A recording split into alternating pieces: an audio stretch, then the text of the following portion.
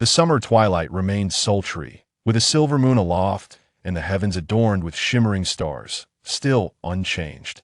It seems, within the Sioux clan's martial hall, a youth gritted his teeth, striving to ascend a towering, ten-tangy vine pillar. Yet, no matter how he exerted himself, his feet remained stubbornly rooted to the ground. The touching heaven gate, as it was known, was rumored to be a method employed by the Heavenly Gate Prefecture for assessing and recruiting disciples. This particular vine pillar, woven from intertwined vines, stood merely 10 zhang tall. Legend had it that the Heavenly Gate Prefecture's own gate reached a staggering 100 zhang, a height no one had ever conquered. Those fortunate enough to touch its apex were said to have earned their place as disciples through their own merit. For a lad of his age, scaling a few zhang should have been a trivial feat. Su Fang, refused to surrender to fate. The youth braced himself once more, his hands trembling slightly as his fingers tightened around the vines. With each exertion, the muscles in his arms bulged like steamed buns, the forearms displaying a rippling topography of muscle.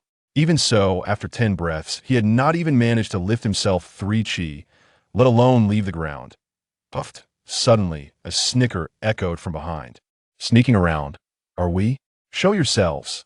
The youth slowly turned, his gaze fixed on the gate. Shrouded in darkness, 0.5 young men swaggered into the moonlight, each a scion of the Sioux clan, adorned in rich garments and neatly coiffed hair, exuding an air of affluence. Among them was a portly youth, his belly protruding. Accusing us of sneaking? Su Fang, do you still fancy yourself the prodigy you were half a year ago? That was then. Another youth chimed in, his tone haughty. Now, he's just a useless cripple who can't practice martial arts. Our Sioux clan has a strict rule. Only promising talents are allowed in the martial hall. You're trespassing, and I'll be sure to report you to Uncle Yin tomorrow. I will return here rightfully, in due time. The youth named Su Fang lowered his head and walked directly toward the gate. You, a good for nothing, still dreaming of martial arts? You can't even reach the first level of chi ingestion. If you got the guts, don't run. Let's have a go. The youth pursued him a few steps, their voices laced with mockery and taunts.su. Fang clenched his fists, pausing in his stride. In the past, he would have silenced them without hesitation. But now, looking for a beating, are you? You used to be so high and mighty, but now you're just a lapdog. It's all because of you jinxed that your mother died. And thanks to your good for nothing father, our Sioux clan's ancestral divine weapon was lost. You and your father are nothing but a curse upon our clan. You should be banished and sold off to the mines as a slave for life. The stout youth even rolled up his sleeves, glaring at Su Fang with unrestrained fury. Su Xiaolong, you all seem rather energetic. Perhaps you'd like to practice horse dance for an entire morning tomorrow. A commanding voice suddenly boomed from the gate, where a middle-aged man had materialized. Uncle Yin, we were wrong. The portly youth immediately recanted, and the others obediently retreated as Su Fang approached the gate, casting a shamefaced glance at the burly figure of Uncle Yin. It was my fault. I shouldn't have come here. Uncle Yin emerged from the shadows, his steps light and soundless. Has her body not recovered yet? The soreness is gone, but I still can't seem to muster any strength. As he spoke, Su Fang fixed his gaze on Uncle Yin. Am I truly incapable of practicing martial arts? It seemed that this question had echoed countless times in his mind. I do not know. For some reason, upon seeing the youth's yearning gaze, Uncle Yin found himself at a loss for words. After a moment, he finally spoke. According to the martial arts passed down from the Heavenly Gate Prefecture, your attempt to break through to the 6th level of chi ingestion resulted in severe damage to your meridians. Many of them are now twisted and deformed, rendering you unable to exert force or circulate your chi. Without the ability to absorb and refine chi, you will never become a cultivator. Then all my efforts over the past 6 years, starting from the very basics, gradually advancing to the 1st level, enduring scorching summers and freezing winters, day and night. Finally reaching the 5th level of chi ingestion, the only one in the history of Sky River City to cultivate his physical body to the 5th level without relying on chi was it all for naught. Su Fang shook his head in disbelief. Before he knew it, a tear traced a path down his cheek. Memories flooded his mind, plunging him into an icy abyss. 6 years of relentless training, from dawn till dusk, never missing a day, had finally transformed his frail body and propelled him to the 5th level of qi ingestion. Cultivation began with the dual practice of internal and external refinement, the latter focusing on the body, the former on qi. The 10 levels of qi ingestion were a system inherited from the Heavenly Gate Prefecture, the closest cultivation ground to Sky River City. Legend had it that the Lord of the Heavenly Gate possessed the power to soar through the skies and tread upon mountains and rivers. Becoming a cultivator was a dream cherished by everyone in Sky River City from birth. For Su Fang, reaching the 4th level of qi ingestion would have secured his place as a promising talent in the Su clan, paving the way for him to undergo assessment and enter the Heavenly Gate Prefecture. But reality often mocked effort, leaving one empty-handed. At the age of 13, after years of arduous training, he had finally reached the 3rd level of qi ingestion.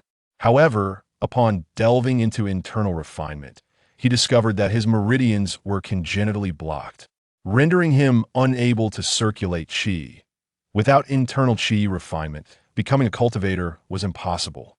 And there is only one way to alter his meridians. To persevere in physical cultivation, reaching the 6th level of qi ingestion, and then leverage his physical prowess to gain entry into the Heavenly Gate Prefecture, where perhaps his blocked meridians could be rectified. Cultivating solely the physical body to the 6th level of qi ingestion was no easy feat. Even adults struggled to achieve such a feat. Clinging to this conviction, he had finally reached the 5th level of qi ingestion at the age of 15, becoming the talk of Sky River City. Everyone envied him, for no one in the city's history had ever reached such a level solely through physical cultivation at such a young age. He had then attempted to break through to the 6th level of qi ingestion, only to fail. The backlash from the immense force had ravaged his body, shattering and twisting his meridians. Overnight, he had plummeted from paradise to hell. The failure had not only thwarted his cultivation, but also threatened his very survival. Fortunately, after consuming numerous high-grade spiritual medicines over the past 6 months, he had gradually recovered. However, he was now forced to confront a cold and harsh reality. He could barely lift a few dozen pounds, and even a short walk left him breathless, a cripple. He had regressed to his preteen-year-old self, destined to live out his days as a mortal. Moreover, he had missed the Heavenly Gate Prefecture's envoy's assessment 2 months prior. He would have to wait another 3 years for the next testing convention. Am I truly incapable of practicing martial arts? After a long silence, Su Fang returned his senses and looked at Uncle Yin once more. Su Fang, there's more to life than just martial arts. Uncle Yin had intended to order Su Fang to leave, but he couldn't bear to utter another harsh word. It is said that ancient cultivators possessed specialized methods for cultivating the physical body, dividing it into 4 realms: innate, acquired, transcendent, and perfected. Legend has it that reaching the perfected realm of the physical body allows one to cleanse their marrow and reverse their destiny, potentially resolving the issue of your blocked meridians. However, these are merely legends, not to be taken as truth. Moreover, ancient physical cultivation techniques are long lost. Ancient physical cultivation techniques? Suddenly, Uncle Yan's casual remark ignited a spark of hope within him. Uncle Yin glanced at the towering vine pillar, shaking his head with a sigh. Although the Heavenly Gate Prefecture's triennial testing opportunity has passed, relying on touching the Heavenly Gate to join the Heavenly Gate Prefecture, I don't mean to discourage you, but even adults cannot scale the Heavenly Gate Prefecture's own gate. Since the establishment of the Heavenly Gate Prefecture, no one has ever succeeded. Go home. Seeing the fervent look in Su Fang's eyes, he could only offer a helpless smile. After a few perfunctory words, he headed toward the inner hall. The answer. He had received his answer. Without another glance at his sacred ground, Su Fang silently departed. Yes, he stepped onto the bustling street. Despite the vibrant lights illuminating the surroundings, Su Fang felt as though he were ensconced in the depths of winter, perceiving laughter directed at him from every passerby. Su Fang. A voice of surprise suddenly emerged from ahead. Su Yin, is that not your cousin Su Fang from the illustrious Su family of your? Su Yin. While Su Fang was indifferent to being recognized, the name Su Yin struck him with a jolt of astonishment that he lifted his gaze to see 3 elegantly dressed youths standing proudly in the middle of the street. Su Yin was the son of the Su family patriarch, and also Su Fang's cousin. Su Fang's father was the brother of the current head of the Su clan, a once renowned master in Tianzong City, who tragically vanished without a trace 16 years ago, summoned by the Tianmin house, just as Su Fang was about to be born. One of the strikingly handsome boys, possessing a physique similar to Su Fang's, sneered at him. Indeed, he is my cousin, our prodigy. Have you heard that Miss Lulan has returned to the city today? I assume you wish to catch a glimpse of her. The boy, to his left, laughed derisively. Do not jest. Miss Lulan is the foremost talent of Tianzong City, having passed the recent assessments with flying colors. She returns now because, in just a few days, the emissaries from Tianmin House shall come to escort us for training. And what of our esteemed Su Fang? He has become an utter waste, incapable of martial arts. Su Yin, Li Yuandong, this fellow has fallen to such depths. Instead of kicking him while he's down, why not consider how to approach Miss Lulan? Once we reach Tianmin House, our prospects might still be bright. The third boy, even colder, forcefully pushed past the others, and the trio strode away, brimming with self-satisfaction. Watching their proud, spirited backs, Su Fang was suddenly reminded of a time when he too had walked with such confidence. Lulan. How could he forget that name? She was the goddess in the hearts of all the young men of Tianzong City, hailing from the city's most powerful family, renowned for her beauty and excellence, having surpassed all her peers, and standing aloof from the mundane world, he lowered his head in silence, making his way to a nearby apothecary. Upon entering, he encountered an elderly man, hunched and gray-haired, grinding herbs at a stone mill. Seeing Su Fang, the old man waved. Good grandson, grandfather, allow me to grind the herbs. The night is growing colder. You should rest. Su Fang forced a smile and began to tidy up, moving the wooden rack from the entrance into the main hall. Very well. It is prudent for you to become more acquainted with herbs. With my medical knowledge, at least there will be a successor. As for martial arts, do not dwell on it. The honor you have brought to the Su family and to me is already sufficient. You have proven yourself through your own efforts. As the grandfather departed, he offered heartfelt advice. And oh, I, Su Fang, shall not resign myself to fate. I refuse to be a pawn of destiny. I must pursue martial arts. I shall seek the ancient techniques for cultivating a physical body, endure rigorous training, and earn my rightful place in Tianmin House. I will silence all who mock me. For the sake of my father, I must reach Tianmin House. I do not believe he perished without a trace. I intend to reclaim him and the ancestral weapon, the falling moonblade. Thus, my cousin will no longer treat me as an outsider. My uncle shall not distance himself from me, and my kin shall cease to label me as a harbinger of disaster. Su Fang clenched his teeth, yearning to unleash the turmoil festering within him. Su Fang continued to tidy up the hall. Most of the herbs had been organized when he finally sat down in front of the stone mill. He struggled to push the grinding stone, which weighed only about 20 pounds, yet it seemed to challenge him relentlessly. After grinding for a while without adding any herbs, he felt utterly dispirited and resumed pushing the mill, his eyes devoid of any glimmer. Ah, the misfortune that has followed you since your birth. First, your father encountered misfortune with the falling moonblade, and then your mother perished during your difficult birth. Without the falling moonblade, the Lu family and the Wu family have long bullied the Su family. Tell me, are you not a harbinger of calamity? Look at you, aspiring to lofty heights like a toad dreaming of eating swan meat. It's simply laughable. Meanwhile, Lulan has already become a disciple of the Heavenly Gate Academy. He lost track of time, his mind consumed with the mocking voices of Su Xiaolong and Su Yin, which he could not shake off. It felt like a nightmare wrapping around him, dragging him into the depths of despair. He had completely forgotten he was still pushing the mill, and at some point, his fingers had unknowingly brushed against the edge of the grinding stone, resulting in a sharp, agonizing pain. Blood gushed from his pinky finger. Yet his mind was filled with the laughter of others, devoid of any thought to stop the bleeding. When would dawn break? A ray of light pierced his eyes, and he realized it was already dawn. Noticing that many herbs remained untended, he picked up a handful, intending to place them on the wooden rack, when he noticed a faint purple glow emanating from them. What was happening? Was it merely an illusion, or the result of excessive blood loss? As he placed the herbs on the rack, the purple light spread before him. He glanced at it nonchalantly, but upon closer inspection, his gaze suddenly sharpened at the violet radiance. His right hand instinctively reached out, revealing a piece of unprocessed herb he had forgotten about. Upon closer examination, he saw that the decayed wood was covered in roots, resembling a hand. He recalled this herb from a month prior when he had acquired it from a hunter, who mentioned it had been found in Purple Chi Mountain. He had left it in the corner without tending to it, never expecting it to glow. He intended to show it to his grandfather, having heard that some herbs could give birth to medicinal spirits. Could this be a great treasure? To his astonishment, a slender purple light, resembling a tiny worm, suddenly darted from the herb and burrowed into his right wrist, vanishing without a trace. The decayed would seem to come alive, and with a flutter, it levitated from Su Fang's grasp. Could it be a ghost? The decayed wood abruptly flew from his hand, startling Su Fang as he stumbled back, a chill running down his spine. Crackling sounds filled the air as the purple wood floated, the violet glow dissipating, revealing ash-like substances falling away. In moments, Su Fang was convinced he had encountered a spirit. A bloodied right hand materialized before him, dripping with crimson. It was merely an herb. How could it conceal a hand?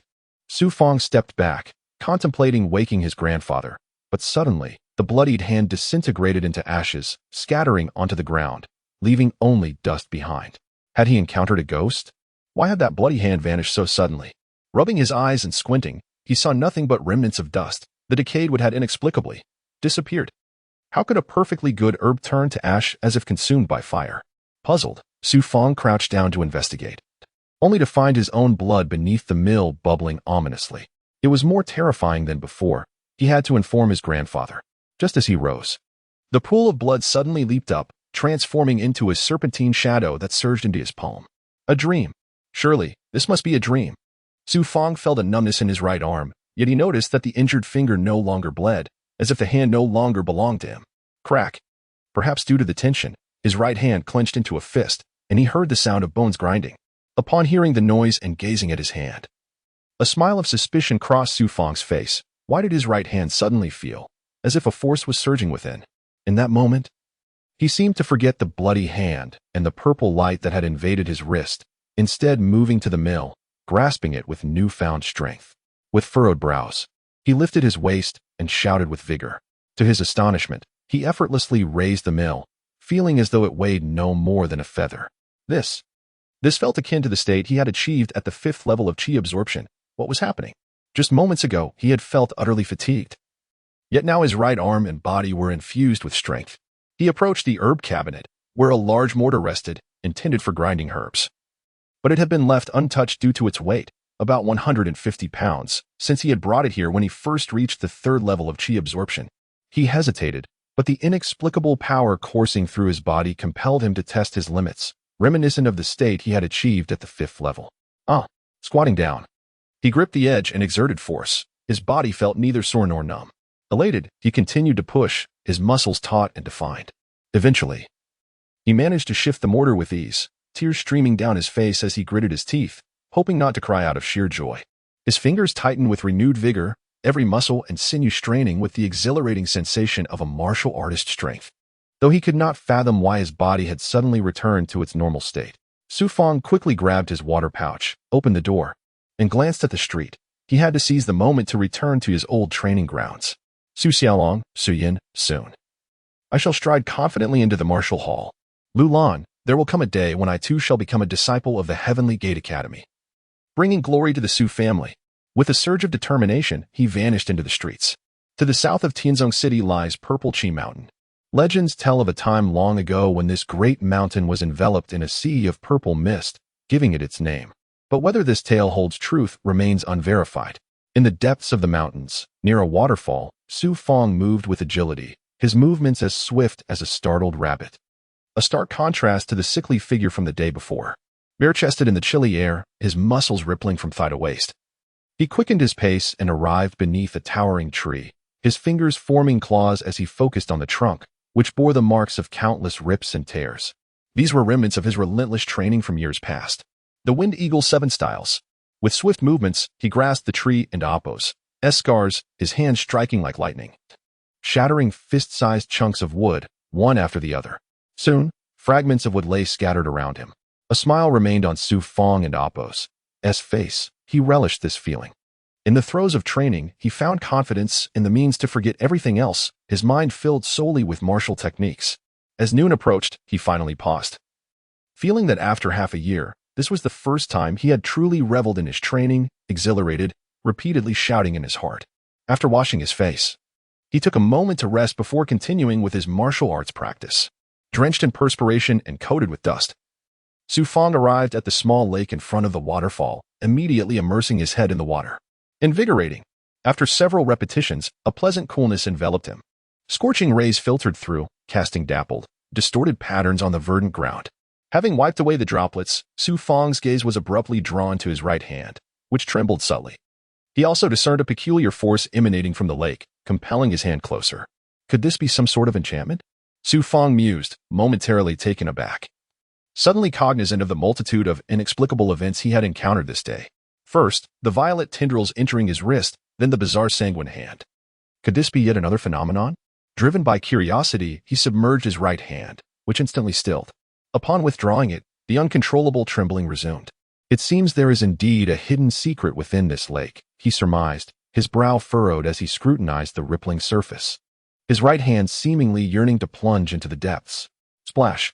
A surge of white foam erupted from the lake as Su Fang vanished beneath the surface. Why is this water not frigid, but rather scalding? He resolved to investigate. After somersaulting underwater, Su Fang was suddenly overcome by an extraordinary sensation of comfort, as if his strength had been amplified manifold. Simultaneously, he noted that the water's temperature had surpassed normal levels. The water temperature is anomalous, and more curiously, the lake imbues one with greater strength? He pondered. He had frequented this locale for martial practice for years, occasionally bathing in the lake, yet never experiencing such an unprecedented sensation. It appears there truly lies a secret beneath this lake. He swiftly descended, and at a depth of approximately 30 feet. The trembling in his right hand intensified. Aha! A crimson light. It seems my hand's inexplicable reaction is due to it. Upon spotting a palm-sized orb of crimson light on the lake bed, Su Fang sensed its extraordinary nature and, holding his breath, hastened towards it. On closer inspection, the crimson light was not intensely brilliant, partially concealed within the silt. Further scrutiny revealed what appeared to be a scarlet mirror nestled within. Could this be some sort of malevolent artifact? A moment of hesitation ensued, fear gripping Su Fang. His lungs were nearing their limit. Come what may, I shall retrieve the mirror first, he resolved. It seems innocuous enough. His right hand extracted the mirror from the silt. After a cursory glance, he decided to ascend. Su Fang propelled himself towards the surface, his velocity increasing. Glug. 2 meters from the surface, as Su Fang was on the verge of exhaling, a figure plunged into the lake, startling him into swallowing water, causing him to choke. Who would come here? He wondered, glancing upward. He beheld a pair of pristine, elongated legs gently swaying above him. Such slender, fair legs. His gaze ascended further, revealing a curvaceous back and the graceful contours of a posterior. Glug. He choked once more, his nostrils beginning to bleed. The inexperienced Su Fang, not yet a man in full, found himself captivated by the alluring form before him. The mirror seems peculiar? Yet, Su Fang felt a slight tremor in his left hand.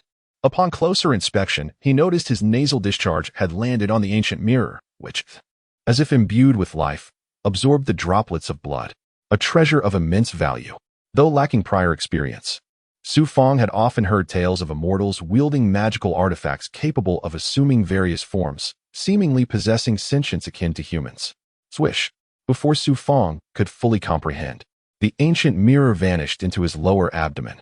Oh no, I cannot hold my breath any longer.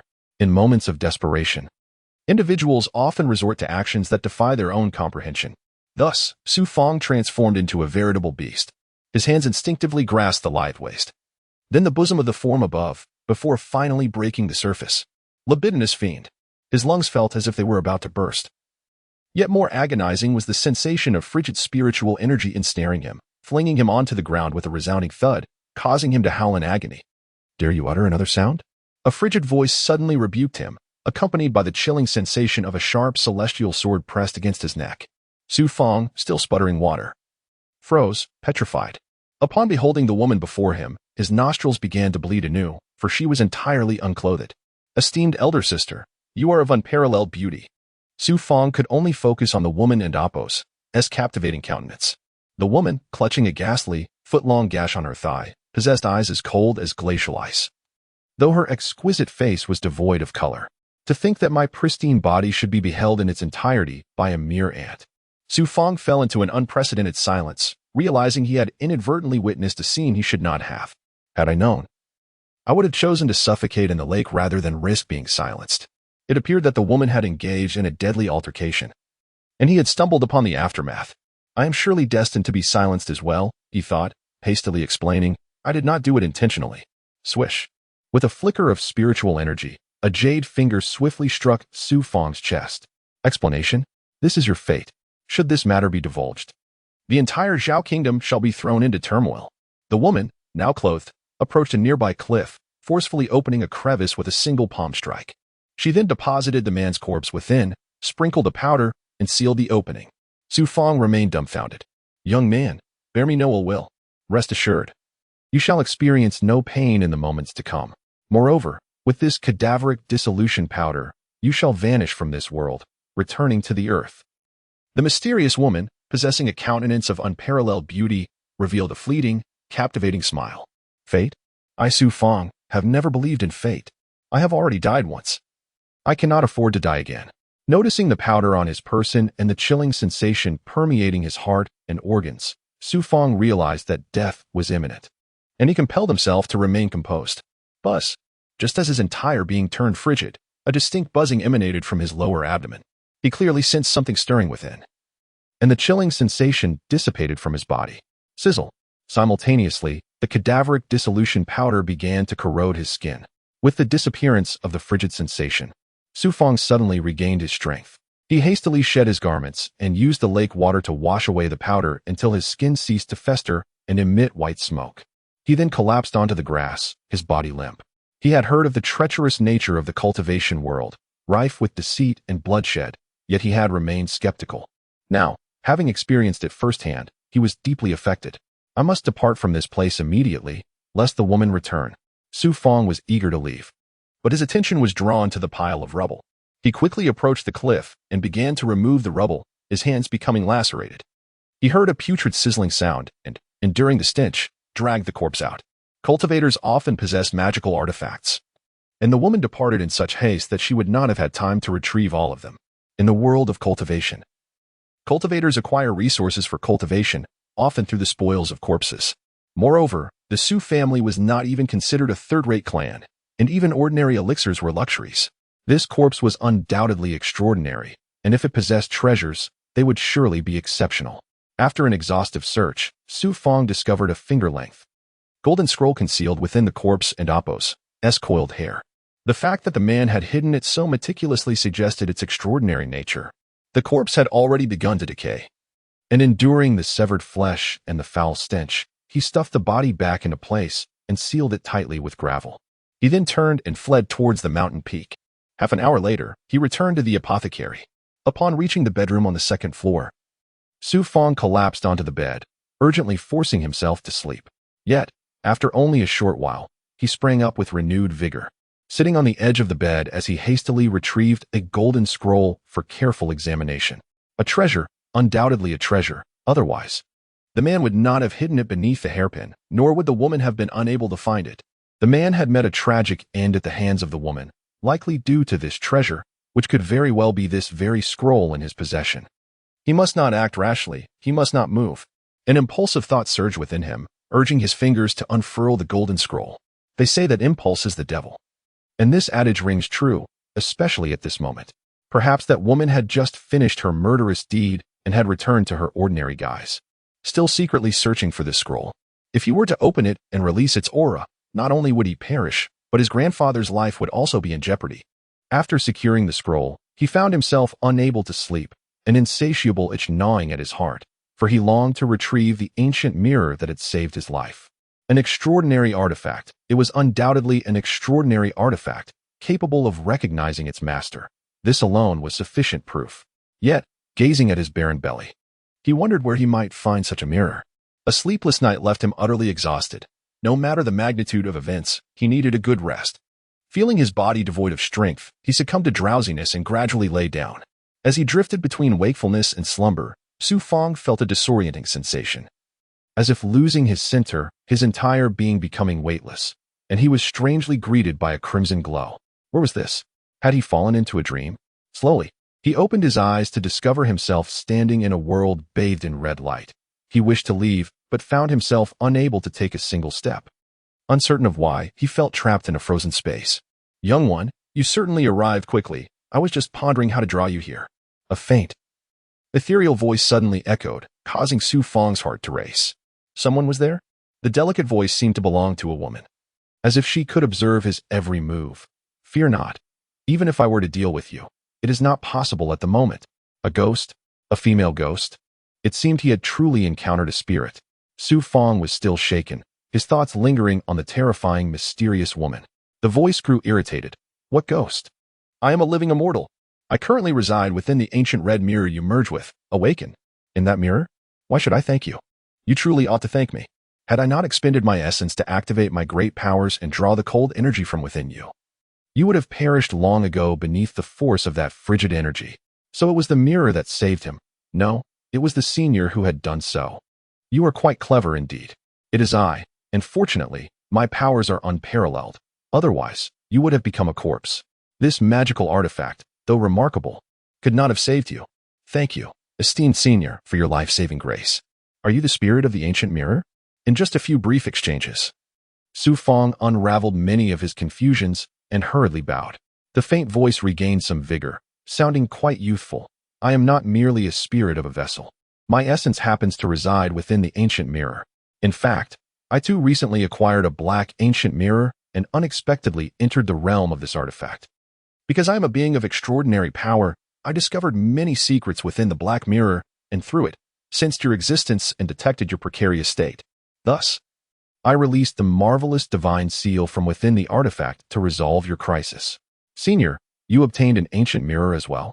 I had thought you existed solely within the artifact. Not quite. If we were not within the same artifact's realm, how could we converse? How could I perceive you? New questions arose. Good question, indeed. At first, when I discovered the inexplicable abilities of the black mirror, I too had many inquiries. However, through continuous control of the mirror, I began to glean some answers. The black mirror I possess is likely the same artifact as the one you hold. It is as if the mirror has two faces. You have acquired the red side, while I possess the black side. Because they are the same artifact, I am able to sense your presence. Remarkable. How can such treasures exist in this world? Though Su Fang was not a cultivator, he had heard numerous tales of the extraordinary and, having read various texts, was somewhat aware of the peculiarities of the world of cultivators. The woman's voice quivered slightly before she continued. This is a question I cannot answer, for the mirror is too enigmatic. However, I have deciphered its name. It is called the sacred realm of primordial unity. The red side you possess embodies supreme solar energy, while the black side I hold contains ancient Yin energy. I explained this to you and intervened to save you because this ancient mirror requires both sides to cultivate the energies within it to unlock its supreme potential.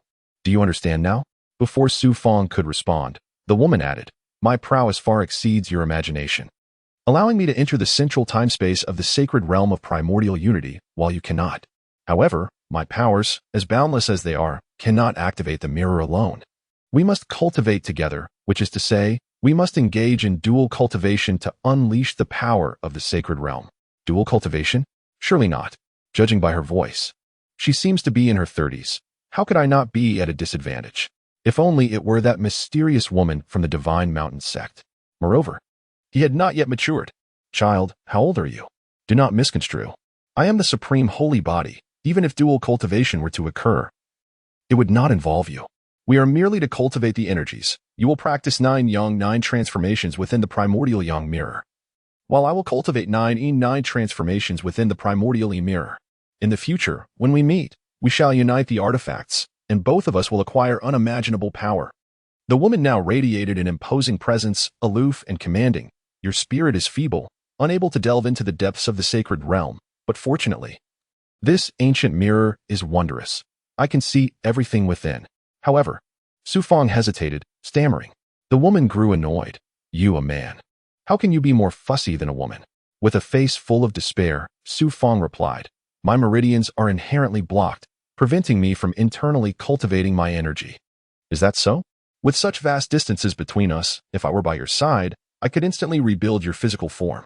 What is a mere blockage of meridians? Even if your dantian were absent, I would still reconstruct you. It was often said that distant waters could not quench near fires. It seemed that the mysterious woman was unable to assist Su Fang in resolving the troublesome issue of his meridian blockage. Suddenly, Su Fang was struck by a thought, his eyes gleaming with an intense fervor. I once heard from an elder within my clan that if one possesses ancient body-refining techniques and attains a state of perfect completion, one can cleanse the marrow and transform their fate. Indeed, how could I have overlooked this? I was so focused on finding an immediate solution to your predicament that I neglected this crucial aspect. The mysterious voice continued, body refinement is an ancient practice. In the past, humans would first cultivate their bodies to perfection before beginning to refine their chi. However, as time progressed, this ancient technique was gradually abandoned. Do you know why it was discarded? It must have been exceedingly difficult to cultivate. You were astute. Indeed, it was a rather unpleasant experience. But fear not, for I happen to possess the ancient body-refining techniques and can impart them to you forthwith. Is that true? There is indeed a glimmer of hope in despair. Su Fang marveled at his extraordinary fortune, having first acquired an ancient mirror and now the body-refining techniques he yearned for. Was the heavens finally smiling upon him? Only by becoming a cultivator can you practice the profound techniques contained within the ancient mirror alongside me. Assisting you is tantamount to aiding myself.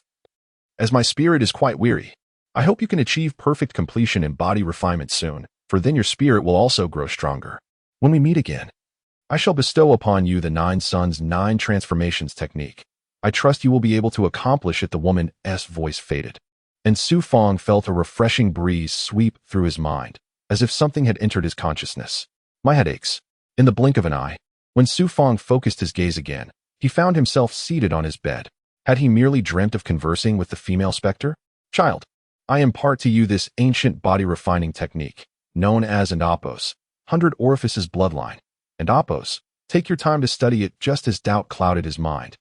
He suddenly heard the ghostly woman's voice, faint yet raspy, echoing in his thoughts. He nearly jumped from the bed, but now he comprehended that it was no dream. All that he had experienced was indeed real, for his mind was now filled with a plethora of intricate characters. It was unmistakably the ancient body-refining method known as the 100 Orifices bloodline. Fanger, your uncle has arrived. Come down and greet him.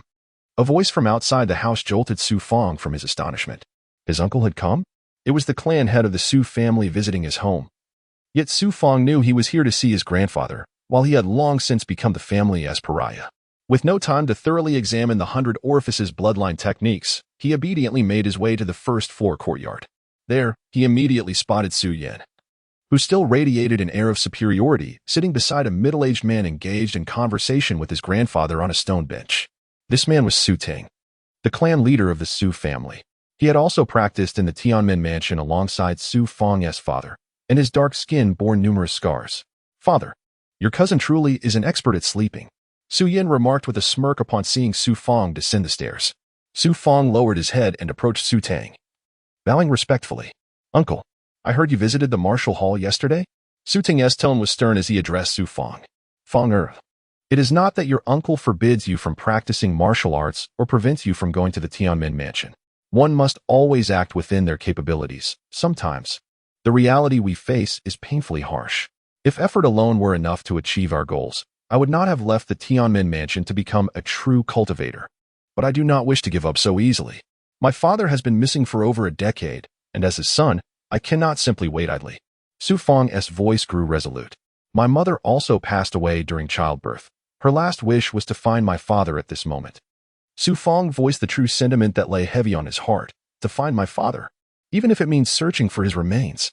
I must bring him home to rest, for if I fail to do this, I would betray my mother's dying request. His grandfather stood up, wiping away his tears. Good grandson, you have truly endured much. Su Yin, did you hear that? Su Ting suddenly directed his gaze toward the haughty Su Yin. Rest assured, father, in 3 days, I shall go to the Tianmen mansion and ensure my cousin's wish is fulfilled, Su Yin declared, thumping his chest. Su Ting then placed a reassuring hand on Su Fang's shoulder, his demeanor softening. Fanger, you heard that? Your father and I are blood brothers.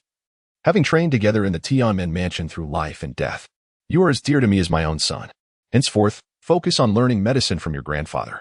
I will cultivate you into the finest physician in Tianzong City.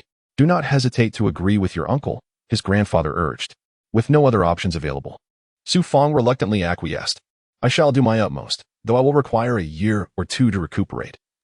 as my body is still weak and prone to pain upon exertion. A year? 2 years? He was not merely recuperating. He intended to use this time to diligently cultivate the 100 orifices bloodline and achieve a level of physical perfection that even ancient practitioners found challenging. Destiny shall be rewritten. My life is mine to command. 3 days hence, at noon, do not forget to bid farewell at the martial hall. Su Ting and Su Yin departed. Though his uncle had good intentions, they had never truly believed in him. Mother, I will not let you rest in peace. I swear to bring father back to you for a proper burial. Su Fang's heart cried out, for who could understand his plight? No one. He finally grasped that his fate was his own to shape. Fang, where are you headed? After a while, Su Fang gathered some provisions and essential supplies, including a bow and sword. His grandfather hurried over, concerned that Su Fang might undertake another reckless endeavor. I am going to the mountains to tend to my mother's grave, grandfather. I shall return in 3 days. From now on, I will often keep her company in the mountains. I might as well find solace there.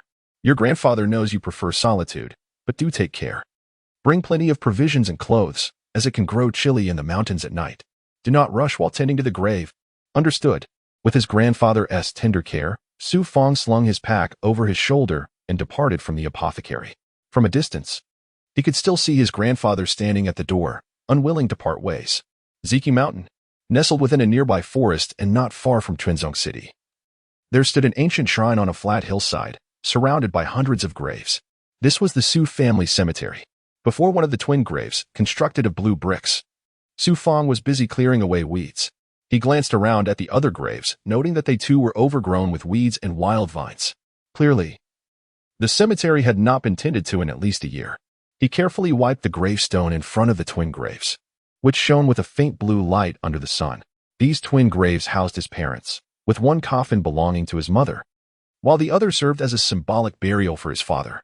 Since the Su family had been unable to locate Su Mu's remains, they had buried his father's clothing and weapons in the coffin.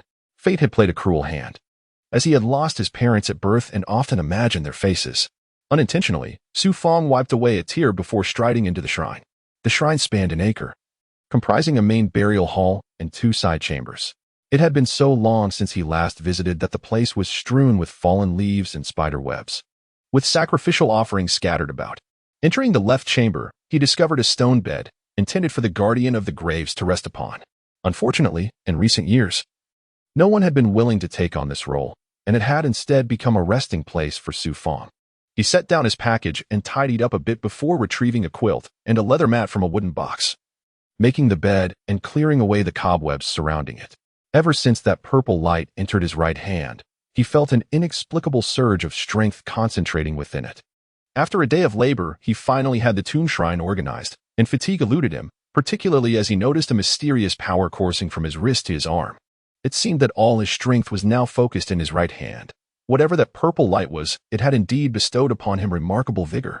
Su Fang, no longer dwelling on the uncertainty of it all, felt a sense of clarity as he gazed upon the tidy tomb shrine. As dusk fell, he looked out at the vast expanse of graves, realizing it would take another 2 days to complete the task of organizing them all. Returning to the shrine, he closed the door and lit an oil lamp.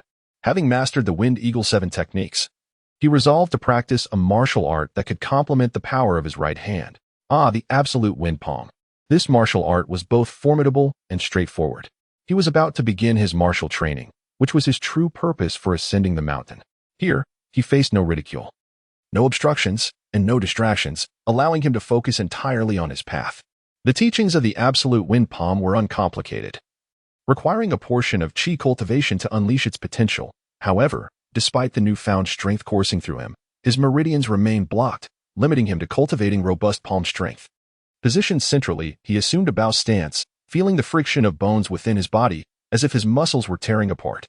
This was the raw power of the physical body, the very essence of Su Fang's former self. Suddenly, he executed a swift movement, stepping forward with 3 strides, his body bending more profoundly as both arms began to dance. His right arm flowed with the rhythm of his steps, akin to a serpent in motion. With a palm strike, it felt as though he shattered the very air around him. The absolute wind palm was a technique capable of fracturing the wind itself. Su Fang had practiced diligently for years, mastering much of the Su Fang family's martial arts. He had even trained in the absolute wind palm before, so its execution felt familiar and fluid, powerful and overwhelming. When midnight arrived, he returned to his bed and sat in quiet contemplation, delving into the ancient methods of physical cultivation known as the Hundred Veins bloodline. The mysterious woman in the ancient mirror was indeed formidable. The words she imparted lingered in Su Fang's mind, numbering in the thousands and divided into 4 parts: innate, acquired, extraordinary, and great perfection. Each tier had corresponding cultivation texts. It was astonishing. The Hundred Veins bloodline primarily focused on refining one's own blood, step by step, evolving from ordinary blood to blood essence, and ultimately controlling the vital blood throughout the body to forcefully impact the meridians, culminating in great perfection and reverse blood rebirth, cleansing the physical form. The innate stage involved cultivating blood essence condensation. The acquired stage focused on essence transformation. The extraordinary stage practiced reverse blood impacting the meridians, while the great perfection stage was characterized by living blood-shattering garments. Initially, it seemed manageable, but upon closer examination of each stage and Appos, as cultivation, Su Fang swiftly recognized the arduous nature of practicing the Hundred Veins bloodline. He had previously thought that external body cultivation merely entailed enhancing strength, martial arts, and forging the physical body. Yet, it became evident that the 4 realms of physical cultivation were not easily mastered and were profoundly intricate. He resolved to diligently study the innate stage of blood essence condensation for the next few days. Once he finished cleaning the cemetery, he would embark on the ancient path of physical cultivation.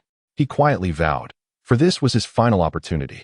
On the mountain during the dark of night, the wind howled, as if a multitude of wild beasts lurked around the tomb shrine. Within the stone house, a fire crackled, and Su Fang sat on the stone bed, pondering the first realm of the Hundred Veins bloodline, blood essence condensation. Blood essence condensation, based on Su Fang's understanding after several hours. It entailed refining the blood within one's body through physical cultivation, purifying impurities from the blood to cultivate a more refined essence. How does one cultivate their own blood? There are essentially 2 methods.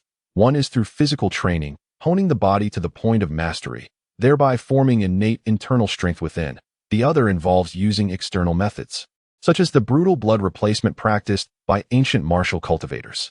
Su Fang could only choose the first method, as the second was beyond his control. What if blood replacement failed and he lost all his blood? Thankfully, within blood essence condensation, there was mention of an extraordinary auxiliary cultivation method, the 100 acupoint finger technique. The human body possesses countless acupoints, distributed throughout the 7 meridians and 8 vessels, as well as the entirety of the body. The 100 acupoint finger technique corresponds to the Hundred Veins bloodline, utilizing acupoint pressing to control the blood within segments of the meridians, in conjunction with physical cultivation. It was astonishing to discover the abundance of acupoints in the human body. Fortunately, a detailed guide was provided, or else he would have needed extensive time to familiarize himself with them. As dawn broke, Su Fang felt an enlightening clarity, as if with the arrival of a new day. His path of cultivation was entering a new chapter. After consuming some dried rations and wild fruits, he set about cleaning the cemetery. 3 days passed in this manner in the blink of an eye.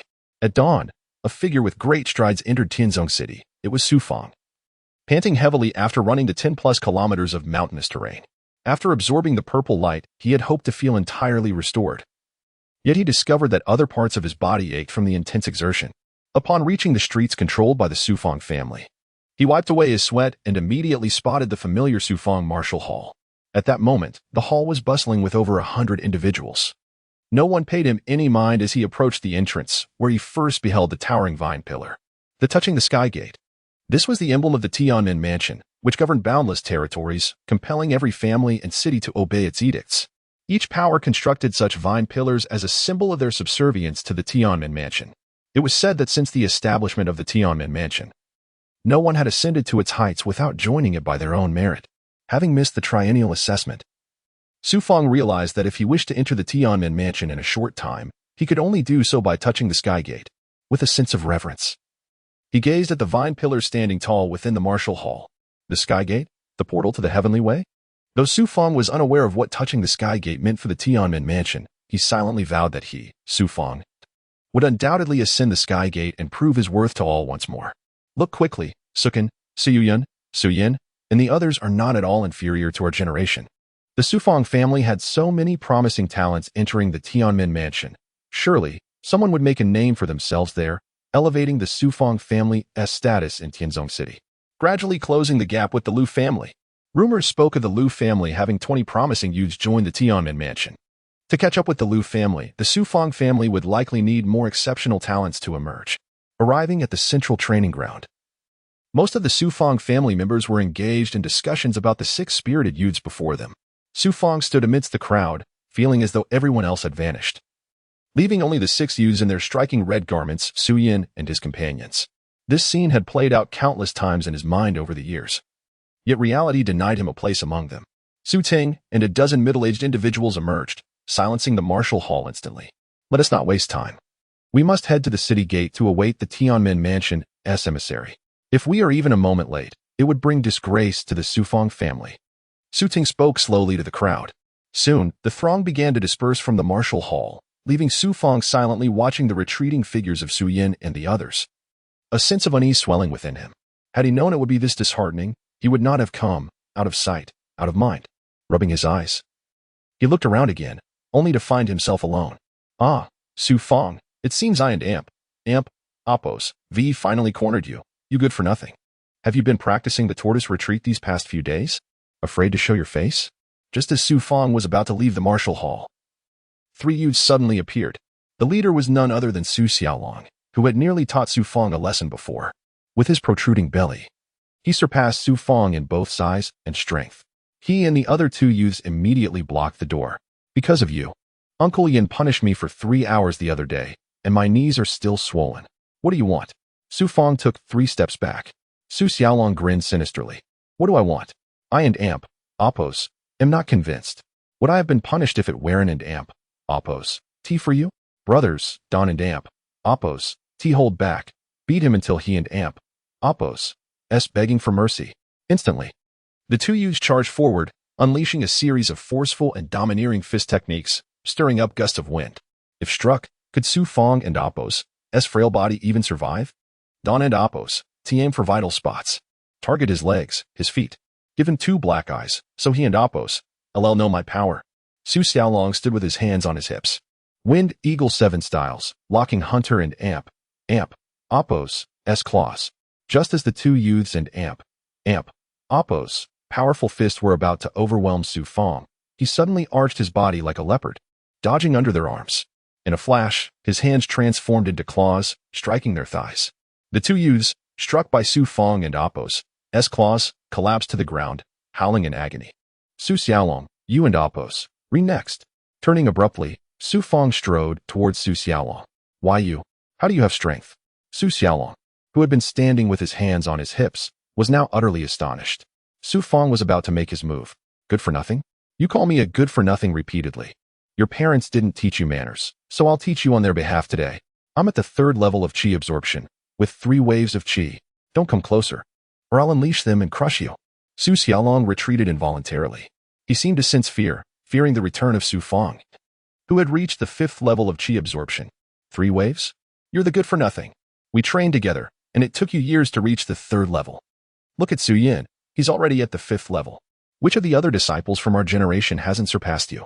You and Oppos, dreaming if you think you and Oppos, LL passed the Heavenly Gate sect and Oppos' assessment in 3 years. Fang, I and Oppos, LL tear you apart. Unexpectedly, the chubby Su Xiaolong also had his moment to shine. A surge of power erupted from his body after his outburst, with 3 layers of force, resembling 3 undulating waves of Qi. God Descent Fist.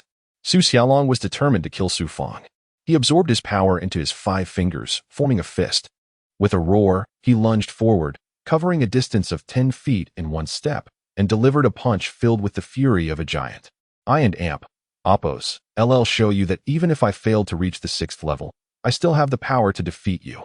Faced with such a formidable attack, Fang raised his right arm, executing the God Descent Fist as well. Although it lacked the same imposing aura, his right arm instantly unleashed a tremendous force. One was a good-for-nothing who couldn't cultivate, while the other was a martial artist who had reached the 3rd level of Qi absorption with 3 waves of Qi. Yet, with a single punch, Fang shattered Su Xiaolong and Oppos' fist with overwhelming force. With a resounding crash, Su Xiaolong was sent flying and crashed onto the stone pavement. Mercy! This is slaughter. Su Xiaolong landed on his buttocks, which were surely bruised, and curled up, howling in pain. Don't bother me again. I don't have your leisure. You should focus on your cultivation.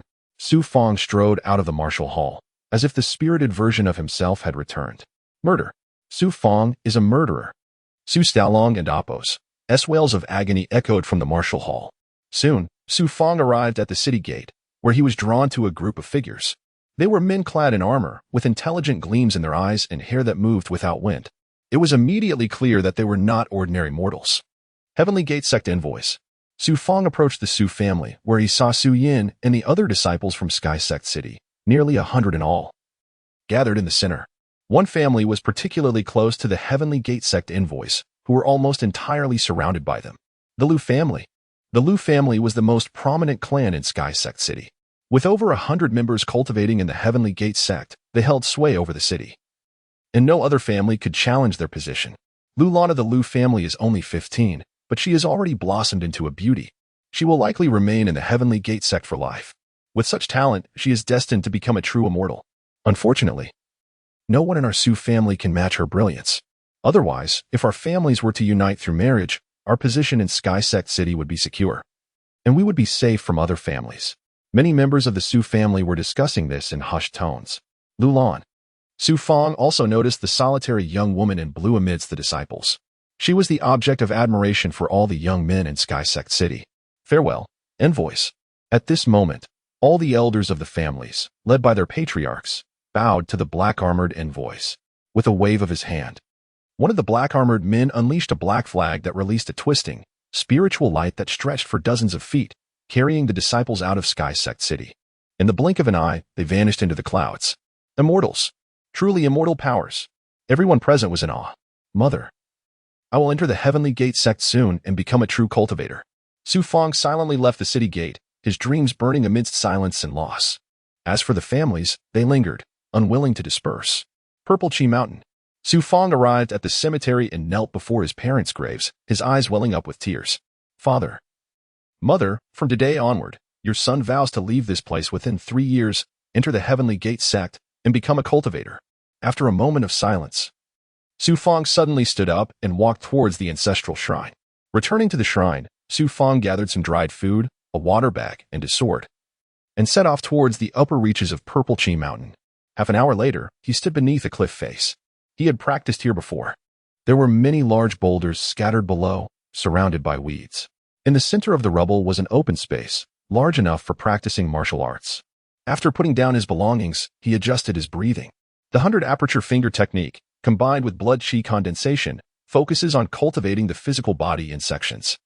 The finger technique seals most of the blood vessels in the body.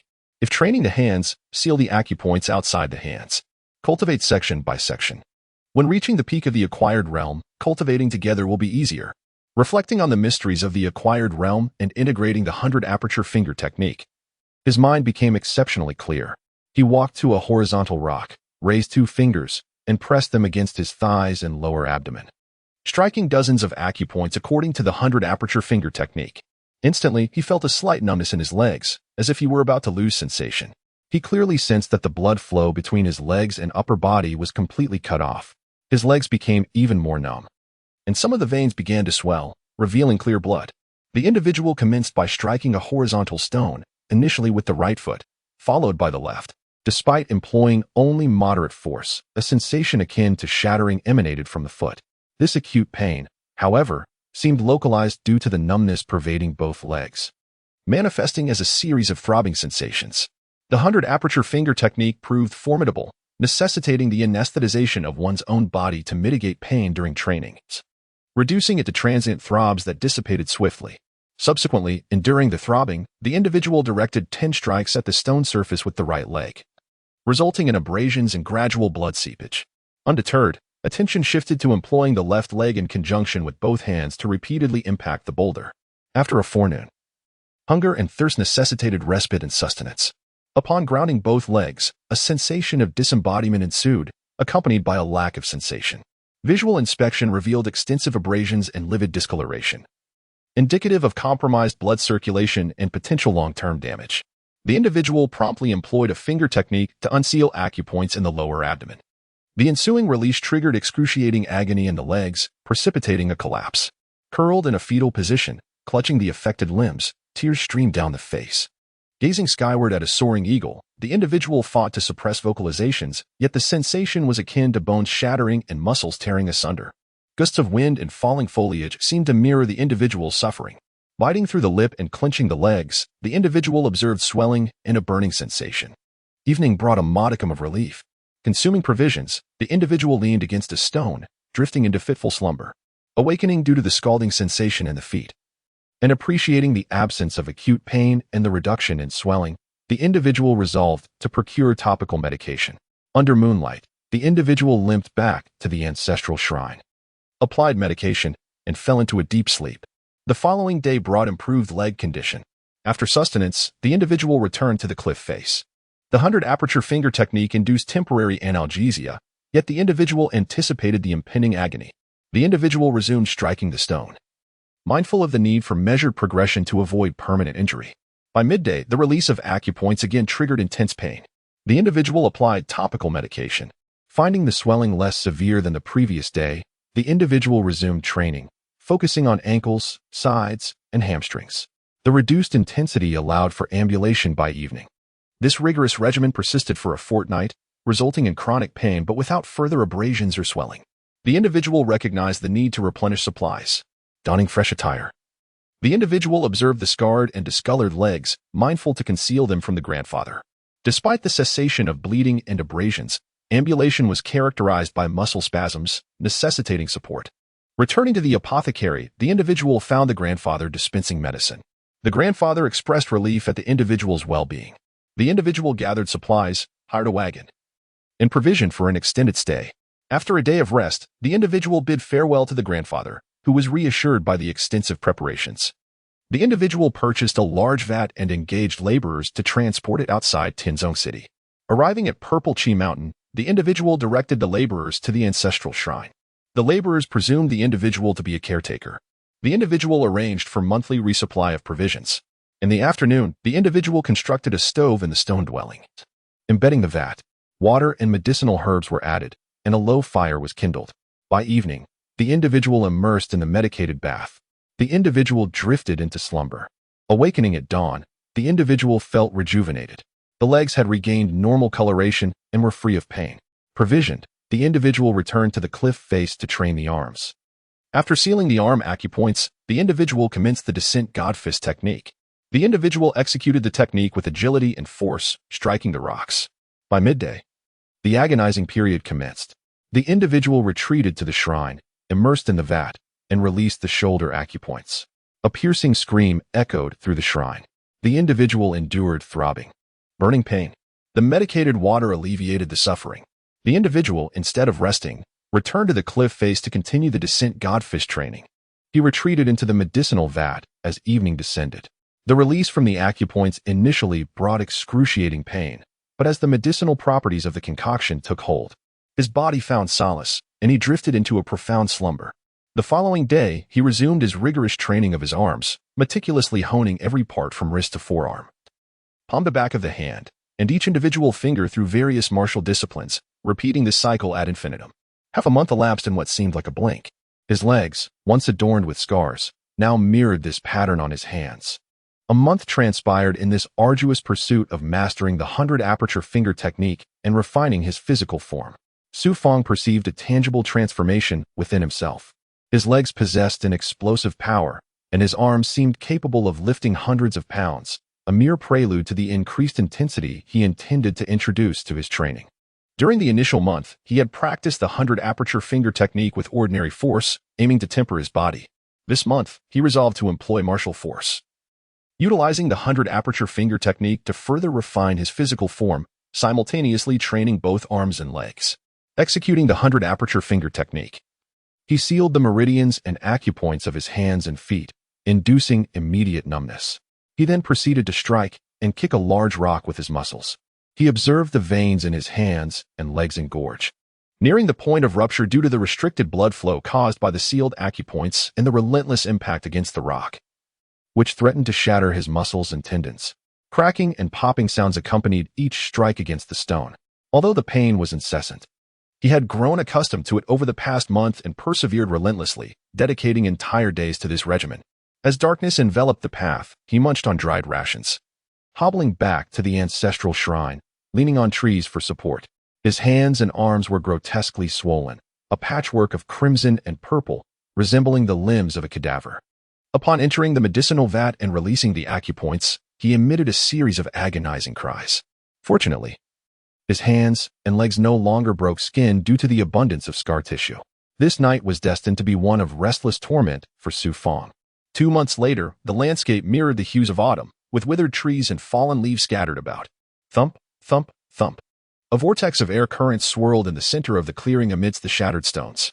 Su Fang was seen striking a massive rock with forceful punches, arms, legs, and shins, employing not ordinary force but the strength of a martial artist. Each strike dislodged fragments from the rock, pulverized into fine gravel by the immense power he possessed. A month ago, I officially entered the innate realm, becoming an ancient body refiner. Now, another month has passed, and my body experiences minimal pain, indicating that I have reached the pinnacle of the innate realm. 4 months had elapsed since Su Fang and Appo's arrival in the deep mountains. The initial 2 months were akin to enduring the torments of hell, but now, his hands, though covered in scars, could strike the massive rock with considerable force and little pain. Over the past 4 months, he had carved a foot-deep pit into the rock, with a layer of fine sand and pebbles scattered below, a testament to his arduous physical training. Comparing his current state to the 100-aperture blood meridian technique, he estimated that he had not only officially entered the innate realm, but was also nearing its peak. With continued rigorous training, he would soon be able to cultivate blood essence and condense vital energy, advancing to the second realm of ancient body refinement, the acquired realm. With my legs and arms sufficiently trained, and having sensed the flow of blood in most of my body, I must now focus on training my waist. Once my waist is refined, I will reach the pinnacle of the innate realm. Ceasing his training, he sought methods to refine his waist, a challenging endeavor as it could not be directly attacked like the limbs. Eureka! He began gathering his belongings and swiftly plunged into the forest. At the ancestral shrine, he hauled tree trunks to the side of the stone house and began constructing a wooden frame, a task that occupied him for an entire day. The frame stood 2 zhang tall, and he secured 2 sections of timber, each weighing 100 pounds, to either side of the frame with iron chains, suspending them in the air. After some contemplation, he further secured the suspended logs with new chains. Standing in the center of the wooden frame, he removed his shirt, positioning his chest and back to face the suspended logs. This time, he refrained from employing the 100-aperture finger technique, as his physical form had already reached the innate realm, allowing him to directly endure the pain and impact. With gritted teeth, he slowly gazed at the log in front of him, grasping the iron chains. Clang! Clatter! The chains trembled, emitting a metallic clang. As he pulled the chains, the suspended log swung towards his chest. Thump! The impact of the 100-pound log was formidable, forcing Su Fang to stagger backward. A crimson mark the size of a bucket appeared on his chest, and he narrowly avoided spitting out blood as the force of the impact severely injured his body. A single strike proved so devastating, and he promptly tugged on the chains again. Thump! The log struck his chest with even greater force. With unwavering resolve, Su Fang braced himself, holding his breath as he endured 10 successive impacts. He then pulled the chains behind him. With a resounding thud, the log struck his back, leaving an immediate bruise. This time, Su Fang could not suppress the blood that welled up in the corner of his mouth. Undeterred, he continued to strike his back with the log. Soon, 10 repetitions were completed, and he resumed pulling the chains in front of him, commencing another series of chest strikes. After several hours, having endured at least 100 impacts, his chest and back were covered in bruises. Realizing that he could not continue without risking damage to his internal organs, he immediately entered the medicinal vat. His body felt as if it were on the verge of collapse, but the warm water helped alleviate the fatigue. He had long grown accustomed to this pain, and he attempted to empty his mind. By the latter half of the night, Su Fang could no longer feel the pain, his body seemingly weightless, though occasional stabs of agony still pierced through. He eventually fell asleep, unaware of whether it was noon or afternoon when he awoke. After a hearty meal, he resumed his training, once again using the logs to strike his chest and back.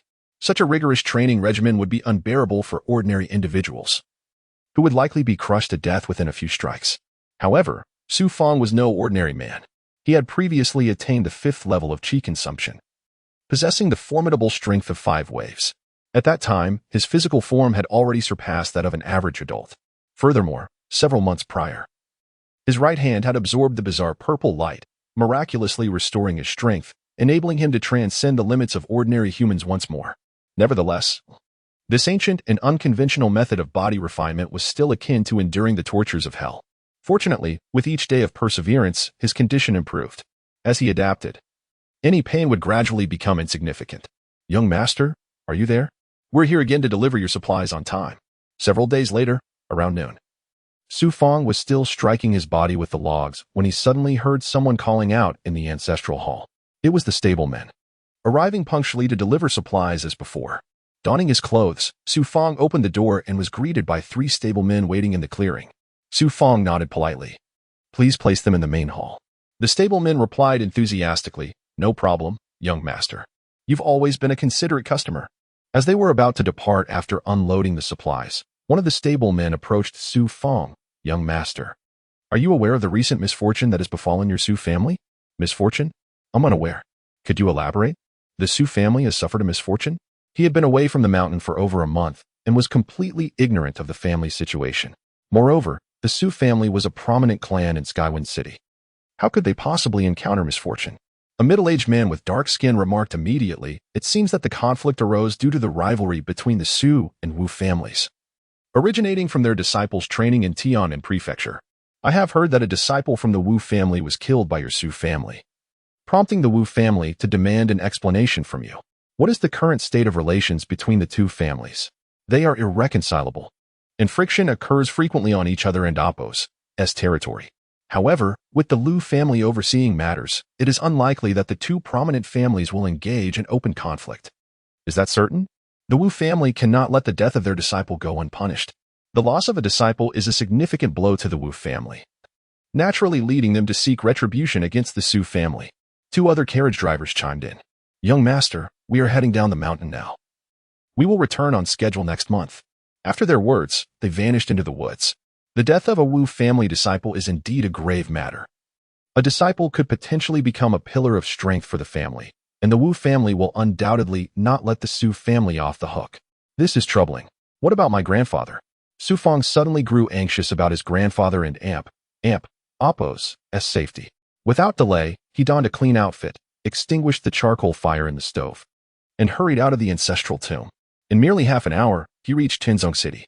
Sure enough, upon returning to the streets controlled by the Su family, he noticed their members patrolling, while sporadic appearances from the Wu family could also be seen. The situation was indeed tense, and it felt like an explosion was imminent. "Fang, are you still wondering about? If you encounter the Wu family on the way and suffer a loss, no one will come to your aid."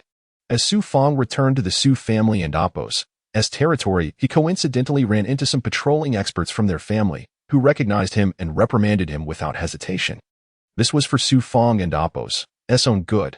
Under these circumstances, even the slightest friction could ignite a fierce conflict between the 2 families.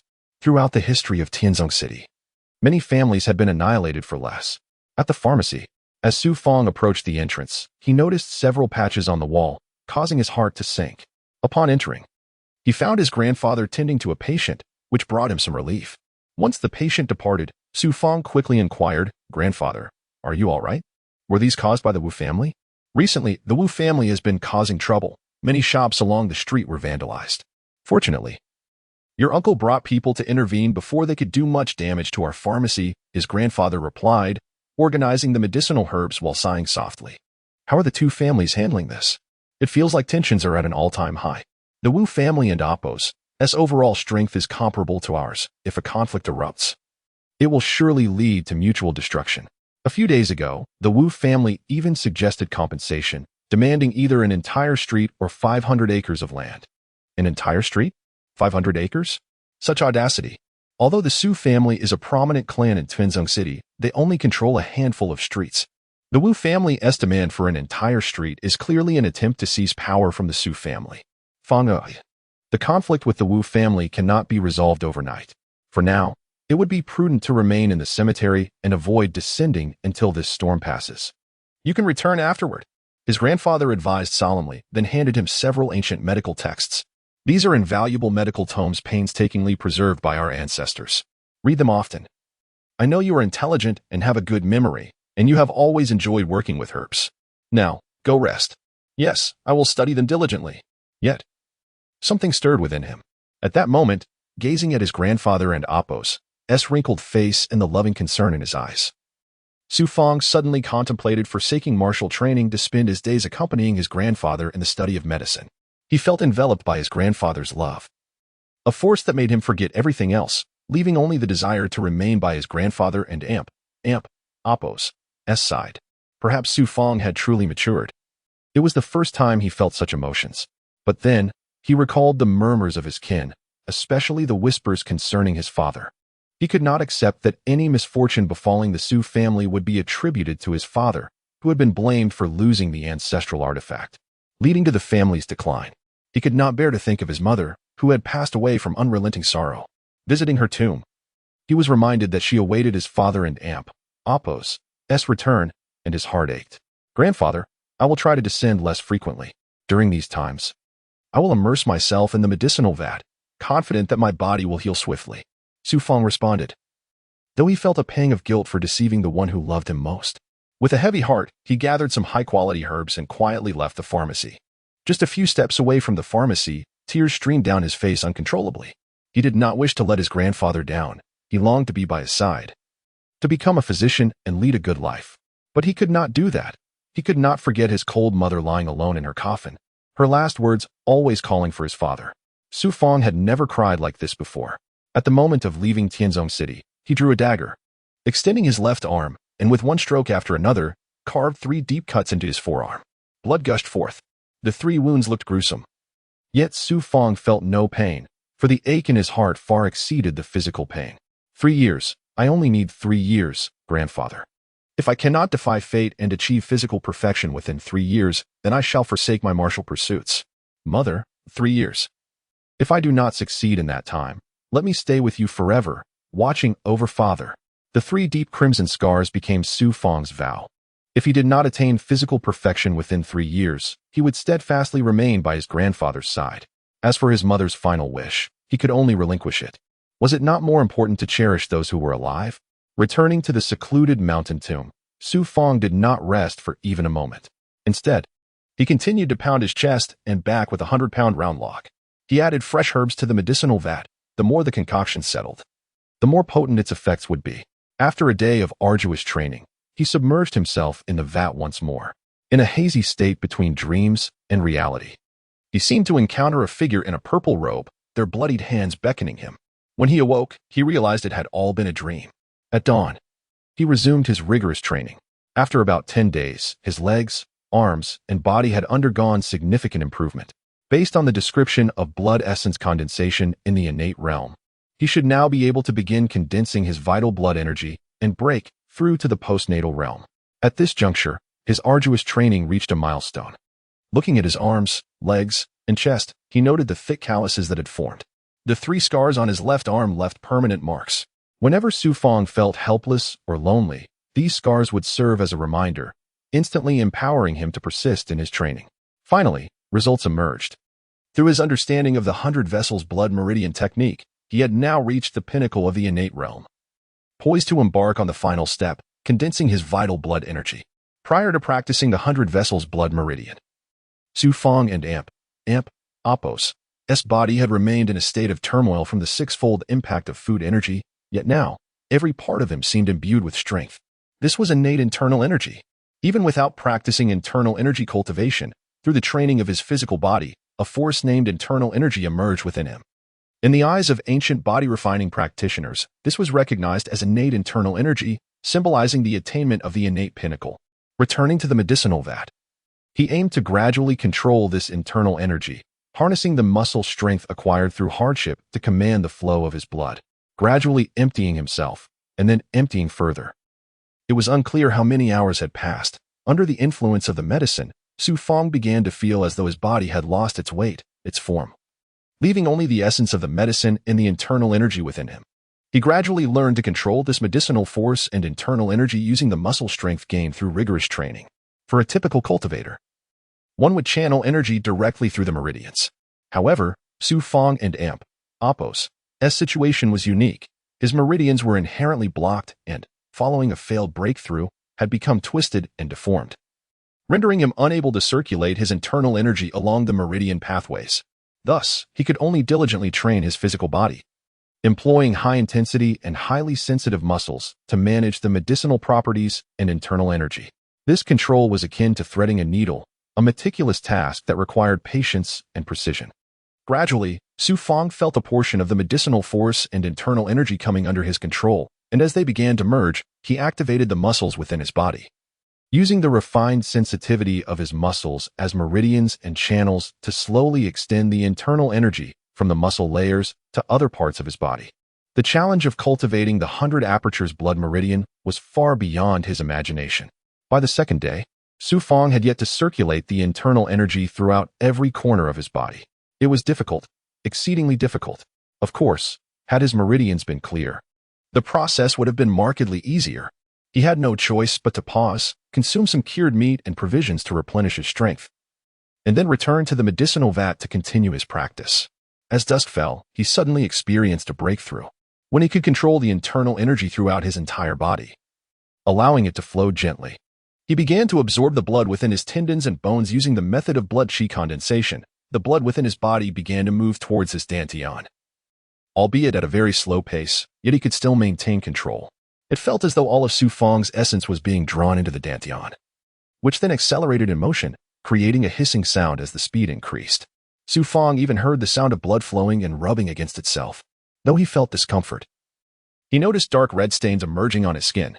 It appeared he had succeeded. The impurities within his body, such as those from the blood, muscles, and meridians, were being expelled as the essence condensed. In comparison to the 100 apertures blood meridian technique, Fang was nearly overwhelmed with excitement, nearly leaping out of the vat. This signified his success in condensing a more advanced form of vital essence, which then dispersed throughout his body, forcibly expelling the impurities and lower energies within. An unpleasant odor emanated from the dark red stains, nearly causing Fang to retch. He quickly cleaned most of the stains with water, leaving behind a portion diluted by the medicinal properties in the vat. Seizing the opportunity, he consumed more food to regain his strength. The process of blood qi condensation would require more time to complete, so he mentally prepared himself. The essence within his dantian was increasing, and his innate internal energy was becoming purer. He felt confident that he would soon break through to the postnatal realm. Once he reached this stage, he would be able to integrate the hard-won innate internal energy into his attacks. After days of consolidation on that afternoon, Fang suddenly opened his eyes wide. The blood and pure innate internal energy condensed within his dantian were on the verge of spiraling out of control. This was a deliberate act on Fang's part, marking a crucial final step in the condensation of his essence. He intended to allow the condensed vital essence and innate internal energy to diffuse throughout his body, using the new energy to strike every part of his physical form, instantly expelling the lower energies. With a resounding boom, as the energy and blood surged uncontrollably from his dantian into his meridians and muscles, the force was akin to being struck by 1,000 pounds of pressure. His body shook violently, overwhelmed by an onslaught of tearing forces, causing him immense pain. His skin bore countless crimson streaks, and dark stains began to appear. Even wisps of white smoke emanated from the top of his head. Blood flowed from the corners of his eyes, nostrils, and mouth, while within his body, the meridians became visible, coursing with rapid blood flow. This vehement surge impacted his previously blocked and twisted meridians. This continued for half an hour. Fang nearly transformed into a being of pure blood. His complexion turned pale, his fists clenched until this moment when they finally relaxed, and the blood vessels on his skin faded away.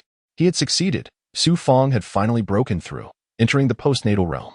At this moment, Fang began to examine his body, sensing the presence of the hard-won vital essence and innate internal energy permeating every part of him. He had acquired new life force and a new innate internal energy. This confirmed his identity as an ancient body cultivator, having achieved the status of a postnatal practitioner. Eagerly, he longed to ascertain the extent of his newfound strength. Without further ado, after a brief cleansing, he took his provisions and water jug, departing from the tomb. In the expanse of shattered rocks at the cliff's edge, Fang raced to a large stone before him, gradually controlling his muscle strength. And he no longer felt soreness or fatigue. With a crack, his arm swung, causing his flesh to tremble. With a powerful strike, his right palm struck the stone with incredible speed. The deafening impact shattered a stone measuring a foot wide and half a finger thick, sending fragments scattering. It felt as if even the massive boulder had been shaken by his force. Remarkable. Even as a postnatal cultivator with an ordinary physique, he possessed such formidable power. It seemed he had reached the 5th or 6th level of the postnatal realm, surpassing the pinnacle of the 5th level he had attained a year prior. Su Fang gazed at the boundless sky, exclaiming in exhilaration, "I, Su Fang, am no longer a waste. I have finally succeeded." After venting his emotions, he contemplated the innate internal energy. The reason ancient body cultivators were not only rare but also formidable was due to their possession of innate internal energy. The innate internal energy differed fundamentally from that acquired in the postnatal realm, which is obtained through internal cultivation and drawn from nature. The innate internal energy cultivated by body practitioners is purely a life force derived from physical training. Gradually calming himself, he began to channel the scant innate internal energy within him through his muscles, allowing it to flow into his right arm rather than through the meridians. A faint aura emanated from his right fist, extending from his fingers and arm. With a powerful strike akin to a beast seizing its prey, he unleashed his divine fist upon the colossal stone. While this blow did not shatter any remaining fragments, the immense stone shifted slightly, indicating that Su Fang and Appo's strength had indeed caused it to tremble. Incredible! One could hardly fathom the overwhelming might of innate internal energy. Were all ancient body cultivators this formidable? The power bestowed by innate internal energy surpassed the 5th level of the postnatal realm and likely reached the 6th or even 7th level. How terrifying would it be if the transcendent realm beyond the postnatal level could achieve heights akin to the 8th or 9th level? How immensely powerful would the great perfection be? Su Fang felt both astonished and elated. Over the past 6 months, he had endured the grueling practice of the 100 apertures blood meridian, often feeling as though he were living in a hellish torment. Countless times, he had contemplated giving up. Yet he had silently persevered through it all. The results he had achieved finally brought him great satisfaction. He returned to the tomb, immersing himself once more in the medicinal vat to delve into the postnatal realm. This involved the transformation of essence blood into energy. In simple terms, it entailed possessing a form of vital essence superior to that of the innate realm and converting innate internal energy into postnatal internal energy. Achieving postnatal internal energy would undoubtedly amplify his strength severfold. The transformation of essence blood into energy, also known as refining essence into energy, pursued the utmost refinement, honing the powers of the physical body, blood energy, and innate internal energy to reach an entirely new pinnacle, refining essence into chi. According to the ancient texts on the blood vessels of the 100 orifices, this is a process that both ancient body refiners and cultivators must undergo. It appears that the most effective method of cultivation upon entering the acquired realm is indeed the 100 orifices finger technique, which trains the body through a state of numbness, yielding the best results. After some contemplation, Su Fang began to formulate a plan for his cultivation. Having spent 5 months in the innate realm, he had already become an ancient body refiner. With many paths available for his subsequent training, time was of the essence. He allocated himself 3 years. If he could not achieve the perfection of his physical form and reverse his fate within that time, he would willingly accept his fate and abandon the path of cultivation. After a night of restful sleep, Su Fang emerged from the medicinal vat at dawn. Refreshed and equipped with provisions, he departed from the ancestral tomb. Unbeknownst to him, the mountain had begun to feel the chill of winter, and had he not reached the acquired realm, he would have been shivering with cold. He employed the 100 orifices finger technique to seal the blood vessels in his arms and legs, unleashing not ordinary strength, but the astonishing physical power of the acquired realm. Delivering powerful strikes against a massive stone with divine punches and a series of leg techniques. After several months of rigorous training in the innate realm, he seemed to have adapted to this arduous method of physical cultivation, though it still brought waves of pain, albeit without breaking the skin. After a while, his arms and legs began to swell, forcing him to rest until noon before resuming his training. The sounds of his strikes reverberated through the cliffs, echoing with a force unattainable in the innate realm. The advantages of such strenuous training were becoming apparent. His body had adapted to the high intensity. He possessed innate internal energy, and his essence was purer than before. Furthermore, he was becoming adept at this repetitive practice, mastering the timing and force of his strikes. As the mountain grew colder, the winds howled through the trees. While enduring his training, Su Fang did not neglect to clear the graveyard. After the autumn sweep, the cemetery was blanketed with decaying leaves, and the surrounding forest stood barren, evoking a sense of desolation. Having spent over half a year on the mountain, Su Fang had undergone noticeable changes in both physique and appearance. He now possessed the build of an adult, his facial contours were sharper, and his deep-set eyes had taken on a dark hue. From behind, one might easily mistake him for a young man or adult. He bore 3 scars, and he silently acknowledged that they had enabled him to persevere until this day. After spending 2 days tidying the graveyard, Su Fang stood before his parents' tomb. Though enveloped in sorrow, he no longer shed tears. Suddenly, a flurry of startled birds erupted from the surrounding desolate trees and the mountaintop. Su Fang sensed something amiss. The birds were clearly frightened. What could have startled them? He surveyed the forest, suspecting a wild beast might have appeared, yet after a moment's wait, he heard no sound, only more startled birds fluttering overhead. Boom! Just as Su Fang considered leaving, an unexpected tremor shook the ground beneath him. His body lost balance as the mountain swayed violently. An earthquake? Realization dawned upon him, and he dropped to the ground. The tombs before him trembled, and the trees swayed violently, as if the Purple Chi Mountain and even the entire Tianzong city might collapse under the seismic force. After 10 breaths, the quake gradually subsided, leaving behind a stillness. Su Fang rose slowly, noticing no significant changes around him, save for some large rocks that had rolled down from the mountaintop, damaging parts of the forest and landing within the graveyard. Thankfully, the tombs remained intact. He let out a sigh, relieved it was merely a false alarm.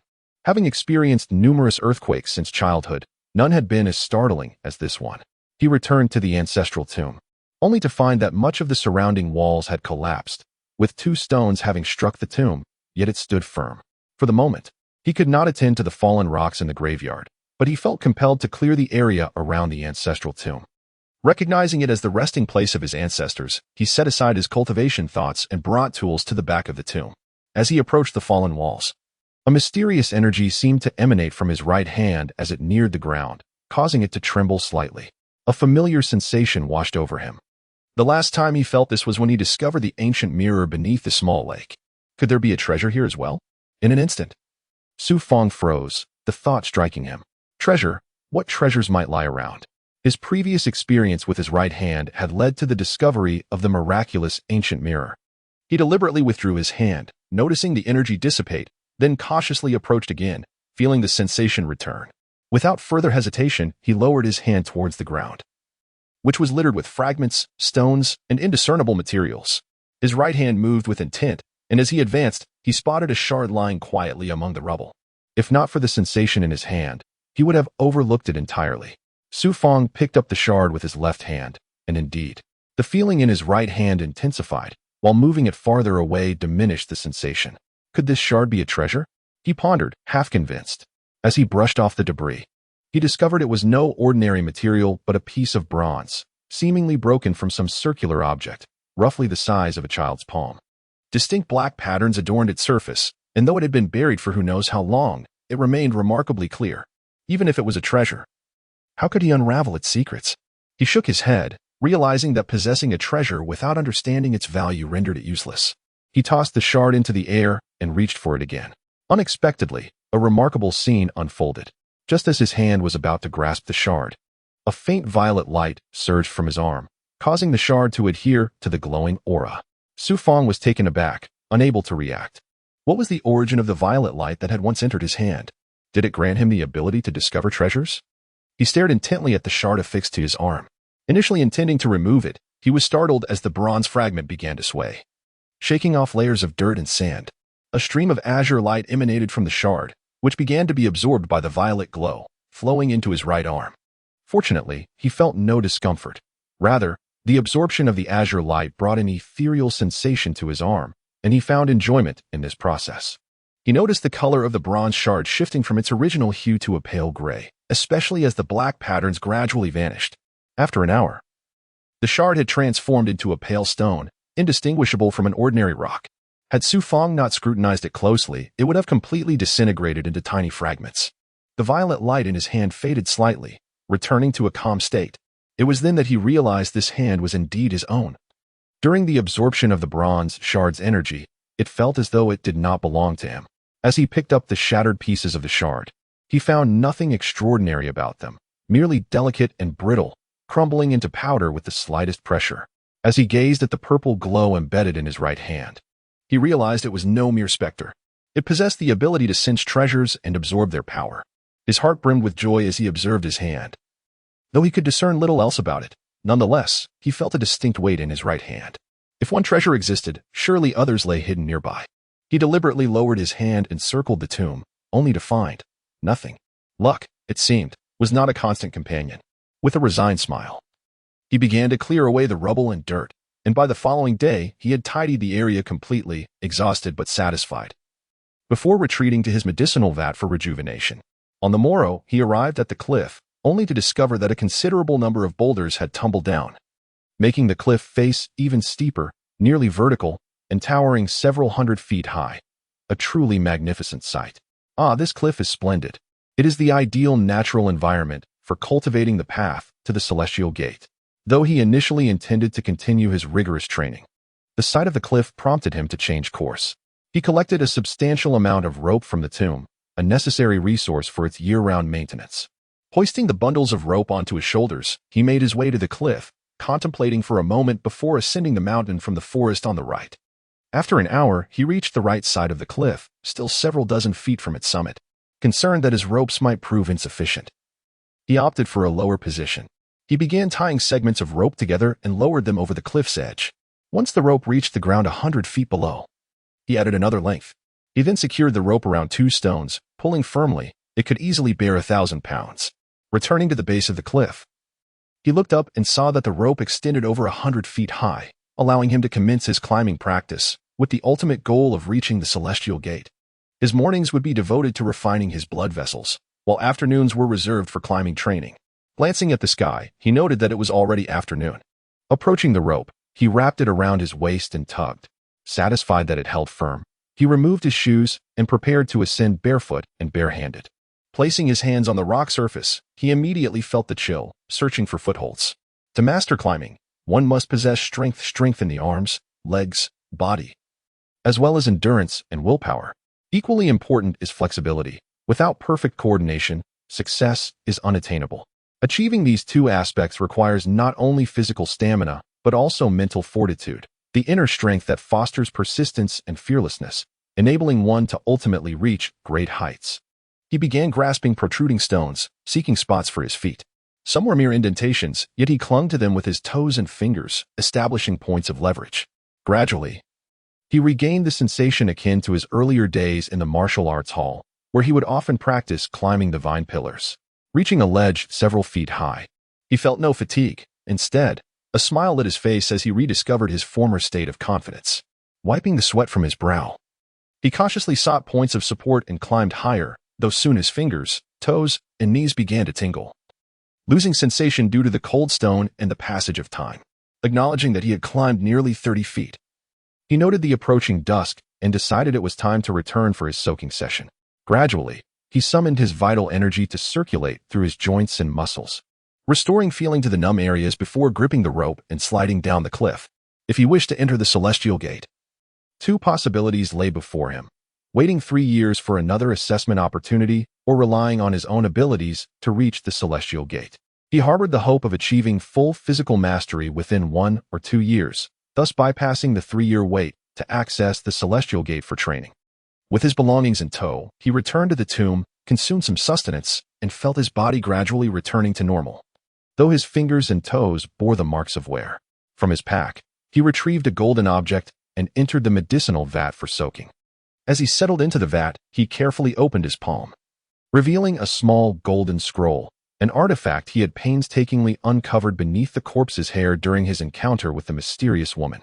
He pondered its significance, questioning whether it was worth the price of life he had witnessed at the hands of that woman. More than half a year had passed since then, and now he finally had the opportunity to examine the golden scroll, believing the woman would not appear again in the small purple chi mountain. This was his first close inspection of the scroll, which measured but a finger's length and was as thick as a chopstick, emanating a faint golden light and adorned with mysterious golden patterns, revealing little else about its nature. If it were truly a treasure, should not his right hand respond? Suddenly, he recalled the peculiar sensation in his right arm. He brought the golden scroll close to his forearm, yet it remained unresponsive. Could it be that this golden scroll was not a treasure? According to his understanding, all treasures possess power, since his right hand had previously reacted to 2 treasures. It should have sensed this one as well. Yet, this remained an enigma. Once he reached the celestial gate and became a true practitioner, he could utilize his abilities to unveil its true nature. Unbeknownst to him, the night deepened, and his body gradually relaxed, leading him into a peaceful slumber. As dawn broke, he emerged from the vat once more, puzzled by the noticeably warmer temperature in his room compared to the previous day. Could it be the fire? Entering winter. He was a martial artist, yet stepping out from the warm water, he still felt the lingering chill, which seemed to have vanished this morning. Perplexed, he approached the stove, discovering the charcoal still smoldering faintly. Dismissing the oddity, he prepared his meal, warming rations, pickled meat, and wild fruits in a pot. Upon opening the tomb and Apos' door, he was greeted not by the winter's chill but by a wave of warmth. What was happening? He had expected to shrink back in the cold, yet was met with heat. Stepping outside, he was astonished. It was as if winter had evaporated overnight, leaving no trace of its chill. Both the temperature and the wind resembled the scorching breath of summer, and even the hibernating creatures crawled from the earth, lazily stretching. Could it be a dream? Or had he slept through an entire season? Stunned, he stood for half an hour, unable to unravel the mystery, before returning to the base of the cliff to resume his training. The stones were frigid, yet the air grew warmer, suggesting a sudden change in weather overnight. After employing the 100 acupoints technique, he struck the boulder with his hands and legs, feeling the cold emanating from it. Had a great earthquake occurred during the night, prompting the sudden rise in temperature? Shaking his head, he continued his training, repeatedly striking the stone with his hands and kicking it with his feet. The familiar sound of impact echoing off the cliff. The pain persisted, as the sealing of his blood vessels soon led to swelling in his hands and legs, akin to flames licking at his skin. Only at noon did he pause, releasing the pressure on his acupoints. His limbs felt foreign, accompanied by a surge of pain, sharp, stabbing, and burning. After resting for an hour and consuming his rations, he braced himself against the discomfort and approached the cliff once more, binding himself with rope to continue his climbing practice. Fortunately, by afternoon, the stone wall had ceased to be cold. However, the pain from the arduous training of the morning made climbing laborious. After ascending a height of 10 zhang, he felt utterly exhausted, barely able to move. He gritted his teeth and persevered, for without continued cultivation, how could he hope to reach the legendary gate of heaven? Each small advancement now felt akin to the final stretch of endurance. Thus, time swiftly slipped into dusk. When Su Fang glanced back, he realized he had only climbed a little over 20 zhang, clearly hindered by the morning and Apos' strenuous practice. Such an intense regimen would be unbearable even for an adult. Upon returning to the ground, he felt as if his body was no longer his own. After lying down for a while, he slowly regained some sensation and limped back to the ancestral tomb. Thankfully, there was a medicinal vat. Otherwise, he could not hope to recover even a fraction of his strength overnight. The Su family was not a prominent clan, and he had heard that the Lu family used more precious herbs for their cultivation. Once his body had recuperated, dawn arrived almost instantaneously. He had scarcely closed his eyes, for the intensity of the previous day's training had proven more challenging than the innate realm. After breakfast, he returned to the base of the cliff to resume his training, and today's temperate weather resembled summer, facilitating his continued hardship. Su Fang clenched his teeth as each day melded into the next, and this persistence continued for an entire month. At the cliff, amidst the scorching winds, Su Fang, with the rope in hand, surprisingly ascended the cliff in a single bound. Looking down and then at the sky, he realized he had succeeded in reaching the summit, and that too, an hour earlier than before. Previously, he had arrived at dusk, but now he had accomplished it in daylight. The transformation was stark after a month of diligent effort. Not only had he scaled the cliff, but he also appeared vigorous and robust. Reflecting on a month ago, he had struggled to climb even a few dozen zhang. It had been a year since he began his ascent up the mountain, and he believed that it would not be long before he stepped into the extraordinary realm. Grasping the rope, Su Fang sprinted directly along the cliff, sliding down to the ground. He was now 16, with a year of training behind him. He had entered his 16th year, and in 2 more years, he would be an adult. The age of 18 marked the final opportunity for cultivation. Ages 13 to 15 were the golden years for training, while 16 to 18 represented the last chance. Beyond 20, it would be nearly impossible to become a cultivator without external assistance. Upon returning to the ancestral tomb, he noted that nightfall was imminent. Observing the large stones in the graveyard, he began to bind a massive rock with rope, attempting to forcibly remove it from its resting place. Just as the sky began to darken, he prepared to move the boulder before retreating to rest. Suddenly, his right hand stirred. Could it be? Su Fang hurried to the back of the boulder and noticed a fragment stuck to its surface, a yellow shard. A treasure. Indeed, a treasure. He laughed heartily as he removed the yellow fragment. Just as he was about to return to examine it, his right hand trembled slightly again. Could there be more treasures? Su Fang was momentarily stunned, questioning if he was dreaming. How could there possibly be more treasures? Bending down, he approached some smaller fallen stones and, indeed, found another fragment. Yet, his right hand had not ceased its trembling. Could it be that luck was so abundant? Discovering treasures one after another? Su Fang continued to follow the sensation. Moving a zhang further, where he unearthed a white fragment atop a larger stone. This white shard was extraordinary. He immediately recognized it as a broken piece of a sword. Measuring about a foot in length and 2 fingers in width, with clear blade edges visible on either side. This was a fragment of a magical artifact used by cultivators? At that moment, he examined the 3 fragments in his left hand, particularly the broken sword piece. Contemplating the magical treasures of cultivators. The Su family possessed a magical artifact as well, the Moonfall Blade, which his father had lost. It was said that the Moonfall Blade possessed the power to effortlessly cleave through rocks of a zhang in size. Regrettably, he had never seen a magical artifact with his own eyes and was oblivious to the true extent of the blade's might. In the families of the Tianzhou, each clan owned a treasured magical artifact, and it was rumored that the formidable Lu family possessed several, which explained their status as the most powerful family in Tianzhou City. Hastily, he returned to the ancestral tomb and secured the door. Back at the medicinal vat, he began to scrutinize the 3 fragments, ensuring his right hand remained at a distance. Aside from the white sword fragment, the other 2 shards lacked discernible shapes and were merely the size of a child's palm. Discoveries of magical artifact fragments had been continuous in the Purple Qi Mountain, scattered across various locations. Could it be that in some bygone era, a battle of cultivators had transpired here? Otherwise, how could there be so many fragments? After studying them for a while, he gleaned little insight. However, numerous thoughts and questions flooded his mind. Why were there so many magical artifact fragments in Purple Qi Mountain? If there had not been cultivators battling here, how could so many shards exist? It appeared he must remain vigilant. Having discovered 4 fragments thus far signified that there were likely even more hidden within the mountain. The power of the artifacts was synonymous with that of cultivators. And after absorbing them, his right hand would undoubtedly acquire the mysterious strength of a cultivator. Su Fang's mind raced as he began preparing to absorb the 3 magical artifact fragments. Yet, upon seeing the broken sword piece, he hesitated. Since it was a fragment of a magical artifact, could it not serve as a weapon? He decided to test it thoroughly the following day. Suddenly, as he brought the other 2 fragments close to his right hand, his forearm emitted a faint purple light, swiftly absorbing an ethereal glow from the 2 magical artifact fragments. Su Fang felt a delightful sensation as the strength in his body seemed to emanate not from his dantian, but rather from his right arm. Thankfully, after a series of fortuitous encounters and over a year of rigorous training, he had grown accustomed to such phenomena. The next day, he awoke early and had breakfast.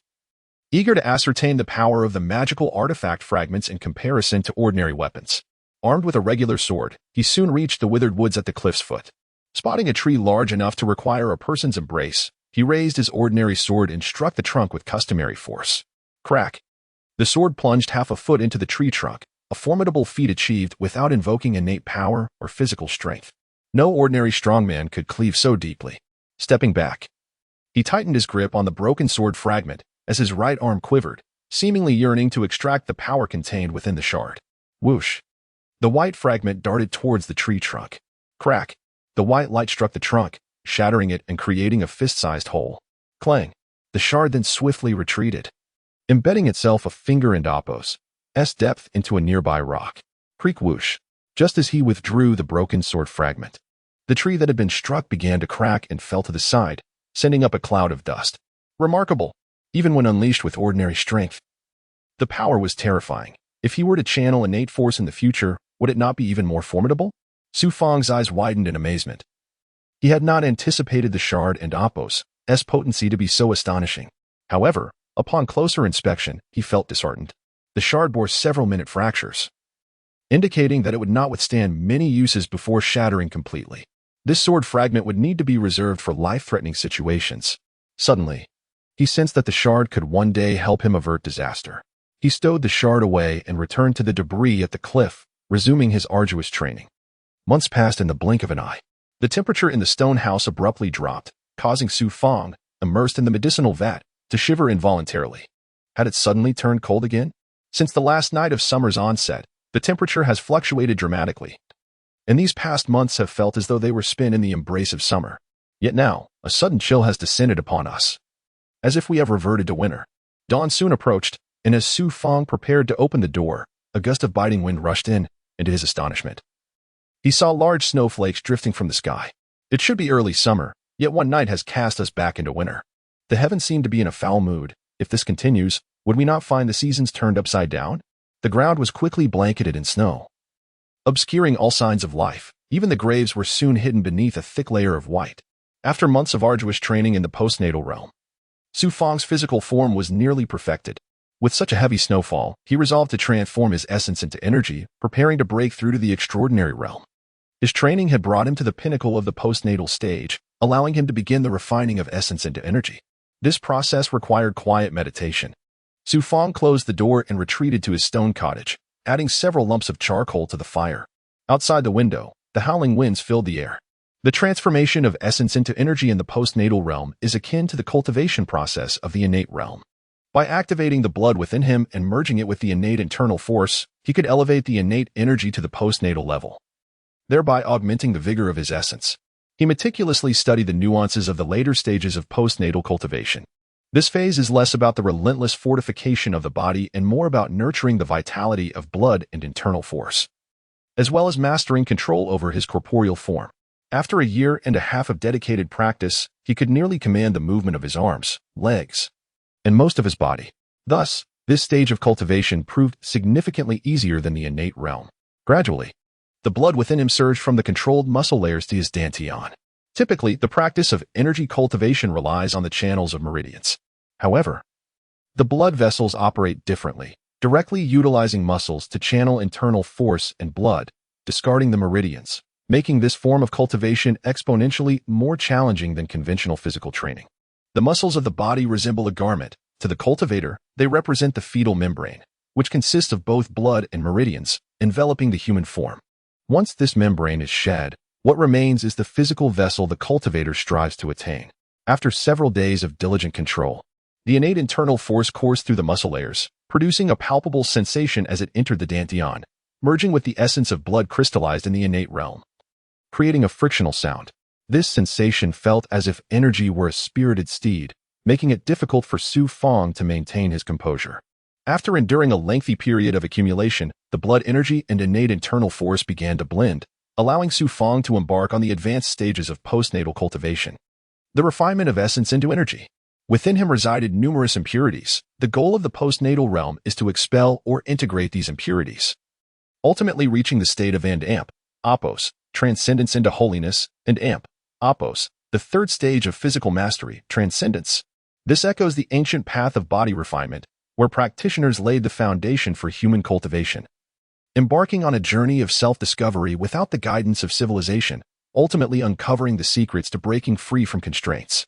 Now, he could enter the medicinal vat, continuing the transformation of essence into energy with the aid of herbs. As he ventured into the later stages of postnatal cultivation, Su Fang felt a sense of relief. His task was now to persist, and after a prolonged period of training, once his internal force reached the heights of the postnatal realm, he could strive for the extraordinary level. The synergy of medicinal properties would greatly benefit his practice. Suddenly, a commotion echoed in the hall of the ancestral tomb. Su Fang slowly opened his eyes, and he heard a series of knocks at the door. Could it be the coachman delivering supplies? In his single-minded dedication to cultivation, he had forgotten everything else. Rising, he donned his garments and approached the hall to unfasten the door. Before he could fully open it, a powerful force burst through, sending the door flying open, and in tumbled several snow-covered figures, shivering in the cold. Su Xiaolong? Su Fang was taken aback. For among the snow-laden figures was none other than Su Xiaolong, who had previously harbored animosity towards him. Looking around, he recognized several other youths, all roughly his age or slightly younger, rushing in from outside. "Why are you all here on such a snowy day instead of training at the martial hall?" Su Fang inquired. One of the boys, shivering violently, replied, "Su Fang." Su Fang's gaze fell on the boy, and he recognized him. Sui, the son of Su Junyan, the head instructor of the Su family. Uncle Yin held a significant position in the family, second only to the clan leader, Su Tung, which puzzled Su Fang as to why Su Yi had come up the mountain. For the span of 3 breaths, the youths struggled to catch their breath, partly from the cold and partly from the exhaustion of their ascent. Su Yi quickly ushered everyone into the hall and nodded towards Su Fang, promptly securing the door behind them. The others felt the warmth immediately and rushed into the stone cottage on the right. Su Fang. Su Yi stammered, his urgency evident. This morning, while we were practicing at the martial hall, my father suddenly appeared and announced that the Wu family had declared war on ours. He insisted we come to the ancestral tomb to take shelter for a while before we assess the situation. The Wu family has declared war on us? How sudden! Su Fang exclaimed, bewildered. I don't know if fighting has erupted yet, but my father would never jest about such matters. He instructed us to seek refuge at the ancestral hall for a time before returning to gauge the situation. You should hurry inside, warm up, and eat something. Indeed. It seemed the family was facing a grave situation. Otherwise, Su Junyan would not have sent the youths up the mountain to hide. The two entered the stone cottage, where Su Xiaolong and the others huddled around the stove, snow melting off their bodies, emitting steam. Su Fang hurriedly retrieved some old clothes for them and produced some stored provisions. They devoured the food ravenously. The Su family typically began their morning practice before dawn. And now that the day was just breaking, they had traversed through the heavy snowfall for over an hour to reach the ancestral tomb, leaving them both fatigued and parched. Su Fang hoped the 2 families would avoid conflict, for his grandfather would surely be in danger otherwise. Standing aside, he observed as the others gradually regained their warmth. Yet his heart remained troubled. Su Fang, last time we were in the wrong. Su Xiaolong suddenly addressed Su Fang, along with 2 other youths, apologizing sincerely. I and Amp, Oppos, V long forgotten it. Everyone should rest well. If anyone feels unwell, use the medicinal poultices. Besides, my provisions are running low. I must venture out to procure some game. Su Fang unsheathed his sword, took a large cloth bag, and informed everyone before departing the ancestral tomb. As he stepped into the icy wilderness, he found the cold scarcely bothersome. What was wrong with the weather? His thoughts lingered on his family as he wandered into the forest, gathering stones in search of game. By afternoon, Su Fang returned to the ancestral tomb, carrying a bag full of game.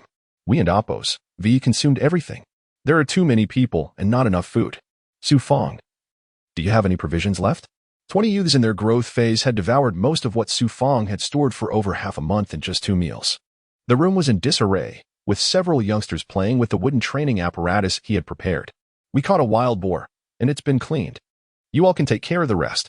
Seeing the youths so unconcerned about their family and Amp, Oppos' predicament, Su Fang felt disheartened. He set the wild boar meat aside, unsheathed his sword, and stepped out of the ancestral tomb once again. Venturing into the forest, he spotted towering trees and unleashed powerful punches, felling a withered tree with just 2 strikes. In no time, he used his sword to cleave the trunk and constructed a rudimentary wooden shelter to shield himself from the wind and snow, lighting a fire inside. Though simple, the shelter provided ample space and a measure of tranquility. Having completed his tasks, he managed to catch a wild chicken, which he placed on the wooden frame to roast while he settled down to continue refining essence into energy. The following day, he departed from the wooden shed once more, and within just a day or 2, the heavy snow blanketed Ziki Mountain. Su Fang had finally managed to hunt a wild deer, keeping only a little for himself before carrying it back to the ancestral tomb. Su Xiaolong and Su Yi, along with several other youths, lay sprawled on their beds around the stove, the room humid and warm from the fire, with bones scattered about. Food has arrived. Upon seeing Su Fang's return, they eagerly brought out the deer meat. The boys, who had been lost in slumber, sprang to life, launching into action before Su Fang could even lift a finger, retrieving the medicinal vat and placing it over the large pot. Su Fang quietly stepped aside, offering a few reassurances that there was no need to worry about provisions. Thus, a month passed in this manner. Each day, Su Fang would provide them with game, sometimes venturing deep into the mountains, as the animals near Tianzong City had either been hunted to extinction or scared away. His quest to gather food for everyone began to affect his cultivation. In this month, he had only barely reached the pinnacle of the acquired realm, yet lacked the time and energy to break through, as achieving a breakthrough could take several days. And without sustenance, the young members of the Su family would surely perish. Where did you get the food?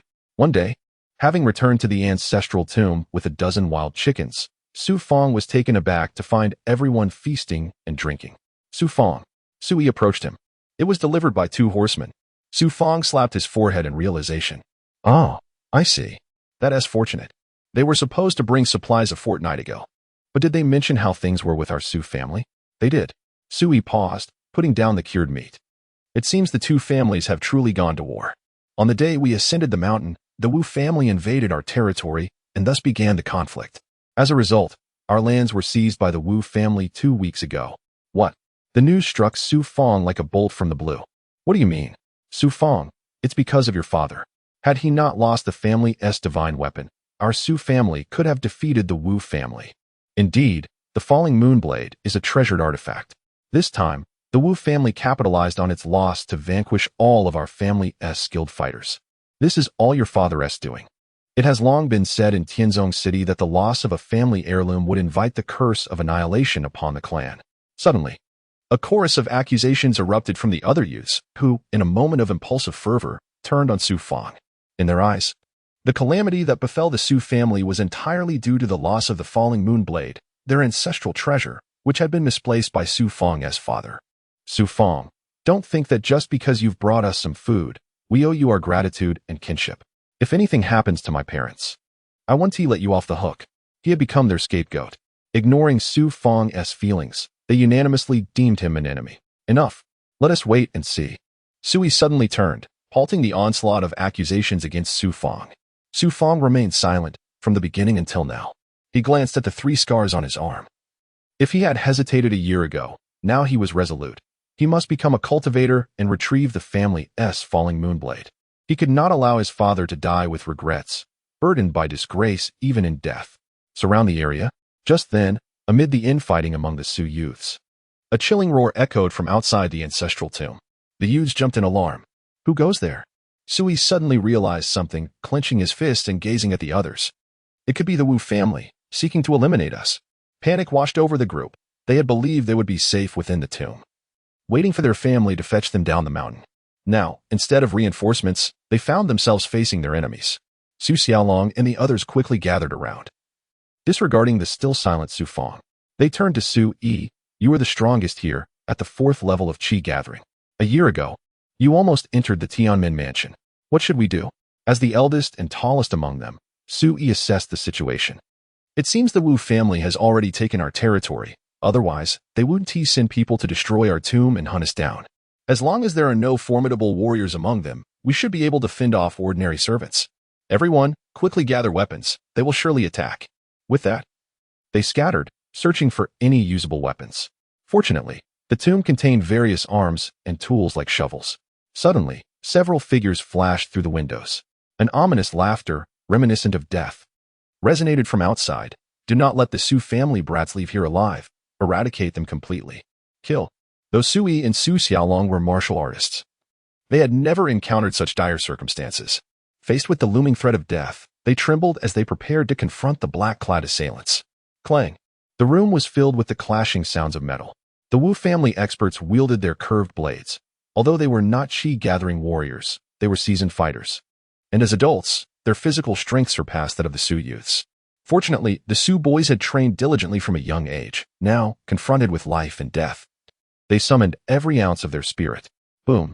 The two sides clashed fiercely in the cramped space. And at that moment, the tomb's door was smashed open, allowing a group of muscular Wu men to surge inside. Ah! A cry of agony echoed from the tomb. Su Fang snapped back to reality, and as he looked forward, he saw a youth being impaled by a Wu family expert and Oppo's S-blade, cleaving him in two. Damn it! Su Yi lunged forward, demonstrating his prowess as a 4th-level Qi-gathering warrior, unleashing a wave of energy that struck the black-clad assailant in the chest, killing him instantly. Kill. The other youths released their inner energy as well.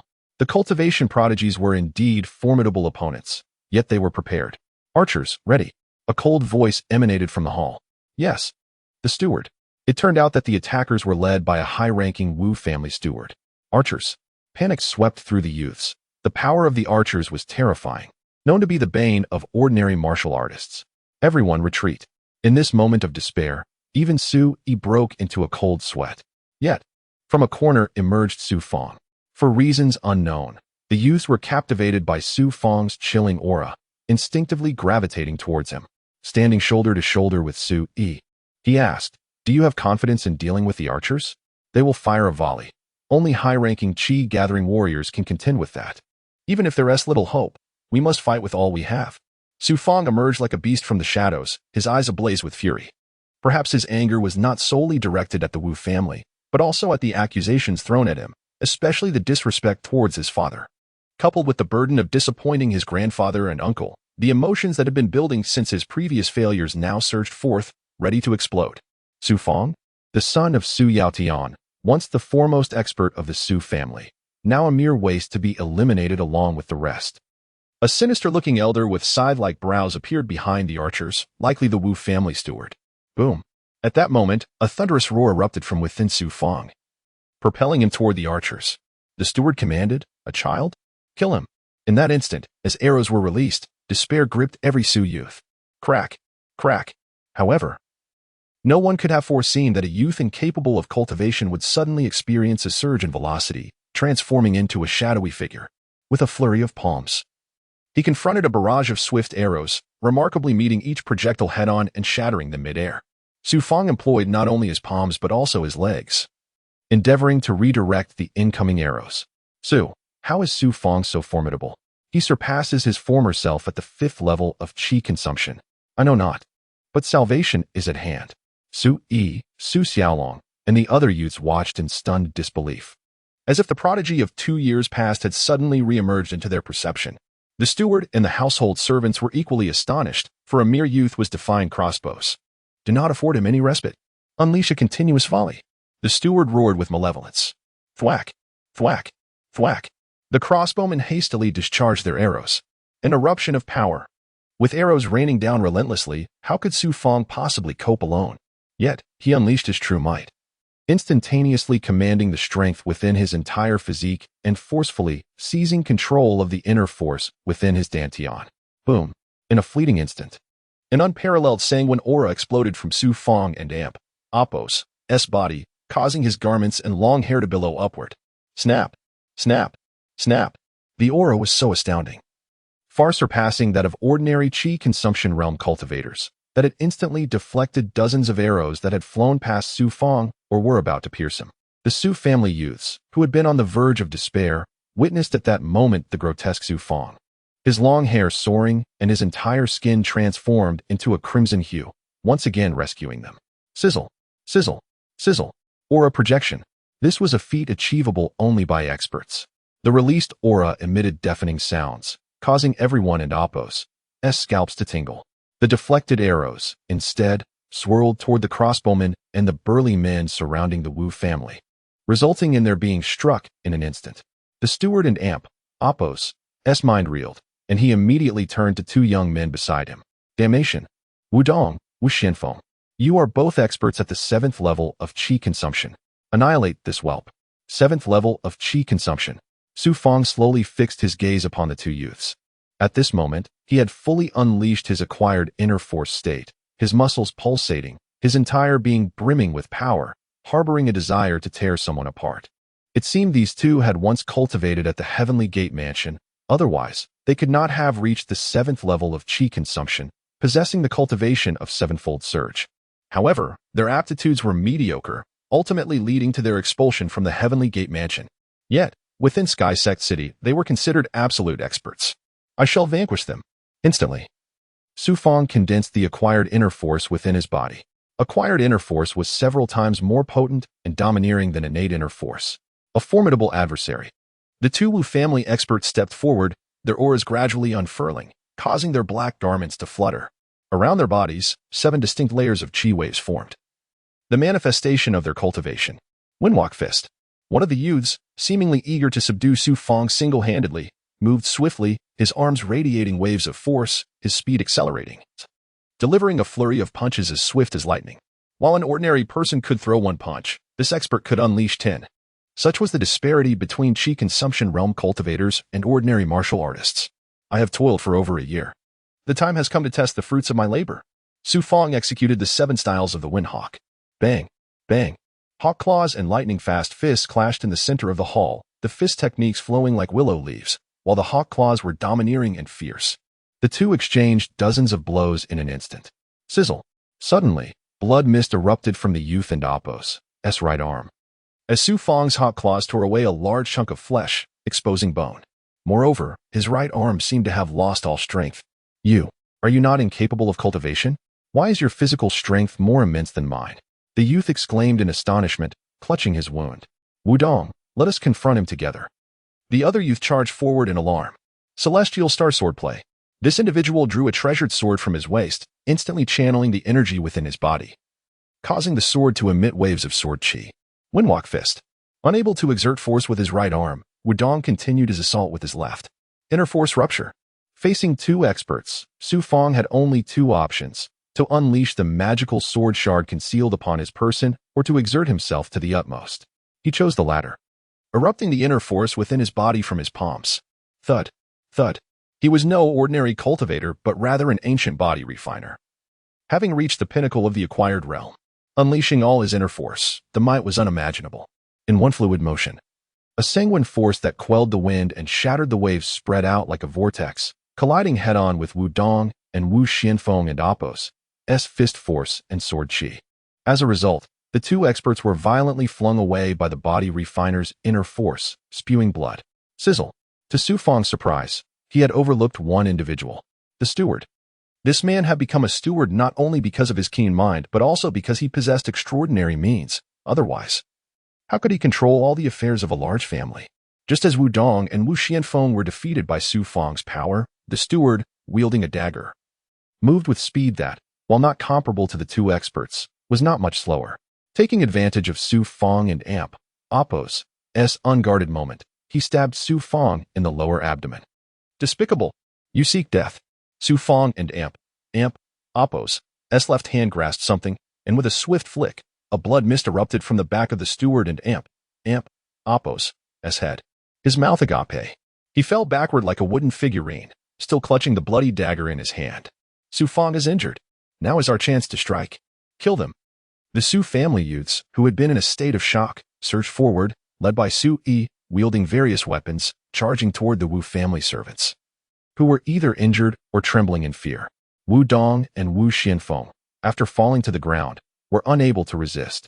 They watched as the Su family youths, in a frenzy, brought down iron shovels and hoes upon their heads and bodies. The two pitiable experts, who had swaggered about in Sky Sect City, ultimately perished at the hands of a group of youths. Su Fang retreated a step, examining the wound. Fortunately, it was not deep. He immediately applied medicinal powder to the wound. The blood still flowed, but it soon ceased. Ceased too alive. Half an incense stick later, silence descended upon the ancestral shrine. The youths of the Su family gradually gathered, each wielding a weapon, having captured two living captives. These are the only two left alive. We've checked, and over 20 from the Wu family have ceased to breathe, they exclaimed. They and Appo's been slaughtered. Su Xiaolong and Appo's clothes were stained crimson with blood. Hold off on the killing. Let's inquire about the situation first. Su Fang, passing by, uttered with some effort as he continued onward. Indeed. Su Xiaolong smacked his forehead in realization. Sui approached the two Wu family servants, who were trembling in fear, seemingly on the verge of wetting themselves, and raised his bloodied sword. How did you know we were at the ancestral tomb? The two immediately bowed their heads, terrified. Please don't kill us. We'll tell you everything. Yes. We extracted this information through severe torture from your Su family members. Severe torture? The youths heard this and were consumed with rage. What has become of our Su family? Sui demanded, his anger palpable. The man replied, the Su family has been taken over. Several of your ancestral homes have been set ablaze. As for your family, most have been killed, but not by our hands. We merely came to deal with you. Bang. Su Xiaolong delivered a kick to the man's back, sending him sprawling. Sui pressed further. What about the living? How are they being treated? The other man bowed repeatedly. We and Appo's heard they planned to sell them to the mines, making them lifelong slaves. Su Yi continued to interrogate, while the other youths expressed concern for their families. Most of their parents were still alive, though some had met a tragic end. The sword fragments remained intact. As long as they didn't exert too much force, they should hold. Su Fang retrieved a shard from the wall, securing it while learning that both his grandfather and uncle were unharmed, but would soon be sold to the mines. The youths understood full well what a mine meant. Becoming a slave there would mean a slow, torturous death, with no hope of escape. It is said that the higher-ups of the Wu family plan to sell your Su family members entirely to the minds controlled by the Lu family. The two Wu family servants were bound and helpless. Sui bellowed, "The Lu family? They want to deliver justice?" "The Lu family would be glad to see all other families vanish," the man replied weakly. "What can we do? The Lu family is powerful, even united. All families combined cannot match their might. Indeed, if we are sold to the Lu family, with contracts in hand, any attempt to rescue our people would be seen as a theft of their property, and they would never allow us to succeed." The youths lowered their heads. Having matured in the face of this calamity, they looked to Sui, hoping he would find a solution. "We must rescue them." Suddenly, Sui turned to Su Fang, walking towards him. "You are the strongest and can contend with the masters of the seventh stage of Qi. You are our only hope for saving our kin." The other youths approached, some still wary of Su Fang, but his strength had awed them, and he alone could potentially liberate their parents. The group fell silent, their gazes filled with urgency. Under the weight of their expectations, Su Fang nodded. "Rescuing them is my duty, and it is also yours. Alone, I cannot achieve this. We must unite and work together, binding our strengths, and then descend the mountain to infiltrate the Wu family and save our people." "Very well. Let us devise a meticulous plan and ascertain the precise location of our kin." Everyone nodded in agreement, and under Sui's leadership, they continued to extract more details from the two Wu family servants. In the dead of night, snow continued to fall like feathers, and the cold wind swept through Tianzong City. "Let us go." The city gate creaked open slightly, and Su Fang ushered the concealed youths from the Su family inside one by one. "Xiaolong, you four maintain your vigil at the gate, on such a frigid snowy night. No one will come to replace you." The others, led by Su Fang and Sui, stealthily made their way through the darkened streets. Before long, they arrived at the thoroughfare once dominated by the Su family, now transformed into Wu family territory, with several grand residences reduced to ruins. A sense of gloom enveloped them as they approached the Su family martial hall, where the surviving members were imprisoned. As Su Fang passed a pharmacy, he noticed the premises had been ransacked, leaving it in a state of disrepair. Sui and a few youths met Su Fang in a concealed location. "I've counted. Only 15 guards are on patrol tonight, and they are merely ordinary servants of the Wu family. Sui, handle these guards while we infiltrate the martial hall. We must rescue our kin within half an hour and then leave Tianzong City. If the Wu family discovers us, we will be in grave danger." Everyone was filled with a strong desire to rescue their family, their urgency palpable as they split into smaller groups to carry out their tasks. Su Fang led a few others across another street until they finally reached the Su family martial hall. "I'll open the door and deal with the guards at the front. Once I've opened it, you can approach." After conferring with the others, Su Fang, sword in hand, stealthily approached the Su family martial hall under the cover of night and snow. At the front door, two guards in black were shivering from the cold, crouching by the entrance to warm their hands over a clay pot. In a flash, a sharp gleam flickered, and one guard collapsed, blood gushing from his neck to stain the snow. The other, immobilized by Su Fang's precise technique, could not move. Pointing to the fallen guard, Su Fang gravely inquired, "Are all the Su family members confined here?" "Why, yes." The remaining guard stammered. "How many are guarding? Are there any masters from the Wu family stationed here?" "There are 12 guards, led by Wu, the head instructor." With that, the man lost consciousness and fell to the side. The name Wu Dazhang rang a bell for Su Fang. He was renowned for his iron sand palm technique and was a formidable master from the Wu family, contemporaneous with Su Fang's father and uncle. Understanding the dire situation, Su Fang recognized the greatest challenge lay ahead: Wu Dazhang.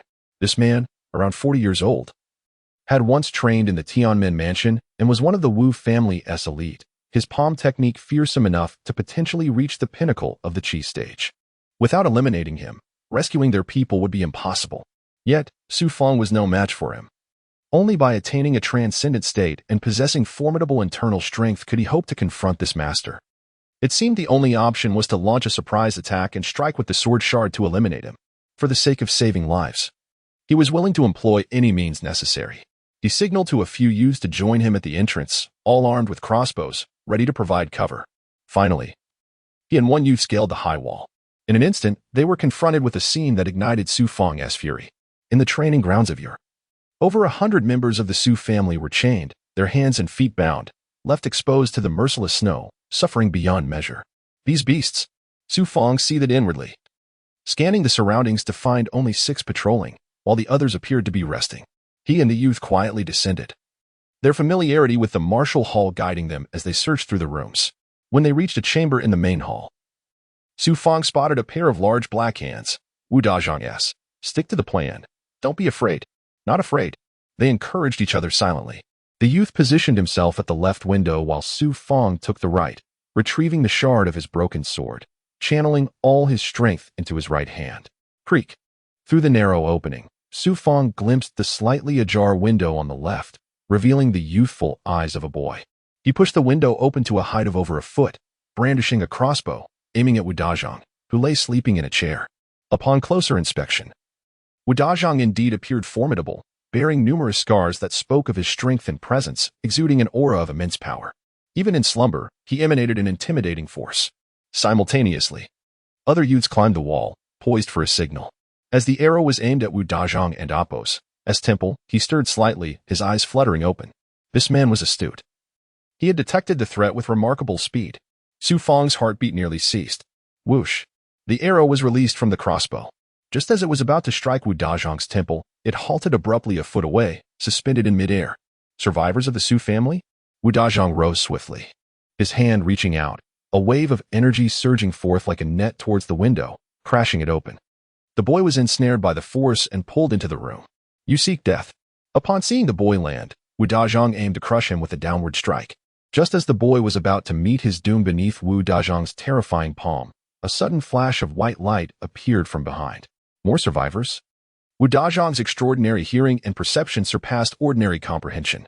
He swiftly turned, a disdainful smile gracing his lips as he reached for the white light. Puff. Wu Dazhang assumed that, given his strength, he could easily subdue the arrow as he had before.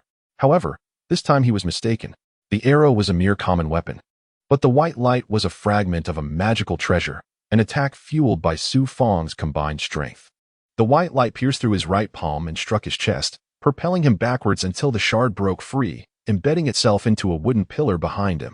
A commanding voice suddenly echoed through the martial hall. Whoosh! The youths ambushed atop the high wall unleashed their crossbows. Bang! The door of the martial hall was kicked open, and Su Yi, accompanied by a dozen young men, stormed in, launching their attacks upon the Wu family and Appos' experts. Yi and Appos, the Su family members, huddled in the snow, were awakened by the commotion. As they rose, they beheld Su family youths charging through the door or leaping from the high wall. Su Junyan and other key figures were bound together, and upon recognizing Su Yi, he was immediately overcome with emotion, tears streaming down his face. Boom! The Wu family's guards fell one by one, bewildered by the unfolding chaos. At that moment, the great door of the martial hall collapsed, and a robust figure was hurled through the air. This commotion drew the attention of all present. It was Wu Dazhang. Many from the Su family recognized the disheveled Wu Dazhang, who had been thrown aside. Everyone, save the others. The Su youths gathered, swiftly dispatching the last two guards of the Wu family, and immediately commenced the rescue of their trapped kin. Puff! Wu Dazhang struggled to rise.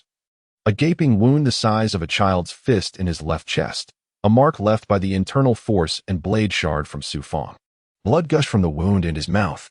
Wu Dazhang, did you ever anticipate your downfall would come to pass? I hear you have slaughtered many from the Su family. In a state of shock, the Su family members beheld a young figure stepping forth. Su Fang. Beast, I shall tear you apart. The notorious expert of the Tianzong city was ambushed by a mere youth, and Wu Dazhang trembled with rage, wishing to obliterate Su Fang. Witnessing the demise of his kin filled the Su family with a sense of sorrow akin to a rabbit mourning a fox. Injured and supported by a few, Su Tung gasped, Fanger, kill this man. Wu Dazhang is ruthless. He has annihilated my Su family, sparing neither the old nor the young, even injuring your grandfather. You are the son of Su Yodian? Wu Dazhang suddenly realized Su Fang's identity. My uncle has decreed it. I shall ensure he does not survive. Su Fang bowed slightly, his eyes flashing with icy determination. I have heard you were a peer of my father, a man worthy of respect. Unleash your most potent attack, and I shall grant you a dignified end. Wu Dazhang, renowned for his ruthlessness, had long accepted that death would come one day. Yet he deemed a dignified demise to be the best outcome. Bang! Wu Dazhang's right hand, previously destroyed by the blade shard, swung his left arm, unleashing a force that shattered the night sky with overwhelming power. His left palm felt like an icy weapon capable of annihilating any substance. Peak of the postnatal realm. Su Fang channeled his entire strength through his right arm, and as it coursed through his wrist, a surge of immense power emanated from the violet radiance that dwelled within. Could it be that the mysterious purple energy in his right arm could be awakened? As the moment of need arrived, the magical violet light surged forth, merging with his physical strength and internal energy, coalescing within his right palm. Child, I shall send you to meet your short-lived father. Had he not been a wretch, today my Wu family would not have triumphed over the Su family. Prepare to die. Wu Dazhang remained confident in his prowess, stepping forward as the Su family members looked on, aghast and apprehensive, each step shaking the martial hall, creating deep impressions in the ground. This was the might of the strongest in Tianzong City. Swish! Su Fang darted forth like lightning, his fist colliding with Wu Dazhang and Amp, Appos, as powerful left palm in midair. Crack! The clash erupted with a force like a tempest. A wave of crimson energy surged through Wu Dazhang and Amp, Appos, S left palm, spiraling down his arm and engulfing his entire being. With a resounding crack, his black attire was torn apart, and he staggered back 3 steps. But I am at the 10th transformation of the postnatal realm.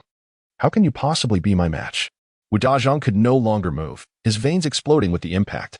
In that instant, all his meridians shattered under Su Fang and Amp, Appos, S divine power, leaving him a mere shell of his former self. My father is a master. How could I, his son, be inferior? Su Fang, with fervent eyes, strode past Wu Dazhang. Su Junyan urgently commanded everyone, quickly, retreat from Tianzong City. Su Fang rushed to Su Tung and Appos. S sighed, Uncle, where is my grandfather? Your grandfather, he. Su Ting hesitated, as if anticipating Su Fang's question, his voice faltering, tears welling in his eyes. As the Su family members began to depart, the ground bore witness to the lifeless bodies, frozen in time, one of which was an elderly man with snow-white hair.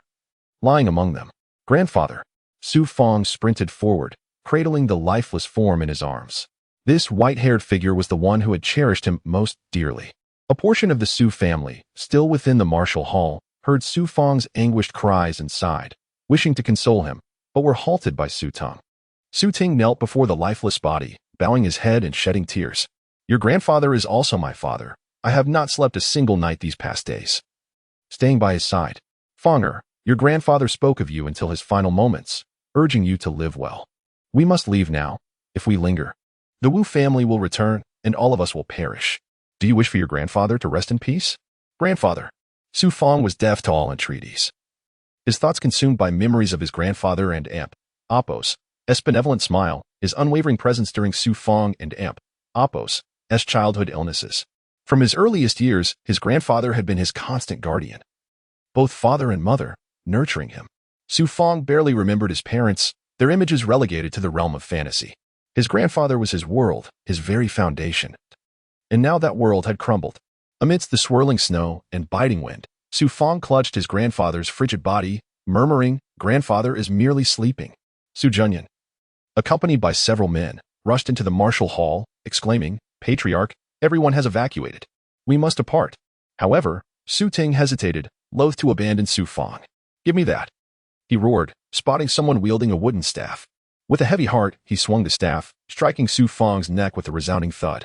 Su Fang collapsed, yet maintained his embrace of his grandfather. His fingers, clenched in anguish, had gouged deep, bloody furrows into his own flesh. The sight was harrowing to Su Junyan and the others. Su Tung, his heart wrung with anguish, commanded through gritted teeth, carry Fang and the body. Let us go. Su Junyan forcibly pried Su Fang's hands apart and hoisted him onto his back. 2 other men bore the weight of the grandfather's frozen remains. And together they vanished from the Su family's martial hall. The Su family shall return, Su Ting vowed, gazing back at the fallen vine pillar, a symbol of the clan and the pervasive bloodstains. He then turned and disappeared with his companions into the blizzard. At the purple Qi mountain, within the ancestral shrine, a multitude had gathered. Fortunately, the shrine was spacious enough to accommodate the hundreds of Su family members. A fire crackled in the hall, offering warmth and a respite for slumber. In a stone chamber to the left, a medicinal cauldron bubbled. Su Junyan poured in a bucket of water, and others helped lower Su Fang into the concoction, continuing the medicinal soak.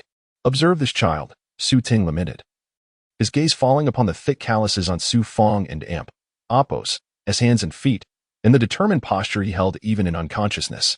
He must have been training incessantly during his time on the mountain. Su Junyan echoed the sentiment, regretting their oversight. We failed to pay sufficient attention to him. We should have guided him, even if it yielded no visible progress. At least it would have provided him with solace. It has been 3 days. 3 days of unbroken slumber. Had it not been for this medicinal bath, Fang would likely have succumbed to his grief and departed this world, Su Ting added. He felt a profound sense of guilt towards Su Fang, a child who had lost his parents. He, who had fancied himself a father figure, had merely imposed his own notions of care upon the boy, never truly considering Su Fang and Appo's needs. At least the child has shown diligence and achieved results. Even slaying Wu Dazhong, Yao Tian, may he find peace in the afterlife, would be gladdened. Let us hope he awakens soon. Is the grave prepared? Rest assured, Patriarch, I personally oversaw its preparation. The old master shall rest comfortably. Good. Let us return to the hall, allowing the child to breathe freely. The Su elders, their hearts heavy with sorrow, departed the stone chamber, closing the door behind them and instructing everyone to maintain silence, lest they disturb Su Fang. Outside the shrine, amid the snowy expanse, youths like Su Yi and Su Xiaolong bore the responsibility of protecting the patriarch. Some patrolled, while others hunted, all having matured and grown responsible in the wake of the clan and Appo's near extinction. Late into the night, within the medicine-scented chamber, Su Fang and Appo's eyes fluttered open. He felt no weariness, but a sense of disorientation. After a moment, realization dawned, and his eyes welled with tears. He remained silent for a long while, not shedding a single tear, as if he had aged years in a single night. Slowly, he emerged from the medicinal bath, donned his clothes, and caressed the shattered sword fragment. He realized that the sword fragment was the main reason he could kill Wu Dazhong. Otherwise, with his Hotian cultivation, he was still not Wu Dazhong's opponent. After drinking some water, he sat on the bedside, his nose soured after a bout of sadness. It's time to prepare to attack the third realm of the flesh body. As long as he enters the third realm, coupled with this magic weapon fragment, even if he encounters Wu Dazhong again, he can kill him. Quietly opening the door, he saw everyone sleeping soundly and could smell some meat. It seemed that everyone was not hungry. Leaving the shrine, he saw people patrolling around, and several wild chickens hanging next to him. Suddenly, his heart warmed. With everyone united, he would definitely get through this life and death disaster. He silently traversed the snow and entered the forest, arriving at the cliff where he used to practice martial arts. However, the heavy snow had blanketed everything, leaving only the solitary rope dangling from the cliff. Reluctantly, he ventured deeper into the mountains. Having spent over a year on the mountain, he had become intimately familiar with the surroundings. Near the rear of the mountain, a mountain cave appeared before him. Entering the cave, he immediately began refining essence into qi. His inner strength had reached the peak of the Hotian realm, and his blood qi had surpassed its previous levels. He began to control all the blood qi and Hotian inner strength within his body, using the muscle layer as a conduit.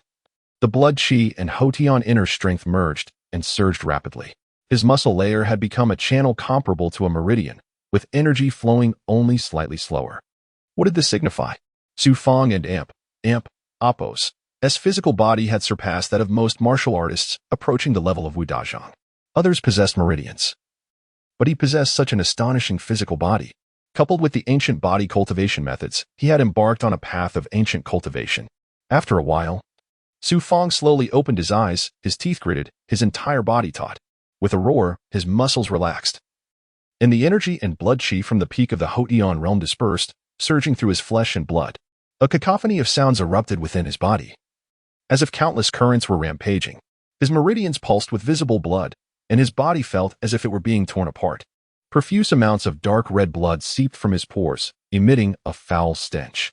The pain and arduous training had finally yielded results. Transcendence. I, Su Fang, have achieved a miracle that even the ancients struggled to attain, entering the third realm. Even amidst the ongoing energy surge, Su Fang could not help but smile with elation. For he had become a transcendent body cultivator, not a chi-refining martial artist, but a cultivator of the ancient ways. The black blood continued to seep out, and the cave grew increasingly rank with its odor. Fortunately, it was not an enclosed space, or Su Fang would have been unable to bear it. Transcendence. The third major realm of ancient body cultivators, representing transcendence into sainthood. After the cultivation of the Xiantian and Hotian realms, akin to a mortal's journey of cultivation and transformation. Entering the transcendent realm signified that the human had acquired power beyond that of mortals. Hence, transcendence. Sainthood, according to legends, referred to powerful figures in ancient times.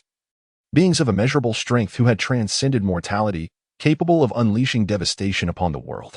Amidst the vicissitudes of time, the cycles of heaven, and the inheritance of civilization, No one could have imagined that Su Fang was treading the path of ancient cultivators. After 3 long days, the foul blood finally ceased, and Su Fang and Apos' body returned to equilibrium. As he stood, a surge of vitality emanated from him, permeating his pores, hair, and gaze, removing his clothes. He stepped into the snowy landscape and scrubbed his body clean with handfuls of snow. He felt no cold, and his gaze could perceive objects hundreds of meters away. He could even see the frost forming on a leaf, and hear the faint crackling sound of its crystallization. Has the attainment of a transcendent state so profoundly altered my auditory, visual, and perceptive faculties? He gazed elsewhere, indeed able to discern minute objects hundreds of meters away with crystalline clarity. Impervious to the cold, his vision and hearing had undergone startling transformations. Transcendence. This embodies the might of ancient physical cultivators. Zzzt. A more piercing sound reached his ears. Peering into the depths of the forest, he espied a boar, laboriously traversing the snowy expanse. A stroke of fortune. This boar must weigh over 100 kilograms, practically a seasoned veteran. So corpulent was it. Cognizant of the scarcity of sustenance during winter, he acted decisively, seizing a 10-kilogram stone and dashing forth with fleetness, seemingly gliding across the snow. To an observer, Su Fang would not appear to be running, but rather levitating, for no footprints marked his passage. This was due to Su Fang and Apos' physique having attained the state of supple resilience. Swoosh. His velocity was unmatched. In the blink of an eye, he had traversed 200 meters. From a distance of several dozen meters, he hurled the stone at the boar's cranium. A resounding crash ensued, the stone felling the boar. Crimson blood splattered against the pristine snow. The boar emitted a few agonized squeals before succumbing, its limbs stiffening in death. With ease, Su Fang hoisted the 100-kilogram boar and retraced his steps from the forest. Eschewing waste, he lapped up the trickling blood, famished from days of deprivation. The warm blood proved a decadent indulgence amidst the icy wilderness. Re-entering the cave, he unsheathed his sword and commenced butchering the boar, salvaging even the hide for its utility. Swoosh swoosh. As he neared completion, a tempestuous gust arose from the forest to his right, presaging an impending blizzard. Such a storm would be perilous. Curiosity piqued, Su Fang ventured outside, only to be met with astonishment. It was indeed a tempest, but one emanating from the flapping wings of a colossal black eagle. Su Fang beheld the gargantuan avian, dwarfing even elephants in size, and was awestruck. This must be a legendary beast imbued with demonic essence. Whoosh whoosh. Suddenly, a whirlwind spiraled from the opposite horizon, colliding with the airborne eagle. The eagle convulsed midair, and a dark object plummeted from its underbelly. Thump. The object crashed into the snow, a mere 10 meters from Su Fang. A person? At this proximity, coupled with his enhanced vision, Su Fang recognized it as a human figure. Indeed, a demonic beast that preys on humans. He wondered if the person still breathed. Anxiousness gnawed at him. The eagle, having extricated itself from the whirlwind, poised to descend upon the snowy ground. Whoosh whoosh. Without hesitation, he seized stones and hurled them with all his might at the eagle. Endowed with his current strength, the stones, though weighing only a few kilograms, possessed the impact force of 1,000, their velocity terrifying the eagle into a hasty ascent. Seizing the opportunity, Su Fang traversed the distance in 3 strides, reaching the bloodied figure. He promptly hoisted the person onto his shoulders and dashed towards the cave. As he re-entered, the eagle swooped down once more. Again, he assailed the eagle with stones, engaging in a brief skirmish before the eagle retreated, defeated. The cave's narrow confines offered refuge, precluding the eagle from inflicting harm. As he prepared to wield his sword against the eagle, he noticed it had already departed. Su Fang wiped away a sheen of perspiration, his first encounter with such a formidable behemoth. The eagle was peculiar, its talons gilded and its crest adorned with crimson feathers. It lingered in the sky, seemingly reluctant to relinquish its prey. This afforded Su Fang a clearer view of the eagle's form, confirming the unimaginable power possessed by these legendary beasts. This person. With the eagle gone, Su Fang knelt to examine the bloodied figure, finding the person disfigured beyond recognition. How disfigured? Gruesomely so. The person and Apos' face appeared scorched by fire, the scalp a mass of scar tissue save for a fringe of hair. The nose was truncated, the tips seemingly severed by a sharp instrument rather than burned away. This individual had clearly endured a harrowing ordeal. Fortunately, the injuries appeared superficial, a testament to divine providence. Su Fang dared not linger, the person and Apos' appearance too ghastly. Driven by compassion, he tore strips of cloth, soaked them in the still-warm boar and Apos' blood, and gently inserted them into the person and amp, Apos, S slightly parted mouth, squeezing the blood into it. Glug glug. The person possessed the strength to swallow, their eyes fluttering open. Whether they discerned Su Fang's presence remained unclear, but their pupils shifted before all movement ceased. Fearing the person had died, he realized they had merely lost consciousness. He kindled a fire, positioning the person near the warmth. Casting another glance at the person, he left behind a portion of boar meat before venturing back into the forest. The ancestral shrine. It is Su Fang, returned with sustenance. From the edge of the snow-laden forest, Su Xiaolong and a young boy, armed with bows and crossbows, emerged. Startled by the figure, they nonetheless rushed forward. The clan elder has been worried sick. Why did you leave without a word for days? They arrived at the shrine, where Su Xiaolong whispered a few words before entering.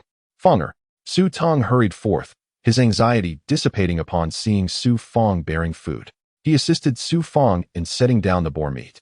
During this process, Su Fang noticed Su Tong and Apos' labored breathing after exerting himself. Uncle, what ails you? You seem weak. Su Tong hesitated. Su Junyan approached, his voice laced with fury. Wu Da, the overseer, and Wu Yongyuan, they are merciless.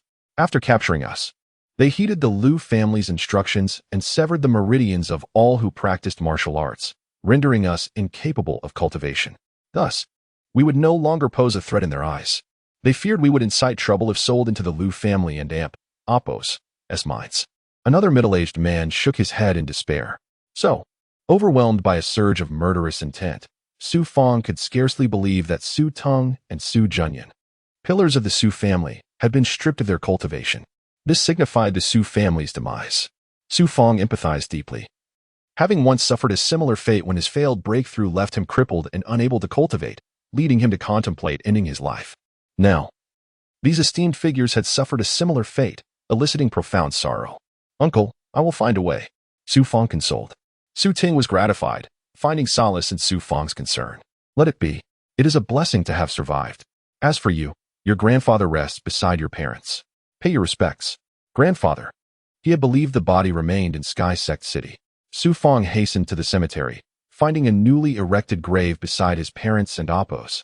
He knelt, fighting back tears. The vicissitudes of life were truly unpredictable. Who could have foreseen that these three graves would hold Su Fang and Apos' dearest kin? Snow continued to fall.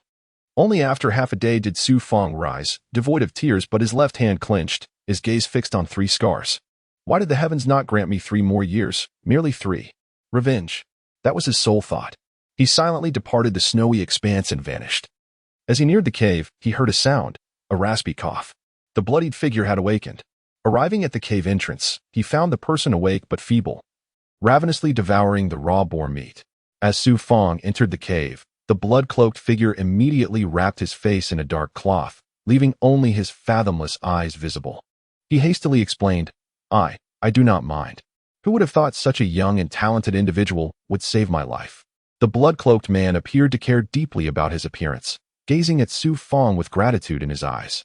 It seems we are fated, he continued. In my most difficult time, you encountered me, and I happened upon you. Do not worry about your meal. I shall start roasting immediately. Su Fang, indifferent to having saved the blood-cloaked man, felt a sense of camaraderie instead. Perhaps he was too lonely and needed someone to share this moment with.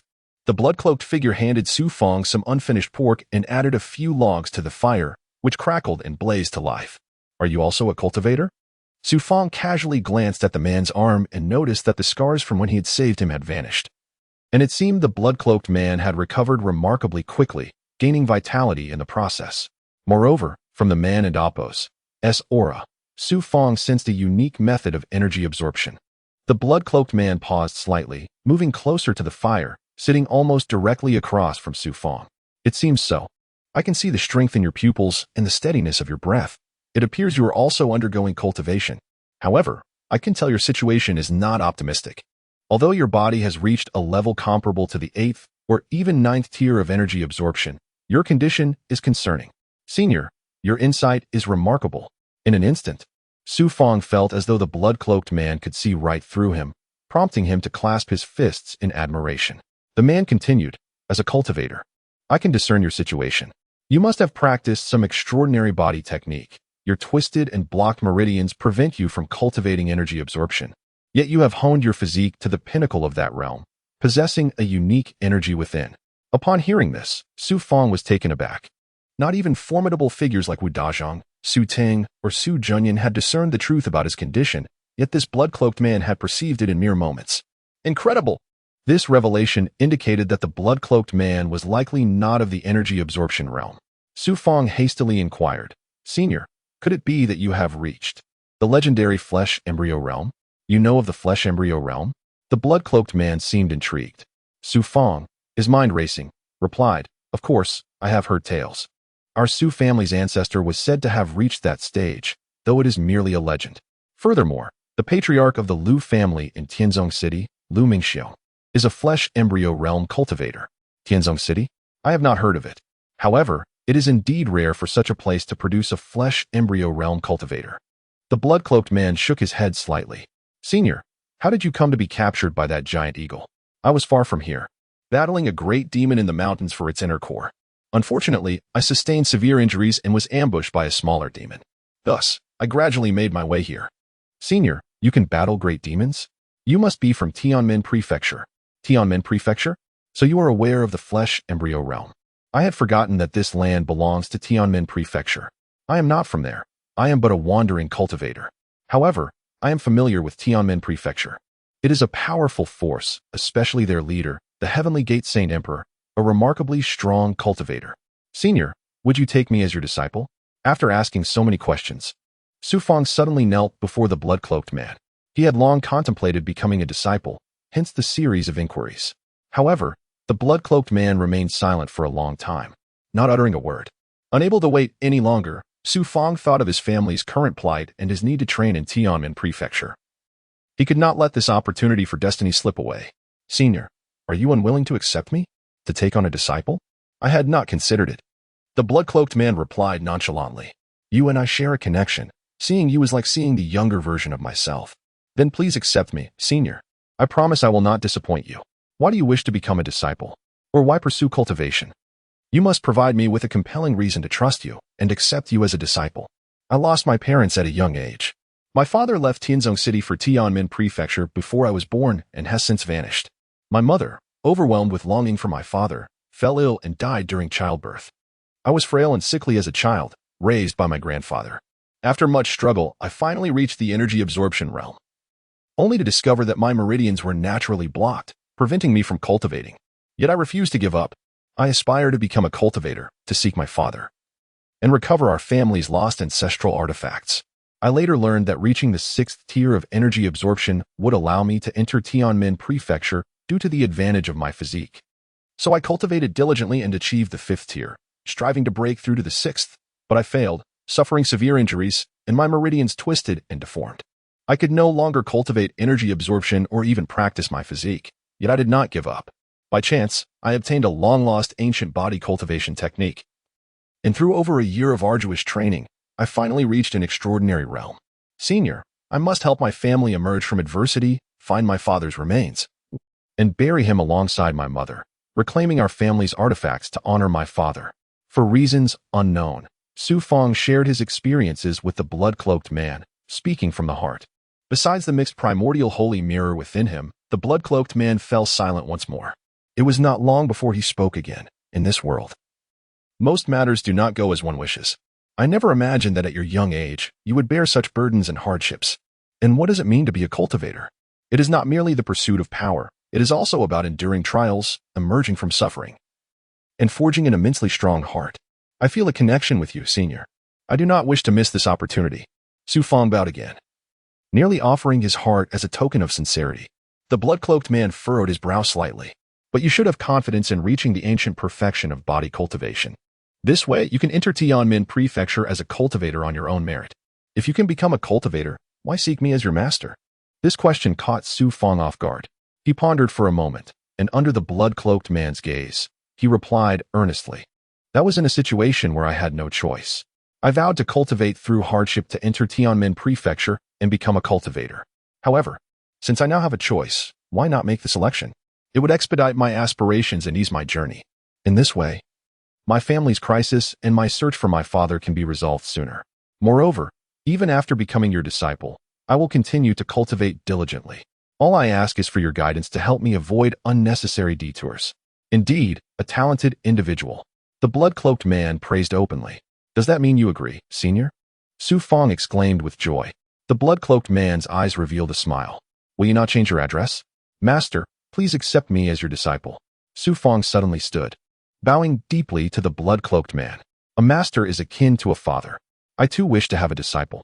The blood-cloaked man sat cross-legged, his gaze filled with excitement. It seemed he had found a promising disciple, much to his delight and surprise. After finishing his bow, Su Fang finally smiled, feeling a sense of relief. Master, from now on, I will regard you not only as my teacher, but as my father. For the rest of my life, I will hold you as the closest person to me. My grandfather has left me, and my parents abandoned me early on. Now, you are the one I cherish most. Heaven's will is clear, and destiny cycles. It seems we are fated not just in this life, but in the last as well. In any case, my dear disciple, you shall henceforth be my only kin. The blood-cloaked man was equally joyous, gesturing for Su Fang to sit beside him. Since I am your master, you must know my background. My name is Yang Yijin, and I have no Dao title, nor have I joined any sect for cultivation. A fortuitous encounter in my early years led me into the world of cultivation, resulting in the abilities I possess today. Yang Yijin. This name would forever be etched in Su Fang and Appo's mind. Master is truly talented, able to become a cultivator without joining Tian'an Prefecture. Su Fang increasingly regarded Yang Yijin as extraordinary. In this vast world, he believed himself to be a genius, and now he had taken on such a talented disciple. My dear apprentice Su Fang, my time is limited. Soon, I will face a dire life and death tribulation, so I can only accompany you for a little over a year. During this time, your days will not be easy. Master, look. Su Fang immediately shed his shirt, revealing the horrifying calluses left by his grueling practice of the blood meridian technique.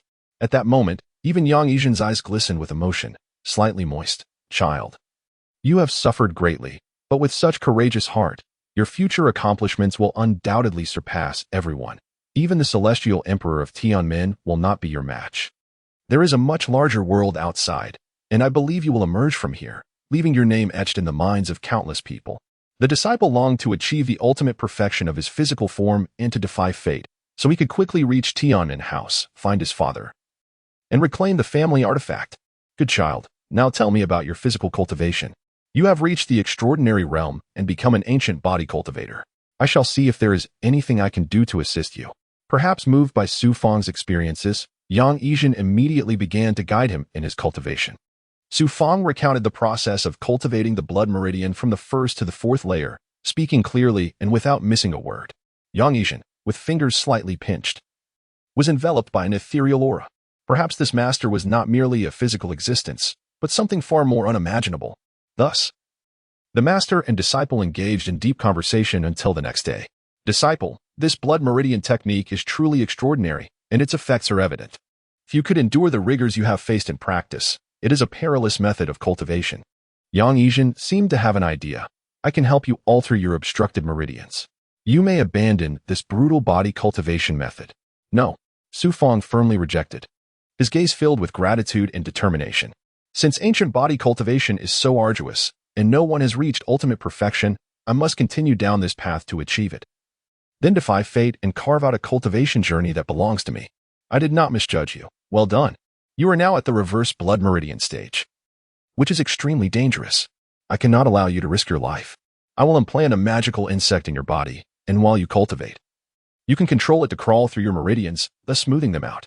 Additionally, with the cleansing elixir I provide, your meridian issues will soon be resolved. Thus, meridian obstruction is not an insurmountable problem for a true cultivator. Indeed, those strong enough can even repair shattered dantians, let alone meridians. I must begin my cultivation now, master. Our time is limited. I am nearly recovered. Leave the hunting to me. I will bring the game here for you to carry back. You will no longer need to eat anything else. This is a vitality elixir, perfect for cleansing your meridians. Yang Yijin conjured a white jade pill, an elixir of immortality. Su Fang was overwhelmed with excitement. This was indeed a miraculous pill. It was said that cultivators relied solely on such elixirs without needing food. Grateful for his master's generosity, he swallowed it at once. A chill enveloped his body, gradually spreading, and he sat down, preparing to cultivate the reverse blood meridian. This technique no longer required the brutal physical training of the innate and acquired realms. Instead, it involved inner cultivation, controlling the blood throughout his body to impact all meridians. Of course, it was not so simple. If the blood meridian technique were that easy, the innate and acquired realms would not be termed arduous training. The reverse blood meridian involved controlling the blood to flow in the opposite direction, impacting the meridians. Thus, it served to cleanse the body. The reverse flow of blood would inevitably bring pain. Gradually, as he gained control over his body, he felt the chill of the vitality elixir condensing within his meridians, allowing his blood to concentrate and merge with the elixir's power. He could distinctly sense the twisted shapes of his meridians, akin to twisted noodles. The elixir's potency worked wonders, guiding and absorbing his blood essence into his meridians. For an entire day, Yang Yizhen remained by Su Fang's side. Once he sensed Su Fang had gained control over the elixir and Apos' power, he stood, coordinate well with the elixir and Apos' effects, then begin the reverse blood meridian. This process will be equally painful. I will go hunt. Su Fang watched Yang Yizhen disappear in an instant, his movements akin to a cultivator and Apos' divine ability. Heaven has finally opened my eyes, allowing me to meet my master. I will seize this opportunity to defy fate, and will not disappoint my master or grandfather. Su Fang continued to concentrate his blood essence, preparing to initiate the reverse flow. His muscles brimmed with internal blood essence. The elixir and Apos' potency began to flow through his meridians. Yet he maintained control, integrating it with his own essence, officially commencing the reverse flow. As most of his blood essence stilled, it began to flow backward through his meridians with the elixir and Apos' power. Initially, it was nearly impossible to reverse the blood flow. All energy in the human body follows a regular rhythm, achieving a cycle. To reverse the blood flow was to work against oneself. If he was supposed to go east, Su Fang had to guide the blood essence westward. Thus, the blood essence created friction against the inner walls of his meridians, making progress exceedingly difficult. Each advance would cause the blood essence to violently surge against the meridian walls, threatening to tear them apart. Without the vitality elixir's aid, relying solely on himself would have been far more excruciating. The meridian's challenges were formidable. Unbeknownst to him, outside the cave, various game animals appeared. From small rabbits to large wild boars. Yang Yizhen effortlessly conjured them with a mere gesture, as if performing magic. Standing on the snowy ground, he seemed weightless. His feet not sinking into the snow. Clad in a black robe, it rustled in the cold wind. This time, instead of a black cloth covering his face, he wore a black hood that concealed his head entirely, revealing only his deep, tranquil eyes. With such determination, my dear disciple will surely become a great figure. After a moment, Yang Yizhen waved his hand, conjuring a vast white net that gathered all the game together, which then soared into the depths of the forest. Moments later, he arrived at a tomb and saw several patrolling youths from the Su family. With a swift motion, he gathered the game, which fell to the ground in a chaotic heap. There's a commotion. Let's go investigate. Sui, patrolling the nearby woods, approached, bow in hand, and was taken aback by the sight of the fallen game. Brother E, what a bounty. Could it be Su Fang's doing? One youth exclaimed, drooling. Naturally, it was Su Fang. Otherwise, who else would assist them in this frigid wilderness? But why did Su Fang remain hidden? Su scanned the surroundings, searching for signs of life. Not finding anyone, he dismissed his doubts and began gathering the game. Meanwhile, Yang Yizhen stood a few paces away in the snow, appearing as an invisible presence. With a subtle turn, he vanished into the snowy expanse. It is so painful. I never imagined the reverse blood meridian would be so challenging. Through concentrated practice, time passed swiftly. When Su Fang felt he could no longer persevere, he halted his cultivation. Upon opening his eyes, he beheld Yang Yizhen, seated calmly before him, observing him intently. Disciple, it is said that ancient cultivation is inherently arduous. Otherwise, practitioners would not gradually abandon it. Your persistence has yielded some results after just a few days, yet your meridians are severely twisted, relying solely on your own efforts. It may take you no less than a year, and perhaps as long as 2, to successfully clear your entire meridian system. Yang Yizhen promptly reassured him. It appeared he had been keenly aware of every subtle change in Su Fang. This realization brought a wave of warmth to Su Fang's heart. Ever since the calamity befell his family and the sudden passing of his grandfather, he had experienced little respite. However, at this moment, he felt a sense of ease, knowing someone cared for him. The fire crackled softly as the master and disciple sat together in tranquil silence. Suddenly, Yang Yizhen opened his left hand to reveal a dark red wooden box. As for your family's food predicament, you need not worry. I have brought them quite a few game animals. Over the past few days, I have specially concocted several goo larvae for you. Thank you, master. What are goo larvae? Su Fang inquired, his eyes widening. The wooden box seemed to contain treasures unseen by mere mortals. Goo larvae are said to thrive in the distant southern regions. How distant? You may wonder? A common person could traverse their entire life and still never reach the southern territories. Even the more capable practitioners would require considerable time. Though many merchants trade in goo larvae, it is rumored that these larvae are nurtured from the corpses of beings or special sustenance, meticulously raised from the egg stage. Numerous tales surround goo larvae. Some even claim that southern practitioners implant them within infants, allowing them to mature. Regardless, such tales are best taken with a grain of salt, as the multitude of rumors only serves to underscore the extraordinary nature of goo larvae. My curiosity about them led me to study them for a time. And on one occasion, when I was poisoned, it was through the aid of a goo larva that I was able to detoxify myself. For many practitioners, goo larvae serve primarily as antidotes or for experimenting with elixirs. However, some utilize them in their cultivation. Given your twisted and obstructed meridians, you require a forceful cleansing of your marrow to reshape them. Since you practice an ancient physical cultivation method, traditional approaches may not suffice. Thus, I thought of employing goo larvae to aid your practice.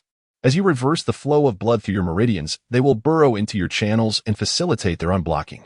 Yang Yizhen explained calmly as he gestured to the box. So, goo larvae were indeed remarkable.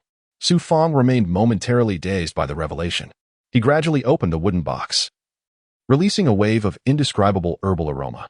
Inside, he found 3 slightly wriggling black larvae, approximately an inch long, significantly smaller than ordinary caterpillars. The goo larvae lacked hair and were plump, resembling freshly hatched silkworms, albeit in a dark hue. Yang Yizhen continued, "Do not be alarmed, they may appear somewhat repulsive. Yet for practitioners, they are of little concern. You must drip 3 drops of your fresh blood onto each of the larvae, allowing them to acclimate to your essence." Su Fang felt a twinge of apprehension.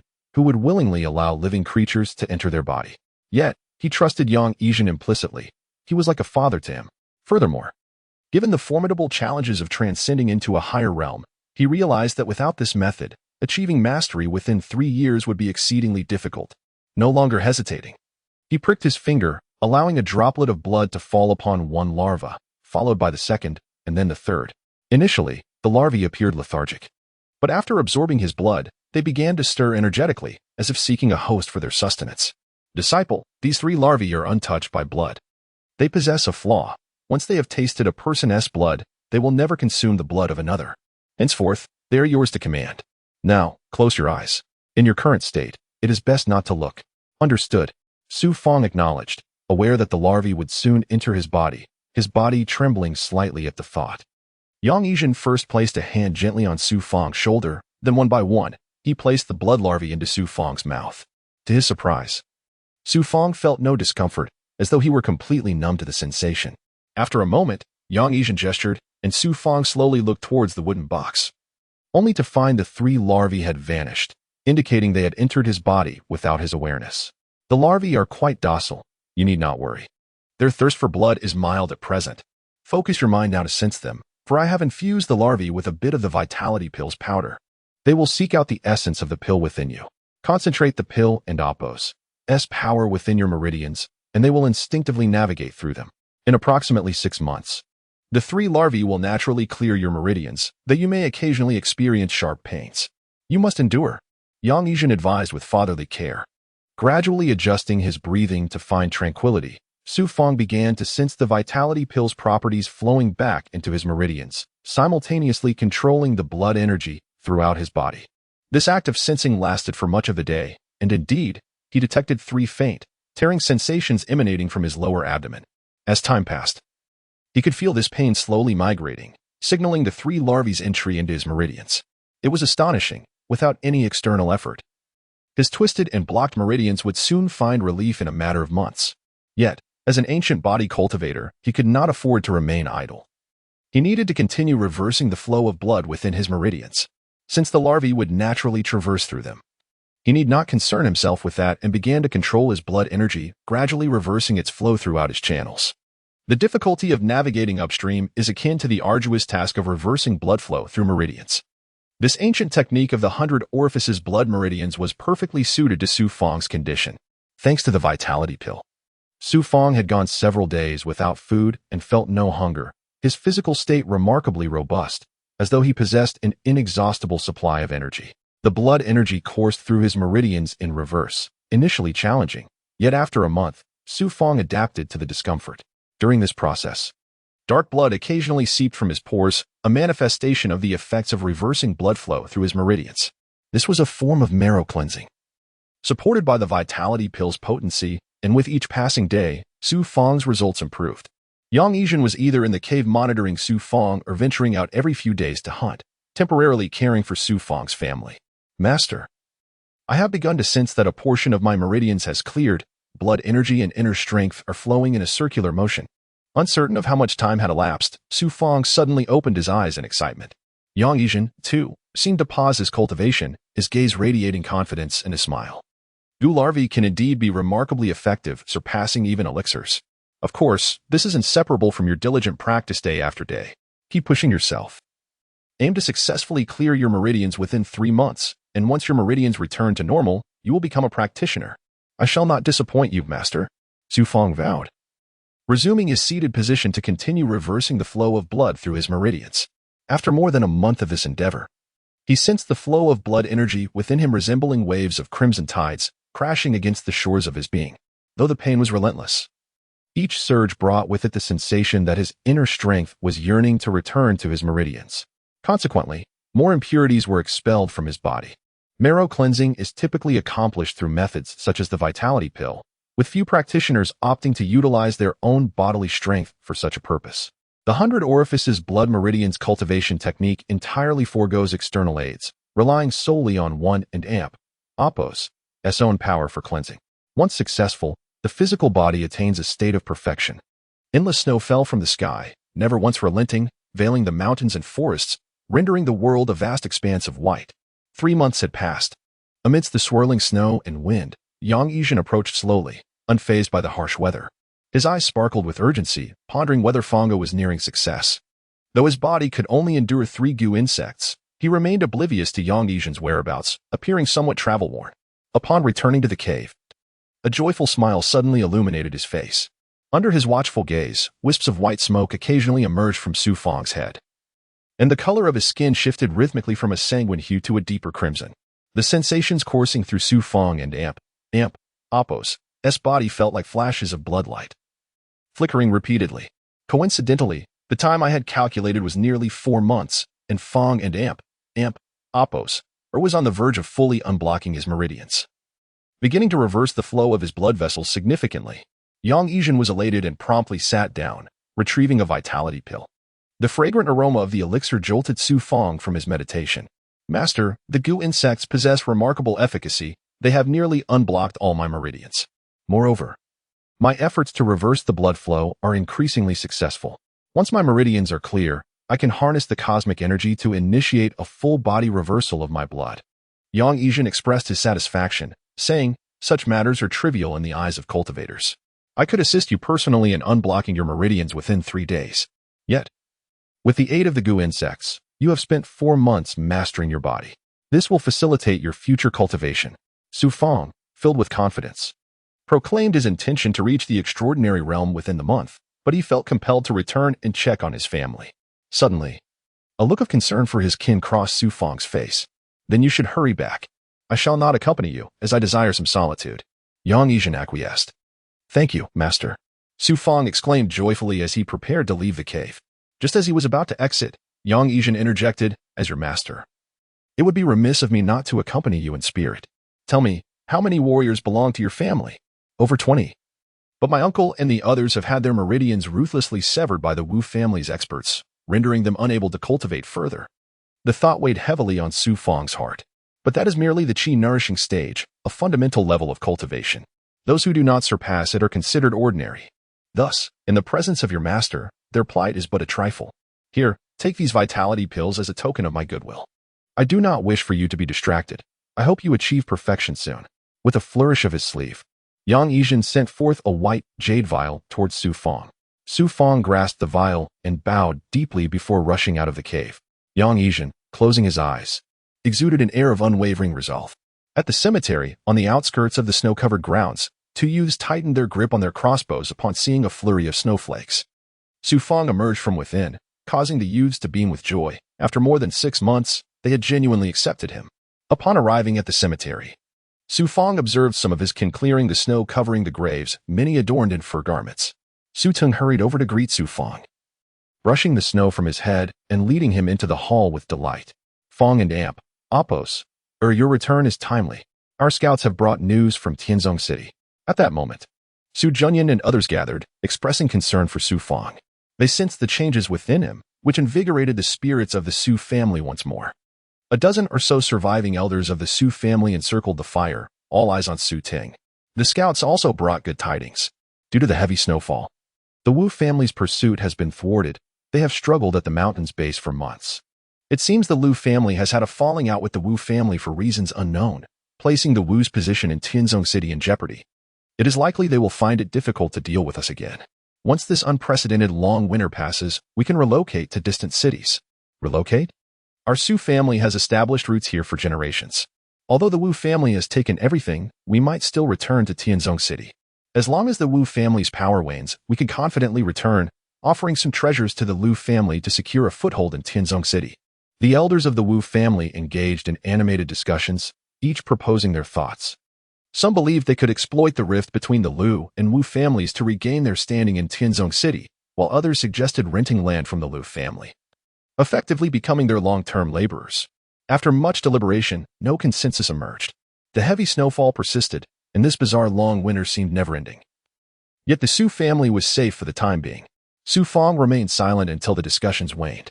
He approached Su Ting and said, "Uncle, I have recently taken a master, and upon my return, it was his wish for me to bring back vitality pills to assist you and the uncles in cleansing your bodies and restoring your cultivator's physique." Vitality pills? The elders gasped, as if struck by a thunderbolt. Su Ting, embodying the role of the clan leader, immediately reprimanded, "A master? Why did he not accompany you?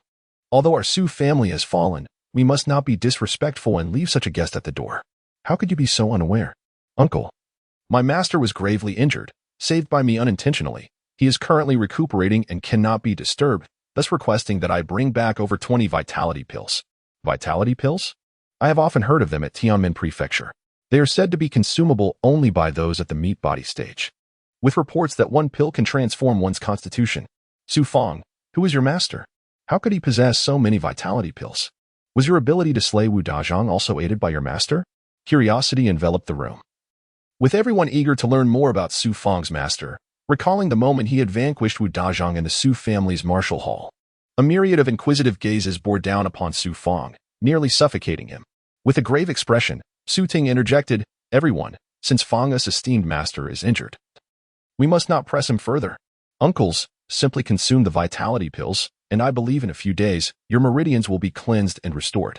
My master has previously cautioned that the pill's potency is too strong for those at the qi-nourishing stage, so after taking the vitality pills, do not forcefully activate their effects. Instead, allow them to gradually integrate with your bodies."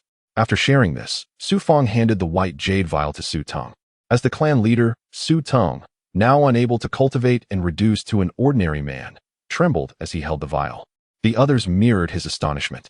This seemingly inconspicuous vial held the power to reshape their destinies and, by extension, the fate of the Su family. Some even shed tears of joy as they began discussing the vitality pills, while Fang seized the opportunity to quietly slip away from the cemetery. Upon returning to the cave, Fang quietly approached Yang Yizhen. Yang Yizhen appeared unaware but gradually opened his eyes.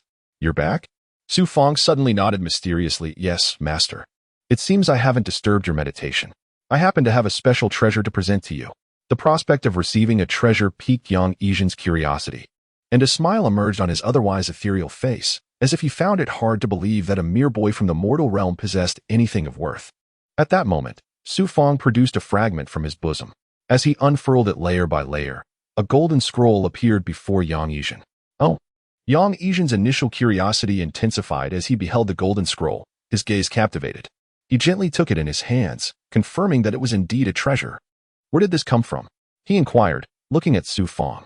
Fang recounted the tale of encountering a mysterious woman and how he obtained the golden scroll from the corpse of a man. You, my child. Perhaps the heavens have opened their eyes to you, allowing you to witness the clash of cultivators and even return with your life. But wait. Since you were affected by that woman and Apos' power, how did you survive? Yang Yijin discerned the crux of the matter. I forgot to mention, Master. I accidentally merged with a purple radiance while I was at the medicine shop at home, and it seems that this very radiance entered my right arm, which may have countered that woman and Apos' power. Fang hesitated to mention the existence of the primordial sacred mirror, as it housed a powerful woman of unknown origin, and he deemed it prudent to keep that knowledge to himself for the time being. A severed hand? Indeed, the world is vast and filled with bizarre occurrences. If it belonged to a cultivator, then the purple radiance could potentially be their bloodline. Yang Yijin pondered, arriving at a conclusion, though he remained puzzled about certain aspects. Nevertheless, he grasped why Fang could still cultivate despite sustaining severe injuries. Curiously, Fang asked, Master, what is this golden scroll? Yang Yijin replied, This. I cannot discern its true nature unless its secrets are unveiled. However, this is your fortune. Wait until you grow stronger to unlock its mysteries. It is undoubtedly a treasure, one that belongs to your destiny. With that, Yang Yijin carefully returned the golden scroll to Fang. Initially intended as a gift for his master, Fang was taken aback when Yang Yijin refused it. He stored the golden scroll and suddenly inquired, What is Zhao Kingdom? That woman said that if word of this gets out, the entire Zhao Kingdom will tremble. Ah, Zhao Kingdom. It is said to be more powerful than Tian'an Prefecture, a distant realm of cultivation, quite far removed from here. I have never been there myself. Now, your meridians have been restored. I shall extract the goo insects, and you can begin to challenge the extraordinary realm. Seemingly reluctant to delve too deeply into the outside world, Yang Yijin placed his palm against Fang's lower abdomen. After a few breaths, 3 blood shadows were once again sealed within a box. My meridians are finally back to normal. At that moment, Fang and Apos' emotions were indescribable. Having faced despair multiple times due to his meridian issues, after regaining his composure, he gathered all his blood energy and inner strength, beginning to reverse the flow of energy through his body. In an instant, his skin flushed crimson. This crimson hue cascaded over Fang, resembling a radiant bloodlight, enveloping his head, lower body, and hands repeatedly. After countless occurrences, a fiery crimson flame formed atop his head, and sounds of crackling emanated from within him, as dark, vile blood surged forth from his body. With a final surge of reverse blood energy, Fang abruptly spat out a mouthful of fresh blood. In an instant, the crimson light vanished, his body returned to its normal hue, and a strange white spiritual mist began to emanate from him.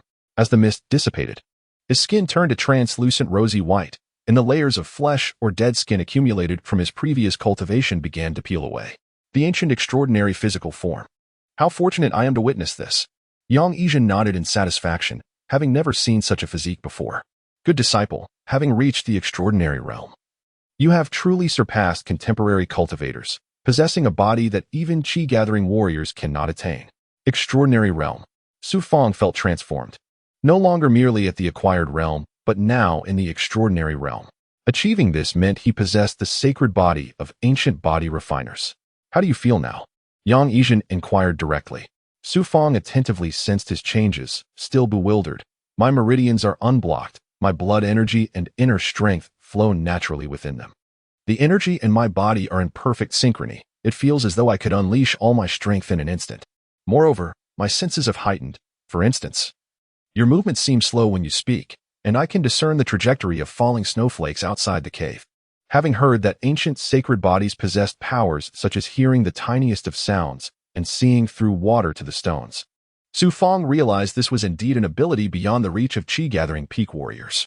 It seemed that the perfect ancient physique was comparable to the current fetal realm, confirming that chi-gathering was the foundational cultivation practice. Hearing the tiniest of sounds, seeing through water to the stones. These were concepts Fang had never encountered. Master, does this mean I have surpassed the chi-gathering realm? This only pertains to your physical form. You have yet to begin internal cultivation to refine your chi. So in terms of inner energy, which is spiritual energy, you are still far from the chi-gathering realm. Fang recalled having reached the 5th level of chi-gathering. Knowing only of chi-gathering and inner breath, evidently, chi-gathering was not widely understood. It had its origins in antiquity. In the beginning, humanity primarily focused on physical cultivation, which eventually evolved into chi refinement. At that time, The methods for cultivating qi were ancient. Later, humans began to absorb the essence of heaven and earth, meditating while breathing in qi. This evolution led to the present, where no one knows how it transformed. Today, the qi-gathering realm consists of 10 levels. The first 5 encompass both internal and external cultivation, while the 6th to 10th levels emphasize nurturing qi to condense spiritual energy. Every entity possesses spiritual energy, and so must humans. But it requires cultivation to gradually condense and acquire a minuscule amount of spiritual energy. Upon reaching the fetal realm, one must transform spiritual energy into spiritual power. Possessing spiritual power signifies one is a cultivator. This is spiritual power. After providing some foundational explanations, Yang Yizhen suddenly spread his fingers, causing a vortex of white spiritual energy to emerge from his palm. This is spiritual power, the true force possessed by cultivators. Yang Yizhen retracted the spiritual energy. Only with spiritual power can one learn various martial arts and spells. Of course, this requires a lengthy process of cultivation. While it sounds simple, you will find that mastering these skills is an immense endeavor, especially when it comes to acquiring spells, which necessitates extensive practice. Now that your body has returned to normal, once you attain the perfect physical form, you will reach a high level within the fetal realm. If you begin internal cultivation now, you can directly transition from perfection to the fetal realm without starting from the qi-gathering realm, as you already possess some spiritual energy within you. Once combined with internal cultivation, your spiritual energy will condense significantly. Thus, it became clear that the initial focus was on physical cultivation, followed by qi-gathering, qi refinement, qi condensation, and finally, the attainment of spiritual energy, which allows one to enter the fetal realm and become a cultivator. In that moment, through Yang Yizhen's insights and his own previous understanding of the qi-gathering realm, Fang comprehended what qi-gathering cultivation truly entailed. It was akin to physical cultivation. Progressing step by step, relying solely on internal cultivation was insufficient, and relying solely on external means was equally inadequate. A balance of both was essential. If you were to enter the fetal realm, you would surpass most cultivators of the fetal realm. For you possess a formidable physique that would elevate you above contemporaries in any form of cultivation. Of course, the path of cultivation is boundless. Qi-gathering serves as the foundation, while the fetal realm merely marks the threshold of becoming a cultivator. Even mastering spells remains challenging, limited to the practice of rudimentary spells. Good disciple, with your current cultivation, you are more than qualified to step into Tianmen Prefecture. No, I am resolute in my pursuit of the great perfection. Since it is arduous for many to attain this pinnacle, I, Fang, shall strive to become one of the perfected. The realm of the great perfection of the 100 Apertures bloodline primarily revolves around the practice of vital blood-shattering garments. Yang Yizhen displayed a look of surprise, initially believing that Fang would abandon his quest for the great perfection, only to find that he was determined to persist. Although vital blood-shattering garments is not documented in contemporary practices, my master possesses a general understanding of its cultivation. This is somewhat akin to the flesh embryo realm. The flesh embryo represents the human body, which is clothed in a protective layer. This layer serves both to safeguard the body and to impede human cultivation. Fang immediately perked up his ears and listened intently. What is the flesh embryo realm? Essentially, it focuses on the cultivation of the physical body. The human form serves as a bridge connecting heaven and earth. Hence it is termed the flesh embryo, designed to store energy. Therefore, one must cleanse the body of all impurities, purifying the flesh embryo of all detrimental forces. These impurities are akin to layers of garments that confine the body. Each cleansing session serves as a purification, and vital blood-shattering garments is a unique method of cleansing. Yang Yizhen elaborated on this in great detail. With his understanding of the realms of sustenance and flesh embryo, combined with the 100 Apertures bloodline, he was able to discern the underlying principles. Consequently, Fang grasped the concept immediately. All impurities within the body become akin to the fetal garment, a notion that has been passed down since antiquity. Just as humans don clothing, the garment serves as the fetal attire, while the flesh embryo embodies the physical form. Achieving the great perfection of the physical body entails the purification of these internal impurities. If I purify them, does that mean the fetal garment is eradicated? This notion aligns closely with what I believed when I first embarked on my cultivation journey. I thought that a single breakthrough would expel all impurities from my body, thereby eliminating them.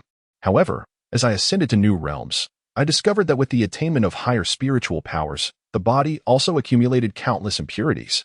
If this continues, shall I forever be unable to shed the fetal garment? You have posed a question I too cannot answer, for there are many unknown realms ahead. I have heard that although our world is vast, it is merely a minuscule fragment within the boundless expanse. Beyond our small world lies an immense universe. Beyond the heavens, there are heavens. Su Fang could not help but follow Yang Yizhen's gaze towards the sky outside the cave. The heavens were incomprehensibly vast. Just as he was about to return his gaze, he suddenly noticed that the heavy snow that had persisted for over half a year had vanished in an instant.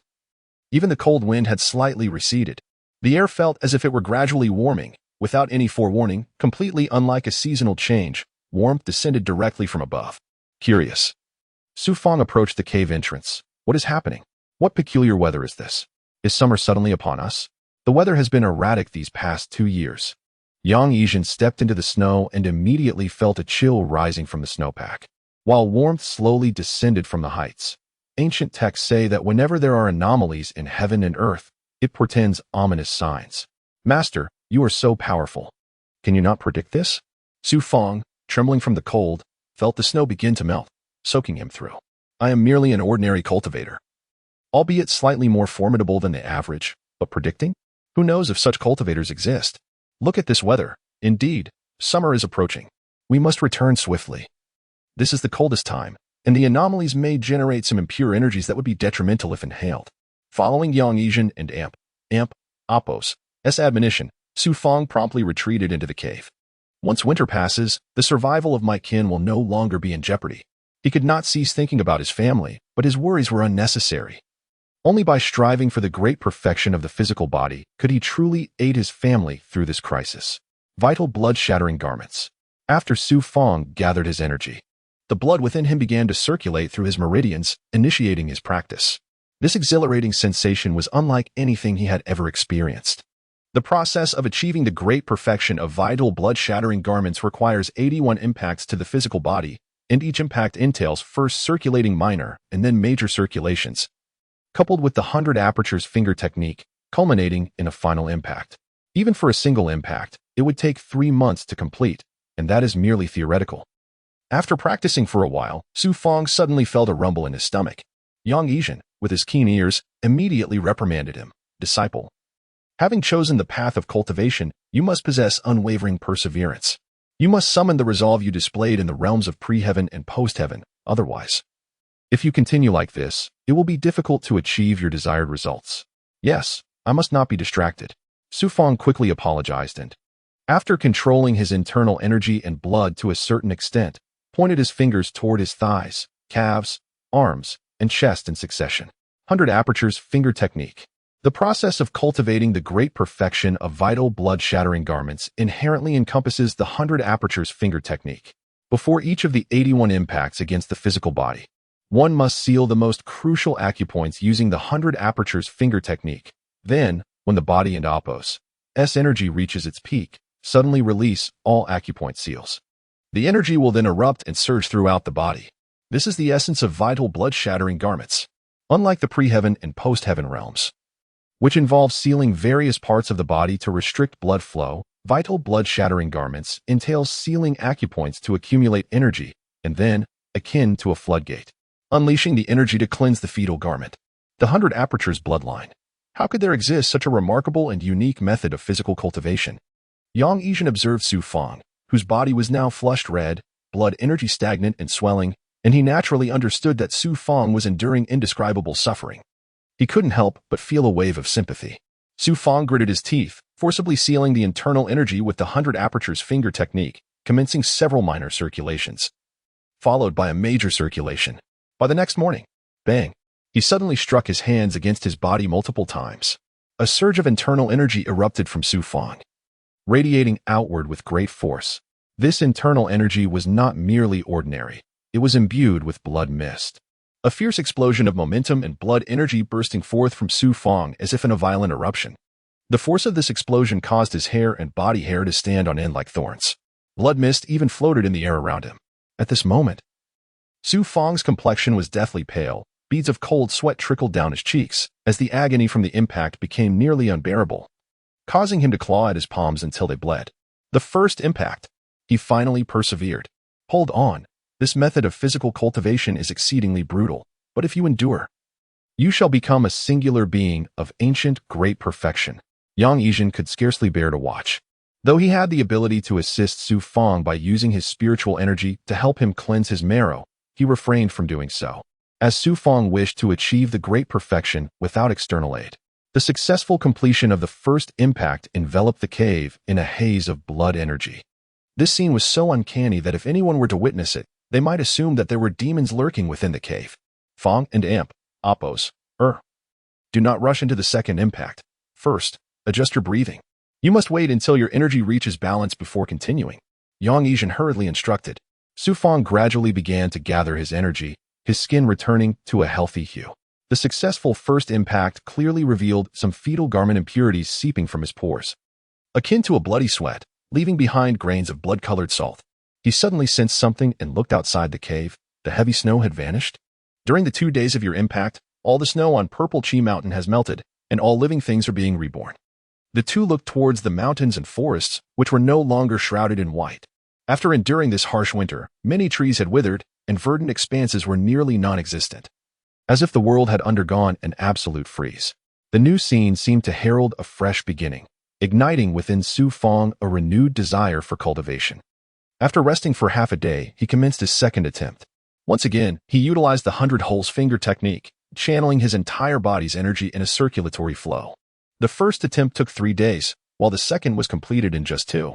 The third and fourth attempts were also accomplished in under 2 days, on average. Each attempt required a duration of 2 days. Thus, Su Fang persevered for over 2 months. One night, as he gazed upon the bright moon and the twinkling stars, he felt a semblance of vitality restored after yet another successful endeavor. Yang Yizhen called out from outside the cave. Tonight's night sky is exceptionally clear. Fang and Amp, Oppos, let us ascend to the peak of Ziki Mountain to admire the moon. It was indeed evening, nearly past dusk. Upon leaving the cave, Su Fang beheld the majestic apex of Ziki Mountain and sighed. Master, climbing at this hour is not easy. Let us find a more convenient spot. Yet, they were destined for the summit, where one could gaze far and wide. It seemed Yang Yizhen was in high spirits tonight. Just as Su Fang hesitated, he suddenly felt his body lift off the ground. Lowering his gaze, he was astonished to find himself floating a foot above the surface.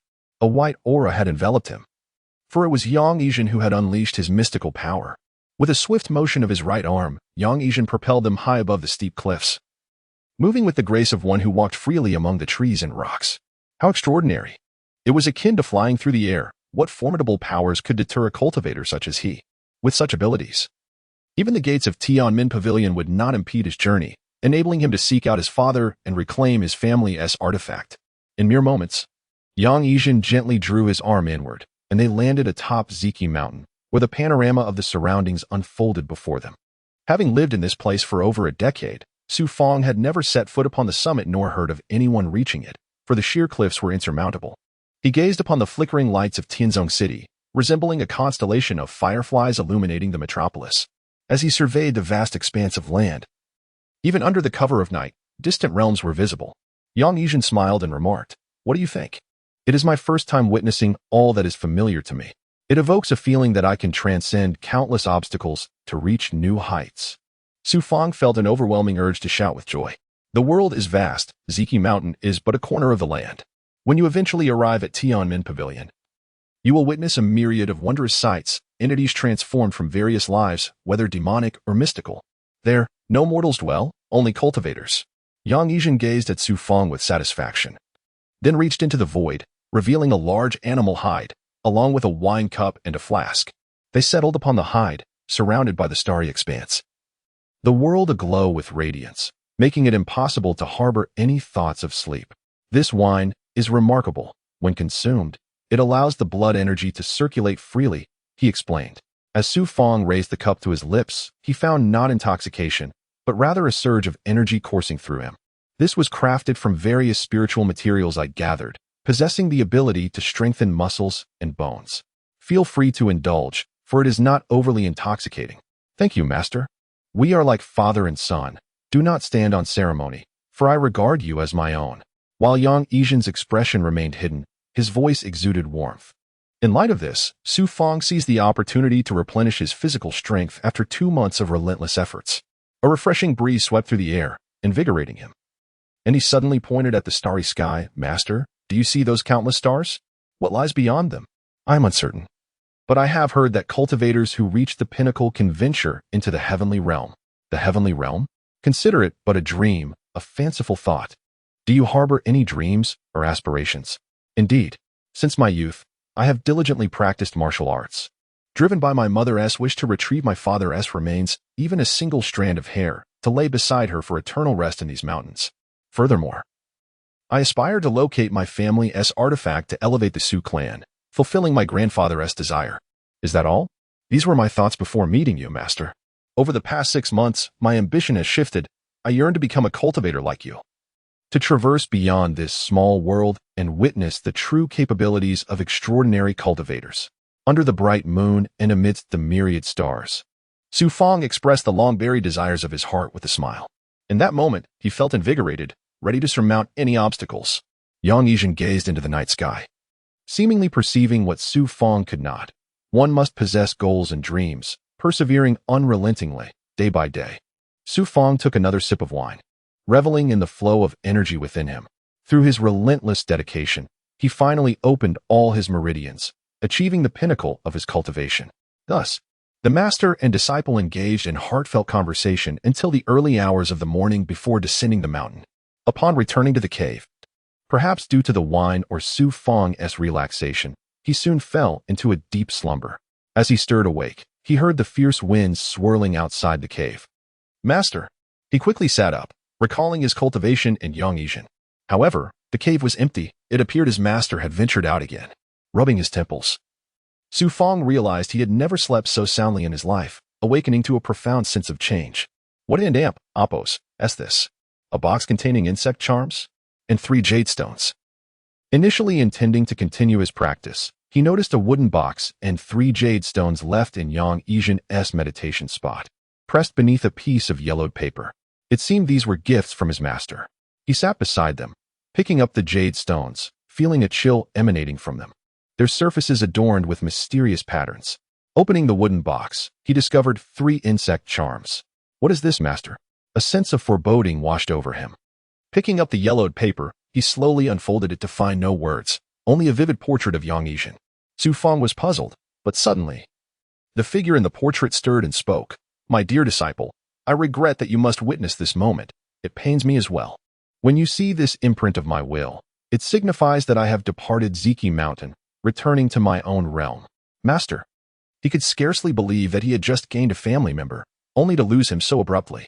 I never anticipated meeting you, accepting you as my cherished disciple, becoming the one thing I could not let go of. I wish to thank you. You have seen the 3 charms and the jade stones. Yes, these are gifts for you.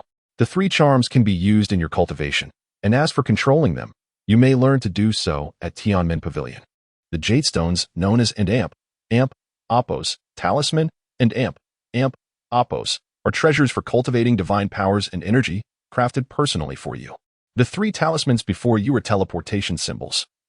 Each talisman can transport you 10 miles. As you step into the realm of cultivators, you will undoubtedly encounter numerous dangers that you cannot confront alone. These 3 talismans can save you thrice. While I may not always be by your side, you must cultivate independence in your growth. Surely, you would not wish to remain forever sheltered under my wing, would you? Use these talismans wisely. As for other assistance, I shall refrain from providing too much. Excessive help may hinder your willpower. You are approaching your final hurdle, the great perfection, which will usher in the legendary heaven-defying tribulation, a trial that will cleanse your marrow and flesh.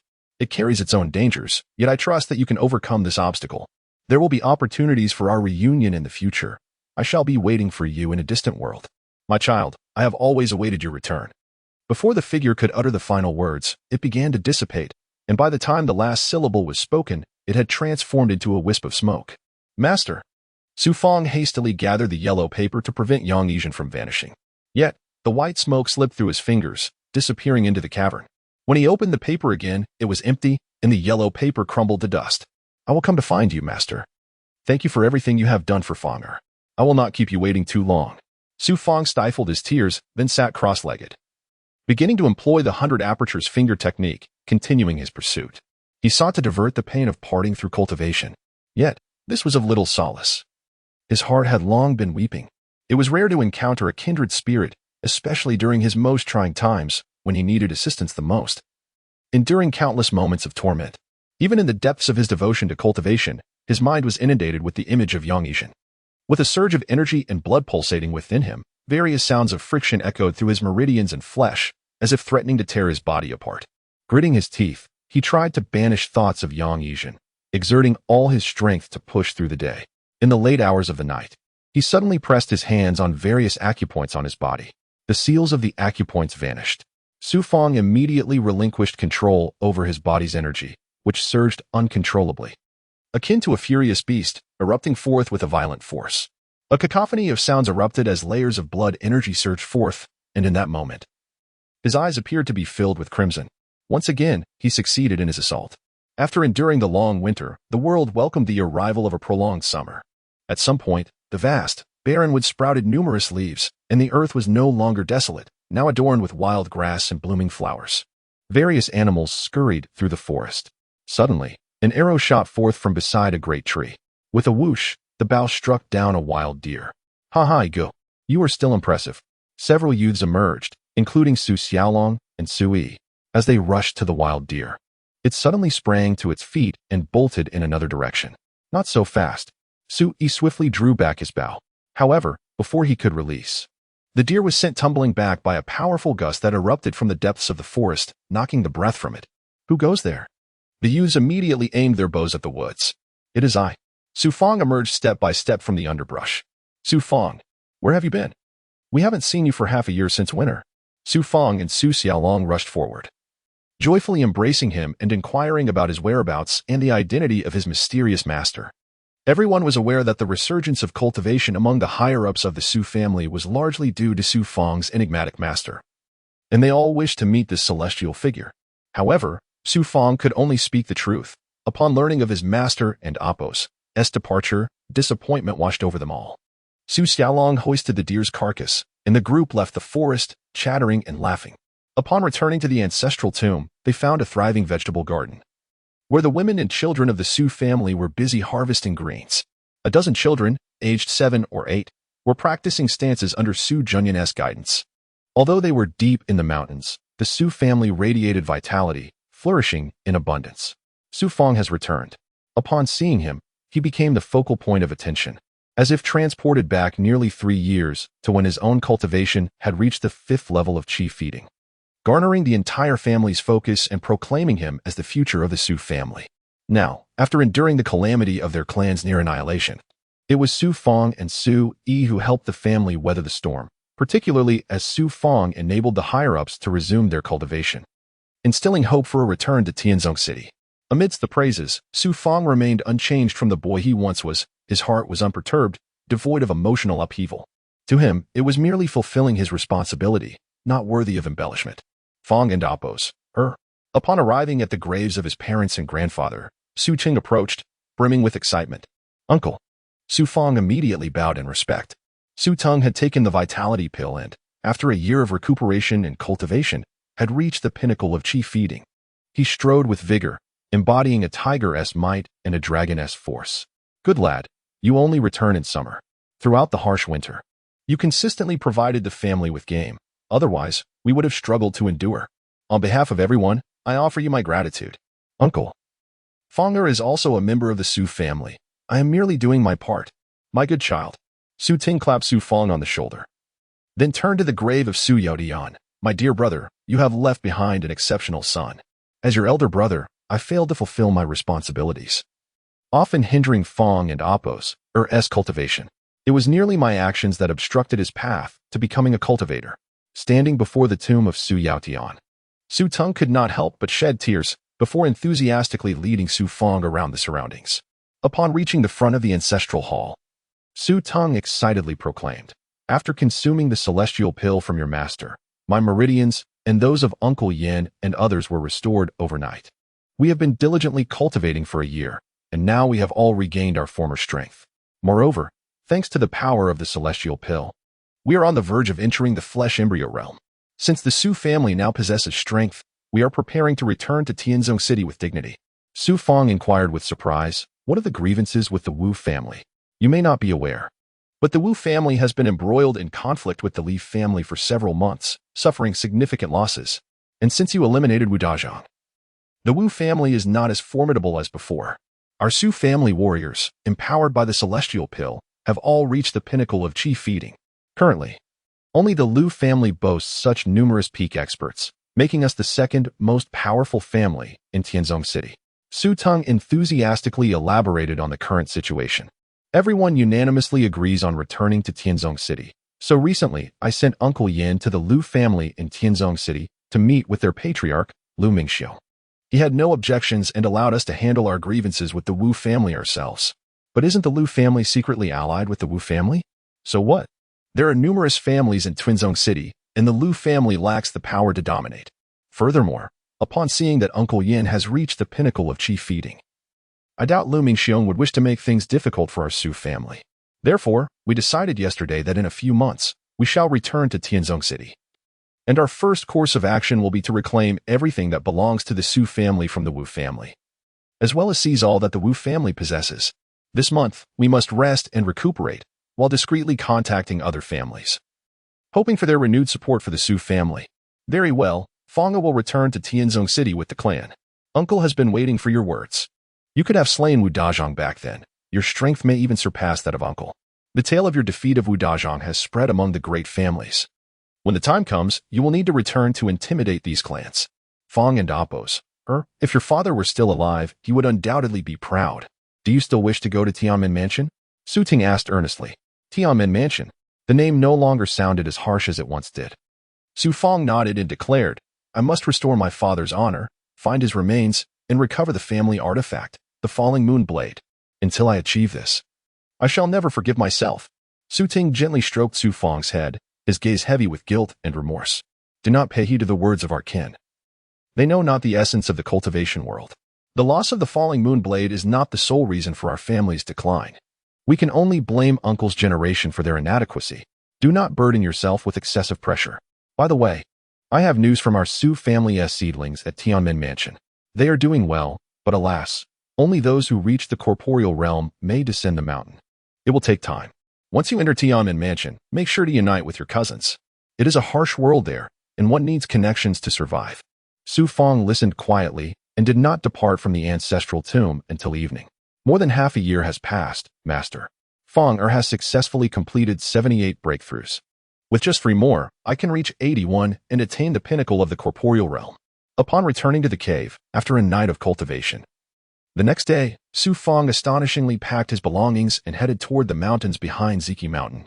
After half a day, he ventured deeper into the mountains and discovered a secluded valley. In such an untraveled place, if he were to encounter the legendary corporeal tribulation, it would likely go unnoticed. It turned out he had come to the deep mountains to prepare for the tribulation. With just 3 more breakthroughs, he could reach the pinnacle of the corporeal realm and face the formidable tribulation. The corporeal tribulation, as spoken in ancient tales, is an existence shrouded in mystery. No one truly knows if it exists. Yet, Su Fang must prepare himself diligently. Beside the open space in the valley, he quickly erected a wooden shelter and began his final 3 surges. The last 3, just as he was about to commence his cultivation, a sudden rustling from the forest caught his attention. Drawing his sword, Su Fang approached the clearing, only to find pairs of blood-red eyes emerging from the dark woods. A dozen ferocious wolves slowly appeared, their hungry gazes capable of instilling terror in anyone. Beasts, come forth. Su Fang gripped his sword firmly, calmly watching the pack. With a howl, the wolves charged, their speed increasing as they leapt over mounds of earth and dashed through the underbrush, sending a flurry of leaves swirling. In the blink of an eye, several wolves lunged at Su Fang. With a swift motion, he unleashed a strike. The bodies of the wolves fell from the air, their heads severed, blood staining the atmosphere. As more wolves charged from behind, Su Fang remained composed, stepping forward as if his sword had a mind of its own, slicing through the air with a series of precise strikes. He could hardly gauge the extent of his strength. With each stroke, a wolf was cleaved in 2. And within moments, he had dispatched over 10 of them, leaving just 3 that fled in terror. A waste of time. Su Fang settled down in the clearing, employing his 100 apertures finger technique, and began to circulate his energy. Soon, his skin erupted with vitality. Over the next few days, the valley reverberated with tremors, causing all the creatures to flee. Days later, a thunderous crash echoed through the valley. Around the spot where Su Fang sat, the grass was uprooted. A mist of blood swirling ominously around him. At this moment, blood seeped from his pores. The 81st breakthrough had finally been completed. He had no time to deal with the impurities of the afterbirth. He immediately used the 100 apertures finger technique to seal his acupoints and lay down to rest. He needed to gather his strength, for the final surge was imminent. According to the 100 apertures bloodline, the moment he reached the pinnacle of the corporeal realm, a tribulation would descend, and after enduring its cleansing, he would become a true master of the realm. After resting for 3 whole days, once his spirit was rejuvenated, he began to concentrate all his energy, enveloping it with inner strength and vital essence, circulating it through his meridians. As the 100 apertures technique released his acupoints, an astonishing force of vitality erupted within him, as if his body were being torn apart. In that instant, the blood energy he released soared into the sky. Half an hour passed, and to his astonishment, crimson lightning appeared high above, illuminating the heavens. The blood-colored lightning lingered for a moment before splitting into 4 bolts, racing towards Fang at an alarming speed, while the sky above the valley darkened ominously. The heavenly tribulation is upon me. I must endure. According to the teachings of the 100 apertures bloodline, the corporeal tribulation does not seek to obliterate the challenger, but rather to enter their beings, cleansing their marrow with the power of the heavenly tribulation.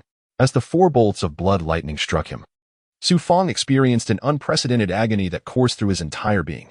His hands, feet, body, and head flickered with countless arcs of tribulation lightning, and at that moment, his body no longer belonged to him.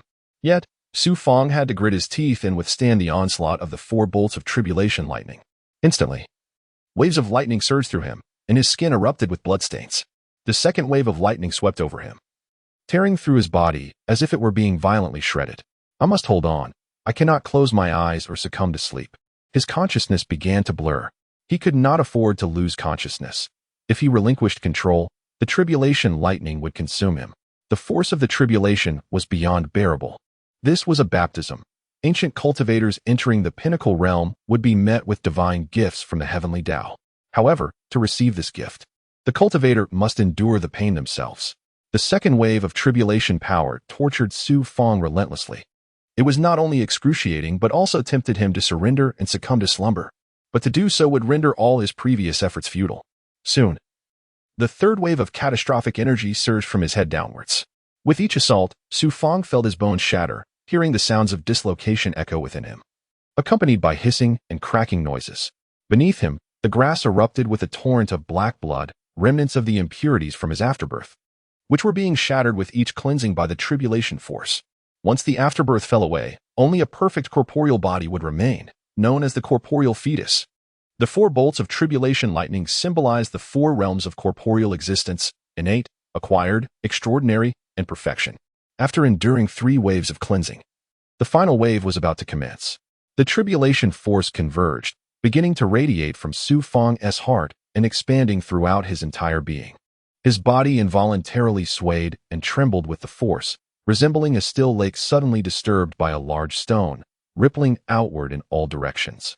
The tribulation force surged towards his head, hands, legs, meridians, and bones, causing them to quake.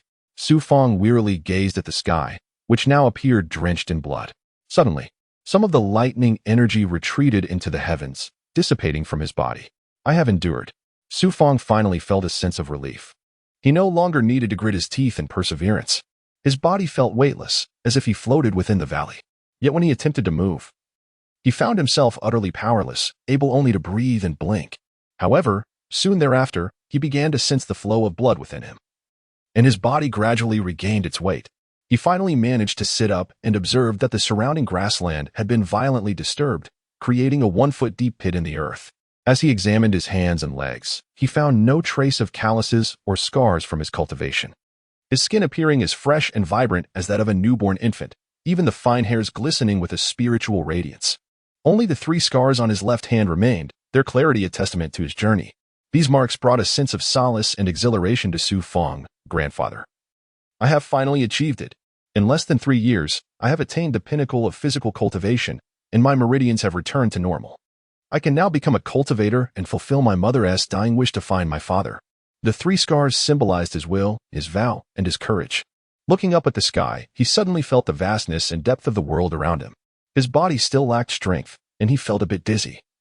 He needed to rest. The baptism was over, yet his body required time to recover. According to the final techniques of the blood meridian, once one has survived a calamity, the baptism concludes, but the physical body must undergo a gradual rebirth. He needed to return to the wooden shed, otherwise, should a wild beast attack, his fate would be sealed.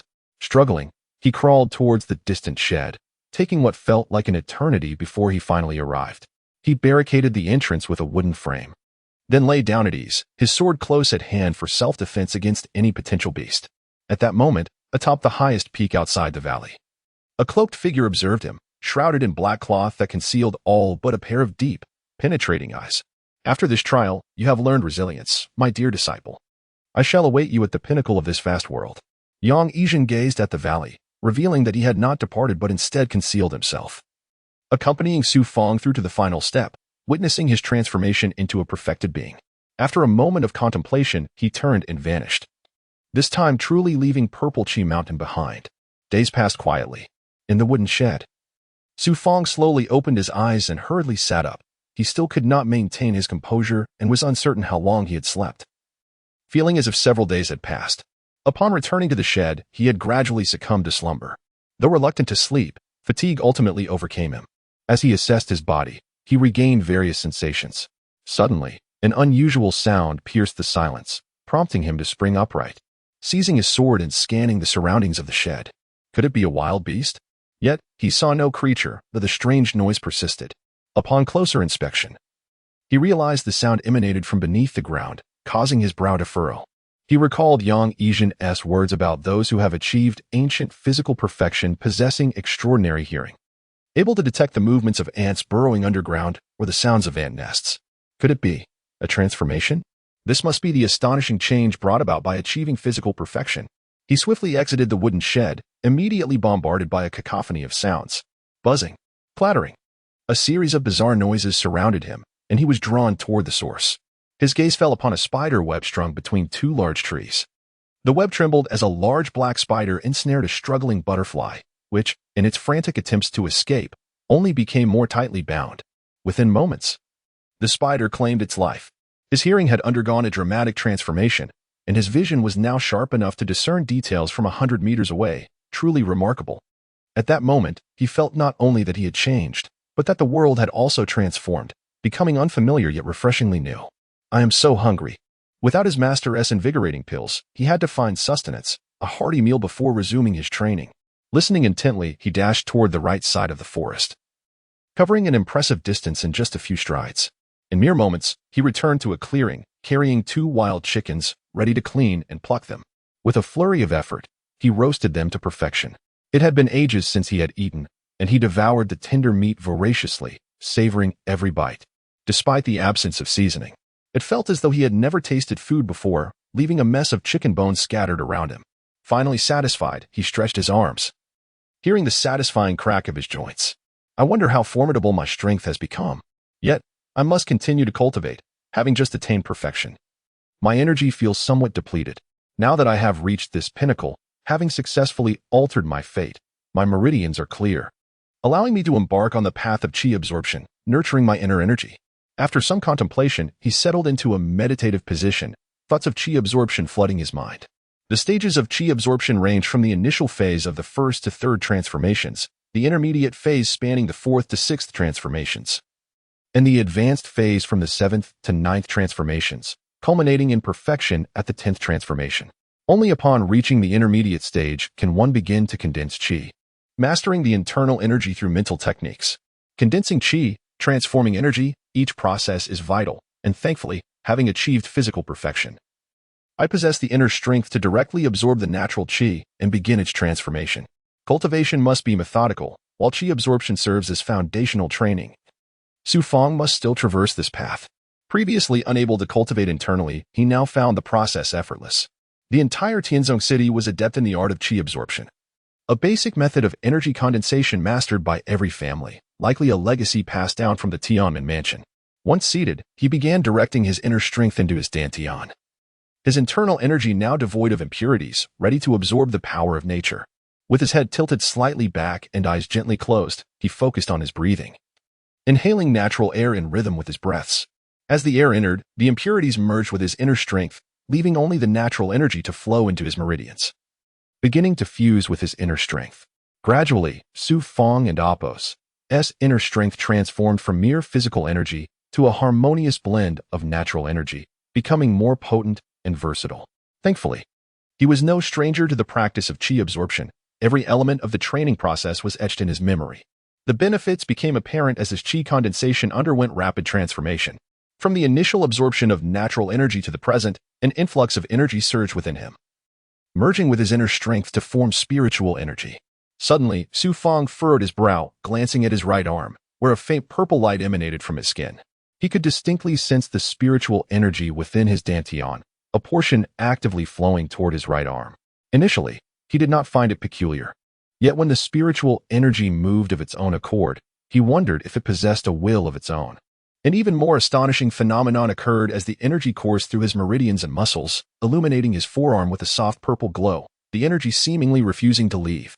He quickly regained control, understanding that his dantian was the foundation of a cultivator, the reservoir of all energy. Once he mastered the energy, it ceased to flow into his right arm. However, upon resuming his absorption of natural energy, some of it naturally gravitated toward his arm once more. After contemplating for a moment, he suddenly realized, could it be the purple radiance at play? The purple light. It was indeed this very glow that restored his severely injured body, enabling him to embark on the path of cultivation and ultimately achieve physical perfection. Thus, the purple light was remarkably mysterious. Yang Yizhen had never fully explained it, perhaps beyond his understanding, merely stating that it was Fang's unique encounter. A secret he must unravel on his own in due time. Now, the right arm actively absorbs energy, which presents a dilemma. The human body inherently possesses a dantian, a realm of energy, and with the right arm actively drawing energy, a second realm of energy emerges within Fang. Is this an advantage or a disadvantage? Could it possibly relate to defying fate? Regardless, I cannot cease my cultivation to prevent energy from flowing into my right arm. I shall accept this as fate. An unexpected fusion with the purple radiance. I sense the dantian. Although I cannot see its condition, my physical body has reached a state of great perfection, allowing me to control it with ease. Hence, I use my physical form to sense the dantian, and with mastery over energy, I am pleasantly surprised to discover that the spiritual energy within the chi sea is increasing. Throughout this process, I must also refine my energy. Refining energy, or transforming essence into energy, has evolved from ancient cultivation civilizations.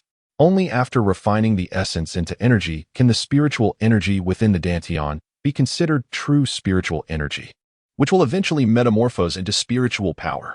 After more than 2 months, it is time for me to return to the ancestral tomb to visit my uncle. And I should aim to return to Tianzong City soon. Thus, I shall set forth for Tian'an Mansion. Father, your child will soon be by your side, bringing you back to never part from mother. Days pass. Fang departs the valley. The arduous cultivation in the deep mountains is now behind him.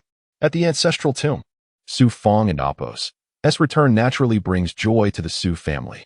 He first pays homage to his relatives, especially to his grandfather. In less than 3 years, he has fulfilled his promise, but unfortunately, his grandfather will not witness this moment in his lifetime. Since Fang and Apos has returned, we shall launch a night raid on the Wu family tonight and officially reclaim Tianzong City. As dusk descends, the summer night sky is exceptionally tranquil. Before the ancestral tomb, a bonfire crackles brightly. All the members of the Su family gather in concentric circles around the fire, with Su Tong at the center. Having endured this catastrophe, most of the elders of the Su family have passed away, leaving only the middle-aged generation to uphold the family. Su Junyan declares, tonight, only we shall enter Tianzong City. The others will remain here and await news. The Wu family has many skilled warriors. We must not be careless. Prepare the weapons. We shall depart in half a stick of incense. Su Ting immediately rises, and the others swiftly follow suit. The women and children return to the ancestral tomb to rest, while Su Fang, Su Yi, Su Xiaolong, and 20 other youths gather in the woods until Su Ting and Su Junyan, accompanied by over 40 skilled warriors, enter the forest. Under the moonlight, they rush down the mountain. An hour later, the Su family not only successfully opens the city gates, but also discreetly enters the city. Due to the summer season, families can be seen strolling in every street. Upon entering, the Su family disperses into groups, converging toward the territory of the Wu family. Just a few streets away from the Su family lies the Wu family's domain. While the Wu family has not established itself in Tianzong City for as long as the Su family, they have cultivated many talents in Tiananmen Mansion over the past few decades, producing numerous martial artists, especially formidable figures like Wu Dazhang. In Tianzong City, they are considered a second-tier family, perhaps due to the friction that has occurred between the Wu family and the Su and Li families in recent years. The streets surrounding the Wu family are eerily quiet. Everyone splits up to act independently. I will personally confront Lu Mingxiang, while the others will infiltrate the residences of several Wu family officials. Aside from eliminating those who must be dealt with, we should refrain from harming the servants and women and children. Dozens of individuals converge simultaneously in the street. Su Ting issues a few instructions, and the group divides into 5 squads, each consisting of around 10 members, advancing toward the various Wu family residences. Uncle, leave Wu Yongyuan to me. At this moment, before an imposing residence, more than 10 individuals block the main entrance. With a wave of Su Teng's hand, pairs of individuals swiftly ascend the city walls. Su Fang strides toward the Wu family's grand entrance. After Su Teng nods, Su Fang strikes the heavy iron door with his palm. The 2 doors, weighing over 1,000 pounds, not only crash down but also shatter into pieces upon impact with Su Fang and Appo's force. Clang. The sound of metal fragments reverberates throughout the tranquil Wu family courtyard. Intruders. The commotion is too loud. Suddenly, black-clad house servants surge from the side corridors and the front courtyard, brandishing crossbows, surrounding Su Ting, Su Fang, and the others. Arrows, glinting menacingly, are aimed at the Su family members. Should they unleash their volley, the few Su family members would likely be pierced by a rain of arrows. Patriarch. It's the remnants of the Su family. After a brief standoff, neither the Su family nor the Wu family makes a move to attack. From the front courtyard, a path opens, revealing a middle-aged man striding confidently, flanked by several unusually imposing warriors. This is none other than the Wu family patriarch, Wu Yongyuan. Wu Yongyuan. We meet again. 2 years ago, you ambushed my Su family, slaughtering the innocent, sparing neither the elderly nor the children. With nearly 1,000 lives lost at your and Wu Dazhang and Appo's hands. Today, I have come to settle this bloody debt. Su Teng bellows, shaking many Wu family servants to cover their ears in fear. Having consumed an elixir, not only has his injury healed, but his strength has advanced further, reaching the pinnacle of the qi-nourishing realm. Such an aura is naturally overwhelming for ordinary individuals. Wu Yongyuan, astonished, exclaims, "You have regained your strength? If not, why would I seek you out at night for vengeance?" Hearing this, the Wu family members realize that if they abandon their resistance now, I will not pursue them for retribution. However, should they resist, this place will flow with blood. Having weathered storms and familial decline, Su Teng carries an air of dominance. Wu Yongyuan frowns. Do not heed his nonsense. Should we surrender, all of us Wu family members will become prisoners of the Su family. Do you wish to be enslaved for life? Suddenly, Su Fang steps forward. Uncle, allow Fanger to deal with this villain soaked in the blood of my Su family. Is he the one who killed the chief instructor, Su Fang? The Wu family members instinctively recoil in terror. Very well, capture the scoundrel Wu Yongyuan. The rest shall be granted a path to safety. Su Ting agrees with satisfaction. Wu Yongyuan, like an enraged beast, Su Fang, undaunted by the crossbows, strides directly toward Wu Yongyuan. You, a mere child, think you can turn the tide? Fire.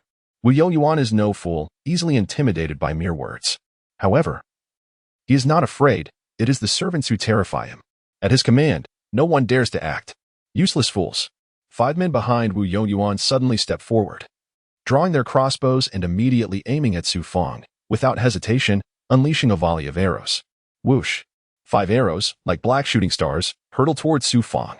At this moment, Su Ting and the skilled warriors of the Su family are filled with apprehension for him. Yet, astonishingly, Su Fang neither dodges nor counters, standing there coldly, watching the arrows strike his body. Thud, thud, thud. An unbelievable scene unfolds. The 5 arrows strike Su Fang's chest simultaneously without any deviation.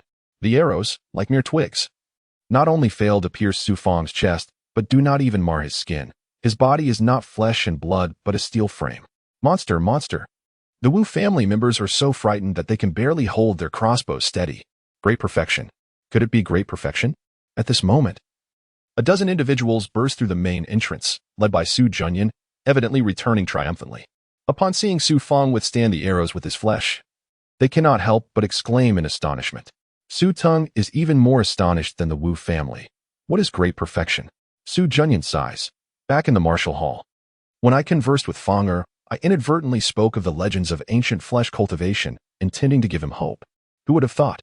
Who would have thought Fang and Amp, Oppos, has indeed accomplished it? Su Fang nods slightly. Uncle, it is true that over the past 2 years, through rigorous cultivation on Purple Chi Mountain, I have attained the realm of ancient flesh great perfection. Now, any warrior in the Chi-nourishing realm poses no threat to me. And I have also repaired the blockages in my meridians, allowing for internal cultivation. My esteemed younger brother, if your spirit lingers, may you heed these words. A cascade of tears streamed from Su Tung and Oppos' eyes. Su Junyan brandished his blood-soaked blade, proclaiming, "Hearken, members of the Wu clan. Vengeance shall be exacted upon those responsible. The ringleaders of the Wu family have met their end, while the rest shall be spared. Unlike your merciless clan, the Su family does not engage in indiscriminate slaughter. Resistance is futile. We seek no harm from those who yield. Disregard their deceitful words. Eradicate this whelp, failing to eliminate Su Yaodian in the past. We must now extinguish his progeny." Wu Yongyuan commanded the 5 masters, reiterating the kill order. With a whoosh, the 5 masters, Wu Yongyuan and Oppos' loyal hounds, abandoned their crossbows. Seizing their swords, they lunged towards Su Fang with alacrity, their movement swift and menacing. Su Fang's brow furrowed slightly. Having spurned the path to survival, you seek demise. Why waste words? Your end is nigh. As the 5 masters brandished their blades, poised to cleave Su Fang, he unleashed a fist imbued with palpable force. The surge of energy, akin to a torrential flood, reverberated through the air. Crackle. The onrushing assailants were repelled a considerable distance by the force of the blow. With resounding thuds, the 5 figures collapsed, lifeless, resembling slaughtered swine. Fire. Wu Yongyuan, aghast at the display of such prowess, lost his composure. Most of the Wu clan's warriors trembled in fear, some succumbing to incontinence. Others, overwhelmed by terror, unleashed a volley of arrows. The archers surrounding Wu Yongyuan, intent on transforming Su Fang into a pincushion, released a barrage of projectiles. Yet, Su Fang, undeterred, strode purposefully towards Wu Yongyuan, impervious to the hail of arrows. Those that struck his person shattered upon impact, causing no harm. The archers, thoroughly terrorized, scattered in disarray. Surround and slay him. Cleave a path through the carnage. The remaining dozen or so experts rallied around Wu Yongyuan, lunging towards Su Fang. Observing the fragments of shattered arrows littering the ground, Su Fang swept his foot across them. With a resounding crash, dozens of broken shafts hurtled towards the throng, leaving no survivors. Each was impaled with the remnants of the arrows. Nowhere to run, Su Fang exclaimed, leaping forward as Wu Yongyuan fled towards the inner sanctum. Avoid unnecessary bloodshed. Pursue. Su Ting commanded, as he and Su Junyan gave chase. Bang. As the two reached the center of the courtyard, poised to ascend the steps leading to the inner sanctum, Su Fang was violently ejected, sliding backward upon landing. A bloody gash marred his right palm. Doomed. You little cur. Your father may have lost the Moonfall blade, but the Wu clan possesses the ancestral artifact, the immortal thorn armor. You cannot prevail. Wu Yongyuan emerged, brazenly striding from the inner sanctum, clad in a black vest adorned with countless small barbs. The immortal thorn armor. A treasure reserved for cultivators, defied ordinary weaponry. Only the Su clan's Moonfall blade could rival it. Su Junyan exclaimed in awe, the immortal thorn armor, indeed, a defensive treasure. Rarely seen, bestowed upon each clan leader. Su Ting fixed his gaze upon Su Fang, inquiring, Fanger, are you unharmed? Su Fang shook his head, nearly a jolt. Fear not. He is but a tortoise ensconced in its shell, vulnerable at the extremities, yet incapable of retracting. You insolent whelp. Wu Yongyuan, incensed at being likened to a tortoise. His visage contorted with rage, retorted, you shall meet your end. Wu Yongyuan brandished a rapier, revealing a repertoire of skills befitting a clan leader. With a whoosh, Wu Yongyuan launched an assault, emboldened by the protection of the immortal thorn armor. He unleashed a flurry of strikes, weaving a tapestry of swordplay. Beware. Su Tung and Su Junyan, nonetheless, harbored concerns for Su Fang, a mere youth of 16 facing a cultivator from the Heavenly Gate Prefecture. Su Fang, his eyes gleaming with contemplation, sidestepped Wu Yongyuan and Amp, Oppos' onslaught, retreating towards the corridor. The speed of this whelp, could it be the culmination of an ancient physical form? Wu Yongyuan vowed to slay Su Fang, confident in his artifact and relentless attacks.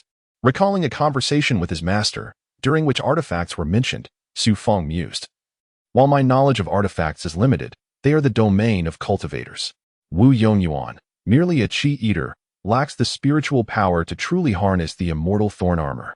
It is but a vestment. Gazing at his palm, Su Fang acknowledged the power of the artifact. A plan began to formulate in his mind. I seek passage to the Heavenly Gate Prefecture, to touch the Heavenly Gate. If I could acquire this immortal thorn armor, it would enhance my prospects. First, you shall perish. Wu Yongyuan, temporarily unable to subdue Su Fang, turned his attention to Su Ting and Su Junyan. Swish. A beam of light flashed past his left arm. In an instant, Wu Yongyuan's arm, severed by Su Fang's blade, clattered to the ground. Ah! Wu Yongyuan's anguished cry reverberated through the Su estate. Su Tung and Su Junyan, relieved, nodded to Su Fang and signaled the Su warriors. Archers, prepare. Target his legs, head, and arms. Swish. 20 archers unleashed a volley of arrows. While some shattered upon striking the immortal thorn armor, others found their mark. Enraged, Wu Yongyuan lunged towards Su Ting, sensing his impending doom. I shall not allow you to harm my uncle. Su Fang roared, unleashing a beam of white light that pierced Wu Yongyuan's neck. Wu Yongyuan shuddered, blood gurgling from his throat. Summoning his remaining strength, he unleashed a surge of tenfold energy. This is Su Ting and Su Junyan, sensing impending danger, released their own tenfold energy, shielding the Su warriors. Thud. The Su warriors collapsed, protected by the two masters. Boom. Wu Yongyuan and Appo's body, taking one final step, erupted in a cataclysmic explosion, unleashing a wave of blood and energy that shattered the courtyard, leaving fissures in the stone pillars. Wu Yongyuan was gone. Immortal thorn armor. Su Fang, seizing the opportunity amidst the chaos, snatched the artifact as it was flung away. Su Ting and Su Junyan, regaining their composure, surveyed the aftermath with trepidation.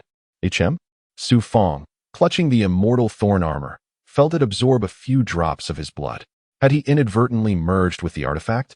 Su Fang gazed in astonishment at the Xianji armor, which appeared to be made of iron yet was as light as a feather. Quickly bring the Wu family members to the courtyard. We cannot allow those who slaughtered my kin to escape. The rest should hasten back to our Su family territory and inform everyone that from this day forth, the Su family shall take control of the Wu family and all its affairs. Su Ting began to orchestrate the next steps. Soon, a multitude of Wu family members were herded into the courtyard, their spirits thoroughly shattered by fear. As dawn approached, the courtyard brimmed with Wu family members. Yet there were few guards present, only Su Yi, Su Xiaolong, and a handful of other youths. Open the Wu family and Appo's treasury. At that moment, in the rear of the inner courtyard, within a forbidden chamber, Su Tung and Su Fang, accompanied by several adept members of the Su family, were interrogating two guards. This treasury can only be opened by the clan leader. See, the door and the lock are forged from cold iron. The guard explained earnestly. Cold iron? Su Ting furrowed his brow. This complicates matters. He turned to Su Fang. The Wu family has seized our Su family and Appo's treasures. Many valuable items are stored within. To establish our foothold in Tianzong City, we must secure financial resources. Uncle, allow me. Su Fang suddenly produced a white sword fragment, the very blade that had delivered a fatal blow to Wu Yongyuan. Cold iron is the most durable material, thus, only a magical artifact could contend with it. Moreover, this stone palace was constructed from massive stones, layer upon layer. Even Su Fang's physical strength could not easily breach it without spiritual power. Everyone, step back, Su Fang commanded, grasping the sword fragment as he focused on the ominous black lock, channeling his internal energy. In a flash, he swiped the sword fragment across the lock. With a crack, the lock shattered. However, before Su Fang could revel in his success, the sword fragment in his hand disintegrated as well. After several attempts, it had ultimately succumbed to the cold iron. He felt a pang of regret. This sword fragment had been immensely useful, a formidable weapon. It could contend not only with practitioners at the chi feeding stage, but also with those at the flesh embryo stage, instilling him with confidence. It was his secret weapon. What a treasure! Alas, it is shattered. Su Ting, too, felt the loss of a valuable artifact. This was a shard of a magical artifact I obtained at Ziki Mountain. It was quite sharp, but alas, being a fragment, it has limited uses, Su Tung consoled. However, you have acquired the Xianji armor. Let us proceed inside, he reassured. Allowing the Su family experts to guard outside, he pushed open the cold iron door to reveal a dazzling hall. Though not vast, it was filled with numerous chests.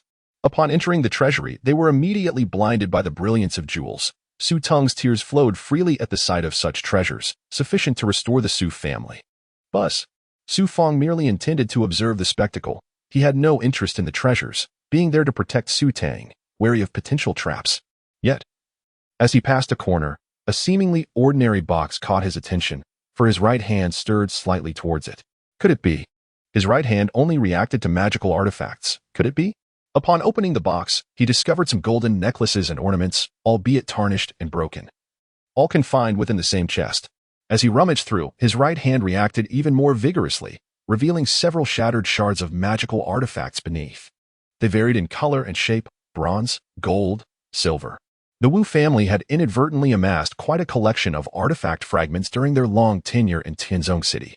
Su Fang excitedly extracted the fragments one by one.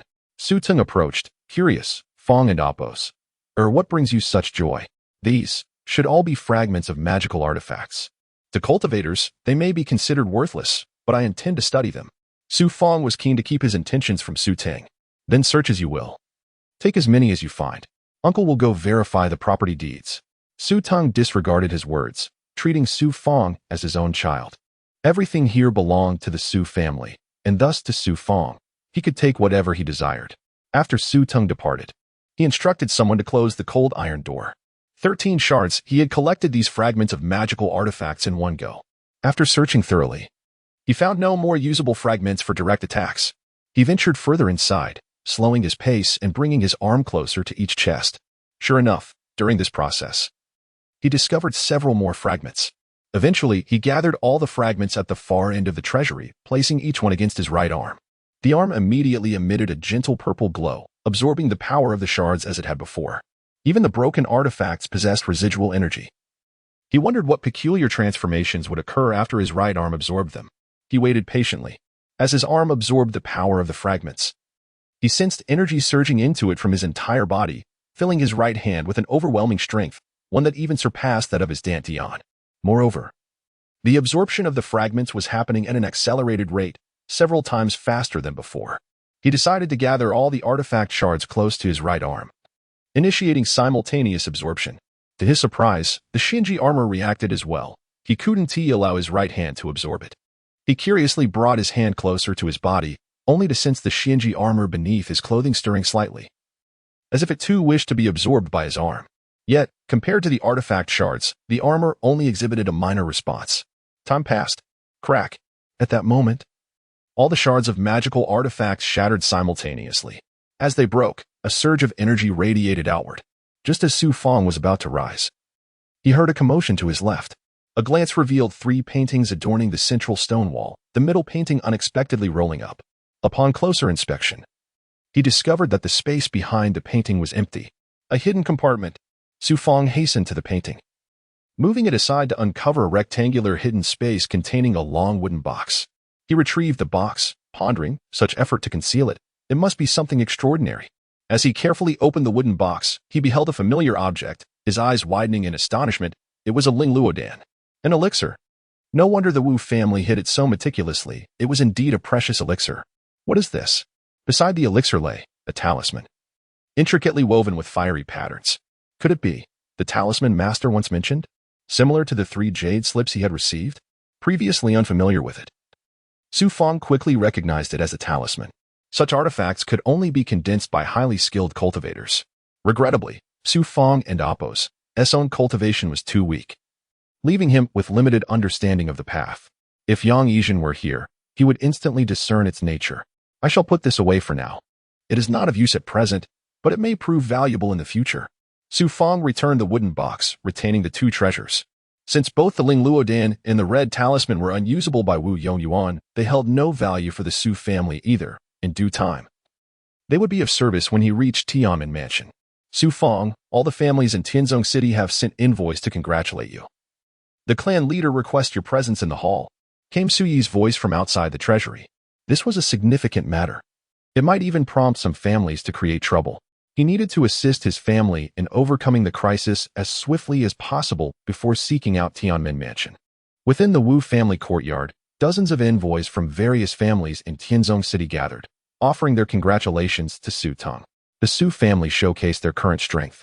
with several peak chi feeding stage experts deliberately exuding their aura, asserting their dominance. That night marked the happiest occasion for the Su family in many years. Fang, are you truly about to leave Tianzong City for Tianmin Prefecture? The revelry continues into the night as dawn approaches. At this moment, within the corridors of the Su family's inner courtyard, Su Teng and Su Junyan, both intoxicated, overhear that Su Fang intends to depart for Tianmin Prefecture at daybreak, which leaves them utterly astonished. Su Junyan remarks, "To travel to Tianmin Prefecture on your own will take at least 3 months. Along the way, you will encounter numerous perilous terrains, particularly the Fishmouth River. This is an unavoidable path to Tianmin Prefecture. Beyond the Fishmouth River lies an entirely different realm, teeming with wild beasts of a demonic nature, which even cultivators find difficult to contend with. Additionally, there is the Apos, Shimo Cave, and Apos, upon reaching that place, you will be within the territory of Tianmin Prefecture. The Fishmouth River, the Shimo Cave. These are worlds unknown to mortals, yet they are familiar to Su Fang, who has listened to the Su family's warriors discuss these places since childhood. The Fishmouth River is a treacherous location, inhabited by piranhas. To cross the river, mortals must swim, but most end up as the piranhas' prey. As for the Shimo Cave, it is a fortified stronghold constructed by Tianmin Prefecture, guarded by powerful figures from the Tianmin Sacred Emperor, with a formidable cave master reigning as a local sovereign. It is said to be exceedingly perilous there. Mortals wishing to cultivate must adhere to the regulations set by Tianmin Prefecture, facing assessments every 3 years, after which envoys personally escort the successful candidates to Tianmin Prefecture, thus avoiding danger. However, if one ventures to Tianmin Prefecture alone, they must walk the entire way. Uncle Yin, I will exercise caution. If it proves too difficult, I shall return.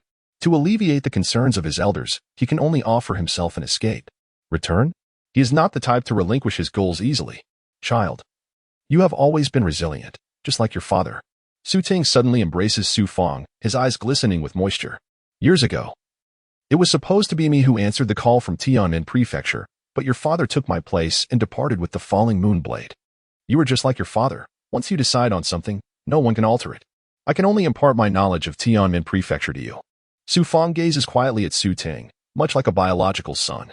Tianmin Prefecture was established by the Tianmin Sacred Emperor, a figure who has cultivated for a millennium yet remains unseen.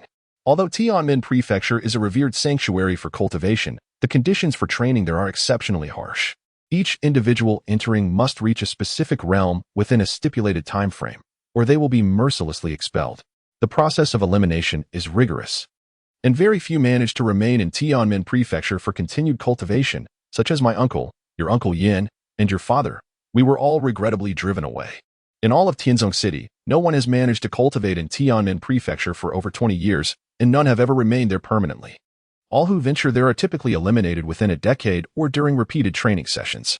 In my uncle's eyes, the competition in Tianmin Prefecture is excessively fierce, rendering it nearly impossible for the average person to access cultivation resources. The probability of advancing to the flesh embryo realm is less than 1%. The head of the Lu family, Lu Mingxiong, did ascend to the flesh embryo realm, yet he too eventually departed from Tianmin Prefecture. Thus, it is not the sanctified realm you envision, but rather a hellish place. Nonetheless, cultivating there can yield many rewards. You may witness what true immortals are like and encounter all manner of bizarre and formidable beasts. As Su Ting reflects on these memories, he finds it difficult to return to the present. Su Fang also remains in a daze, realizing that Tianmin Prefecture is indeed a place where one must exert great effort to shine. With heartfelt concern, Su Teng earnestly advises, Fang, especially regarding your celestial thorn armor, do not let it be known casually.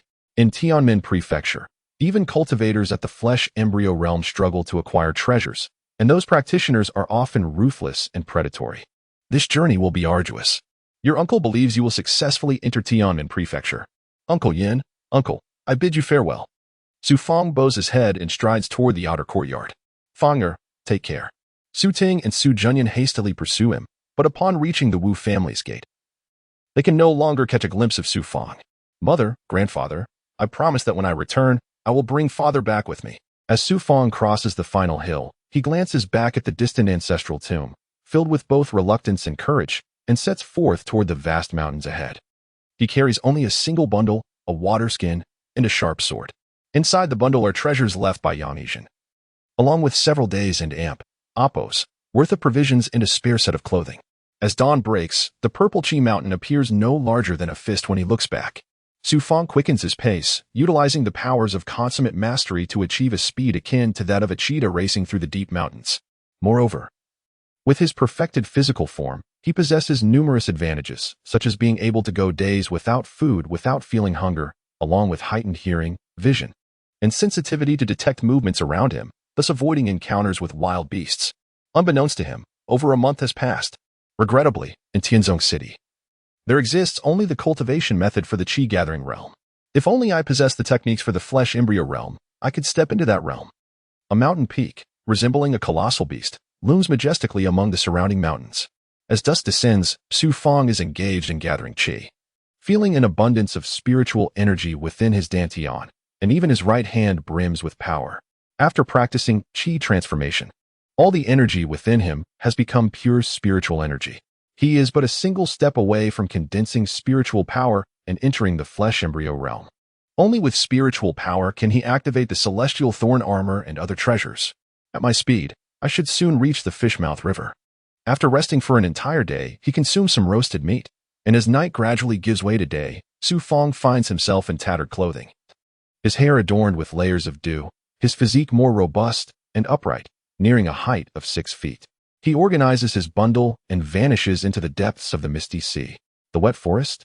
Several days later, having traversed the once vast plains, he now stands before an extraordinarily flat forest, where sporadic mountain peaks can be seen jutting up. Upon entering the forest, he listens for any sounds within, indeed discovering the calls of numerous wild beasts. He proceeds cautiously, and by afternoon, he realizes that the interior of this vast forest is marshy. Countless swamps stretch endlessly, each one capable of claiming lives if one is not careful. Fortunately, having reached consummate mastery, he can utilize any material to soar through the air, making his way along the grassy ground where wild grasses and trees flourish. Suddenly, a large swamp appears before him. As Su Fang is about to cross, he stumbles and quickly hides behind a large tree, startled by a noise ahead. Upon peering at the lake formed by the swamp, he observes ripples spreading across the surface, indicating that a significant flood has recently occurred. Could it be that the Fishmouth River lies beyond this forest? As he examines his surroundings closely, he notices the towering trees bear marks of having been submerged by the flood. Suddenly, from within the swamp, the sound of crashing water echoes, and peering out, he sees a dark shadow twisting and writhing in the swamp, struggling as if it were a great water monster. Upon closer inspection, Su Fang confirms it is indeed a colossal water snake, beset by over 100 red fish, each measuring more than a foot in length. The red fish bite at the flesh of the water snake, devouring its skin, while from the muddy waves behind, dozens more red fish dart forward, aiming for the snake and Appos' head and neck. It appears the great snake has been under attack for quite some time. After a brief struggle, it ceases to move. The red fish viciously tear chunks of flesh from the water snake, and during this gruesome process, the blood from the snake attracts even more red fish. Within a mere incense stick's length of time, a nearly 10-jong-long water snake has been completely devoured by hundreds of red fish, leaving only a scattering of bones behind. Could this be the infamous man-eating fish of the Fishmouth River? It is indeed terrifying. Even the great snake is no match for them. So how can mere mortals contend with such beasts? After a brief wait, the school of fish gradually dispersed, allowing Su to continue his journey. Venturing several hundred meters into the marshy forest, he stumbled upon several monstrous skeletons, astonished at the ferocity of the piranhas that had nearly decimated this woodland, reigning supreme at the apex of the food chain. As he pressed onward, he encountered a plethora of monstrous bones, alongside those of humans. 2 days later, he was greeted by the thundering roar of rushing rivers. Upon traversing the final stretch of forest, the marshland vanished, revealing a vast river nearly 1,000 meters wide. This was the Fishmouth River. The water surged violently, crashing against the rocky banks and sending up sprays of water, while the upstream and downstream paths bore a striking resemblance to a fish and Appos' mouth. Perhaps this was the origin of the name Fishmouth River. The river was too wide to cross by conventional means. The only option was to chop down numerous logs, roll them into the river, and use them as stepping stones to leap across the water and Appos' surface. Such a perilous crossing could not be attempted with mere bravado, especially with schools of piranhas swirling in the currents. Swimming across would undoubtedly be an act of folly. An idea dawned upon him. If there were logs suitable for stepping on, he could harness the speed of his perfected physical form to traverse the Fishmouth River. However, the odds of success were still slim. As he pondered for nearly half a day, he hesitated to make a decision. This formidable barrier could not be surmounted solely through courage. Suddenly, a peculiar thudding noise emanated from beneath the river, followed by a series of sharp sounds. An enormous bubble broke the surface, capturing Sue's curiosity. Could it be a water monster? He stepped back, his heart racing, only to see a large turtle shell emerging from the depths. The shell, over a yard long and oval in shape, was surrounded by a swarm of piranhas, which were gnashing their sharp teeth against it, accounting for the peculiar sounds. To his astonishment, a raspy voice emanated from the turtle shell. "Human friend, do you wish to cross the river? We can strike a deal." Sue felt a chill run down his spine. The turtle continued, "I am the dragon turtle spirit, residing beneath the Wanyuan River. I frequently trade with humans. Though I am a spirit, my kind has never harmed humans. I have long collaborated with them, ferrying them across the river in exchange for some of their hunted game." "Is that so? You only desire game?" Sue asked, half skeptical. "Our turtle clan cultivates power slowly, relying solely on our growth for strength. Food in the river has been consumed by the piranhas, making life difficult for us. Moreover, I maintain good relations with the practitioners of the Shamo Cave. They know me well and often collaborate with me, so you need not worry." Could he trust it? A giant question mark loomed in Sue's mind. The dragon turtle spirit added, "You must hurry. The tide will rise soon, and the water will overflow the banks, bringing forth a multitude of piranhas. If you wish to cross, then it will be impossible." The mention of the tide reminded Sue of the schools of piranhas he had seen in the forest. If that were true, crossing the river would not only be impossible but a threat to his very life. Once he crossed the Fishmouth River, the other side would lead him to the territory of Shamo Cave, which was one of the domains controlled by the Tiangman Mansion. Thus, stepping onto the opposite bank would mean he had effectively reached the Tiangman Mansion. "How much game do you require?" After a moment and as contemplation, Sue, unable to resist the temptation, decided to collaborate with the dragon turtle spirit. "The more, the better," the dragon turtle spirit promptly replied. "Part of it will be used to lure the piranhas, ensuring our safe passage across the river, while the remainder will serve as my sustenance." "Agreed. Wait for me a moment." Sue turned and dashed back into the forest. As the dragon turtle spirit partially emerged from the water, its front half revealed a head resembling that of a massive serpent, akin to the dragons of legend, adorned with a single dark horn atop its head. With its deep green, mystical eyes, it glanced at the riverbank before submerging its head, as piranhas surrounded it once more, attacking its formidable shell ineffectively. 3 hours later, as dusk approached, a figure landed with a rustle of leaves on the riverbank. Sue had returned. He dragged several wild chickens and rabbits, though he had failed to catch any larger game. The dragon turtle spirit, sensing his presence without needing to see, warned, "You must be cautious of some piranhas. Climb onto my back and bleed the game, tossing it as far as possible. The piranhas are drawn to fresh blood, and they will largely be lured away, allowing us to cross." With a determined leap from the bank, Sue landed firmly on the back of the dragon turtle spirit, which began to move. The piranhas seemed to sense the commotion, growing more agitated and ferocious. Following the spirit's instructions, Sue bled the wild chickens and rabbits, casting them into the river several yards away. In no time, the piranhas were drawn to the blood, eagerly competing to reach the offerings. The remaining piranhas, attracted by the scent of blood lingering in the air, leapt from the water, snapping their jaws at Sue.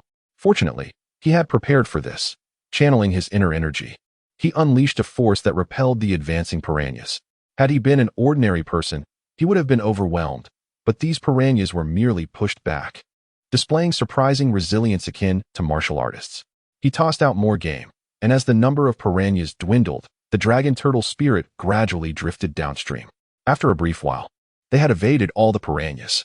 The discarded game had already been consumed by a swarm of crimson creatures.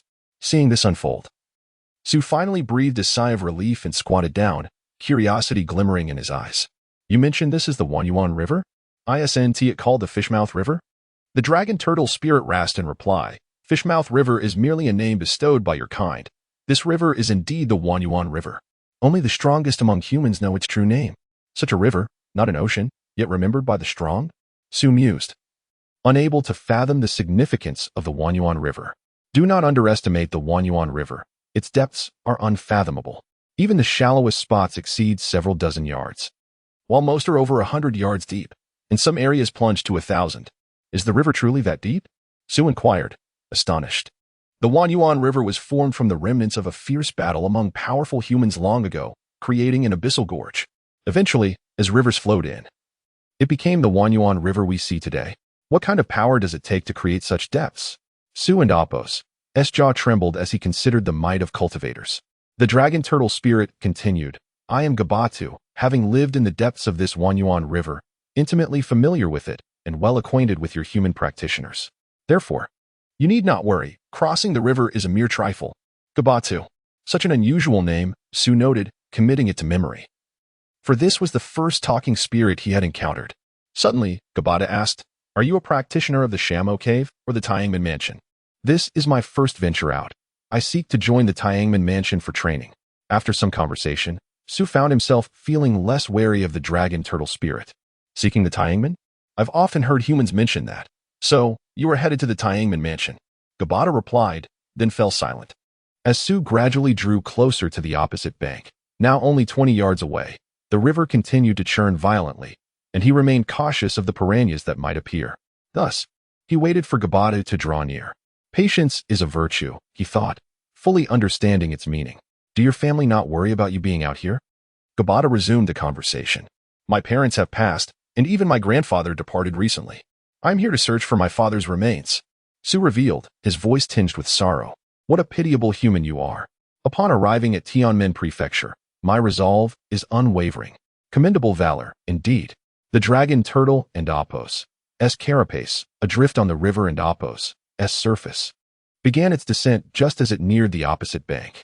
I was lost in reverie, my thoughts consumed by memories of family, when the shell vanished beneath the water, followed by my own legs. What is this? I murmured, bewildered by the dragon turtle's sudden submergence. Observing the river's waters encroaching upon my shins, I mustered my strength and propelled myself forward, striving to reach the far shore. Alas, after only a few strides, I succumbed, plunging into the depths of the myriad abyss river, my belongings sinking with me. Glug. I ingested a mouthful of water upon submersion. The dragon turtle, with its grotesque head extending a full zhong, approached with menacing swiftness, its jaws agape, revealing rows of razor-sharp teeth. This fiend has ensnared me from the start, intending to devour me. The realization dawned upon me. I cursed the dragon turtle in my heart, yet knew that I was no match for it in the water. I turned and swam desperately towards the shore. The dragon turtle accelerated with sudden alacrity, its underwater speed amplified tenfold. Tenfold. The concept was staggering. Barely had I swum a few feet when the dragon turtle lunged in front of me, its maw engulfing my head and upper body, leaving me helpless to resist. Haha. Another human cultivator to sate my hunger. The turtle gloated. But as it attempted to crush me, a pained shriek escaped its throat. The immortal thorn armor. Fortunate I am to possess it. I shall fight you to the death, Vol Turtle. I had never anticipated that a common cultivator like myself would possess a magical treasure, let alone a suit of enchanted armor. Without hesitation, I channeled my inner chi into the immortal thorn armor, hoping to activate its latent power. Gabata dragged me deeper into the myriad abyss river, intent on drowning me and denying me a proper burial. Bang! A surge of pain erupted in its jaws, forcing it to release me. Seizing the opportunity, I swam towards the shore, my body emanating a faint glow. It seemed the immortal thorn armor had unleashed a surge of power, injuring the dragon turtle. Is that the power of a medicinal pill? The dragon turtle watched with dismay as its prey escaped. It then noticed a white mist emanating from my satchel. I, too, detected the peculiar fragrance of medicine. Disaster. The invigorating pill I acquired from the Wu family is dissolving in the water. Whoosh. What a boon for Gabatu. It exhaled a gust of demonic energy, inhaling the white mist with gusto, reveling in it more than it would have in devouring a cultivator. Phew. The brief respite afforded by the invigorating pill allowed me to reach the shore. I scrambled onto the bank, gasping for breath. The dragon turtle emerged from the river, its eyes blazing with fury. Human whelp, dare to flee. You have broken my teeth, you little devil. Come ashore if you dare, I retorted, standing on the bank, finally able to breathe freely. The thought of the invigorating pill caused me a pang of regret. Had I known, I would have swallowed it sooner instead of storing it in my satchel. Yet, I could not deny that it had saved my life. Come down here, and I shall tear you limb from limb, You impudent cur. Gabato could only glare at me, powerless to act. I had no intention of prolonging the encounter with Gabato, especially with my bite wounds. Turtle fiend, mark my words. When I have mastered supernatural powers, I shall return to settle the score. I shall await your return. Gabato vanished beneath the surface of the water. The river is plagued by aquatic monsters, the Shamo Grotto. Upon entering the forest, I discovered a stone stele inscribed with these words, nearly causing me to choke with frustration. Why was this stele not located on the opposite bank? The Shamo Grotto. Beyond it lies Tianmen Prefecture. Entering the forest, I noticed signs of flooding. It seemed remaining in the forest would be perilous, so I hastened onward. After an hour, though I had not yet traversed the forest, I arrived at a mountain. While not particularly grand, it showed no signs of having been submerged. After cleansing and applying medicinal powder to my toothmark wounds, the throbbing subsided. Are the goo-worms unharmed? I pondered, recalling the dissolved, invigorating pill and other treasures within my satchel. I rummaged through my belongings, confirming that the 3 teleportation talismans left by my master were intact, as was the flame pattern talisman obtained from the Wu family and the golden scroll. Unveiling the wooden box, I found the 3 goo worms alive and well. Upon reaching Tianmen Prefecture, these treasures must be concealed, lest they be discovered and seized. I mused, contemplating my preparations. I meditated and nourished myself with qi. After several hours of absorbing natural energy, my body returned to normal. I then lay down to rest. Chirp, chirp. A flock of birds flew overhead, their incessant chirping rousing me from my slumber. After tidying myself and gathering some fruit, I descended the mountain. By midday, I had finally emerged from the vast forest bordering the myriad abyss river. Before me lay more majestic mountains and a sprawling primeval forest. As I emerged from the forest and approached a ravine where it met the mountains, I shuddered. It appeared that the tide had indeed risen the previous night. Pools of stagnant water lay ahead, teeming with motionless, menacing piranhas. Fortunately, the water was shallow, or I would have fled long ago. Rumble. As I skirted the stagnant water, several enormous black bears emerged from the forest on the opposite side. Indeed, they were bears. The sight of these hulking beasts sent me scrambling away. Their eyes were blood red, radiating a palpable ferocity. These are beasts possessed by demonic energy. Unbelievable. Demonic beasts are akin to nascent cultivators, wielding demonic power far exceeding that of ordinary creatures. I sprinted away, glancing back to see 3 of the black bears remaining to prey on the piranhas in the stagnant water. Alas, the piranhas, invincible in the myriad abyss river, had become docile prey for the black bears. 2 other bears pursued me with ravenous roars. Demonic beasts. I ran with all my might, astonished by the bears and oppos' incredible speed. This world has gone mad. Even lumbering bears can fly. Thump, thump. I weaved around the trees, hoping to impede the bears' progress. My tactic proved effective as the bears, unable to navigate the trees, resorted to brute force, smashing through them and slowing their advance. Just as I began to feel triumphant, a deafening roar echoed through the forest. The blood-curdling sound sent shivers down my spine, startling even the 2 pursuing bears. Rustle, rustle. The surrounding forest erupted with activity as gusts of wind swept through the trees and undergrowth. Even the bears are fleeing. Does this mean there is an even more terrifying beast lurking here? Out of the frying pan, into the fire. I turned and fled. But the mysterious monster seemed to track my every move. In a matter of moments, I had run a distance of a li when a dark figure appeared ahead. The figure stood atop a small hill. It was difficult to discern whether it was a wolf or a lion, but I could make out 2 tails wreathed in faint demonic flames. The creature before him was a legendary demon, akin to the infamous Gabato. Yet this beast appeared to surpass Gabato in ferocity and prowess by an immeasurable degree. Its malevolent aura and astonishing speed were grotesquely extraordinary. Suddenly, the 2-tailed demon leaped into the air from a distance of 200 meters, opening its maw to unleash a swirling gale of demonic wind upon Su Fang. In a frantic bid for survival, Su Fang fled as the tempest struck the towering trees with merciless force, splintering them into mere sawdust, and subsequently crashing into the ground to create a deep crater. Debris, grass, and wood shards soared through the air, leaving Su Fang utterly astounded by the sheer destructive power of the demon. Yet, his greater concern was whether he would survive this perilous encounter. Amidst the chaos, a most unexpected scene unfolded. A figure, clad in black armor, descended from the sky, standing atop a flying sword, wielding a golden rope that shimmered like a thread of sunlight. The rope, though barely 10 feet in length, seemed insubstantial yet potent. The flying sword emitted a terrifying aura, slicing through the very air around it. "You have pursued me for several days, wounding me gravely," the apparition spoke, interrupting the fray. With a chilling command, the armored figure declared, "Fiery dual-tailed mane, surrender to me and become my steed for the Shama cave. You ought to know that, aside from the celestial emperor, my master is the most formidable entity in this vast land. Serving as his mount would not be a dishonor." However, the fiery dual-tailed demon was evidently unwilling to acquiesce. Leaping high into the air, twisting and unleashing a barrage of razor-like wind blades. These blades, though initially appearing feeble, quickly coalesced into lethal, blade-like gusts, surging forward with alarming speed toward the armored man. In a swift motion, the black-clad warrior grasped the air, summoning forth a shimmering spear that gleamed with a silvery light. With a series of explosive thrusts, he shattered the oncoming wind blades. The dual-tailed demon, undeterred by the assault, darted forward, its burning tail sweeping toward the man with unprecedented speed, unleashing a conflagration aimed directly at him. With a deft gesture, the armored figure conjured a circular barrier of white energy, which absorbed the fiery onslaught. Su Fang, witnessing the clash from nearly 100 meters away, felt the searing heat emanating from the demon and Apos' flames, which threatened to ignite the very air itself. As the demon launched a fierce assault, Su Fang could not help but worry for the armored figure's safety. Yet, the claws of the dual-tailed demon struck the barrier, only to be repelled by the warrior's silver spear.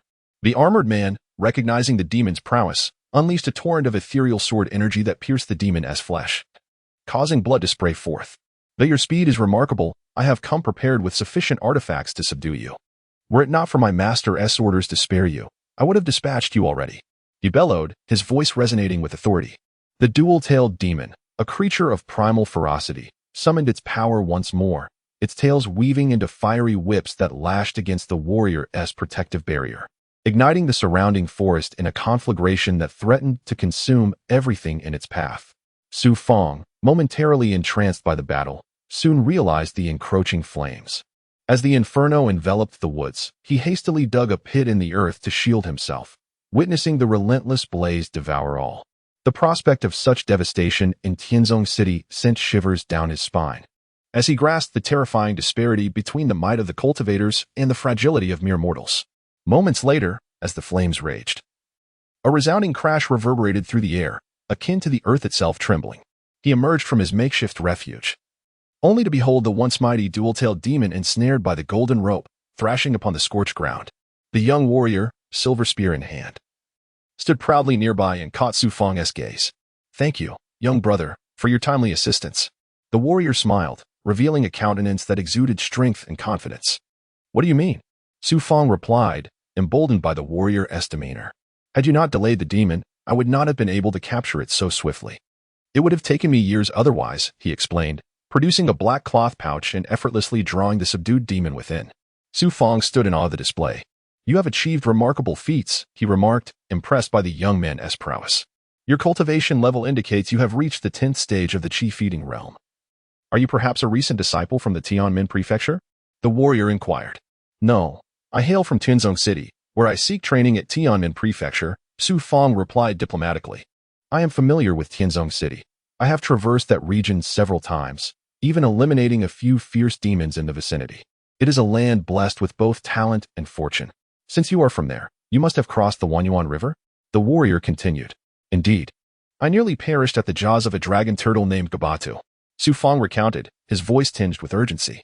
"I was aiming to capture that Gabatu, as it has wreaked havoc upon many cultivators from Shama Cave and innocent travelers alike. Young brother, we are fated to meet. Instead of pursuing the Tianmen prefecture, why not join Shama Cave?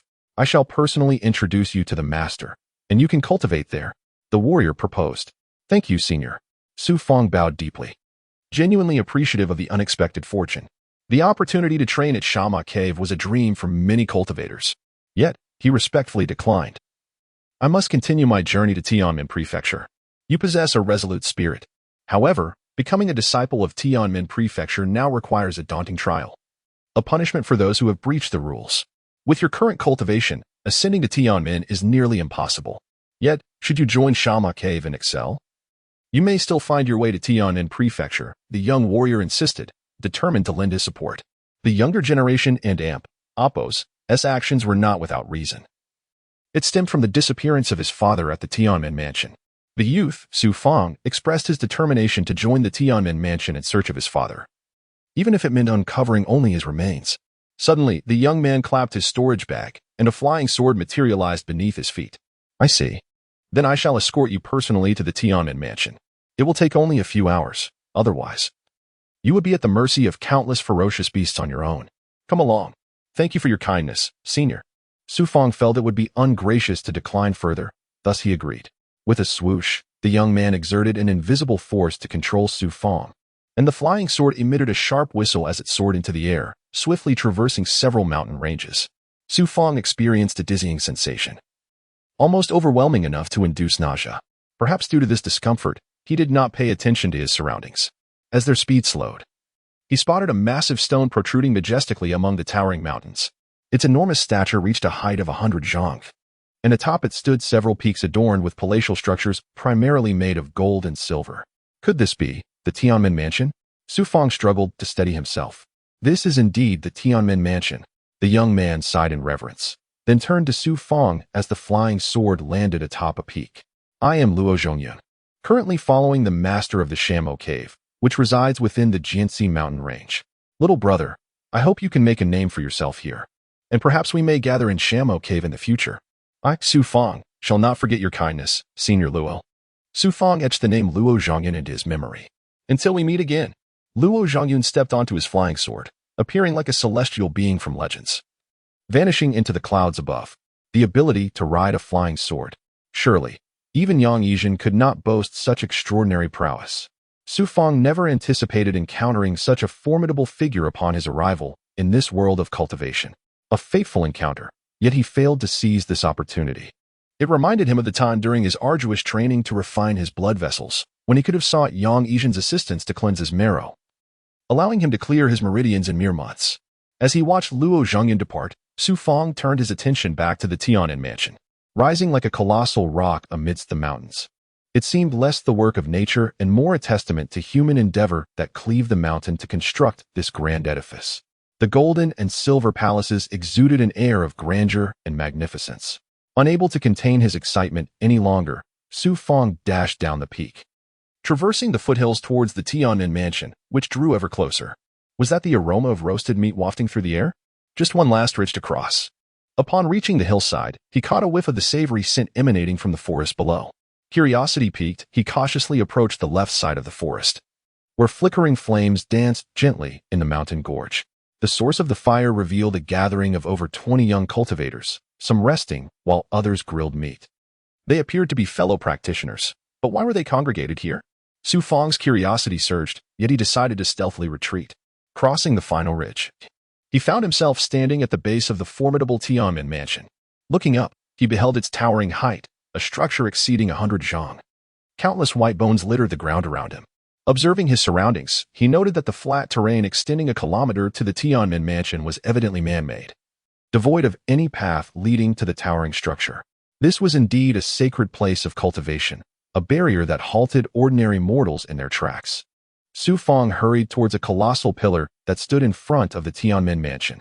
This great column aligned perfectly with the mansion, connected by a grand gate and a sky bridge, serving as the sole passage to the Tianmen mansion. Suddenly, as he approached the towering column, several monstrous creatures appeared in the sky.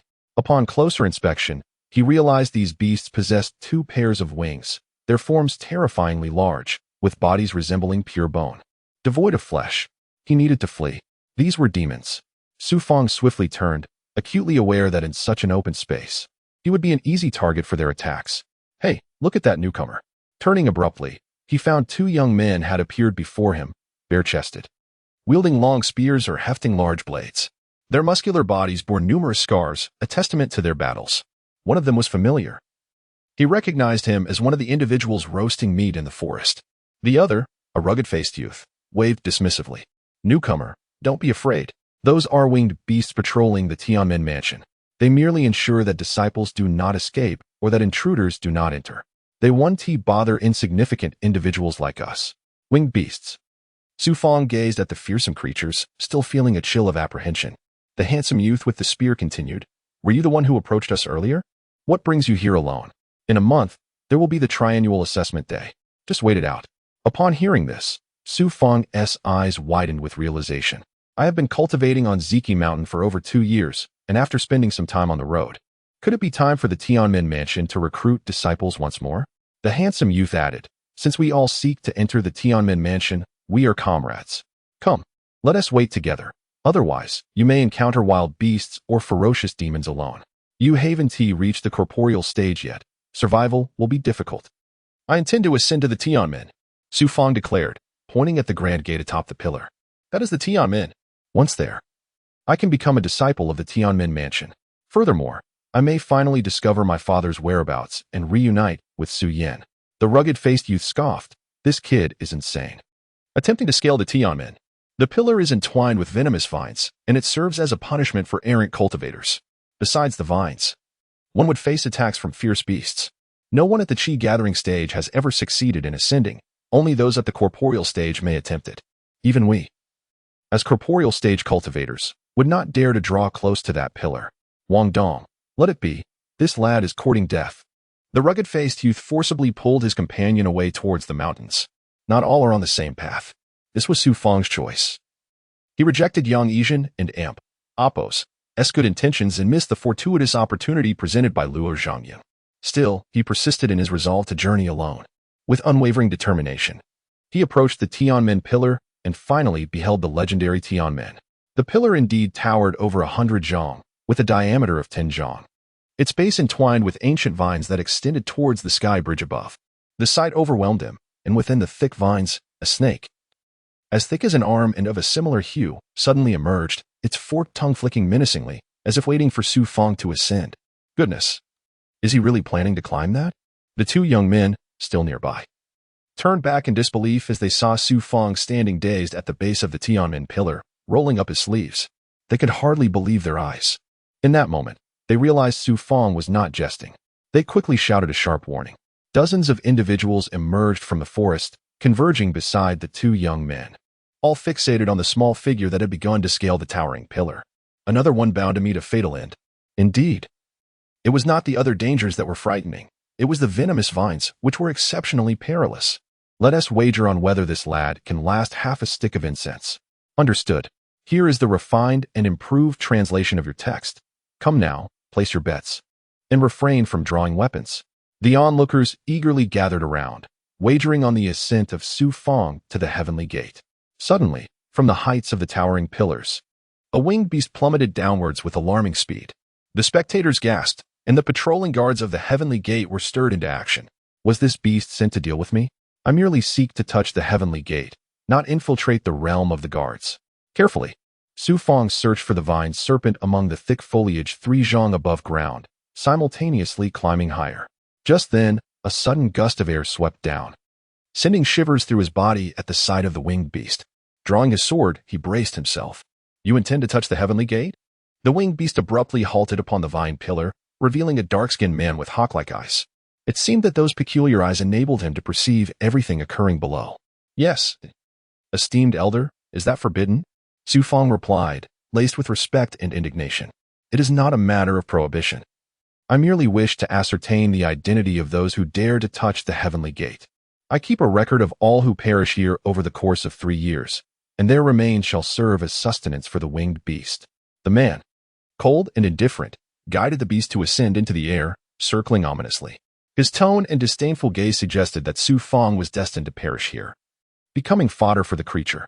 Calm, remain calm. I possess the poison-controlling insects left by my master, who seemingly foresaw my current plight. They will aid me against the serpent and Amp, Appo's venom. Adjusting his mindset, he fixed his gaze upon the seemingly endless bridge leading to the heavenly gate, breathing steadily as he continued his ascent. Unbeknownst to him, he had climbed over 30 zhang, nearly a third of the way up the heavenly gate pillar. While a crowd of onlookers had gathered below, numbering around 100, fortune appeared to favor him. He had yet to encounter a vine serpent, and with his perfected physical form, he felt no fatigue. His diligent training had yielded results, bringing him closer to the heavenly gate.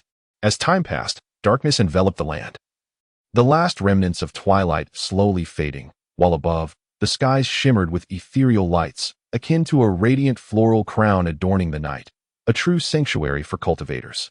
Suddenly, a gust of wind howled through the night, not cold but sharp as a whip against his skin. Su Fang slowed his pace, only to have a dark shadow leap from the right among the vines. It was the vine serpent. It struck with incredible swiftness, and before he could react, his right arm was bitten.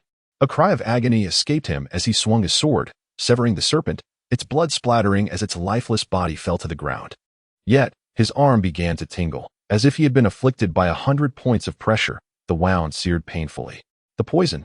Having evaded the serpents during the day, he was now beset by them under the cloak of night. The vine serpents had undoubtedly been waiting for this moment to launch their assault.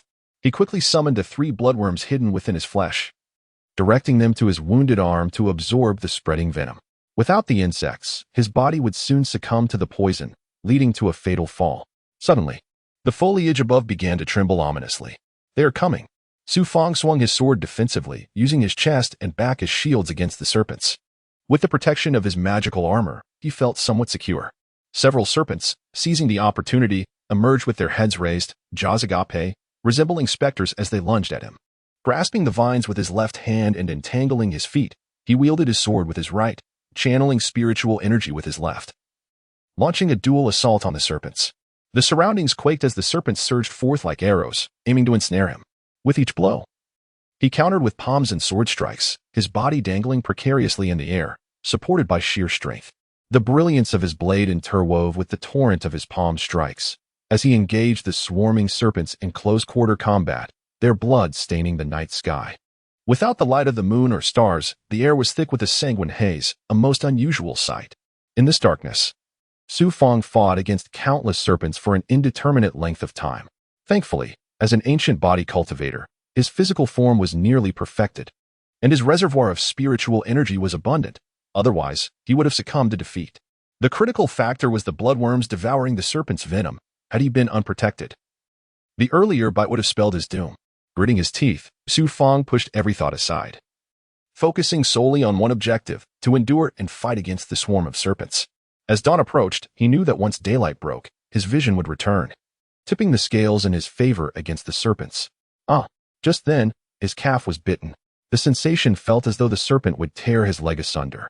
With a resounding crash, he channeled his energy into his left leg, unleashing a shockwave that shattered the serpent. Despite the serpent and Apos' relentless grip and the venom flooding his system, he activated the bloodworms at his wound, continuing to battle the serpents emerging from the thicket. These serpents were cunning, attacking in waves, intent on depleting his spiritual energy and strength. As dawn approached, Su Fang was drenched in sweat, unable to distinguish between the serpent's blood and his own perspiration. Gazing up at the sky, he still saw no stars or moon, only a dark crimson glow enveloping the night. The situation was dire. His spiritual energy was nearly exhausted. With the darkness deepening, he could feel the impending dawn, yet his energy reserves were dwindling. Without spiritual energy, he could not fend off the serpents with mere physical strength. At last, the eastern sky began to brighten, his vision slowly returning. Where once he could scarcely see, now he could clearly discern the serpent's every movement, allowing him to strike down those that dared to attack. As light filled the world, the serpent's assault waned, leaving only a few remaining, lurking in wait for a chance to exploit Su Fang and Apos' vulnerabilities. He had persevered. The ground was strewn with the corpses of the serpents. Beneath the heavenly gate pillar, the gathered cultivators from the previous day had not dispersed, eagerly anticipating Su Fang's fall, hoping he would become the next meal for the winged beast. Yet, they also yearned to witness the hope he might bring. As the light poured down, over 100 individuals beheld the ground around the heavenly gate pillar, littered with the remains of no fewer than 100 serpents, now stiff or curled upon the earth. Looking up, they saw that Su Fang had ascended to the halfway point of the pillar and continued his climb. Today at noon, he was determined to reach the heavenly gate. He could not endure another night. Finally, daylight broke, though the sky still bore a hint of dark crimson. Su Fang appeared as a figure drenched in blood, with clotted wounds marring his brow. Glancing at the bridge above, it was now within reach. Suddenly, a winged beast dove from the distant heights, and Su Fang instinctively lowered his head, his eyes widening in astonishment. On the ground below, only a handful of cultivators remained. The rest had begun their own ascent of the heavenly gate pillar, moving with remarkable speed, some being practitioners of the fleshly embryo realm, their strength and agility surpassing his own. It seemed that the fierce battle against the serpents had ignited a spark of hope among the cultivators daring to touch the heavenly gate. Who would not wish to join the heavenly gate estate a day sooner? Instead, it ignited a fervent passion within Su Fang, prompting him to hasten his ascent. The winged beasts began to circle around him, their backs occupied by the eagle-eyed man from the previous day, and more of these creatures appeared from the heights above. Clearly, the multitude attempting to ascend the heavenly gate compelled the cultivators of the heavenly gate mansion to take notice. Faster. Almost there. He urged himself mentally. With only a few dozen zhang remaining to the celestial bridge above, perhaps due to the excessive snake blood staining his body. No vine snakes had appeared during the arduous climb over several hours. With his perfected corporeal form, ascending the heavenly gate pillar was a trivial matter. Those below, however, were not as fortunate, as one by one, individuals fell, meeting their demise upon impact. Naturally, these unfortunate souls were all at the chi-feeding realm, lacking the resilience of those at the flesh-body realm to contend with the vine snakes. Time passed, and after another hour, Su Fang's hand grasped the edge of the heavenly gate, cautiously climbing upwards. At that moment, figures gradually came into view, not just one, but several. At the forefront stood a woman, seemingly in her mid-20s, clad in black, adorned with silver armor that shimmered throughout, particularly a feather-like silver breastplate. The rest of her armor bore feather motifs, and even her black garb was intricately embroidered with numerous black feathers. Su Fang scrutinized the woman, who reciprocated the examination. At this juncture, his foremost objective was to surmount the final obstacle. With a powerful push from his hands, he leaped before the woman and the dozen armored cultivators, landing with a thud beneath the towering heavenly gate. To think that a mere chi-feeding realm warrior could ascend the heavenly gate with such vigor. Someone behind remarked, astonished. Impressive. You are the first cultivator in a century to reach the heavenly gate. The silver-armored woman spoke, her voice cold and devoid of the gentleness typically associated with femininity. She cast a sharp glance. By regulation, anyone who ascends the heavenly gate must join my and AMP, Oppos, Feathered Wing Division and AMP, Oppos, Feathered Wing Division. I am Qiulingji, the instructor of the Feathered Wing Division, which stands as one of the most formidable factions within the Heavenly Gate Mansion. Only the most gifted may train in our ranks. Now follow me. The silver-armored Qiulingji remained impassive. As she turned, the men behind parted to create a path. Su Fang dared not linger, promptly trailing behind Qiulingji. During this process, he discerned the respect these individuals held for her, confirming her assertion that entry into the Feathered Wing Division was not granted to just anyone. Everyone, we are merely one short of our quota for the Feathered Wing Division. If others ascend the heavenly gate, it is up to you to decide. Upon entering the lofty gateway, Qiulingji left behind a detached remark as she continued directly onto the celestial bridge. As he stepped onto the celestial bridge, a surge of exhilaration coursed through him, mingled with reverence. Gazing down at the earth felt akin to standing at the pinnacle of the world. Overwhelmed by a sense of awe as he beheld the palatial structures of the Heavenly Gate Mansion, seemingly suspended in midair. At that moment, he felt as though he were entering a realm of immortals.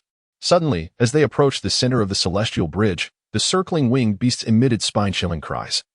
As if startled, did these creatures seek their own demise? Qiulingji regarded their peculiar behavior with a heightened sense of menace. In an unexpected turn, numerous monsters erupted from the Heavenly Gate Mansion, frantically scurrying through the air and forest, mirroring the agitation of the winged beasts. Simultaneously, a dark, oppressive light swept across the Heavenly Gate Mansion and the surrounding land, casting a pall over the area. As Su Fang and Qiulingji found themselves enveloped in this gloomy atmosphere, they instinctively gazed upwards to witness the sky darkening, an ominous mass of clouds roiling, threatening to blot out the sun. A dark, spherical object, nearly the size of the sun, slowly approached, obscuring it partially before coming to a halt. Could it be the celestial dog devouring the sun? Qiulingji's silver armor radiated a luminescence akin to the moon amidst the dim world. Ancient texts frequently recount such solar eclipses occurring from antiquity to the present. The celestial dog devouring the sun. Upon hearing this, Su Fang felt a sense of familiarity. He had heard innumerable myths and legends in his youth, including this one. Yet, could this truly be the celestial dog? Unintentionally, Su Fang's attention was drawn to the sky above the Heavenly Gate Mansion. Unbeknownst to him, thousands of cultivators, some mounted on exotic beasts, others soaring on flying swords, were all gazing at the celestial anomaly. Let us go. This solar eclipse will soon pass, Qiulingji commanded. Casting a glance at Su Fang as they continued toward the Heavenly Gate Mansion, the multitude of cultivators present, including those like Luo Zhongyun who traversed the skies on flying swords, captivated Su Fang and Oppos' gaze. He envisioned a day when he too could become one among them. I must conceal several treasures. Otherwise, entering the heavenly gate mansion with them would attract too much attention. As they crossed the celestial bridge, Su Fang contemplated while tightly clutching his pack. Buzz. At the end of the celestial bridge stood another portal, shrouded in swirling white mist. Master Autumn. A figure clad in black armor emerged from within, greeting Qiulingji with a bow. As the mist dissipated, it revealed a wide pathway leading upward. Upon entering the grand door, they were once again enveloped by the mystical white mist. This must be a formation. Such phenomena do not occur without reason. As they ascended, Su Fang not only remained vigilant of his surroundings, but also gazed skyward, noting that the eclipse continued unabated. Along the way, he spotted several black-clad cultivators unadorned by armor, occasionally traversing through the trees. The stone steps leading upward branched out in all directions, making it easy to become lost. After some time, Su Fang followed Qiulingji toward a nearby peak, soon arriving at a plaza featuring a crimson palace. In the plaza, several cultivators gazed at the celestial anomaly, none of whom appeared to be at the chi-feeding realm, indicating they were all at the flesh-body realm. A middle-aged man hurriedly approached. Sister Qiu. What brings you to my registration hall? Qiulingji nodded. This individual has ascended the heavenly gate. Coincidentally, our Feathered Wing division recently lost a promising recruit. Record his information. He will henceforth be a member of the Feathered Wing division. Name, origin, realm. The man immediately inquired of Su Fang, his tone grave. It appeared that this registration hall was dedicated to documenting all cultivators' training within the Heavenly Gate Mansion. Su Fang bowed. Disciple Su Fang, hailing from Tianzong City. Currently at the 10th level of the Chi-feeding realm. Tianzong City. The man paused in surprise, as did Qiulingji, who immediately scrutinized Su Fang. Confused, Su Fang was unaware of what transpired, his heart sinking. The man turned to Qiulingji. It seems Tianzong City consistently produces talents. Among this year's recruits, the prodigy Lu Lan also hails from Tianzong City. I heard he nearly joined the Feathered Wing division but ultimately opted for the Jade Egret division. Lu Lan. Hearing Lu Lan's name here was unexpected, and it appeared he was thriving within the Heavenly Gate Mansion. Not only Lu Lan, but several members of the Lu family were also quite gifted. Su Fang, wait for me outside. I have matters to attend to with Brother Lu in the registration hall. Qiulingji remarked, departing with the man toward the hall. This was the perfect opportunity to conceal his treasures. After watching the two enter the registration hall, Su Fang swiftly made his way down the mountain. After searching for a while, he finally spotted a century-old tree, conveniently located not far from the registration hall. From his pack, he extracted the talismans, a small golden scroll, and expelled the parasitic insects from his body, quickly stashing the treasures within the tree's hollow and camouflaging the entrance with a small sapling. After spending quite some time, he hurriedly returned to the Hall of Records, fortunately not encountering Qiulingji. Taking a sigh of relief, he noticed that Qiulingji had already departed the Hall of Records, escorted by a man of the Lu surname. As Qiulingji ventured onto another secluded path within the woods, she produced a token and handed it to Su Fang, saying, "This is your token. First, imbue it with your blood to activate it." Holding the token, Su Fang examined it closely, discerning that it was intricately carved from an extraordinary spirit wood. The back bore the three characters Fei Yu Bu, while the front displayed his name. Only with this token could one traverse the various checkpoints and be considered a member of the Tianmen Mansion. After Autumn Cold Ji provided further instructions, she continued deeper into the forest. As blood dripped onto the token, it immediately felt lighter, prompting Su Fang to fasten it to his waist. There remained a considerable distance to the Fei Yu Bu, so I shall briefly introduce its circumstances. The Fei Yu Bu is one of the several sects within the Tianmen Mansion, established specifically for the cultivation of promising disciples. Other sects include the Yulu Bu, Tian Wu Bu, Qian Yun Bu, and Fei Long Bu, among others. The Fei Yu Bu ranks among the top three. Those who can enter are exceptional individuals from the myriad disciples, while others can only cultivate within the more ordinary sections. The Tianmen Mansion stands as the sole power guarding this territory, with the exalted Tianmen Holy Emperor being a renowned sovereign across the lands. The Tianmen Mansion has been established for over 3 millennia and now boasts thousands of cultivators, with numerous caves under its command, such as the Sha Mo Cave within the Jianxi mountain range, tasked with safeguarding the region. Moreover, there exists an even grander force behind the Tianmen Mansion, which you will come to understand in due course. The cultivation within the Tianmen Mansion is exceedingly rigorous. Those who cannot endure it are sent down the mountain. I imagine you have encountered numerous warriors of the Qi consumption realm in Tianzong City, all of whom have been eliminated from the ranks of cultivators. As they walked along the dim forest path, Autumn Cold Ji seemed to be speaking to herself, indifferent to whether Su Fang was listening. Nevertheless, Su Fang absorbed every word, as he had no desire to be expelled from the Tianmen mansion. For now, I shall share only this much. Further details regarding the rules and regulations will be provided upon your arrival at the Fei Yubu. Autumn Cold Ji then fell silent. Su Fang dutifully followed her through the woods and over mountains. After an hour, Autumn Cold Ji led Su Fang towards a towering peak, where palaces adorned the landscape. Most of these structures were rather ordinary, but those at the top and in the center stood apart in their grandeur. As they navigated through the palatial grounds, they passed several expansive squares. Upon reaching a cluster of palaces halfway up the mountain, a stone tablet inscribed with the characters Fei Yubu greeted them at the top of the stairs. Teaching has returned. Upon entering the square where the grand hall was located, two armored men approached swiftly. Autumn Cold Ji regarded the two men, Lian Zhan, Hu Luqi. These are the new disciples who have just joined the Fei Yubu, Su Fang. From today onward, Lian Zhan, you shall oversee Su Fang and Apos' cultivation for a time. Understood, replied Lian Zhan, the man in black armor, with a respectful salute. Hu Luqi, you will accompany me, Autumn Cold Ji instructed as she departed with the other man. Seizing the moment, Su Fang greeted Lian Zhan. Greetings, senior brother Lian. Lian Zhan scrutinized him and asked, somewhat indifferently, did you ascend to Tianmen by chance? Indeed. No wonder someone came early this morning to consult Teacher Cheng. It turns out you successfully reached Tianmen.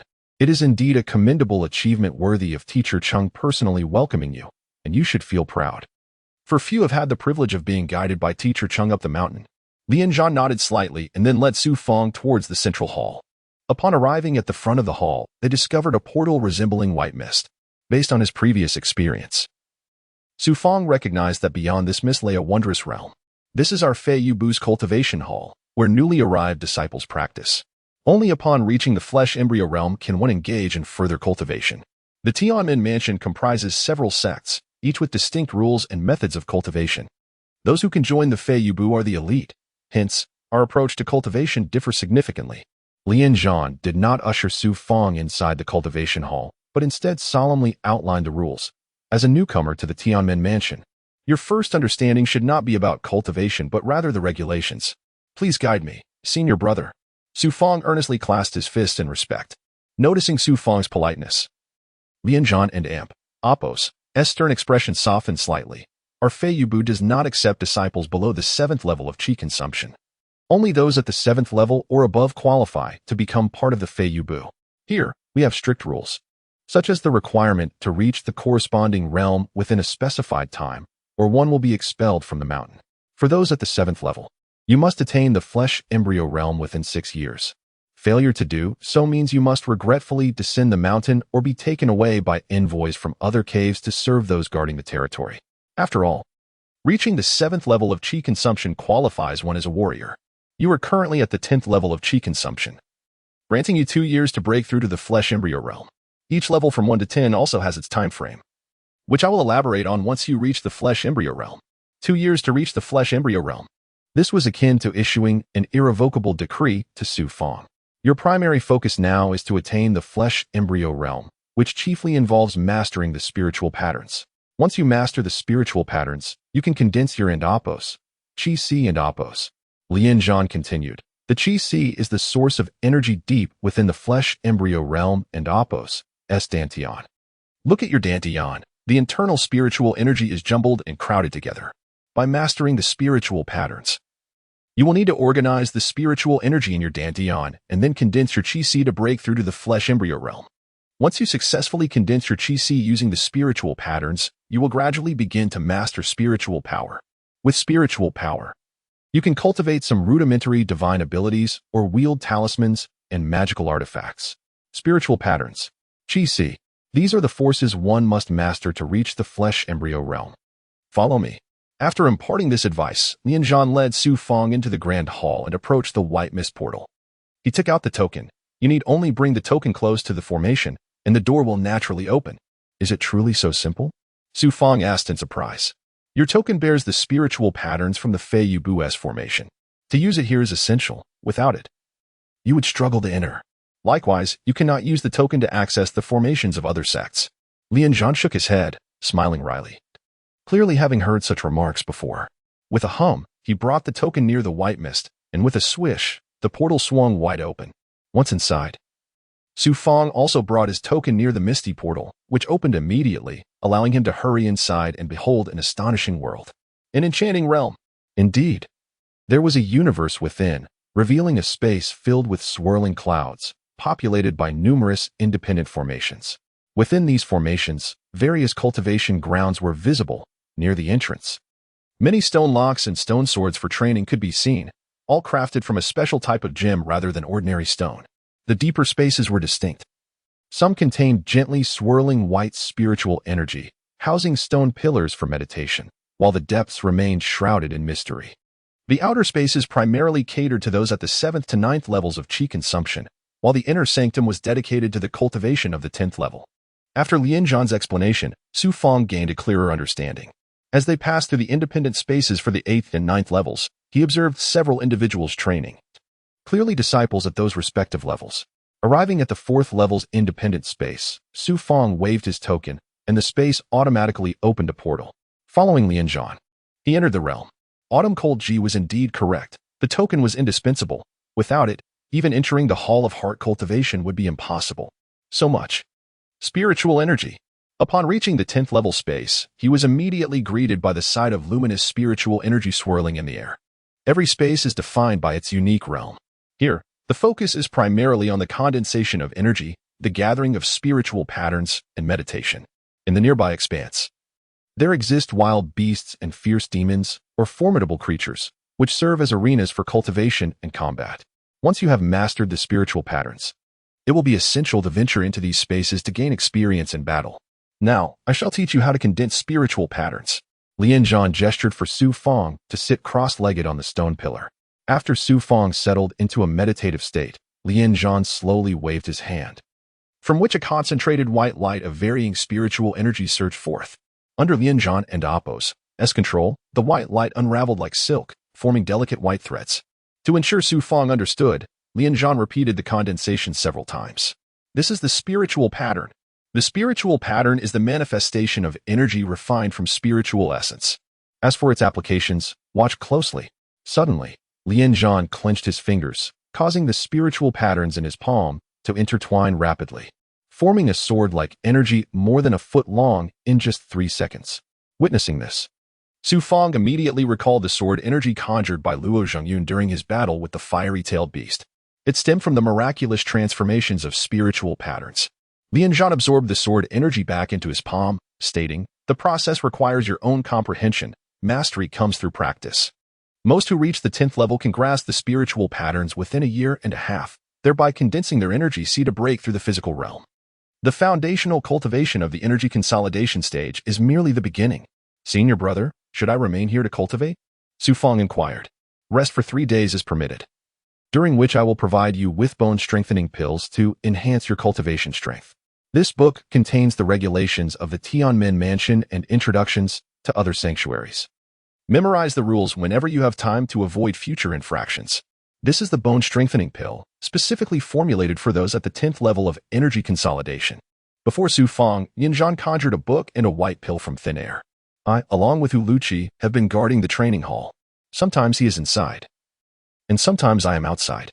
In any case, we will notify you after 3 days, and if there are any changes in your cultivation, we will inform you in advance. Focus solely on your training. I will now go prepare your living arrangements."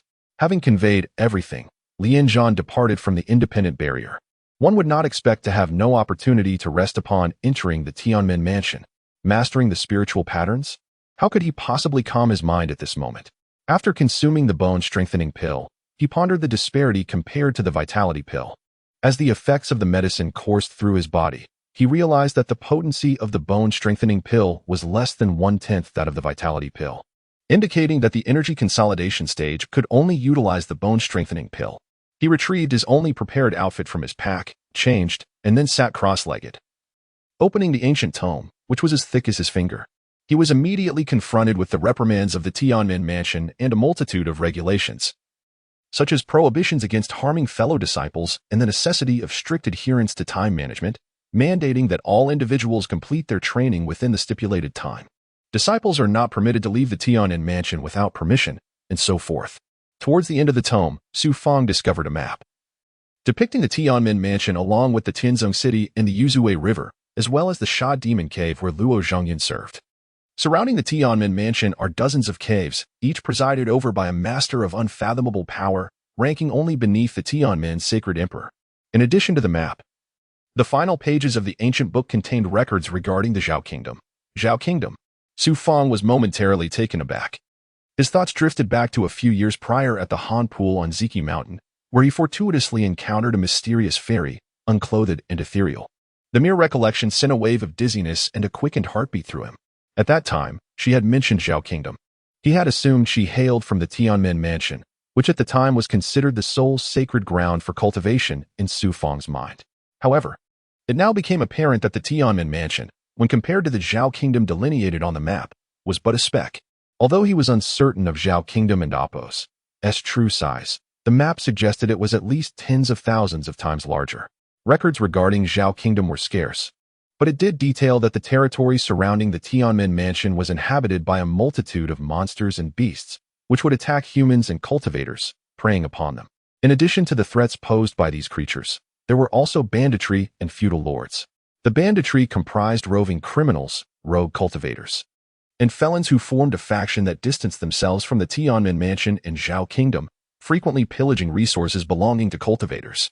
The feudal lords, on the other hand, were local tyrants, akin to bandit chiefs who claimed dominion over the mountains.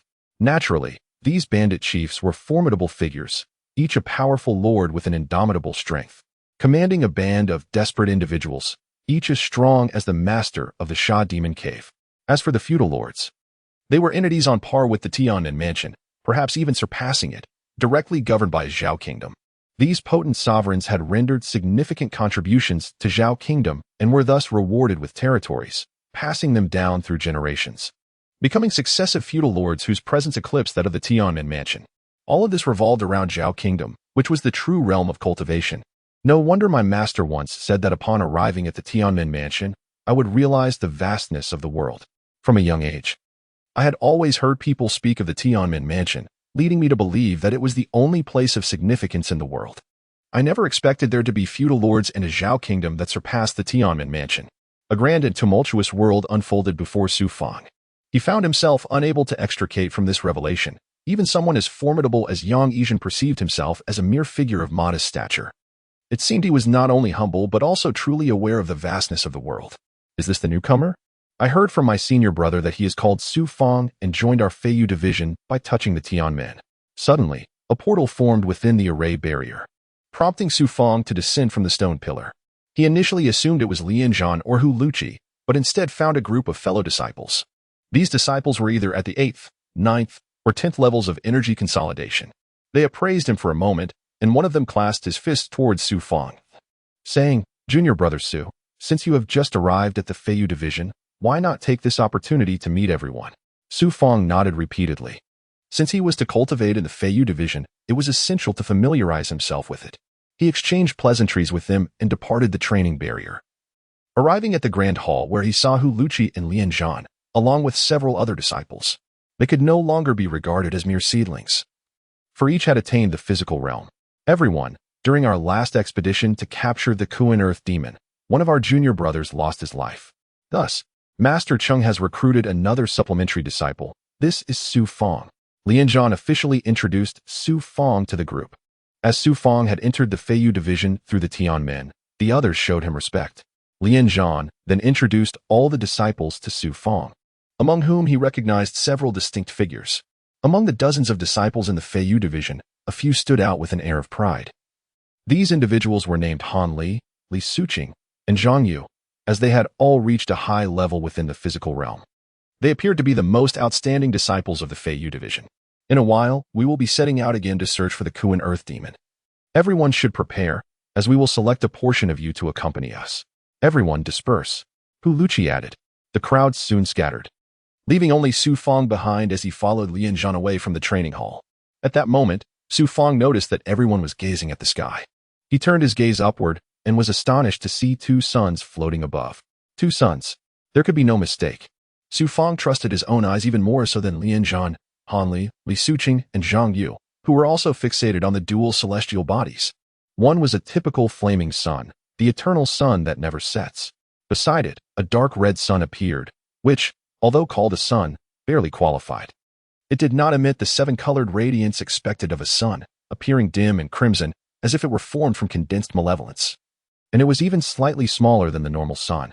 As the second sun appeared in the sky, the world, though seemingly unchanged, was suffused with a faint crimson hue, harmoniously intertwined with the ethereal seven-colored radiance. Master Jiao Cheng had claimed that the solar eclipse would soon pass. Why then? Su Fang shook his head in disbelief. For this phenomenon surpassed the limits of his imagination. Lian Zhan, seemingly accustomed to the presence of two suns, turned to Su Fang and remarked, Master Jiao Cheng speaks the truth, yet the ancient texts detail the secrets of solar eclipses, which typically last no more than an hour. This time, however, it has persisted for 3 whole days, and I cannot predict when it will vanish. Years ago, we experienced an abrupt transition from winter to summer overnight, and numerous earthquakes followed. With these celestial anomalies, coupled with the emergence of the second sun, it surely portends ill tidings. Ill tidings. Su Fang gazed at the otherworldly sun while departing the grand hall alongside Lian Zhan, heading towards the valley to the left. After traversing several groves and palaces, they soon encountered a peculiar cave. This was no ordinary cave. The entrance was oval, flanked by 2 statues of white cranes, one poised to take flight. And a veil of white mist enveloped the threshold, creating a truly ethereal scene. This cave had once belonged to a former junior brother, now sadly deceased. Our Feiyu sect stands apart from other ordinary factions. While typical disciples reside in simple wooden houses or stone fortresses, each disciple here enjoys the privilege of a private cave. Lian Zhan offered an introduction before taking a token from Su Fang, drawing it near the misty array. With remarkable speed, he extracted spiritual patterns from the mist and infused them into the token. Handing the token back to Su Fang, he gestured for him to enter the cave. Slowly bringing the token to the barrier, Su Fang was astonished as a 2-person-wide entrance materialized in the mist, prompting him to eagerly step inside. The interior of the cave was rather unremarkable, merely a spacious cavern tinjong in size, devoid of anything beyond the intricate barrier at the entrance. Having a private cave was already a significant blessing. Once one reached the esteemed status of Master Jiao Cheng, they might enjoy the rare resources within such a dwelling. You have 2 days to rest. I shall not disturb you. However, be punctual in reporting to the training hall, for idleness will not be tolerated, or I shall personally expel you from here. Lian Zhan asserted with a serious countenance before turning and disappearing through the barrier, his dark armor emanating a chilling aura. I shall become the master of this cave, Yuan Jingming. Su Fang finally breathed freely. As he settled onto the stone bed, he noticed an inscription nearby. This Yuan Jingming appeared to be the disciple slain by the earthly demon. Clearly, this individual had harbored dreams within this cave, yet ultimately perished in this bizarre world. I must conceal the treasures, including the goo worms, nearby the cave. Being too far away makes me uneasy. After resting for half a day and tidying up the cave, Su Fang's thoughts turned to the treasures hidden near the catalog hall. Growing increasingly anxious, he took the token and departed the cave. Fortunately, his remarkable memory guided him swiftly to the catalog hall within half an hour. After retrieving the treasures, he absorbed the goo worms into his body, wrapping the remaining items before hastily returning. As he approached the Feiyu sect, he stumbled upon a forested path at the base of a mountain, where 2 groups of individuals faced each other with palpable tension. One group consisted of his fellow disciples from the Feiyu sect, while the opposing faction appeared to be from the Filong sect. It seemed these seedlings hailed from the Filong sect. Noticing the rising tempers on both sides, several young men from the Feiyu sect beckoned. Hey, Su Fang. Hurry over and join us. Join you? Su Fang? You are Su Fang? Before the disciples could react further, a young man from the Filong sect stepped forward, his eyes wide with disbelief as he fixed his gaze upon Su Fang. Upon approaching, Su Fang was taken aback to recognize him. Li Yuandong. Li Yuandong, also from Tianzong City, was a prominent scion of the Li family, closely associated with the Su family, particularly with Su Yin, thus rendering him no stranger to Su Fang. Their unexpected encounter here bewildered both of them. The Filong sect shouted, Li Yuandong, take care of that kid. We and Appos, LL handle the rest. A young man from the Feiyu sect clapped Su Fang on the shoulder. The Filong sect has bullied us time and again. They're our sworn enemies. So that fellow is yours to deal with. What is happening? Su Fang was bewildered. although he and Li Yuanong were not particularly close friends. They shared a certain camaraderie, and to be thrust into a confrontation upon this unexpected reunion was disconcerting. What is the meaning of this? Both Su Fang and Li Yuandong felt awkward, uncertain of how to proceed, when suddenly, a dozen disciples from the Feiyu sect emerged from the opposite thicket. Leading them was a tall youth clad in black feathered armor, approximately 27 or 28 years of age. El Feng, Let, and Apos, Esco. Upon seeing the long-haired youth, the disciples from the Filong sect dispersed in haste. Brother El, the disciples of the Feiyu sect immediately bowed to the long-haired youth. It appeared they had just emerged from a battle, as Su Fang observed their fierce demeanor and noted a few bore injuries, prompting silent speculation. El Feng surveyed the crowd, his voice icy as he reprimanded, "You still have the leisure to quarrel with the Filong sect while neglecting your training? Prepare to hunt the earthly demon." His words silenced the group, and feeling the lack of purpose, he led the others toward the mountain with a heavy demeanor. Once they departed, the remaining crowd dispersed. Su Fang curiously approached a nearby young man. "Brother, I have never seen this Brother El. His attire is different from ours.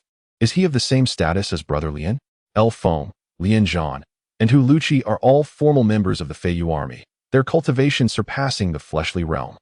They currently follow Master Jiaocheng in guiding our training. By the way, it seems El Feng hails from the same place as you. Do you not recognize him? The young man replied. Su Fang's heart raced. El Feng. Could it be that he is from the El family? His astonishment stemmed from the historical animosity between the El family and the Su family.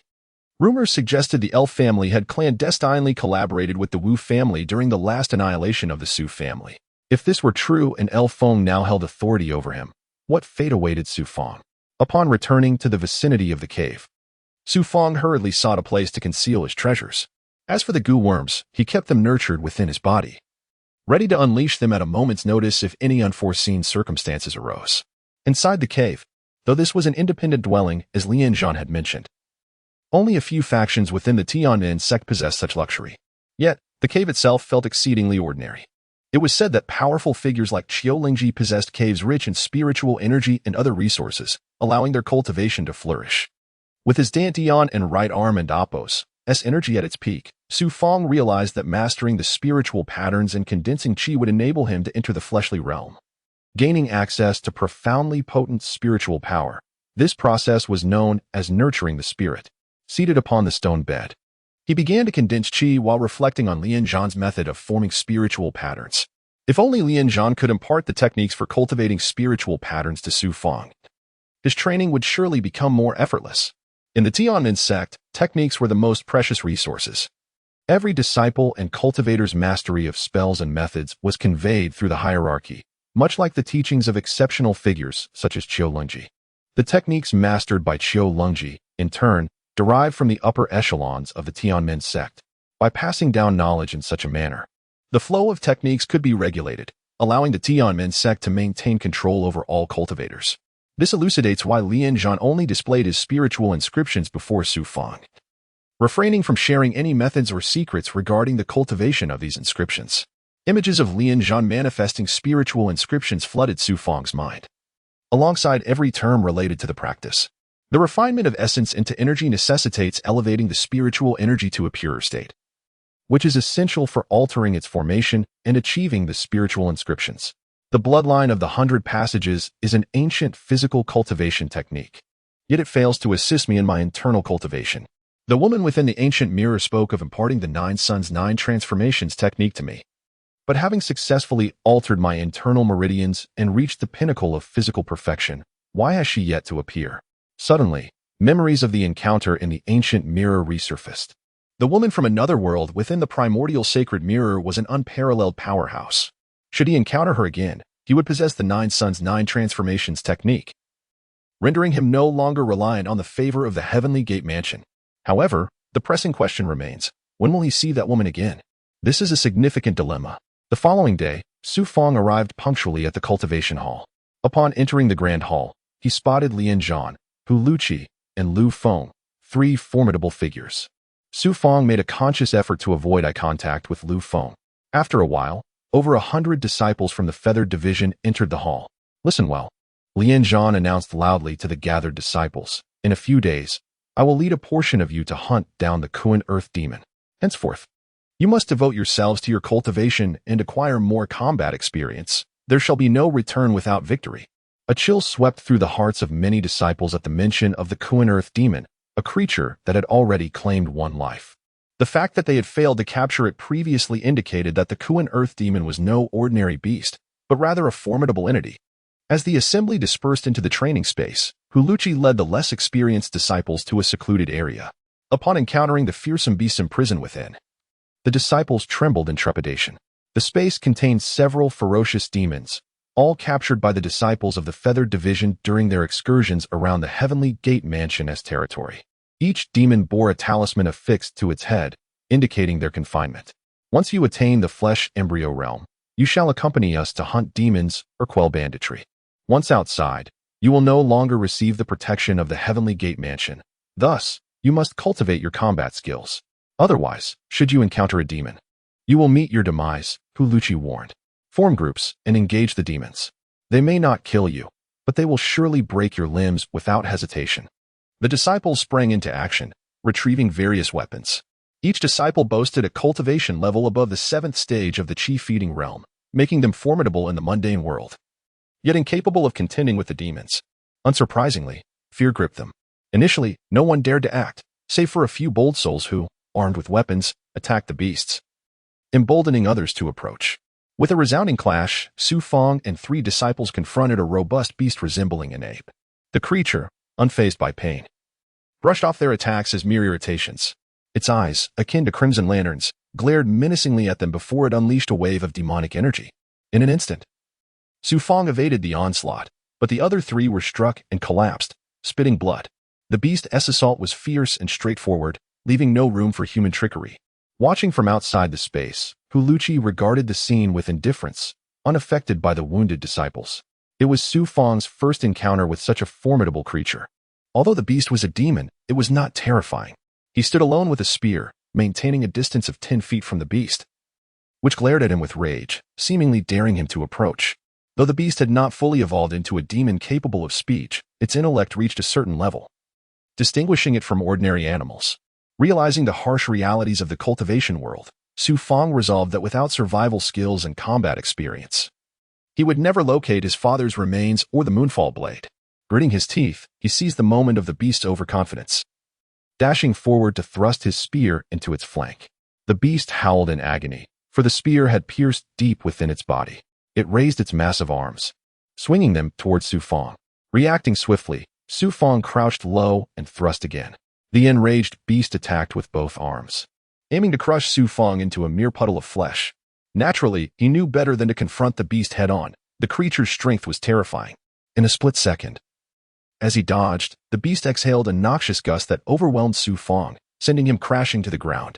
Lying there, his body shattered and unable to muster any strength, Fang was relieved that the beast did not seize the opportunity to strike him down.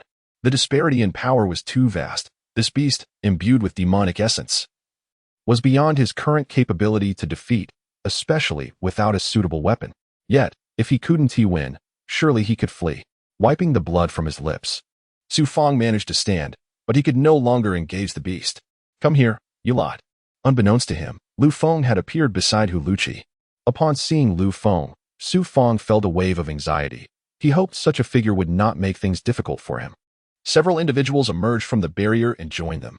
Lu Feng coldly addressed the group. This time, it is our Feathered Division's turn to attend to the beast's spirit cave, to cleanse and feed the mounts. Hurry and report. Yes, senior brother. In total, 9 disciples of the chi-feeding realm promptly made their way to the formation's entrance. Upon leaving the cultivation hall, they headed towards a distant mountain peak, where the highest summits were faintly visible. During this journey, Fang gleaned much information. He learned that their daily cultivation encompassed various aspects, not confined solely to the cultivation hall. The beast spirit cave served as a sanctuary for ferocious demons or monsters, captured by experts from the Heavenly Gate Mansion and tamed as mounts for the disciples. Disciples of the chi-feeding realm were tasked with their care. Before arriving at the beast spirit cave, Fang had imagined it to be merely a cavern, but upon arrival, he discovered that the mountain was riddled with caves. Fortunately, some among them had visited several times and knew where to begin. At the mountainside stood a palace where several disciples responsible for the beast spirit cave were stationed. They typically recorded the mount's comings and goings but did not oversee their care. That responsibility fell to the other disciples of the chi-feeding realm. With buckets and various tools in hand, they approached a mountain spring to collect water, each then proceeding to their designated caves. Su Fang entered a cave alone, relieved to find it not overly dim. As he stepped inside, he spotted a familiar winged beast, curled up within, seemingly asleep. The winged beast, a true demon. Thankfully, the disciples had informed them that these mounts posed no threat to the disciples of the Heavenly Gate Mansion, allowing Su Fang to approach the creature. The cave reeked of foul odors, as the winged beast, while a demon, behaved like any animal, attending to its needs within the cave, reminiscent of an oversized pigsty.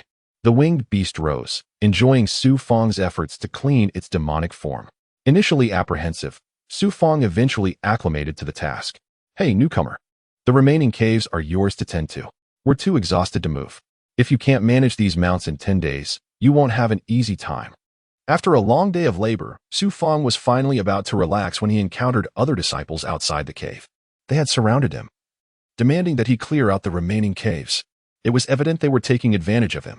One particularly smug man, with a horse-like face, taunted him, "Don't be ungrateful.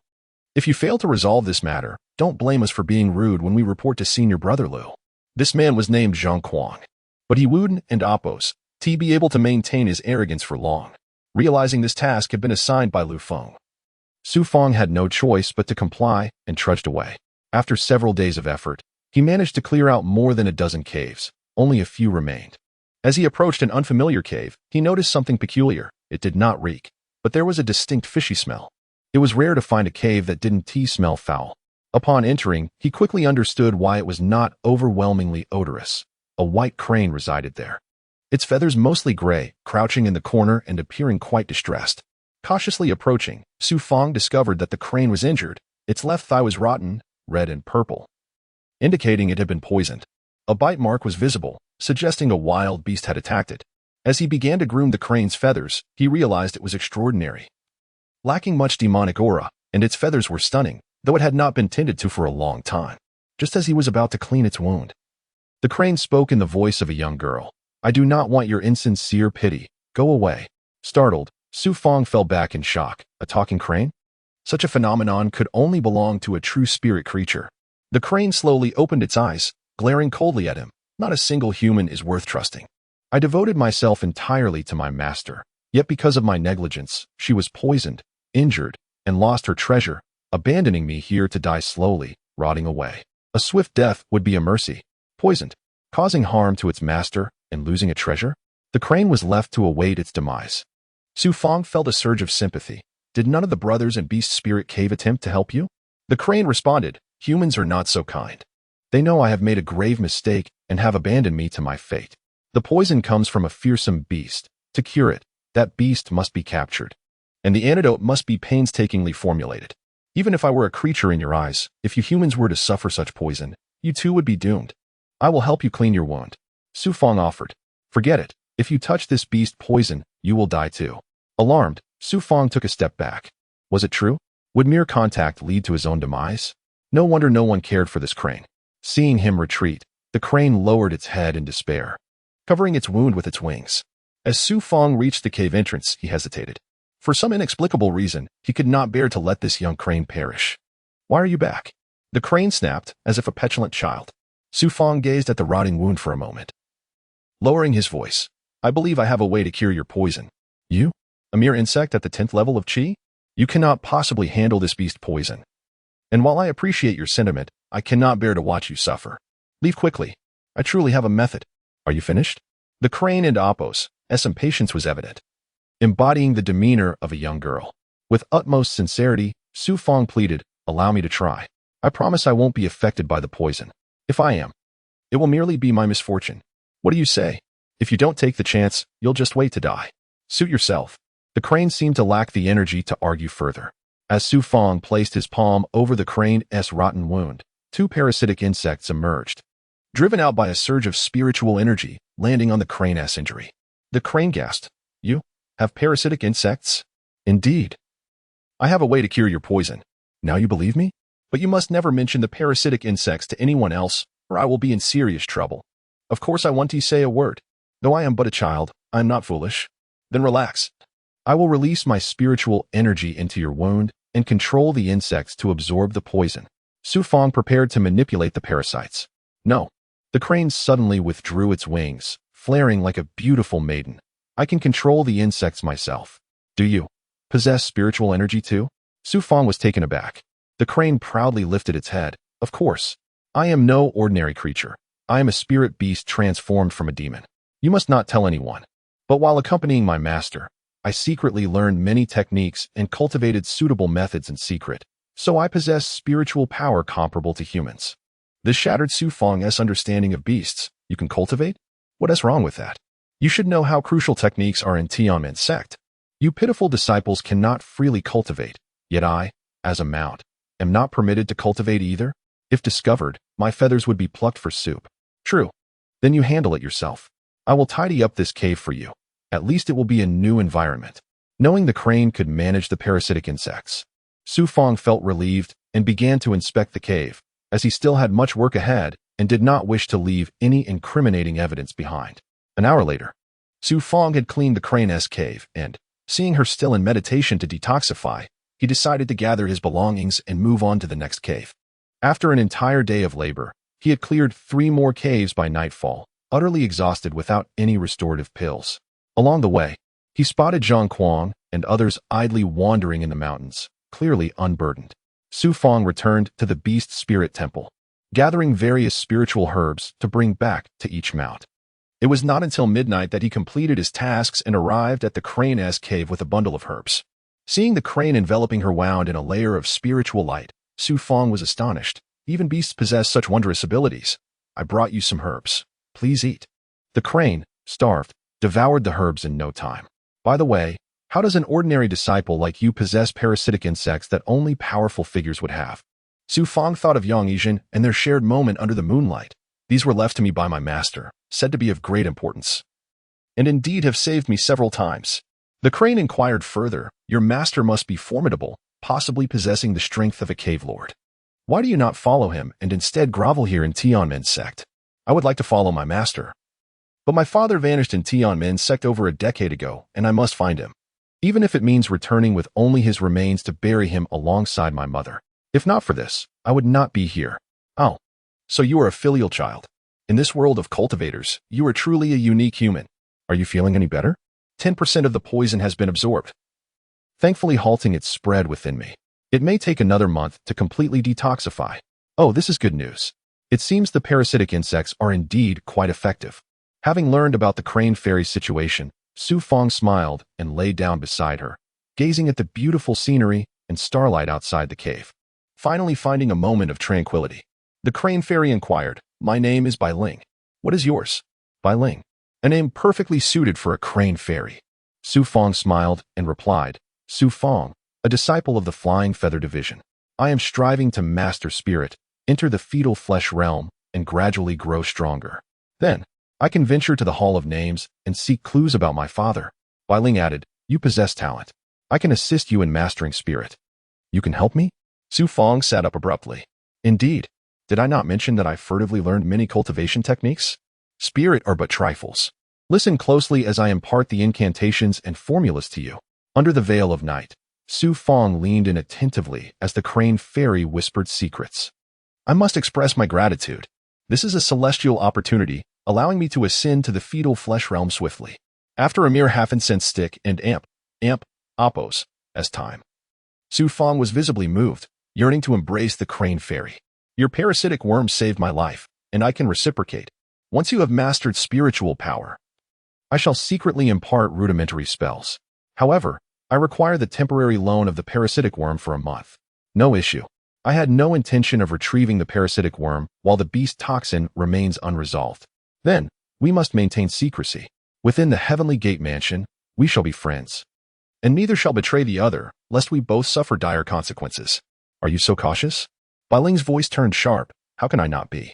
You are ignorant of the Heavenly Gate mansion and the world of cultivators. Disciples like you in the chi consumption realm and fetal flesh realm are mere cannon fodder. The Heavenly Gate mansion cultivates you to become soldiers, serving the Heavenly Gate Sacred Emperor and unifying this territory. If you prove useless, the Heavenly Gate mansion will ruthlessly expel you. Furthermore, disciples engage in deceit and infighting. Many cultivators meet their demise at the hands of their most trusted friends. You will not comprehend this for now, but you will gradually understand. You have witnessed my plight. I toiled for my master, yet a single misstep led to my exile. Awaiting death. These words sent shivers down Su Fang and Appo's spine. But the elders of my clan never mentioned this. By Ling and Appo's tone carried a sense of disappointment. Those in the chi consumption realm are mere mortals, insignificant to the heavenly gate mansion, unless they are at the peak of the chi consumption realm. Chi consumption realm cultivators stand at the lowest rung of the heavenly gate mansion and are ignorant of its affairs. Do not hold the heavenly gate mansion in high regard. Its depths are treacherous. Fortunately, beasts possess far longer lifespans than humans, allowing me to glean some knowledge of the heavenly gate mansion. Su Fang fell silent and lay on the ground, seemingly lost in thought. In truth, he was carefully contemplating Bai Ling's words, reassessing his perception of the heavenly gate mansion. Unfamiliar. As dawn broke, this was the sole conclusion he reached. Su Fang went to clean other caves early in the morning, willingly working hard for those fellow disciples, who never came to ask, but instead intensified their demands, leaving him to clean all the caves alone. At night, he accompanied the Crane Fairy, Bai Ling, practicing the spirit incantation, with the Crane Fairy serving as his mentor and friend, guiding his cultivation in various ways. The man and beast became close friends, sharing everything. With 10 days approaching on the final night, do not be so rigid. Su Fang emanated a surge of spiritual energy, his hands conjuring rings of light, within which appeared lines of spiritual light, while Bai Ling cried out anxiously, Who? The Crane Fairy was unceremoniously scolding Su Fang like a seasoned elder. Suddenly, the spiritual energy between his hands transformed into spirit. As Su Fang released them, the surrounding spiritual energy coalesced into more spirit. The aura he emitted signified the 10th level of the chi consumption realm. Now that you have mastered spirit, you must condense more in your dantian and circulate them, forming a spiritual energy ball, which is the chi si. The Crane Fairy, an impatient soul, was even more eager than Su Fang. The latter immediately absorbed the spirit into his palm and channeled them to his dantian. A wondrous scene unfolded. The more spirit there were, the more they flowed through his meridians like blood, circulating in a Zhou-Tian pattern. Not spiritual energy, but countless spirit. After several Zhou-Tian cycles, a mass of spirit energy spontaneously formed in his dantian. Qi-Si. This is the Qi-Si. The spirit possessed an invisible suction force, drawing all spirit into the dantian, where they intertwined with spiritual energy to form the Qi-Si. Late into the night, Su Fang sighed in relief. Condensing the Qi-Si is not difficult. The challenge lies in not mastering the spirit incantation. The Heavenly Gate Mansion controls all cultivators through cultivation techniques. Otherwise, who would willingly serve it? The Crane Fairy exclaimed. Bang! At that instant, as the Qi-Si solidified, Su Fang followed the method for breaking through to the fetal flesh realm, akin to cultivating the 100 acupoints and blood vessels, and released all the energy within his body. The energy surged through his body, causing dark blood to seep from his skin. With the Qi-Si formed, a surge of spirit filled his body, elevating his spiritual energy to new heights, undergoing another Qi transformation. His entire being began to expel impurities, seeping from the skin. Upon witnessing this, the Crane Fairy slightly raised her wings. Congratulations on entering the fetal flesh realm, which is also divided into 10 levels. You will gradually acquire spiritual power, and in the later stages, you must seek various spiritual treasures to absorb their essence and cultivate a spiritual root within your body. Su Fang reveled in the wondrous sensation of entering the fetal flesh realm. What is a spiritual root? A spiritual root is aptitude, or the talent for cultivation. It is like soil, with varying degrees of fertility. Why can fertile soil yield abundant fruit? Because the nutrients within the soil differ. A spiritual root embodies the essence of all creation, the nutrients for the human body, the most fundamental source of spiritual energy. This is known as the spiritual root. Those who rely solely on self-cultivation without external aid will possess ordinary spiritual roots. However, those who discover spiritual treasures and absorb their essence will naturally possess extraordinary power. The Crane Fairy, Bai Ling, elucidated, the Heavenly Gate Mansion once produced a prodigy who, by chance, obtained a spirit stone formed from heavenly fire. After absorbing the fire essence, he could transform his entire being into flames because he possessed a fire-type spiritual root. Su Fang suddenly understood. So, the primary focus of the fetal flesh realm is to cultivate spiritual roots? Indeed, the fetal flesh realm is sometimes referred to as the spiritual root realm. So do not underestimate it. I regret not having properly cultivated my spiritual root, having learned about these secrets from my master's cultivation records.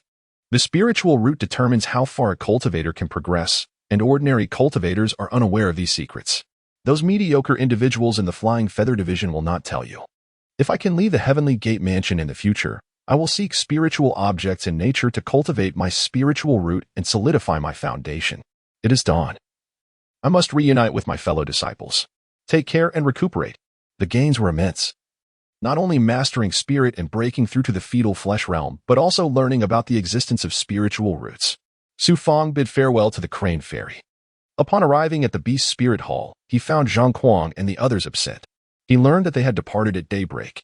Upon returning to the Flying Feather Division, he found Zhang Kuang and the others waiting before the main hall, their gazes filled with malice. For some reason, an ominous premonition arose in Su Fang's heart. Su Fang, do not presume that your arrival here, guided by the esteemed elder, grants you the liberty to be indolent in the Beast Spirit Cave. They shall return punctually. And yet you have only just awakened? Lianzhan and Lu Feng strode out from the cultivation hall, with Lianzhan feeling as if he had ingested gunpowder. And upon seeing Su Fang, he unleashed a loud reprimand. It seems that Zhang Kuang and his cohorts had been whispering behind my back. Su Fang hunched over, glancing at Zhang Kuang, only to find them reveling in his misfortune. Indeed, this group has been scheming against me. At this moment, Su Fang yearned to expose the truth, yet given the current circumstances, he felt that he would need 100 mouths to express his grievances. The words of Fairy He ring true. Despite my goodwill in aiding them, they repay my kindness with betrayal, each one with a heart as venomous as a serpent, wishing for my demise. At this moment, he was as clear-minded as a mirror. Lu Feng declared with arrogance, "This child must learn the rules properly, Lian Shixiang. Let him kneel in this cultivation hall for a month. During this month, he shall not leave this spot nor converse with anyone. Let every disciple of the Feiyu sect remember that the law is not to be defied. This matter shall fall under your and Hushidi and Appo's as purview. I am about to lead the others to encircle and slay the Kuan-Di demon." Lianzhan, in a fit of anger, threw his arm and returned with Lu Feng to the cultivation hall. Su Fang, feeling a sense of resignation, approached the entrance and knelt down. Casting his gaze towards Zhang Kuang and the others, "You have gone too far. I intended to assist you in cleaning the cave. And yet you conspire against me behind my back? That is your folly. If you heed our words, you may still have a chance to survive. If you refuse, you won't even know how you perish. I forgot to mention, our Feiyu sect maintains a record of merits and demerits, and you will surely be marked this time. Accumulate too many demerits, and you shall be expelled from the Tianmen mansion. We shall now proceed to cultivate." Zhang Kuang's expression was one of sheer delight, as his group mocked Su Fang before entering the cultivation hall. A record of merits and demerits? Su Fang nearly felt faint with rage, but he swiftly adjusted his mindset. Since matters had reached this point, he could only endure. After all, life stretches long ahead, and retribution would eventually come. It remains uncertain who shall ultimately remain in the Tianmen mansion. The final outcome is yet to be determined.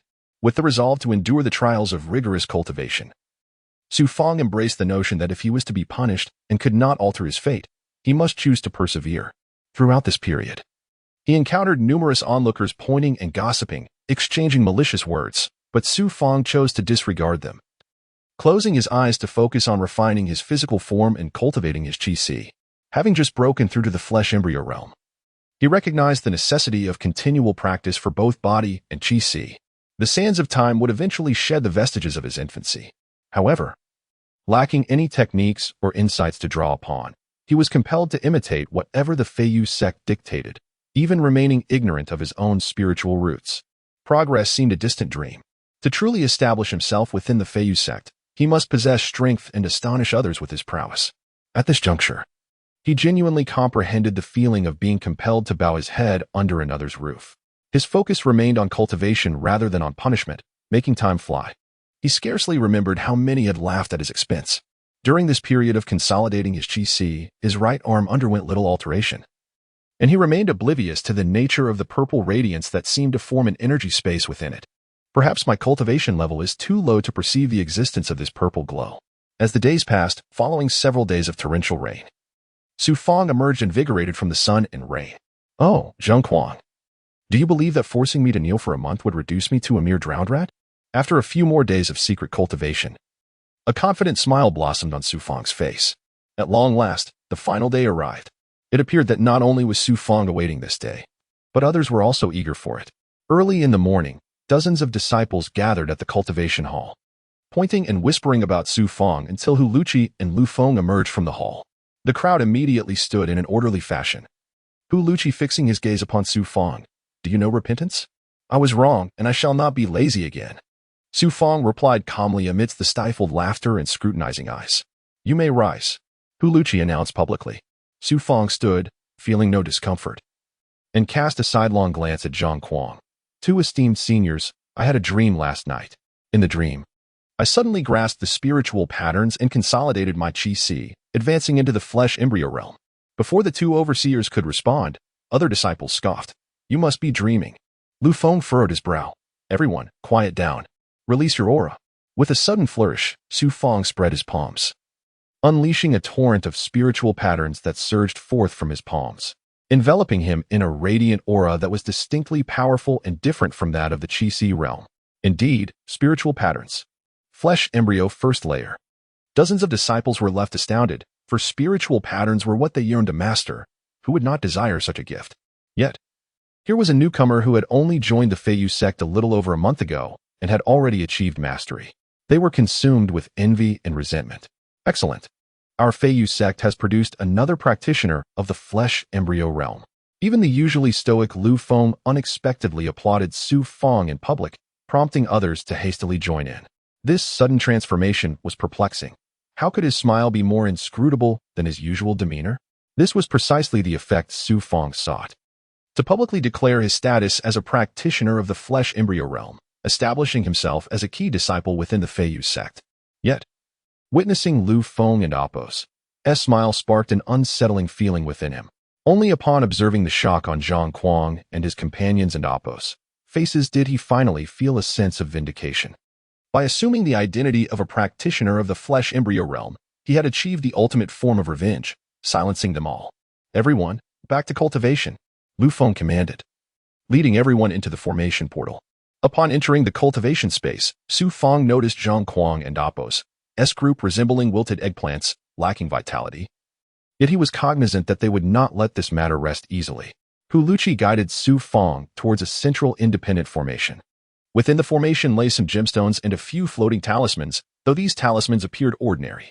At the forefront of the formation was a spirit stone radiating a powerful spiritual light, which instantly captivated Su Fang.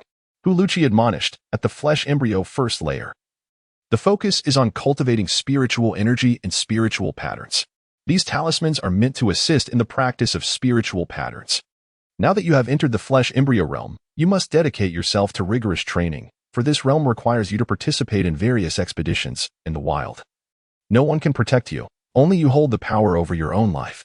Once you have cultivated your spiritual patterns to a level of mastery, you will be able to form basic defenses, and there will be others to instruct you in these defensive techniques. After attentively listening, Su Fang watched Hu Luqi depart. He grew curious about the remarkable spirit stone. Unbeknownst to him, as he approached, he realized that his right arm was absorbing the essence from the stone. Could this fist-sized stone be the spiritual artifact spoken of by Fairy He? If my right hand absorbs its essence, am I not in the process of refining my spiritual roots? Initially, there was no movement from his right hand, leading Su Fang to overlook any anomalies. It was only when he noticed purple veins appearing along his arm that he recognized something was amiss. It turned out that the aura released from the stone was being absorbed through his touch, gradually manifesting these extraordinary phenomena. After a moment of contemplation, he surmised that this gem was indeed a spiritual entity, absorbing its essence equated to forging a spiritual root. Yet, he remained uncertain about how to absorb the treasure's spiritual energy. The astonishing fact that his right hand could effortlessly absorb the aura of the spirit stone was truly remarkable. He hastily concealed his right hand, pretending as if nothing had occurred, and settled down near the spirit stone, releasing spiritual patterns that appeared to accompany his rune cultivation. In truth, he discreetly hid his right hand behind him, quietly absorbing the essence of the spirit stone. Although the absorption was slow, akin to a snail's pace, it was no trivial feat, especially as he was covertly drawing in the energy. He secretly condensed the energy, channeling the absorbed essence from the spirit stone into his meridians, thus leading it into his dantian. What was that purple glow that penetrated his right hand? It could directly absorb the power of magical artifacts, and now, It could also draw from spiritual entities. Su Fang realized he had unintentionally stumbled upon a treasure that, in his eyes, surpassed even the primordial sacred mirror. The primordial sacred mirror was exceedingly peculiar. He had been unable to sense it since acquiring it. Yet, this purple light was continuously absorbing energy. Now even stealthily drawing spiritual energy from the spirit stone to aid in shaping his spiritual root, a boon that countless individuals yearned for. And thus, it had fortuitously fallen into his lap. Elated, he continued to feign the cultivation of his spiritual root while persistently absorbing the essence of the spirit stone with his right hand. Suddenly, Su Fang, whose hearing had sharpened to the point of perceiving the minutiae of ant holes, caught wind of commotion outside. Was it Lianzhan? Curiosity piqued. He stepped out of the formation, wondering if Lianzhan had captured the Kuan-Di demon. Upon entering the outer space, he found everyone gathered, scrutinizing Lianzhan, Huluchi, and Lu Feng, with over 20 others standing behind Lianzhan, appearing fatigued, gradually regaining their composure within the cultivation hall. Esteemed colleagues, we once again allowed the Kuan-Di demon to escape, but we have captured a Gujiao monster, Lianzhan announced as he and his companions approached the central formation, entering a specialized array meant for confining ferocious beasts. With a clap at his waist, a beam of demonic light erupted from a black bag, the Qian Kuan bag. Su Fang gazed longingly at that ordinary-looking black pouch, yearning to possess such an item. It might appear unremarkable, yet it was a magical artifact. One of the most commonly utilized treasures by cultivators for storage, known as the Qian Kuan bag, exclusively owned by the esteemed Xiaocheng Qiulongji. With a thunderous crash, the demonic light leapt out, revealing a massive creature, over 2 zhang long, covered in gray scales. The Gujiao monster. This beast possessed exceptionally sharp scales and claws as keen as blades. Its most distinctive feature was its elongated, duck-like beak, bound by a golden rope, which Su Fang recognized, having seen it used by Luo Zhongyun to subdue the yin with double-tailed mane. This rope seemed specifically designed to restrain demonic beasts. Lianzhan turned to address the assembly, stating, Lord Xiaoqing is resolute in capturing the Kuan-Di demon and has provided us with numerous magical artifacts. Yet that demon still managed to elude us. What shall we do with the Gujiao monster? Huluchi inquired. It depends on Lord Xiaocheng and Appo's arrangements. We already have a considerable number of demonic beasts for our cultivation hall. Lianzhan replied. Lord Xiaocheng. Suddenly, a figure clad in silver armor appeared, sending a wave of panic through some disciples. Indeed, it was Xiaocheng Qiulongji. The crowd immediately bowed, exclaiming, We pay our respects to Lord Xiaocheng. Xiaocheng Qiulongji remained as aloof and stunning as when Su Fang first beheld her. The silver armor she donned was undoubtedly a formidable artifact, surpassing even the Xianji armor. With her beauty magnified by the armor, she exuded a commanding presence typically associated with men, both beautiful and powerful. Such a woman instilled dread in all who encountered her. She fixed her gaze on Lianzhan, inquiring, Have you tracked the Kuan-Di demon? Lianzhan clasped his fists, responding, We only had one encounter with the demon. It is exceedingly adept at burrowing underground. While we turn the place upside down, we managed to capture this Gujiao monster. Next time, I shall personally intervene. Should the Kuan-Di demon continue its rampage, countless lives will be lost. After a moment of silence, Xiaocheng turned her attention to Su Fang, who stood at the edge of the crowd. You, step forward. Me? Su Fang was taken aback. Why would Xiaocheng seek him out? And the disciples who ventured into the beast's spirit cave? Xiaocheng commanded again. Zhang Kuang and the other 8 disciples hastily stepped forward, visibly trembling with anxiety, unable to fathom why Xiaocheng cared about such trivial matters. Even Lu Feng, Huluchi, and Lianzhan felt a sense of surprise.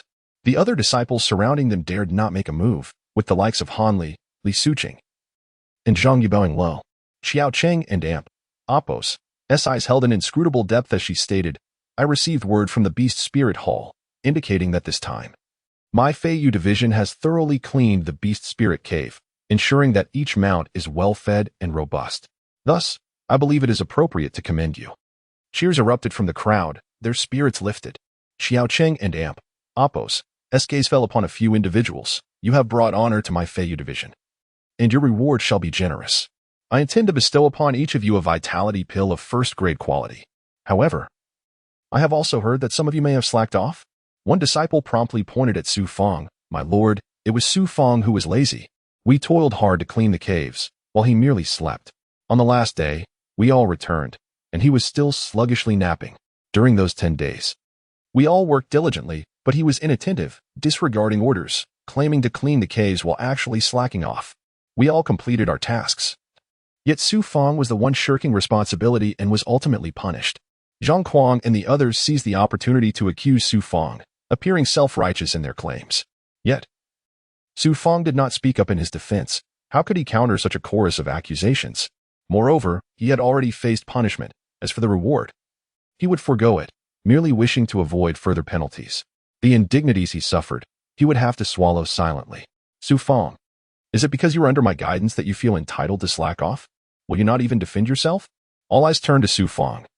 As Qiao Cheng's tone remained cool and detached, Su Fang bowed. I have already faced punishment, and I shall strive even harder in my cultivation henceforth.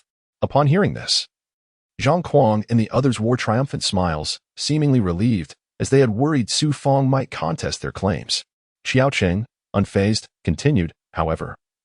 The reports I received tell a different story. Those at the Beast Spirit Hall indicated that many mounts expressed their gratitude towards one individual who diligently cleaned their waste, tidied their caves, and groomed them. And that individual is none other than you, Su Fang. This revelation sent a wave of unease through Su Fang. What was Qiao Cheng truly plotting? I favor those who work earnestly and abhor those who resort to petty tricks. I present you with an opportunity. I do not wish to wrong the innocent, nor do I wish to reward the undeserving. If you do not confess, I shall summon the disciples from the Beast Spirit Hall to clarify this matter publicly. At that point, it will not merely be punishment but the severing of heads. The weight of her words struck like lightning, causing all but Su Fang to drop to their knees, sweat beading on their foreheads, faces pale, hearts racing like thunder. They resembled mice caught in the open, wishing they could burrow into the ground. You all have grown too bold, openly conspiring to frame Su Fang, leading to his punishment outside the cultivation hall for an entire month. Now, upon hearing of a reward, you seek to usurp his rightful accolades. Hu Luqi, present. As Huliki stepped forward, Qiu Lingji and Apos, gaze flashed like lightning. Each person shall deliver 100 self-inflicted slaps, ensuring each strike draws blood. Should this repentance prove insincere, expulsion from the Heavenly Gate Mansion, or even decapitation shall be the consequence. Smack. Huliki seized the moment, a surge of spiritual energy emanating from his right hand, commencing with Zhang Kuang and striking each face in succession. Each slap elicited a spray of blood, yet none dared utter a single cry. Smack. This time, Huliki initiated from the left, delivering another resounding blow, resulting in the dislodging of several teeth. Qiu Lingji produced a lustrous, milky white elixir before the assembly. Su Fang, your dedication is unwavering. You have diligently fulfilled your duties, ensuring each mount is plump and robust, truly bringing honor to my flying feather department. This invigorating elixir is your reward. Furthermore, from this day forth, you shall be solely responsible for the care of my violet bell unicorn steed. That would make him a groom. Not only did he receive an elixir, but he would also be entrusted with the care of Qiu Lingji's mount. This was akin to a dream. What did caring for Qiu Lingji's steed entail? Henceforth, he would be in constant attendance, a figure who, even as a groom, none would dare offend. Huliki approached Su Fang. Have you not received the esteemed lord and amp, Apos, as reward? Many thanks, esteemed lord. He hastily accepted the invigorating elixir with elation. Lu Feng, raising his voice, proclaimed, Instructor Cheng has always upheld the law with utmost rigor. I implore everyone to abandon any thoughts of opportunism and strive to become the elite of our Flying Feather Department. Gather your belongings and report to the Flying Feather Hall. Qiu Lingji departed with satisfaction. Farewell, Instructor Cheng. The crowd hastily bowed. Smack, smack. Zhang Kuang and the others on the ground endured countless slaps, their faces swollen to the size of pig heads. Serves them right. They brought this upon themselves. Who can they blame? After bidding farewell to Lian Zhan, Huliki and Lu Feng, Su Fang coldly departed the cultivation hall. Upon returning to his cave dwelling, he gathered his belongings, retrieving the treasures concealed nearby, and immediately ascended the mountain peak. As he neared the summit, he beheld a golden palace, twice the size of the cultivation hall, exuding an imposing aura. Su Fang swiftly concealed the treasures nearby and approached the golden palace, where the words Flying Feather Hall shimmered with dazzling light upon the cliff face. I never imagined the mounts would speak on my behalf. Perhaps it was the Crane Fairy, Bai Ling, secretly assisting me? As he hurried towards the Flying Feather Hall, Su Fang pondered how the disciples of the Beast Spirit Hall had discovered that he alone had cleared the cave dwelling. After contemplation, he arrived at a single explanation, the Crane Fairy. Whoosh. A gust of cold wind swept past Su Fang from behind. He turned and recoiled in shock. Confronted by a winged unicorn steed, its gaze fixed upon him. The steed stood nearly 10 feet tall, dwarfing Su Fang. Not only was it tall, but it was also exceedingly robust. The unicorn's horn was violet, and a violet bell adorned its neck. Had he not arrived at the Heavenly Gate mansion and cultivated for some time, the sudden appearance of such a colossal, winged monstrosity would have likely sent him into a faint. Even more astonishing to Su Fang was the creature's ability to speak. Its head held high. "What are you gawking at? You lowly lackey." "Lackey? Am I truly a groom now?" He could only offer a wry smile. "What groom?" The monster emitted a youthful, resonant voice. "I am the Violet Bell Unicorn Steed, the esteemed Lord's mount and one of the few level mounts in the Heavenly Gate Mansion. Though I am a mount, only those who have rendered meritorious service to the Heavenly Gate Mansion or are members of the upper echelons may possess me. Therefore, in my presence, you are but a lackey. Henceforth, attend to me with utmost care, and you shall be rewarded. Otherwise, even before the esteemed Lord intervenes, I shall deal with you. This beast is getting out of hand." The Violet Bell Unicorn Steed was excessively arrogant. Is it not merely a beast? Even the most formidable is still just a beast before humans. Is it bullying me? This beast is not easy to deal with. Possessing a mouth that could inform the esteemed Lord, was he truly so unfortunate? First, he was bullied by Zhang Kuang and the others. And now he was being trampled upon by a beast? He had hoped for better days, but it seemed he had truly become a groom. A groom who was being bullied by a beast, no less. When will this torment end? The Violet Bell Unicorn Steed, with haughty demeanor, gazed down upon Su Fang. Like a mighty sovereign. "This is my Violet Bell Unicorn Steed." At that moment, Qiulingji emerged from the Flying Feather Hall, daring not to be remiss. Su Fang hastily paid his respects. "Your task is to care for it diligently. The specifics are for you to determine. Should you fail to care for it adequately, you need not remain in the Flying Feather Department. I shall only instruct you on 2 points. First, administer one invigorating elixir each morning without fail. Second, seek out spiritual herbs in the mountains, ensuring they're the most tender and fresh." Qiulingji produced a jade vial and handed it to Su Fang. 1 elixir per day. This is a month and Oppo's supply. Obtain more from me next month. You must not withhold a single elixir.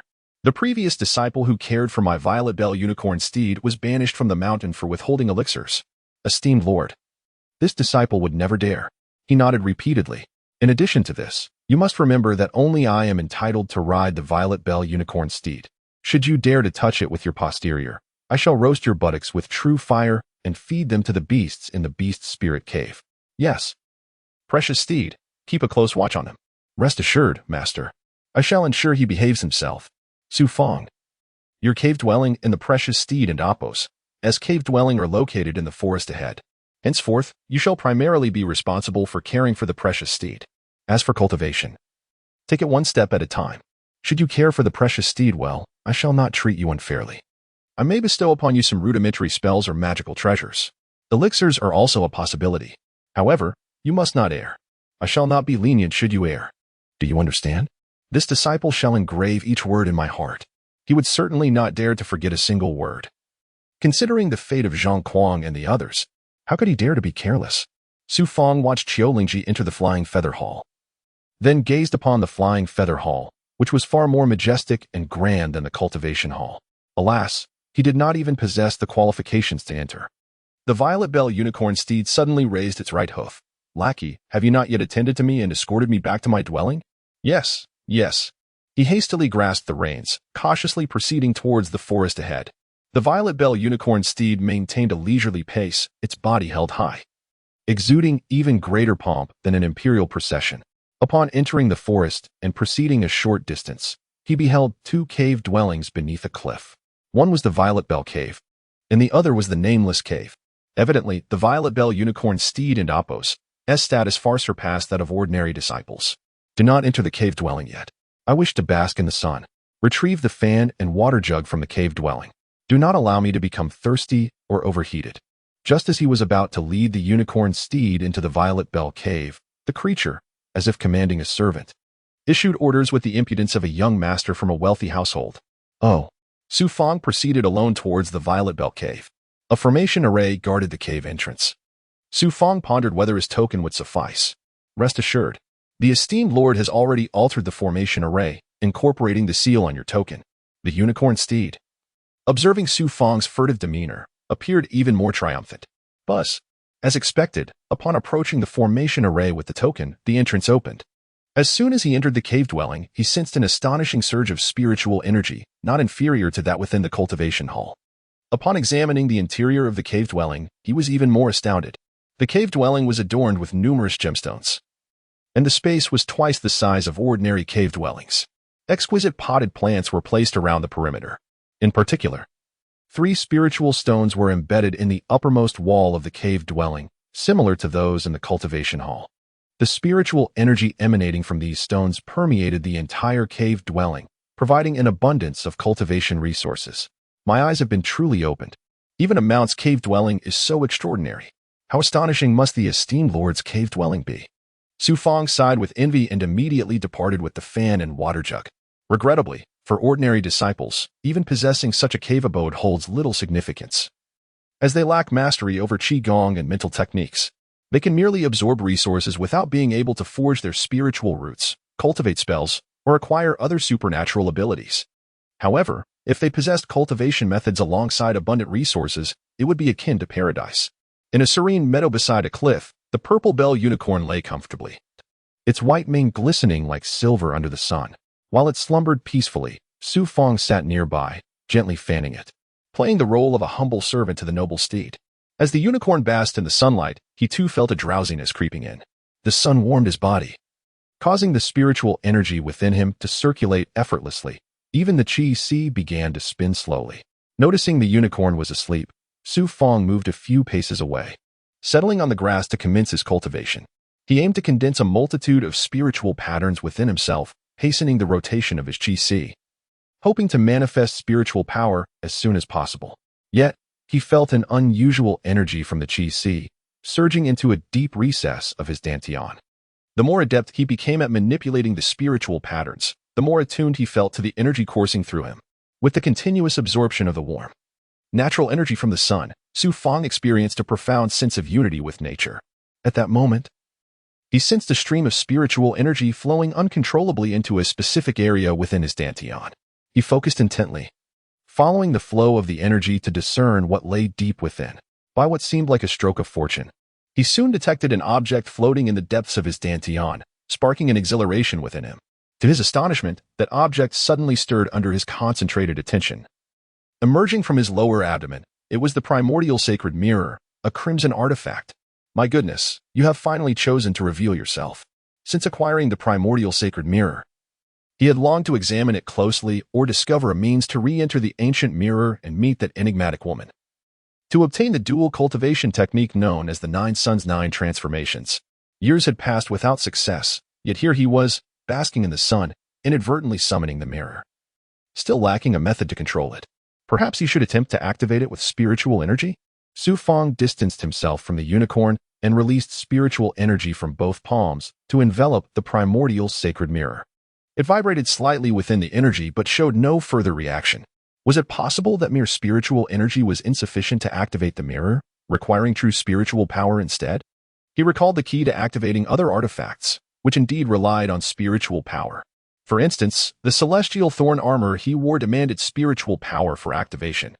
He remembered the incident at Fishmouth River, where if he had been able to channel spiritual power into the armor, the creature would have released its grip and fled in terror. Oddly enough, he sensed a response from the armor on his right arm, yet felt nothing near the primordial sacred mirror. Curious, Su Fang examined his right arm and then the mirror, but his right hand remained unresponsive to it. After several attempts yielded the same result, he pondered whether his right arm could absorb energy from all artifacts. After an hour of study, he had made no significant discoveries. He contemplated meditating to return the mirror to his body, so it wouldn't be discovered by others, when suddenly, the mirror reacted. Sunlight streaming down from the sky illuminated its crimson surface, revealing that the ancient mirror was absorbing rays of the sun. Could it be that the secret to the primordial sacred mirror lay in its need for direct sunlight to elicit a response? Elated by this revelation, Su Fang felt as if he had uncovered a monumental secret. Had he remained in the cultivation hall, who knows how long it would have taken to awaken the mirror?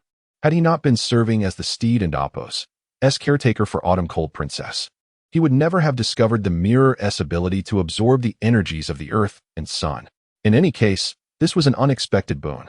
Indeed, Positioning the mirror towards the sun accelerated its absorption of sunlight, albeit at a snail and amp, oppos, s pace. As noon approached, the unicorn continued to sleep soundly. And Su Fang remained fixated on the primordial sacred mirror, observing as it consistently absorbed solar energy. A frown crossed his brow. What abilities did this ancient mirror possess? Capable of drawing in sunlight as if harnessing the very power of the heavens? To Su Fang, it felt as though this ancient mirror was a legendary beast, capable of consuming the essence of the world. An hour later, at the peak of noon, the sun blazed more fiercely than on ordinary summer days. Su Fang maintained the mirror's position towards the sky, allowing it to absorb sunlight when suddenly, a strand of ancient crimson spiritual light emerged from its surface. Su Fang's hands trembled upon witnessing this red spiritual light. It felt scorching and was exponentially more potent than the spiritual energy found in the Purple Bell Cave or the Cultivation Hall. Uncertain of what this red spiritual energy was, he watched as it floated towards him, dividing into 3 streams, one approaching his mouth and the other 2 moving towards his nostrils. Should he absorb it or not? A shiver ran through him as he hesitated, but then he recalled that if the primordial sacred mirror was indeed merging with him, and if that woman claimed it was a peerless treasure, he mustered the courage to absorb it. With no prior experience to guide him, he resolved to uncover the mirror's mysteries on his own. Gathering his resolve, he channeled his internal energy, softly uttering an incantation, and inhaled the 3 streams of red spiritual light. As they entered, they permeated his meridians, voraciously devouring his internal spiritual energy, as if seeking to dominate it entirely. Su Fang found himself powerless to resist. The red spiritual energy, having absorbed sunlight, was beyond his control, and he could only watch as his entire internal spiritual energy was assimilated by this force. This was merely a trickle of the red spiritual energy emerging from the primordial sacred mirror. If a torrent were to flow forth, who could imagine the consequences? Once the red spiritual energy absorbed his own, it became aligned with his chi, merging into an entirely new form of energy. As this red energy originated from the artifact, it should possess the power of the artifact itself. Yet why did his right hand remain unresponsive? Su Fang continued to observe his right arm, searching for any reaction to the artifact and amp, oppos, s spiritual light, but it remained still. Just as he was caught up in his excitement over the red spiritual energy, the purple bell unicorn stirred. He quickly concealed the primordial sacred mirror within his robes and began meditating to control it, standing up as the ancient mirror indeed melded into his lower abdomen. What a marvel! Su Fang resumed fanning the unicorn, which appeared quite content. Lazily, it stood and ambled toward the woods. Shouldn't you fetch water for the steed's bath? Upon returning to the Purple Bell Cave, twilight approached. After nibbling on some spiritual herbs, the unicorn demanded a bath. With such a large frame, it certainly required a good wash. Grumbling to himself, Su Fang filled a bucket with water and departed the cave. He had intended to absorb the power of the 3 spiritual stones to cultivate his spiritual roots, but the unicorn proved to be quite a handful, leaving him little room to maneuver. After fetching the water, the unicorn squatted down, expecting Su Fang to groom its mane and scratch its back. As the washing drew to a close, unexpectedly, the unicorn released a muffled sound, followed by the expulsion of a rather unpleasant substance. Your excrement reeks. You must be suffering from indigestion. Consume more fruits tomorrow, it remarked. Is it true that your human waste is fragrant? Hurry and clean this up. Only then may you rest. And do not forget to deliver the invigorating elixir promptly in the morning. The unicorn raised its head, taking a moment to steady its breath before moving to a dry area near 3 spiritual stones, squatting as if to absorb their essence. The privilege of enjoying such resources was enough to make Su Fang feel envy, not to mention the likes of Lu Feng and Zhan, or even the formidable Hu Luqi, who could only gaze in awe, drooling with envy. As night fell, instead of resting in the cave, Su Fang continued to cultivate the red spiritual energy emanating from the ancient mirror. From this moment forth, he would refer to this red energy as the primordial qi. During the process of condensing the qi, he also conferred a new name upon this fresh energy, calling it the primordial sacred mirror qi. This energy was indeed formidable. The vast amount of spiritual energy he had painstakingly cultivated within himself seemed to vanish. Where did it go? Naturally, it was devoured by the primordial qi, akin to refining essence into qi, with impurities being expelled from his body. He could sense that even his energy sea held but a scant residue of the primordial qi. With a whoosh, after condensing the qi, intricate spiritual patterns emerged from his palms like flames. The cave reflected a faint red glow, distinctly different from ordinary spiritual patterns. emanating a warmth from the crimson designs.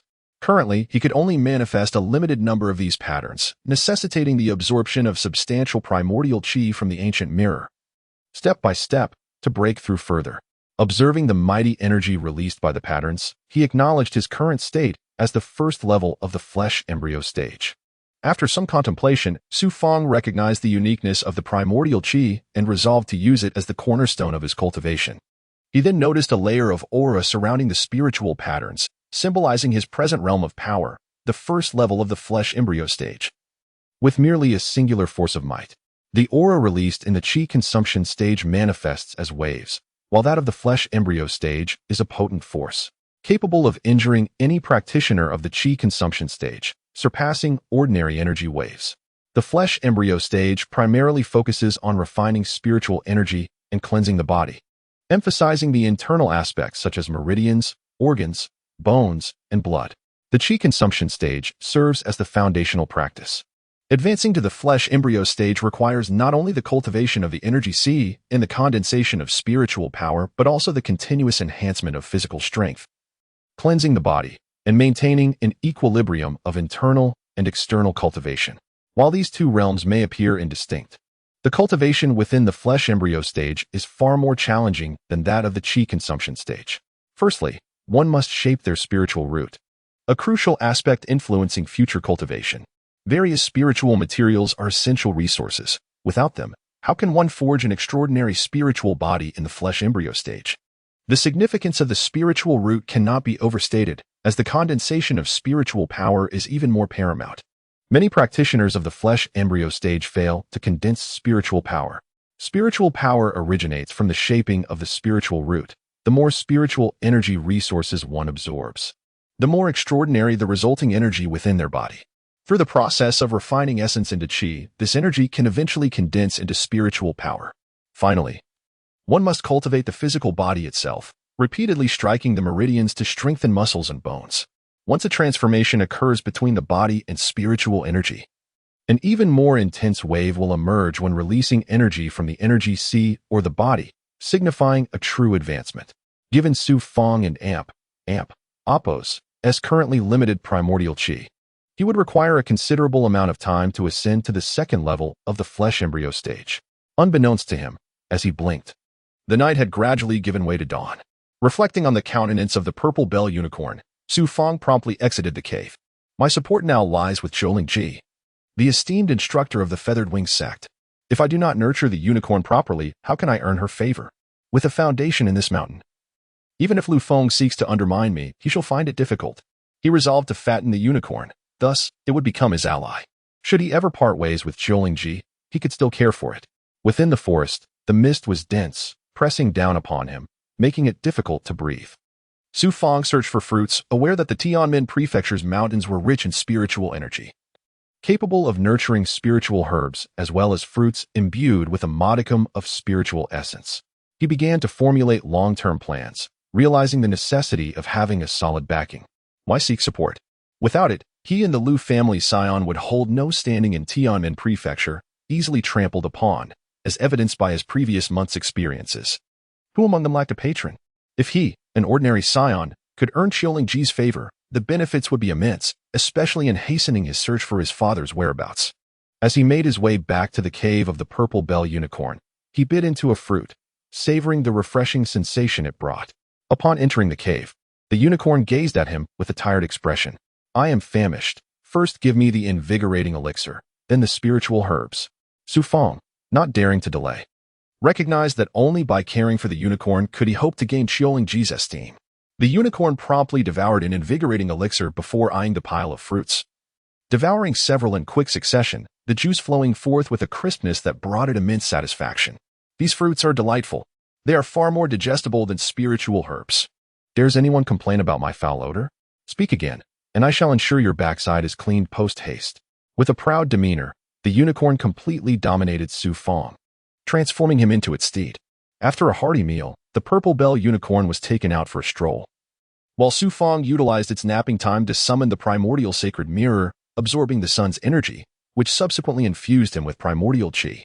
Thus, the role of caretaker became habitual. Each day began with fruit gathering, attending to the unicorn's needs, basking in the sun, and engaging in exercise. This existence was far more comfortable than that of a human. Unbeknownst to him, half a month passed in this manner. Having spent some time in Tianmen Prefecture, one morning, he led the unicorn for a stroll through the woods when suddenly, a beam of spiritual light shot towards the unicorn. The unicorn promptly seized the light, exclaiming, "The master calls for me. We must hurry." Outing?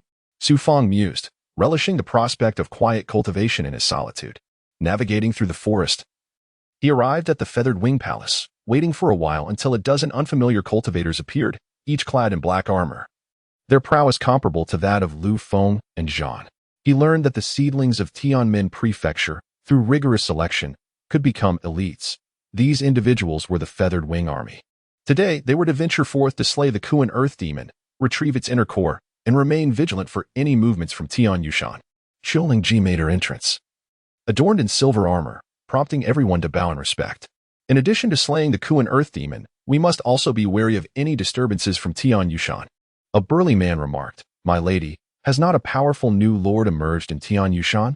They say his name is Feather Sovereign, a mysterious figure of great strength.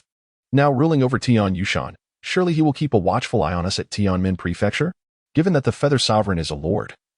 And the forces of Tian Yushan frequently encroach upon our territory, it is plausible that he may target us in the future. Fortunately, other cave masters possess formidable experts monitoring the situation. Our task is merely to cooperate with them. Let us set forth." With that, Qiulingji leaped onto the back of the purple bell unicorn. The creature trumpeted, spreading its wings and soaring into the sky. As they ascended, a host of demonic beasts appeared in the dense forest, and the warriors swiftly mounted the beasts, darting toward the peaks. Tian Yushan? He recalled its mention on the map. It was surprising to learn of the powerful lord, Feather Sovereign, who must possess strength akin to that of the master of the Shamo Cave, if not even greater. For how else could he claim dominion over a region to rival Tianmen Prefecture? At this moment, Fang felt as though he were in the Tianmen Mansion, merely gazing at the sky from the confines of a well. Before arriving at the Tianmen Mansion, he believed it to be the sole world that existed. However, upon reflection, he realized there are indeed realms beyond it. Although the Tianmen Mansion is colossal, it is surrounded by various powerful lords, vassals, and the supreme entity, the Zhao Kingdom. He found himself ensconced in a rather limited sphere.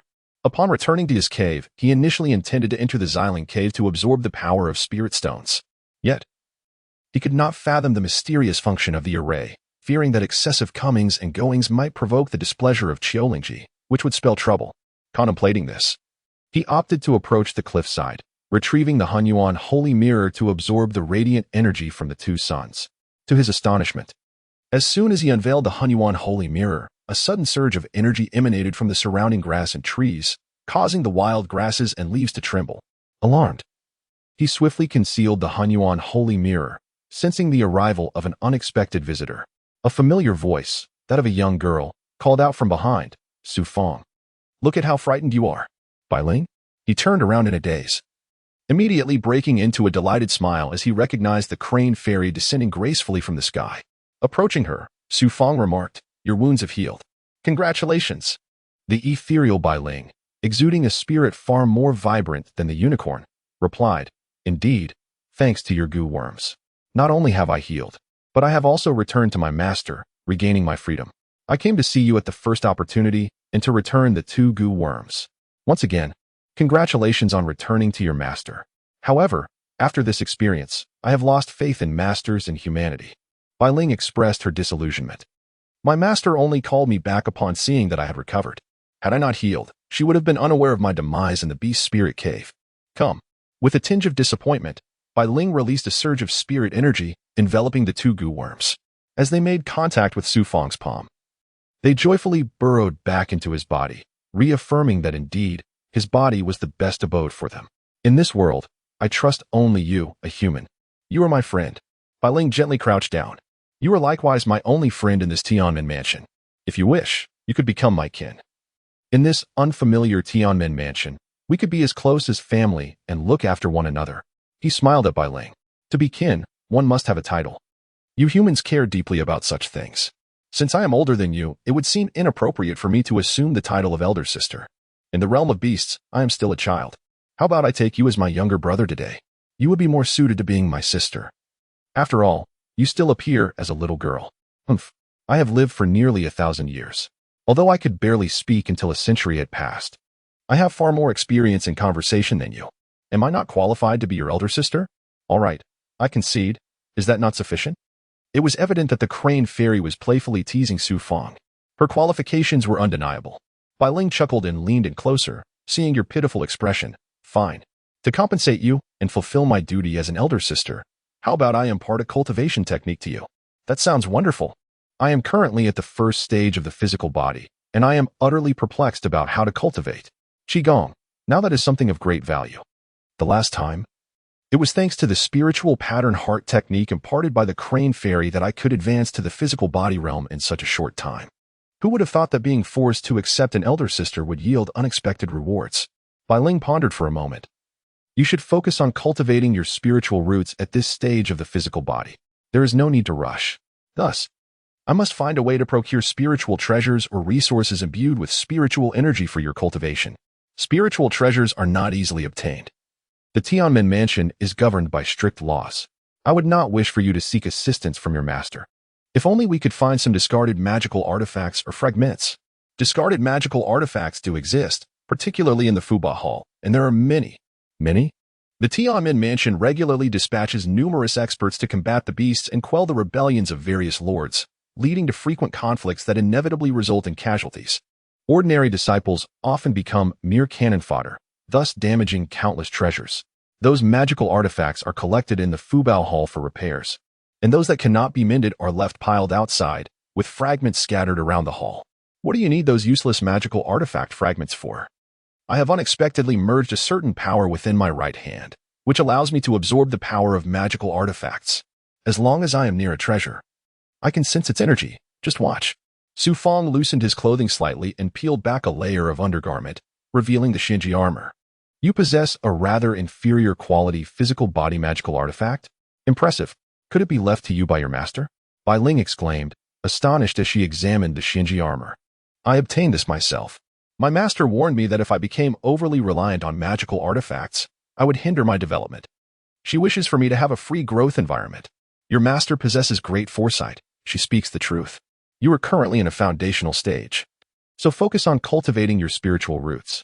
Given your current capabilities, you will rarely participate in various actions. Instead, concentrate on your training. After Bai Ling finished speaking, she observed Su Fang bringing his right hand closer to the Shinji armor, and indeed, the armor began to tremble restlessly. It seems my younger brother is quite fortunate in his affinity for the divine. With a swift motion, Bai Ling leapt off the cliff, spiraling downwards before soaring towards a more imposing mountain to the left. In less than an hour, Bai Ling returned. With a flourish, she opened her mouth and released a beam of spiritual light, which landed on the ground, revealing several fragments of magical artifacts.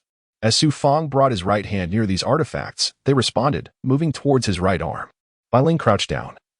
Captivated by this strange spectacle, the magical artifacts contained their own spiritual energy, a result of the artifact smiths harnessing the essence of heaven and earth to forge them. Brother, absorb the residual power from these magical artifacts to nurture your spirit and shape your spiritual roots.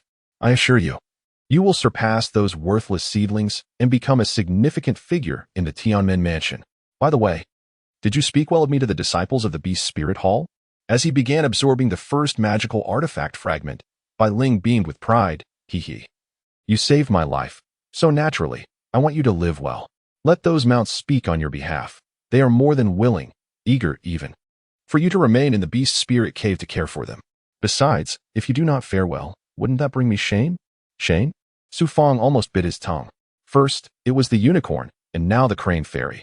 He felt as if he had an inexplicable affinity with animals throughout his life. I must return now. It will be days before I can visit again. I'm uncertain when I will accompany my master outside. But I have heard that a powerful lord named Yu Huang has recently emerged from Tianyu Mountain. It seems the Tianmen mansion will be busy, and I too must venture out frequently. Is it Yu Huang from Tianyu Mountain again? The instructor from the Feiyu faction mentioned this as well. Is Tianyu Mountain truly formidable? Tianyu Mountain is indeed formidable. It has existed for several hundred years and is home to a multitude of cultivators and numerous powerful lords. While their strength may not surpass that of the Holy Emperor of Tianmen, they are nevertheless peerless experts. However, your Qiulingji is but an ant in the presence of such great lords. I shall take my leave now, dear brother. With that, Bai Ling soared into the sky, her presence fading as swiftly as it had arrived. He then turned his focus to cultivation, selecting a discreet location on the opposite cliff. He placed the Hunyuan holy mirror on the ground, facing the two radiant suns above. The Hunyuan holy mirror gradually began to absorb the sunlight, seemingly still in a state of slumber. Wait a moment, did Bai Ling leave without imparting the technique? He pondered, wishing to delve deeper into the cultivation of the physical body realm. Yet, with the acquisition of the magical artifact fragments, he had momentarily forgotten about Qigong. As he absorbed the fragments, he concentrated on gathering the spiritual power of the artifacts into his dantian, while the Hunyuan spiritual energy devoured the power of the magical artifacts. It appeared that even the strength of the artifacts could not withstand the might of the Hunyuan spiritual energy. He discovered once again that his right hand had not absorbed the primordial spirit energy, thereby forming a remarkably independent realm of energy. Regrettably, he currently lacked the ability to harness the space deep within his right hand. His strength was insufficient. The energy emanating from the remnants of the magical artifact was overwhelmingly formidable, far surpassing the primordial spirit energy released by the ancient mirror. Consequently, the primordial spirit energy within his body continued to accumulate. The primordial spirit energy, the power of magical artifacts, and the natural aura seamlessly merged within him. During this process, various energies began to induce changes throughout his physical form.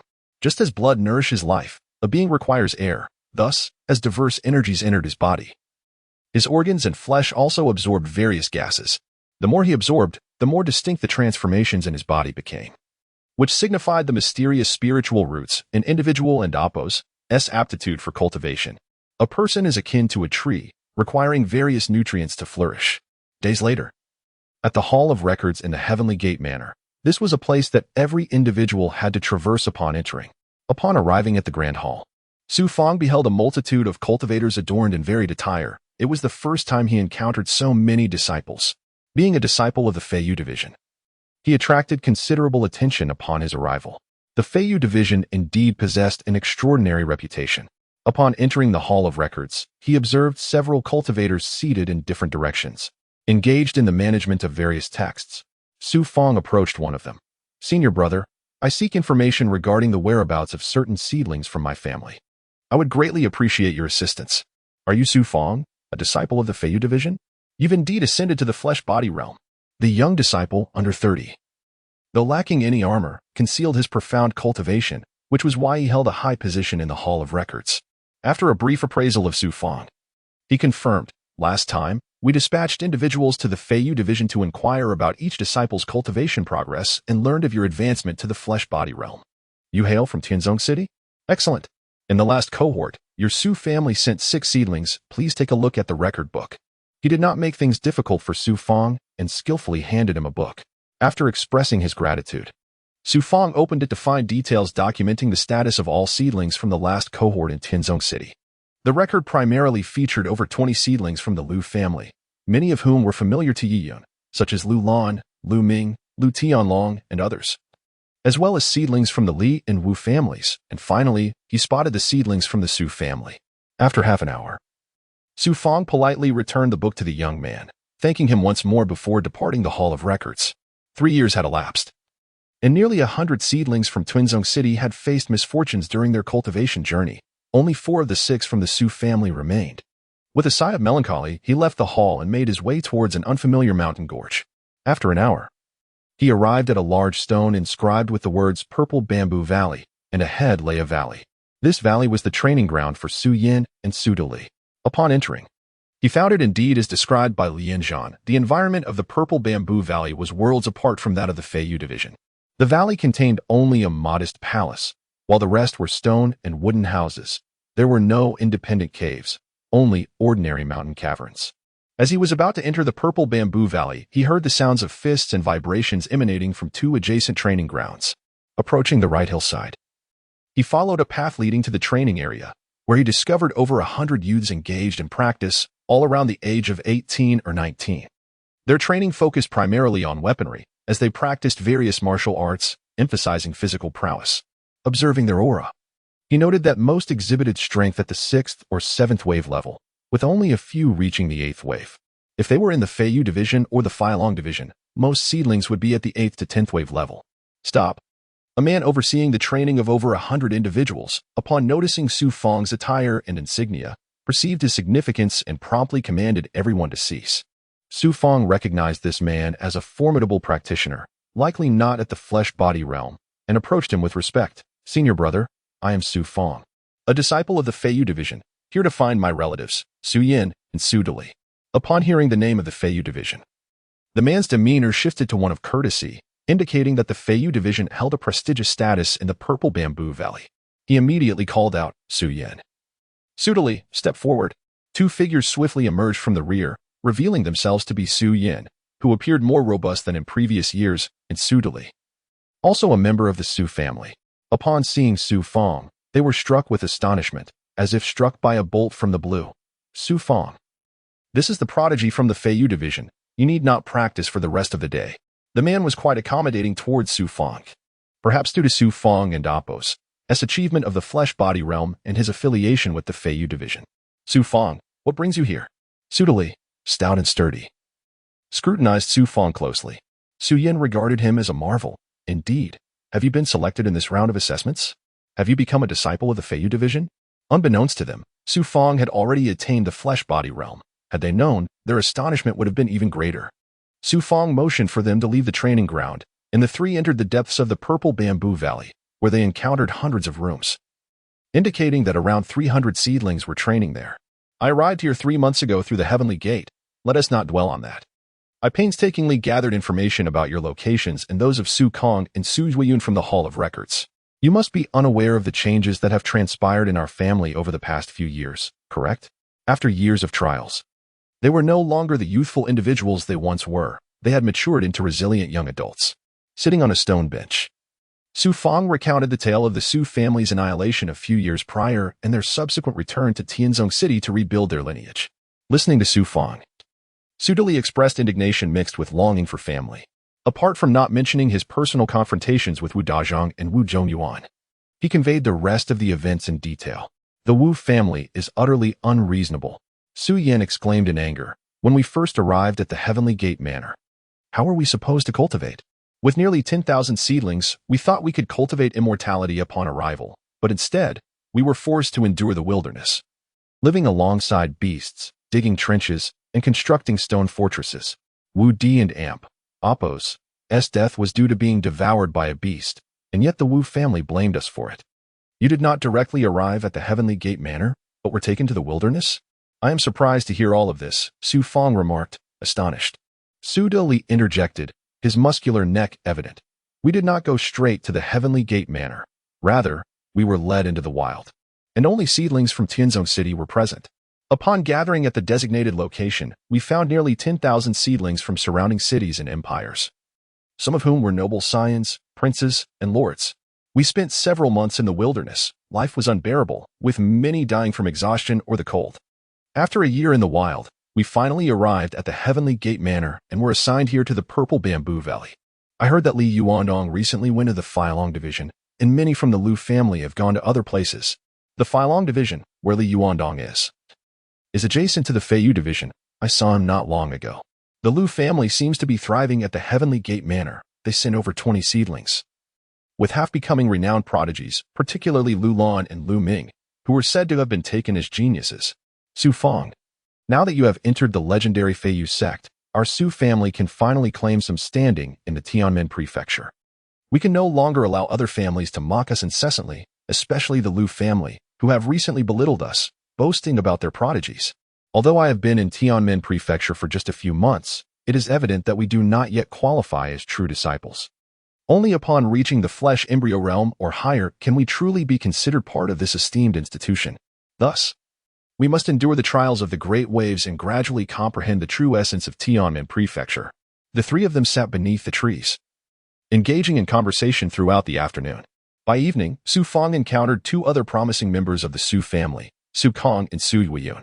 Both were cultivating in Jinyang Valley near Zizhu Valley, currently at the 8th level of the Qi nourishing stage, showing commendable progress and potentially poised to enter the flesh embryo realm, thereby gaining access to prestigious places like the Filong and Feiyu sects. Upon learning that Su Fang had already achieved the flesh embryo realm, they expressed envy and excitement, as such a status in Tianmin Prefecture was beyond their reach. This development granted the Su family a foothold within the Tianmin Prefecture. Upon returning to the Feiyu Hall, Su Fang felt an overwhelming sense of responsibility. If he could establish himself within the Feiyu sect, he might pave the way for Su Yin and others to enter even more prestigious places in the future. The idea of cultivating in trenches or stone fortresses seemed trivial compared to the vast disparities among the various sects in Tianmin Prefecture. One morning, two young men appeared before the Feiyu Hall, Han Li and Li Suqing. As Su Fang approached the main hall, he recognized their familiar faces. Known for their commendable performances within the Flying Hall, Han Li conveyed that senior brother Lu had sent them to summon him to the Cultivation Hall at noon. Su Fang inquired about the matter, and Li Suqing explained that it was rumored that Master Jiao Qing and his team had discovered the hiding place of the Kuan-Di demon but lacked sufficient manpower, thus requiring disciples who had reached the flesh embryo realm for assistance. There was no need for concern regarding the confrontation with the Kuan-Di demon. That was the responsibility of their seniors. Their primary task involved setting traps and other minor matters. Han Li teased that Su Fang had been enjoying a comfortable life under Master Jiao Qing's tutelage, which they all envied. However, there would be no escaping this duty. After some brief exchanges, Han Li and Li Suqing departed. Despite the suddenness of leaving Tianmin Prefecture, Su Fang made the necessary preparations and arrived at the Cultivation Hall before noon.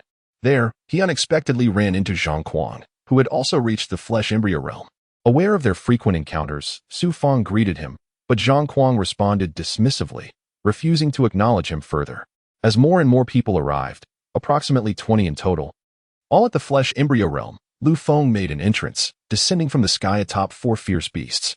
He ordered everyone, including Han Li, Li Suqing, Zhang Yu, Zhang Kuang, and Su Fang, to mount the beasts and maintain a semi-crouched position. The 4 fierce beasts, resembling flying creatures, carried the group over a ravine and into the clouds, ultimately reaching the summit of Tianmin Prefecture. Su Fang gazed down upon Tianmin Prefecture, now obscured beneath layers of qi. Thankfully, he had previous experience flying in midair under Yang Yizhen and Appo's guidance. Otherwise, he would have been terrified, much like Zhang Kuang, who trembled in fear.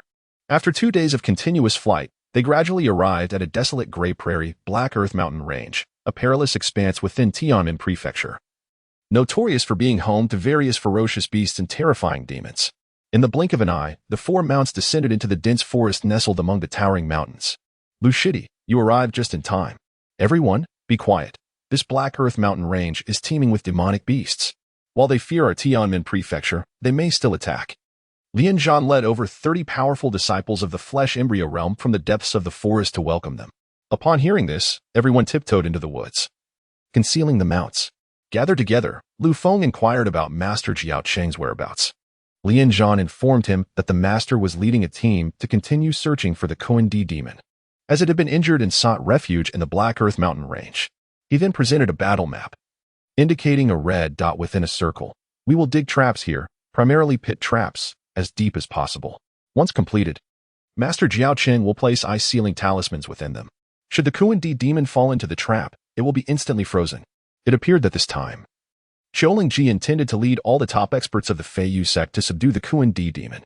Subsequently, they traversed several mountain peaks and arrived at a relatively open forest, estimated to span several kilometers in diameter. Listen up. Lian Zhan commanded silence as they entered the woods, his expression grave. Each sect in Tianmin Prefecture is assigned tasks annually, serving both as a means for cultivation and as contributions to the institution. What does contribution entail? It involves hunting monsters. These monsters have become sentient, and within them reside inner elixirs, which are akin to the Qi Si within one's Dantian, representing the essence cultivated over a millennium. The Kuan-Di demon is a millennium-old demon. Hunting it is a task assigned to us by the higher-ups of the Feiyu sect. Everyone, except Lu Feng, was astonished. The inner elixir of a millennium-old demon held immense value for the higher-ups. If they completed the task, they would receive rewards. And next year marked the decennial competition among all the sections. Although each sect could typically nominate only 5 participants if they succeeded in slaying the Kuan-Di demon, the Feiyu sect would have 10 slots. Success in the competition would grant them direct entry into the Feiyu army. Do you know what the Feiyu army is? Lian Zhan continued, facing the astonished and curious gazes of the crowd. The Feiyu sect merely trains talents for the Feiyu army, which is the true sanctum of cultivation. Only Master Jiao Cheng hails from the Feiyu army as a disciple, Both Lu Feng and I have yet to attain such qualifications. However, performing well in the competition could attract the attention of the Feiyu army. If you seek treasures, we have them. If you seek spirit stones, we have those too. If you seek resources, we possess them. You may think the flesh embryo realm signifies mastery, but within the Feiyu army, not a single flesh embryo realm cultivator exists. One must achieve the secret path realm. Secret path realm. Lu Feng elaborated, explaining to the group, the qi nourishing realm is the foundational stage of cultivation. Learning to condense qi, refine the body, and awaken inner power. The flesh embryo realm is the stage where spiritual energy is consolidated into spiritual power while mastering spiritual patterns. The secret path realm, however, involves the study of spells, unlocking the secrets of heaven and earth as well as the human body. Only by mastering some common spells can one be considered a cultivator. The flesh embryo realm merely signifies possession of spiritual power. Lu Shidi is correct. We are currently striving to break through to the secret path realm, aspiring to join the ranks of the Feiyu army. This status would grant us the protection of the higher-ups, and achieving the secret path realm would allow us to bring honor to our families, becoming formidable beings capable of establishing our own empires upon returning to the mundane world.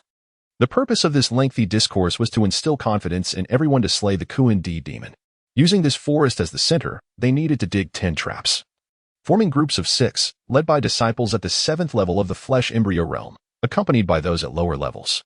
As Lu Feng began to announce names, the crowd dispersed into groups of 6. Su Feng was precisely the first in the group, led by Han Li, as he possessed the highest cultivation level.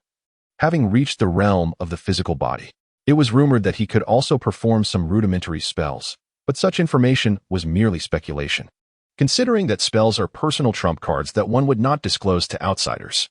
This open area in the forest served as the coordinate for the trap, which was cylindrical in shape, measuring 5 zhang in diameter and 10 zhang in depth. Given the strength of our 6, it was estimated that it would take 6 days to complete. To expedite the process, we would form groups of 3, rotating every half day. Does anyone have any objections? Upon entering another part of the forest, Han Li drew a circle on a patch of open grass. The silence from the others suggested unanimous agreement. Su Feng, along with 2 disciples, would take the lead. The excavation was not to be conducted with conventional tools but through the application of their internal strength. With a resounding thud, the 3 stood back to back in a triangular formation. Yin unleashed his spiritual energy, his body emanating a level of strength, while the other disciple, Zhang Xuejian, released energies of 3 and 5 levels respectively. It appeared that Su Feng, the weakest among them, was at the 1st level, while the others had reached the 3rd and 5th levels. As their energies erupted, they struck the ground with their palms, causing the grass to be uprooted and earth and stones to be sent flying into the air. Zhang Xuejian and Chang Yu showcased even greater might, each strike creating a pit 3 feet deep. Han Shixiang, have you noticed? Su Feng's energy is rather peculiar. It is not the usual white but rather a faint red. One of the 2 resting beside Han Li observed the unusual nature of Su Feng's energy. Perhaps it is due to his unique physique. I'll take a look around. Han Li rose, offering a brief caution before retreating into the dense thicket behind. At that moment, a shadow flickered into view. It was Lu Feng. The 2 entered the thicket, and Han Li whispered, Shixiang, I can assist you in dealing with Su Feng, but you must first provide me with the benefits. He revealed 2 active elixirs, asserting that with Lu Feng as 5th level cultivation, eliminating Su Feng would be effortless. All that was required was a cunning method to indirectly orchestrate his demise without personal involvement. Lu Feng's eyes glinted with malice as he discreetly handed Han Li a small jade vial.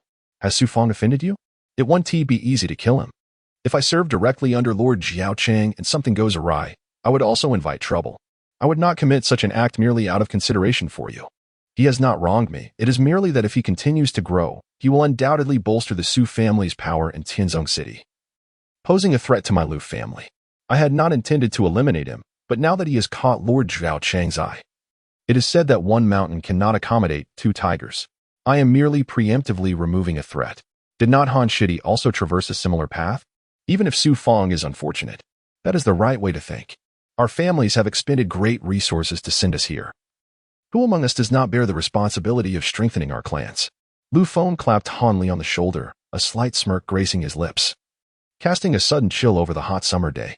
Upon Han Li's return, he acted as if nothing had occurred. At this point, Su Feng, Zhang Xuejuan, and Changyu had excavated a deep pit nearing a zhang in depth. They soon encountered a rocky layer, slowing their progress significantly. The task then shifted to Hanli and his two companions to continue digging. The 6 of them alternated in 2 groups, and unbeknownst to them, after several days, a 10 deep pit was finally completed, leaving them utterly exhausted. If I did not possess a perfected physical body, I could never have endured this. Su Fang then began to set up traps, coordinating with the others. He struck the bag at his waist, swiftly absorbing all the loose soil, stones, and dirt into it. 10 traps were arranged in a circular formation, and the Kuan-Di demon had vanished 10 miles away. The next step was to lure the Kuan-Di demon into revealing itself, as it had been pursued multiple times without the opportunity to feed and would surely be ravenous. Resuming the previous team structure, they immediately commenced the hunt and set up bait within a 10-mile radius. Dozens of individuals gathered again, with Lian Zhan and Lu Feng orchestrating the next course of action as the group dispersed into smaller 6-member teams. As night fell, Hanli carried a wild deer, while others bore various game. After assessing their positions, they set down their spoils on a small earthen mound. The 6 gathered together, the game piled around. As Hanli raised a fist holding 6 branches akin to toothpicks, let us draw lots. Whoever draws the shortest stick will serve as bait, while the rest will conceal themselves and deal with any other beasts. Without allowing Su Fang a moment to react, the others simultaneously grasped a branch, leaving only 2 remaining. The 4 compared their sticks, and they were all of equal length, indicating that one of the last 2 must be the shortest. Hanli glared at the 4. You couldn't let Su Shidi have a chance? Shidi, please go ahead. If you draw a longer one, I will take on the bait. Being bait meant confronting a ferocious beast directly, fraught with peril. For reasons unknown, a voice echoed in Su Fang's mind today. He was destined to be the bait. Resolutely, he picked up the branch on the right, hesitating only briefly before comparing it. Discovering it was indeed shorter than the 4 others. Indeed, a sense of dread washed over him. Why was he so unfortunate? Was even his luck in drawing lots this dire? Shitty, bear with it. The others began their work, methodically bleeding out the various game. While blood splattered over Su Fang's shoulders, leaving him drenched in crimson, the stench overwhelming even his senses. Hanli and the others aligned the carcasses in a straight line, with Su Fang lying in the grass leading to the trap. Hanli left behind a piece of white jade. This is a jade talisman, should you encounter the Kuan-Di demon, though it is unlikely if by some chance it occurs. Run straight towards the trap, leading the Kuan-Di demon along the path, and crush the talisman midway to signal Lord Jiao Cheng. Do not worry. We will follow to divert the Kuan-Di demon's attention. Zhang Xuejin and Chang Yu feigned and amp, oppos, concern and amp, oppos. For Su Fang as the 5 quickly departed the area. Everyone, look. In another part of the forest, beneath a towering tree, the 5 gathered, Hanli comparing his branch with the 4, only to find his was also significantly shorter. A young man queried, Shi Xiao, is this not a bit excessive towards Su Fang? Hanli grew displeased. You should be well aware of the Kuan-Di demon's ferocity. And those game will also attract other beasts. Being bait is tantamount to walking a path of death, if any of you regret it. Then feel free to switch places with Su Fang. I trust Han Ge. Zhang Xuejin was the first to voice his allegiance. The others remained silent, clearly aligning with Hanli and setting Su Fang up. We have been in the Feiyu sect for a few years, while Su Fang has been here for only a short time. I cannot bear to see any of you perish here. Thank you, Han Ge. The audacity with which they conspired against Su Fang was indeed remarkable. Hanli was truly a character. The 4 remained subservient to him, oblivious to the fact that they and Su Fang were merely pieces on his chessboard. Buzzing, swarms of mosquitoes and flies descended upon the bloody pile of grass. Some resting on the carcasses, others flitting about above Su Fang. He patiently awaited the Kuan-Di demon's arrival, though he had no idea how long he would have to wait. An unsettling feeling enveloped him, making him feel utterly alone, the coldness causing him to shiver, and the silence suffocating. The only sounds were his heartbeat and the buzzing of the insects searching for food. Thus, he waited until the next day, when a thick fog filled the forest, causing waves of mist to rise from the ground. The plan to use the game as bait bore fruit, as suddenly, the rustling of leaves was heard. Su Fang, being a perfected cultivator, possessed extraordinary hearing and instantly sensed danger, gripping the jade talisman and his sword tightly. However, upon seeing a pack of wolves, he felt a mix of disappointment and relief. If it had been the Kuan-Di demon, he would have been paralyzed with fear. Whoosh! Several stones flew from nearby, instantly killing a few wolves and scattering the remainder of the pack. It was Hanli and the others providing support from a distance. The wolf pack has grown formidable, and after a while, two ferocious beasts emerged, possessing a certain demonic quality. Su Fang felt the hairs on his body stand on end. These beasts were not easily dealt with. Suddenly, he detected an unusual sound emanating from beneath the ground. Upon closer inspection, he realized that the soil was shifting, and the grass was being uprooted.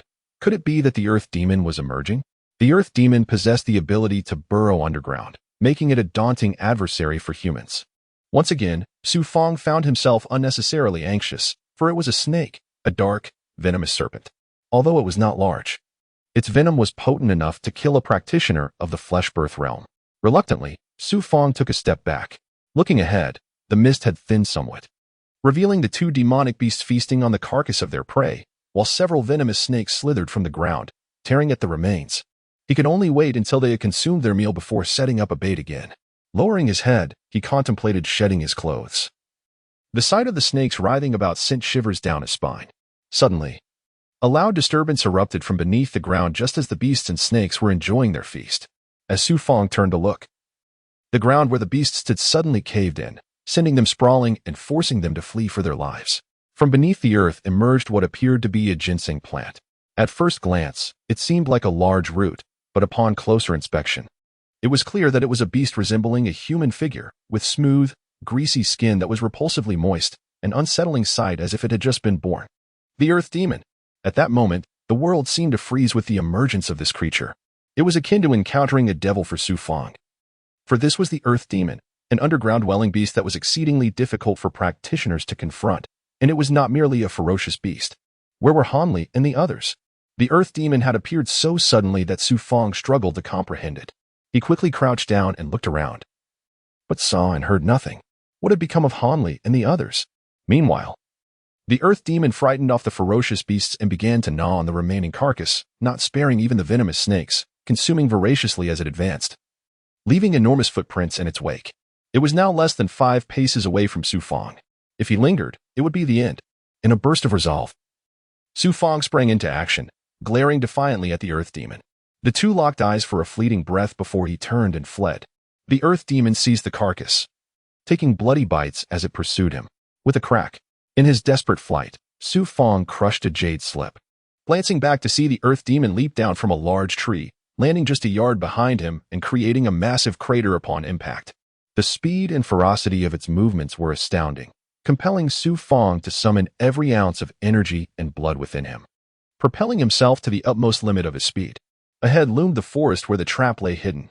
If he could just hold on a little longer, he could lure the earth demon into the trap, where Autumn-Cold Princess and other skilled fighters awaited to eliminate it.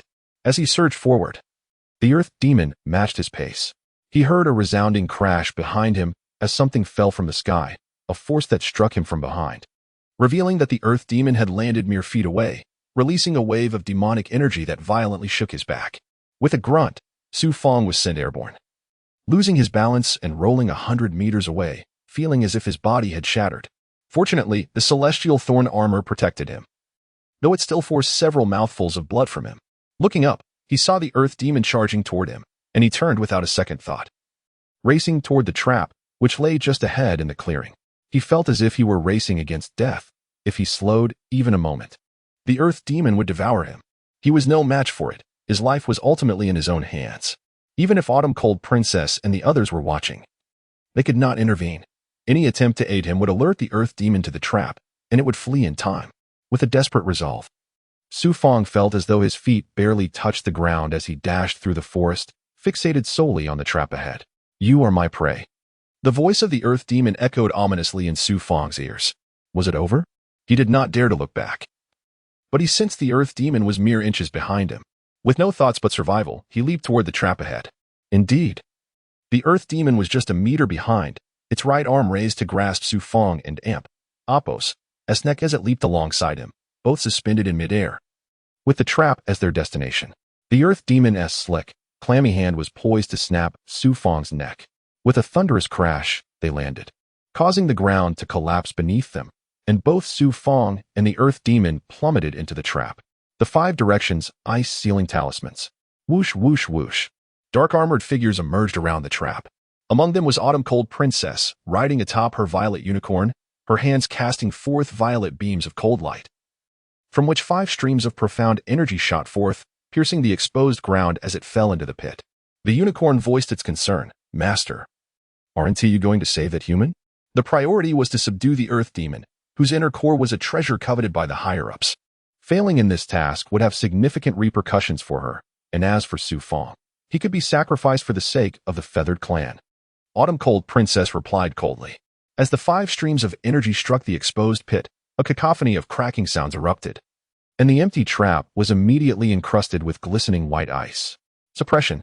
The other dark-armored warriors hurled long spears, striking the frozen pit with a series of resounding impacts, releasing streams of profound energy that seemed to harbor unimaginable power. Roar.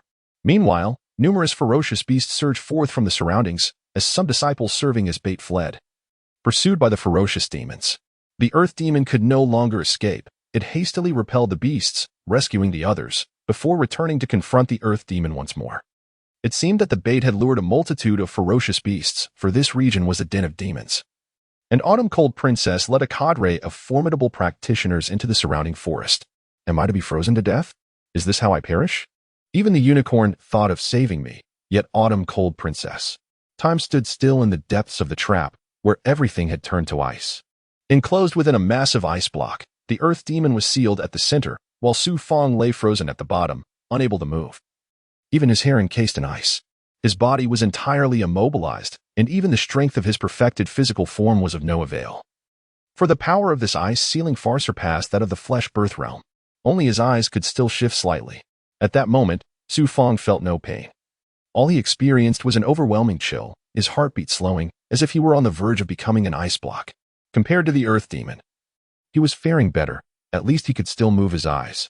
The earth demon was utterly encased in the power of the spell, and alas, even a demon could not turn the tide. Am I to simply die here? Gradually, no matter how hard he struggled, his awareness began to fade, and he yearned to succumb to slumber. In a daze, a faint red glow pierced his closed eyes. Wearily, he opened his eyes, only to find himself no longer trapped in ice, but in a familiar ancient red space. Su Fang was elated. This is the interior of the primordial sacred mirror. At the same time, a voice belonging to a familiar yet strange woman echoed from afar. Young man, you have finally arrived. What a coincidence. I entered the ancient mirror space just as I sensed your presence. Senior, I am trapped in ice and may already. Su Fang's joy quickly turned to concern. You are unharmed. I sense that the primordial sacred mirror is absorbing the cold energy surrounding you. It appears that a certain amount of primordial yang energy has already formed within your body, which inherently counters the chill. Rest assured, no amount of cold can ultimately bring you harm. Am I truly unharmed? If you were dead, could you still converse with me? Have you attained the great perfection? Thanks to the invaluable bloodline of the 100 apertures bestowed by my esteemed predecessor, after years of arduous cultivation, I have finally achieved the great perfection of the physical body. And I have now entered the first stage of the flesh embryo. The 100 apertures bloodline is exceedingly difficult to cultivate. Initially, one must use acupoint pressing techniques to manipulate the flow of blood within specific parts of the body, numbing the flesh for the purpose of forging it. It is indeed a remarkable feat that you have endured this process. As far as I know, if 10 individuals were to practice this 100 apertures bloodline simultaneously, only 1 or 2 would succeed in attaining the great perfection of the physical body. Upon hearing this, Su Fang and Appo's eyes widened with anticipation. Can I practice the 9 yang 9 transformations?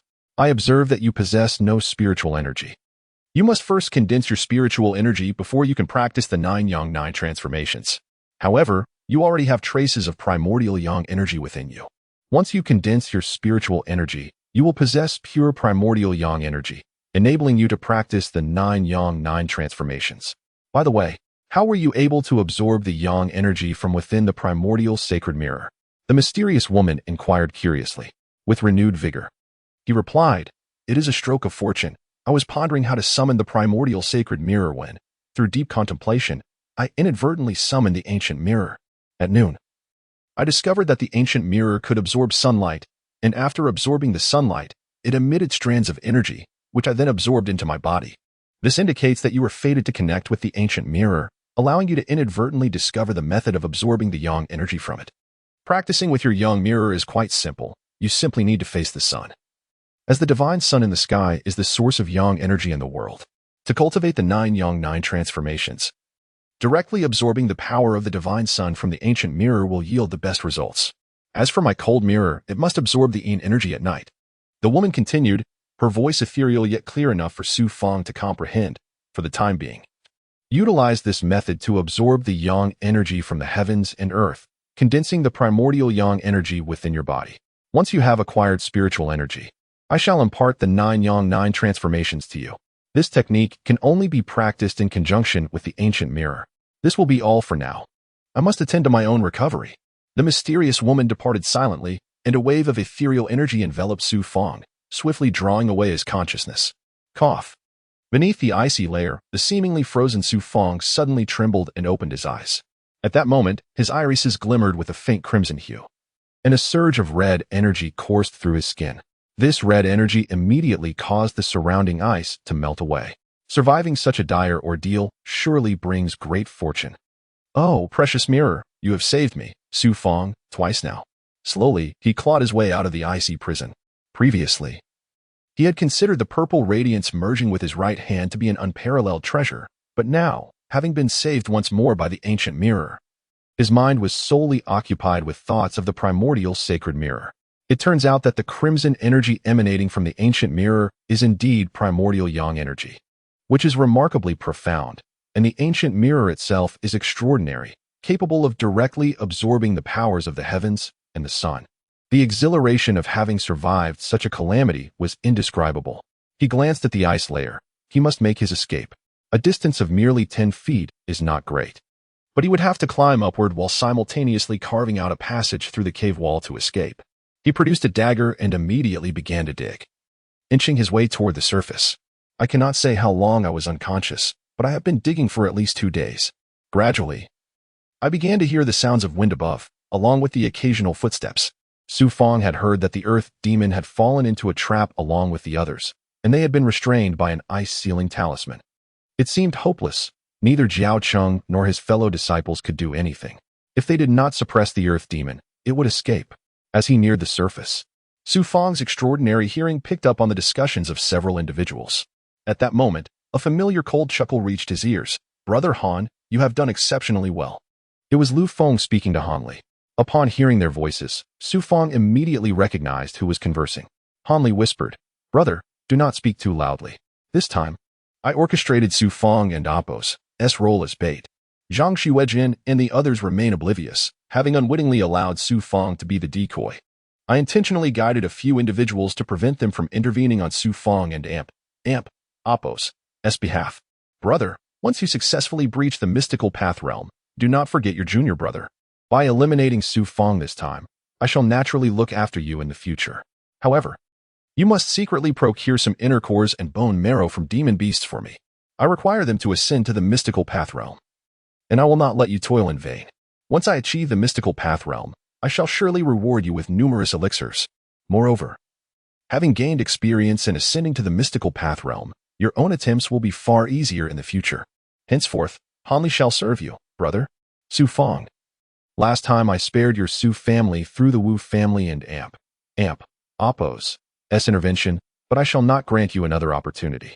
All the seedlings of your Su family shall eventually be eradicated by me. The Tianzong city is merely one family, while my Lu family aspires to establish an empire. Thus, your families must vanish. With a suffocating aura of murderous intent, Lu Feng concluded his words, and the two departed the trap. It was clear that Lu Feng had long harbored intentions to eliminate me, and he had even bribed Han Li. A chilling sensation washed over Su Feng, nearly rendering him breathless. He now understood that he had once again been ensnared in a dark scheme, orchestrated by Lu Feng. Perhaps the recent upheavals within the Su, Wu, and Li families were all part of Lu Feng's machinations. No wonder the Su family, the Wu family, and the Li family have all experienced turmoil, leading to internal strife. It is all the work of the Lu family behind the scenes, seeking to establish an empire by eliminating all adversaries. I must grow stronger, or else none of the Su family will survive. At last, having unraveled the entirety of the situation, he realized he had once again played the fool. But at least he had discerned who was truly behind the schemes. Next time, he would not fall victim to Lu Feng and Appo's treachery so easily. Boom. With a powerful strike, he shattered the grass above, finally seeing the long-awaited sunlight.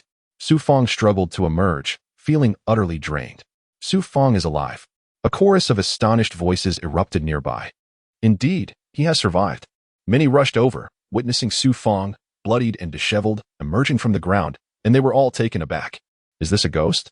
In the distance, beneath the trees, Lu Feng and Han Li had not strayed far. Hearing the commotion, they turned to see the remarkably alive Su Feng, their jaws dropping in disbelief. This lad truly has an extraordinary fate.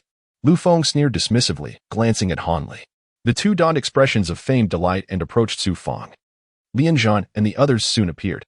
Su Feng surveyed his surroundings. The forest had been razed to the ground, revealing numerous traps exposed to the sunlight, along with the disemboweled corpses of demon beasts and several disciples from the Feiyu faction. The master has arrived. At that moment, several gusts of wind rushed in. Looking up, Su Feng saw Qiu Lingji riding the violet-ringed unicorn, accompanied by several black-armored experts who descended gracefully to the ground. Seeing Su Feng alive surprised Qiu Lingji momentarily. Yet it was evident that his survival held little significance in her eyes. The others continued to clear the corpses of the demon beasts, removing their hides and extracting their bone marrow, presenting pearl-sized demon cores to Qiu Lingji. Bone marrow is a precious spiritual medicine. Hides can be used to forge magical treasures, while demon cores are the most valuable inner cores. Humans hunt demon beasts primarily for these cores. Inner cores encapsulate the essence of a demon beast's cultivation. It is said that the strong utilize them for cultivation or to forge magical treasures, possessing innumerable applications, making them coveted treasures in the world of cultivators. However, such treasures hold little use for those at the flesh, embryo, and mystical path realms, as they lack the ability to refine the inner cores and harness the demon energy. After a long day of toil, Su Feng was suddenly brought before Qiu Lingji by Lian Zhan, who presented him with 3 vitality pills in front of an audience. Su Feng, your performance this time has been commendable. I am a person who values rewards and punishments distinctly. Your contribution in the hunt for the Kuan-Di demon is acknowledged, in these 3 pills, which elevate one from the 3rd to the 5th stage of physical cultivation, are your due reward. The crowd was filled with astonishment and envy at the generous reward of 3 vitality pills. Accepting the pills, Su Feng realized that, combined with the one he had received previously, he now possessed 4, an impressive fortune indeed. However, he remained remarkably composed, observing Qiu Lingji, Lu Han, Lian Zhan, Han Li, Zhang Xuezhen, Chang Yu, Zhang Kuang, and others around him.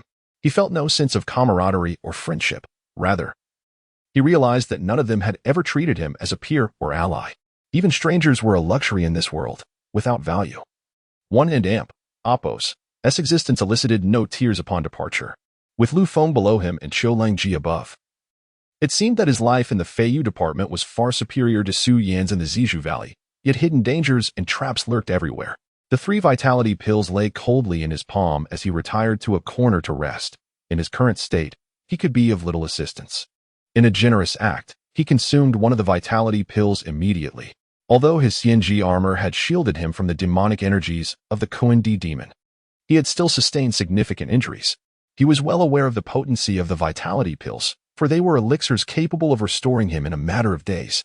He realized that the crimson spiritual energy within him was of the mixed yuan-yang type, and he needed to devise a method to absorb more spiritual energy to shape his spiritual roots. Fortunately, he still had the spiritual power from the fragments of artifacts. The effects of the vitality pill surged through him, revitalizing his weary body. Days later, under Qiu Lingji and Apos' leadership, they departed from the Haida mountain range. As for the Kuan-Di demon, it met its demise, ensnared within Qiu Lingji's back. At Tianmen Mansion, Feiyu Hall, Master Zhu wants to bask in the sun. In the woods, upon returning, Su Feng had barely settled when the purple bell unicorn outside began to shout. After changing into fresh attire, he left the cave. Basking in the sun? That suited him perfectly. He yearned for every opportunity to absorb the sun's energy through the mixed yuan sacred mirror for his cultivation. By noon, the unicorn lay on the ground, dozing. Keeping his distance, Su Feng placed the mixed yuan sacred mirror on his knees, facing the dual suns in the sky, while holding 2 fragments of artifacts in his right hand. Moments later, a faint aura of mixed yuan-yang energy began to emanate from the mirror, curling like wisps of smoke. Su Feng eagerly absorbed this energy into his body, simultaneously drawing in the spiritual essence from the artifact fragments, directing some into his dantian.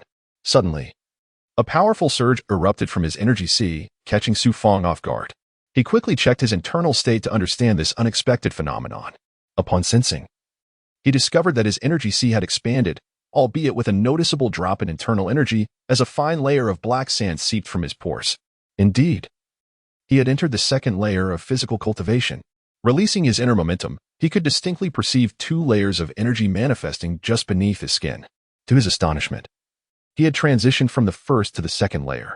The diminished spiritual energy was attributable to this advancement, as the energy had become more refined. Although the transition did not feel remarkably powerful, his physical body had experienced a slight purification. Achieving the second layer was closely intertwined with his absorption of mixed yuan-yang energy, the strength of the artifact fragments, and the effects of the vitality pills. Su Fang's expression revealed no excitement. In the past, such an achievement would have elicited jubilation. However, he had undergone too much recently and understood that beyond the realm of physical cultivation lay the domain of the secret path, exemplified by figures like Qiulongji, who were formidable secret path cultivators. The physical realm, regardless of its stages, posed challenges in condensing spells, rendering it only marginally superior to the qi-feeding realm, yet utterly insignificant compared to the secret path. Thus, even upon entering the second layer, he remained a weakling. Having unlocked the secrets of the mixed yuan sacred mirror, he could now absorb mixed yuan-yang energy, and with the power of the artifacts, advancing to the third and fourth layers should prove relatively easy. After cleansing the impurities from his skin, he continued to absorb the mixed yuan-yang energy released by the ancient mirror. At times, he felt a surge of vitality in his right arm, likely due to the considerable energy absorbed from the fragments, leading to inexplicable changes within. As dusk approached, the unicorn awakened and demanded Su Fang to assist it with its bath. This task occupied him until nightfall. During the process, Su Fang took the liberty to absorb the cave's spiritual energy to refine his spiritual roots, noticing that the absorption rate in his right arm had accelerated, likely a result of his recent advancement to the second layer. If he continued at this pace, it wouldn't be long before he completely absorbed the 3 spiritual stones. That night, he persisted in his cultivation, for only during the night could he find tranquility. Having fully digested the vitality pill's energy, his injuries had healed, and his condition now surpassed his previous state. Several days later, in the cultivation hall, Qiulongji made a rare appearance, summoning Su Fang and the others. With the successful hunt of the Kuindi demon, our mission for this year is accomplished. Each of you will receive a vitality pill as a reward. In addition to these elixirs, our Feiyu department has secured 10 spots for the upcoming competition. Therefore, I urge you all to cultivate diligently. The competition will take place in 1 year and Appo's time, and we must select 10 representatives from within our ranks. Addressing everyone, she produced a jade bottle, allowing Lian Zhan to distribute the vitality pills. She continued, each of you has a chance, but you must reach the physical cultivation realm to compete. Thus, we will hold internal matches in a year to determine the 10 representatives. Huluchi, the new batch of talents has arrived on the mountain. Tomorrow, you will go to the talent hall to select some promising individuals, as we have suffered significant losses in the Haida mountain range. I will go to the talent hall early tomorrow, Huluchi replied. The others eagerly examined their vitality pills. This was an unprecedented reward for the Feiyu department, and everyone appeared jubilant. With an additional vitality pill, Su Fang now possessed 4. After leaving the Feiyu hall, he hurried to the Zizhu Valley, gathering Su Yan, Su Dali, and the other 2 promising talents from the Su family, Su Kong and Su Yuyun. Vitality pills. These are the legendary elixirs. Su Fang, with a simple goal, aimed to distribute the 4 pills among the 4 of them. Su Yan, Su Dali, Su Kong, and Su Yuyun had never encountered such treasures. They were fortunate to possess bone-strengthening pills. Before the 4, Su Fang elaborated on the ambitions of the Lu family and their hostility towards the Su family, leaving Su Yan and the others astounded. They could hardly fathom that the Lu family harbored aspirations of dominating Tianzong City and establishing an empire. With this revelation, no further explanation was necessary. The 4 understood that the Su family was viewed as a thorn in the Lu family and Appo's side. Suddenly, Su Yan spoke up. Sui and Su Xiaolong have also ascended the mountain to cultivate in other halls. I will seek them out to inquire about the Su family's current circumstances. It seemed that the Su family had gained 2 more promising talents in Tianmen Mansion. After bidding farewell to the 4, Su Fang returned early to the Feiyu hall. Noticing that the unicorn was absent from the cave, he surmised that Qiulongji was away on business, providing him with the perfect opportunity for peaceful cultivation. Finding a secluded grove on the cliff, where sunlight streamed in, Su Fang settled down, focusing his mind to summon the mixed Yuan sacred mirror and the remaining fragments of artifacts to continue absorbing energy. My dear brother, you have hidden well. Just as he found his tranquility, a gust of wind surged from the cliff, heralding the arrival of the crane fairy. Su Fang hastily stowed away the primordial sacred mirror and approached the cliff to meet with the crane fairy. How curious. I have hidden myself so well. Yet you managed to find me. And last time, you even knew I was in the flying palace? The crane fairy expelled a number of fragments from magical artifacts. This time more than 20. Your scent. I possess a keen sense of smell. As long as I remember your aroma, I can locate you within the Heavenly Gate mansion. Why do you seem displeased to see me? Displeased? Not at all.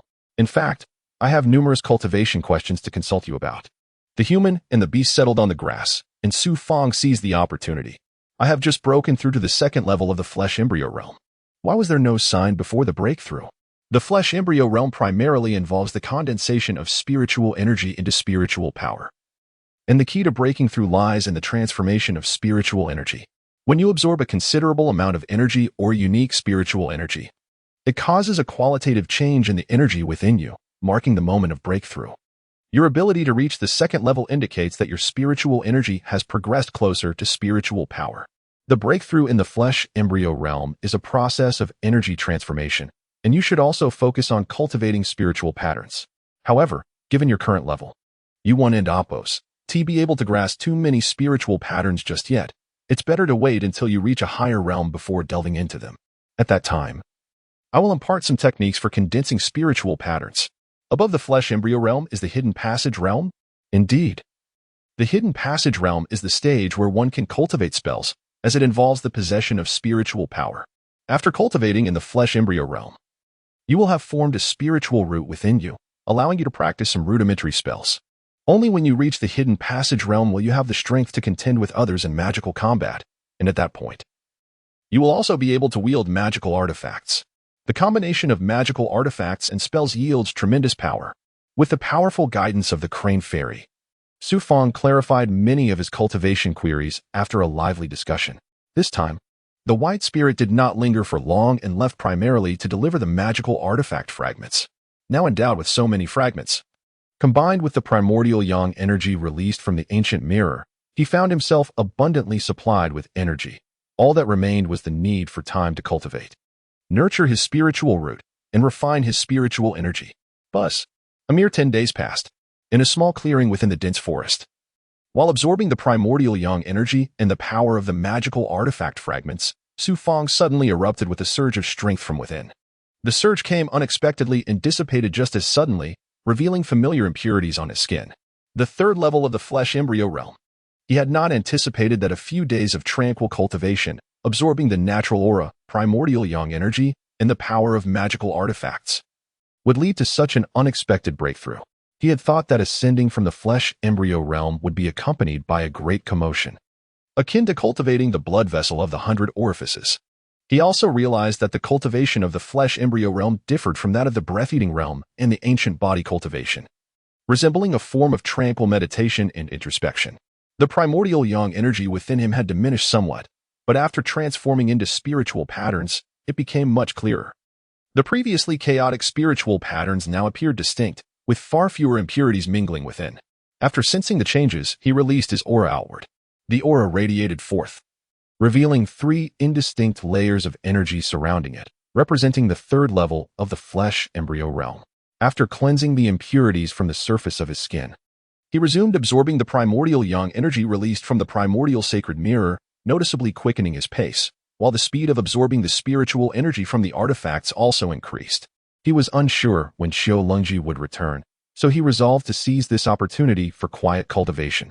Once his emotions settled, he began to meditate, lightening his consciousness for an easier path in his cultivation. After half a month, he returned to the cultivation hall to gain combat experience against fierce beasts. In this world of cultivation, how could one survive without strength? Especially after witnessing the formidable Kundi demon, who knew how many others lurked in the vast world. After several days of intensive training in the cultivation hall, he returned to the Flying Feather Palace to continue condensing his spiritual power. Sushiti.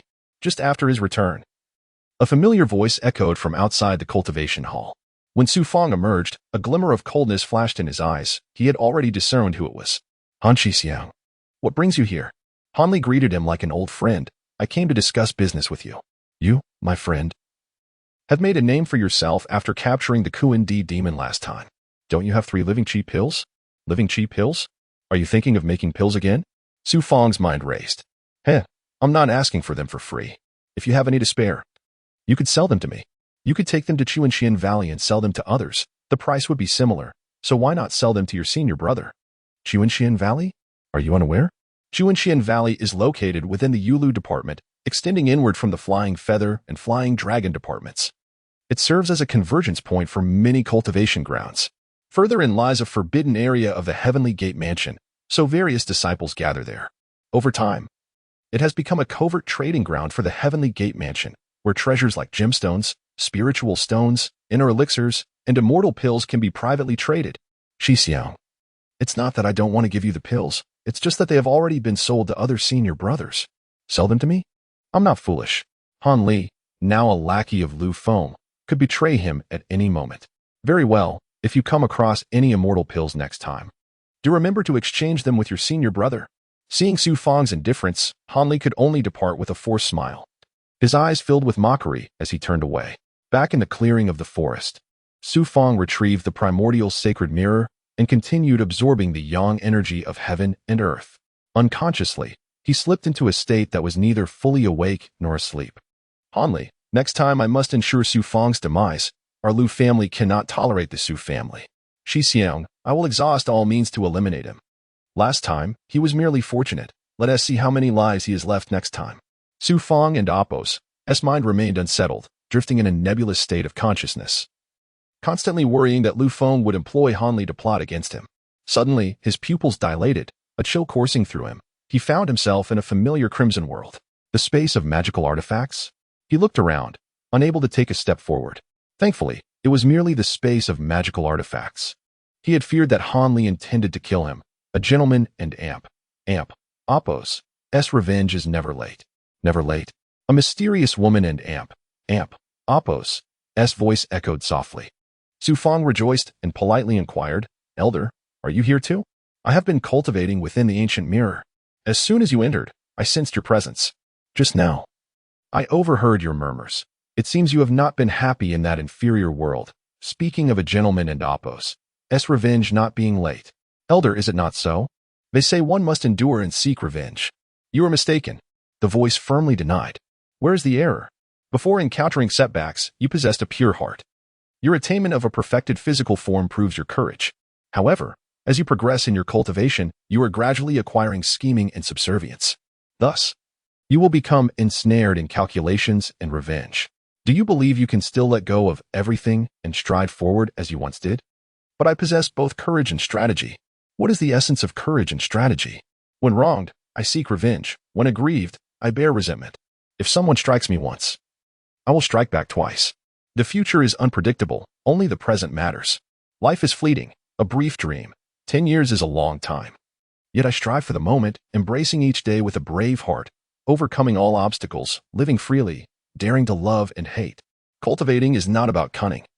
It is about decisiveness. It is not about being a turtle hiding in its shell, unable to act, but about seizing the moment. It is not about greed for riches, but about maintaining integrity. Cultivating does not guarantee longevity, but it is about living each day to the fullest. Even when facing a winding path filled with thorns, one must bravely advance, striving diligently, slaying gods when meeting them, and vanquishing demons when encountering them. Anyone who obstructs my path shall perish. Anyone who disturbs my heart shall die. This is the heart of a true cultivator. A mysterious woman emanated a chilling voice, seemingly hailing from the depths of antiquity. Each word infused with an overwhelming, sacred aura. Decisive in action. Seize the moment. 10 years is a long time, so we must strive each day. Anyone who obstructs my path must perish. The words of the woman resonated in Su Fang's mind, each syllable echoing repeatedly, profoundly shaking his soul. He had been spoken to with such authority before, yet this time, he found himself rendered speechless, unable to argue or refute. Every word spoken by the enigmatic woman was a gem of wisdom. She continued, the path of cultivation cannot accommodate excessive twists and turns. Young one, you are a fine jade destined for refinement, yet you must also encounter a worthy master.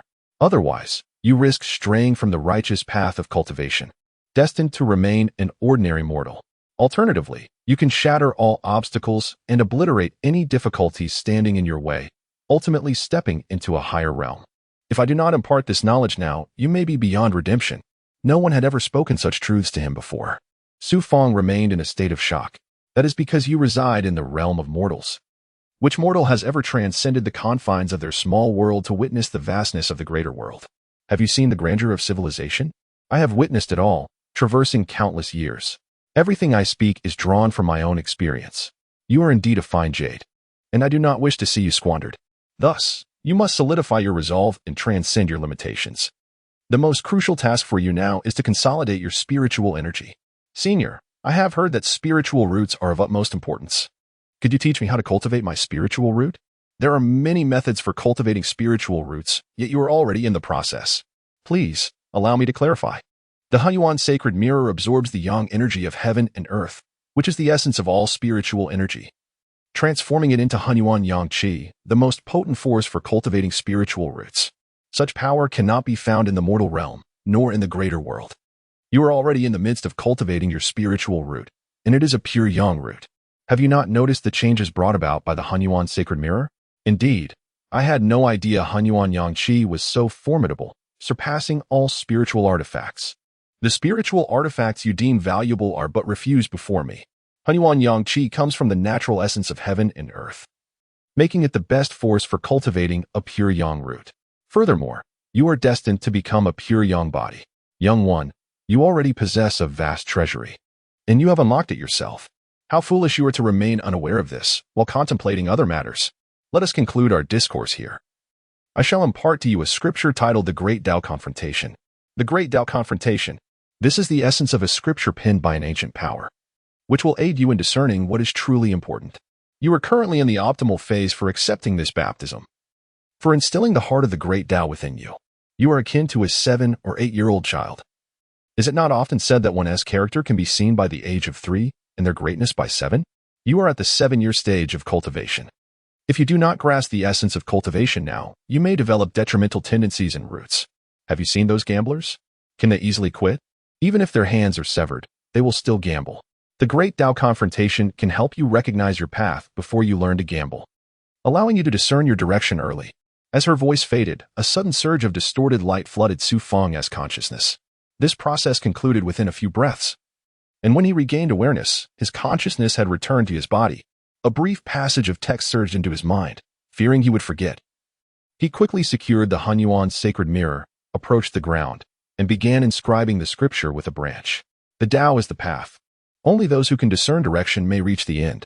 Those who wander shall forever be lost, unable to distinguish their way. Only the courageous shall forge ahead. Once he finished writing, Su Fang reflected upon the words. Although they differed somewhat from the woman's teachings, the essence remained the same, to advance boldly toward one's goals. Combining this with the woman's discourse, a door to cultivation suddenly opened in his mind. Lu Feng seeks to eliminate me. I cannot escape nor evade. The Tianmin mansion tightly controls various methods, denying me free reign over my powers. I have no choice. My father serves the Tianmin mansion with the Xiangyue blade. I cannot intervene. My mother sacrificed herself for my father and me, leaving me powerless. After much contemplation, he erased the words from the ground and approached the precipice, murmuring to himself, his eyes gleaming with determination. If heaven seeks to hinder me, I cannot evade its will. If men conspire against me, I cannot resolve this with schemes. If the Tianmin mansion seeks to shackle me, then I must rely on myself to shatter these restraints step by step. The senior is right. The path of cultivation cannot accommodate so much controversy and complexity. He stood at the cliff's edge, lost in meditation until deep into the night. Finally, he rose, uttering a resolute proclamation. My fate is in my own hands. My future is mine to choose. With that, he made his way toward the Xiling Cave. He waved his token and arrived at the Unicorn Cave, where he approached 3 spirit stones and placed his right arm in the air, channeling all his energy and physical strength to absorb the spiritual energy released by the stones. To break all shackles and escape confinement, only strength prevails.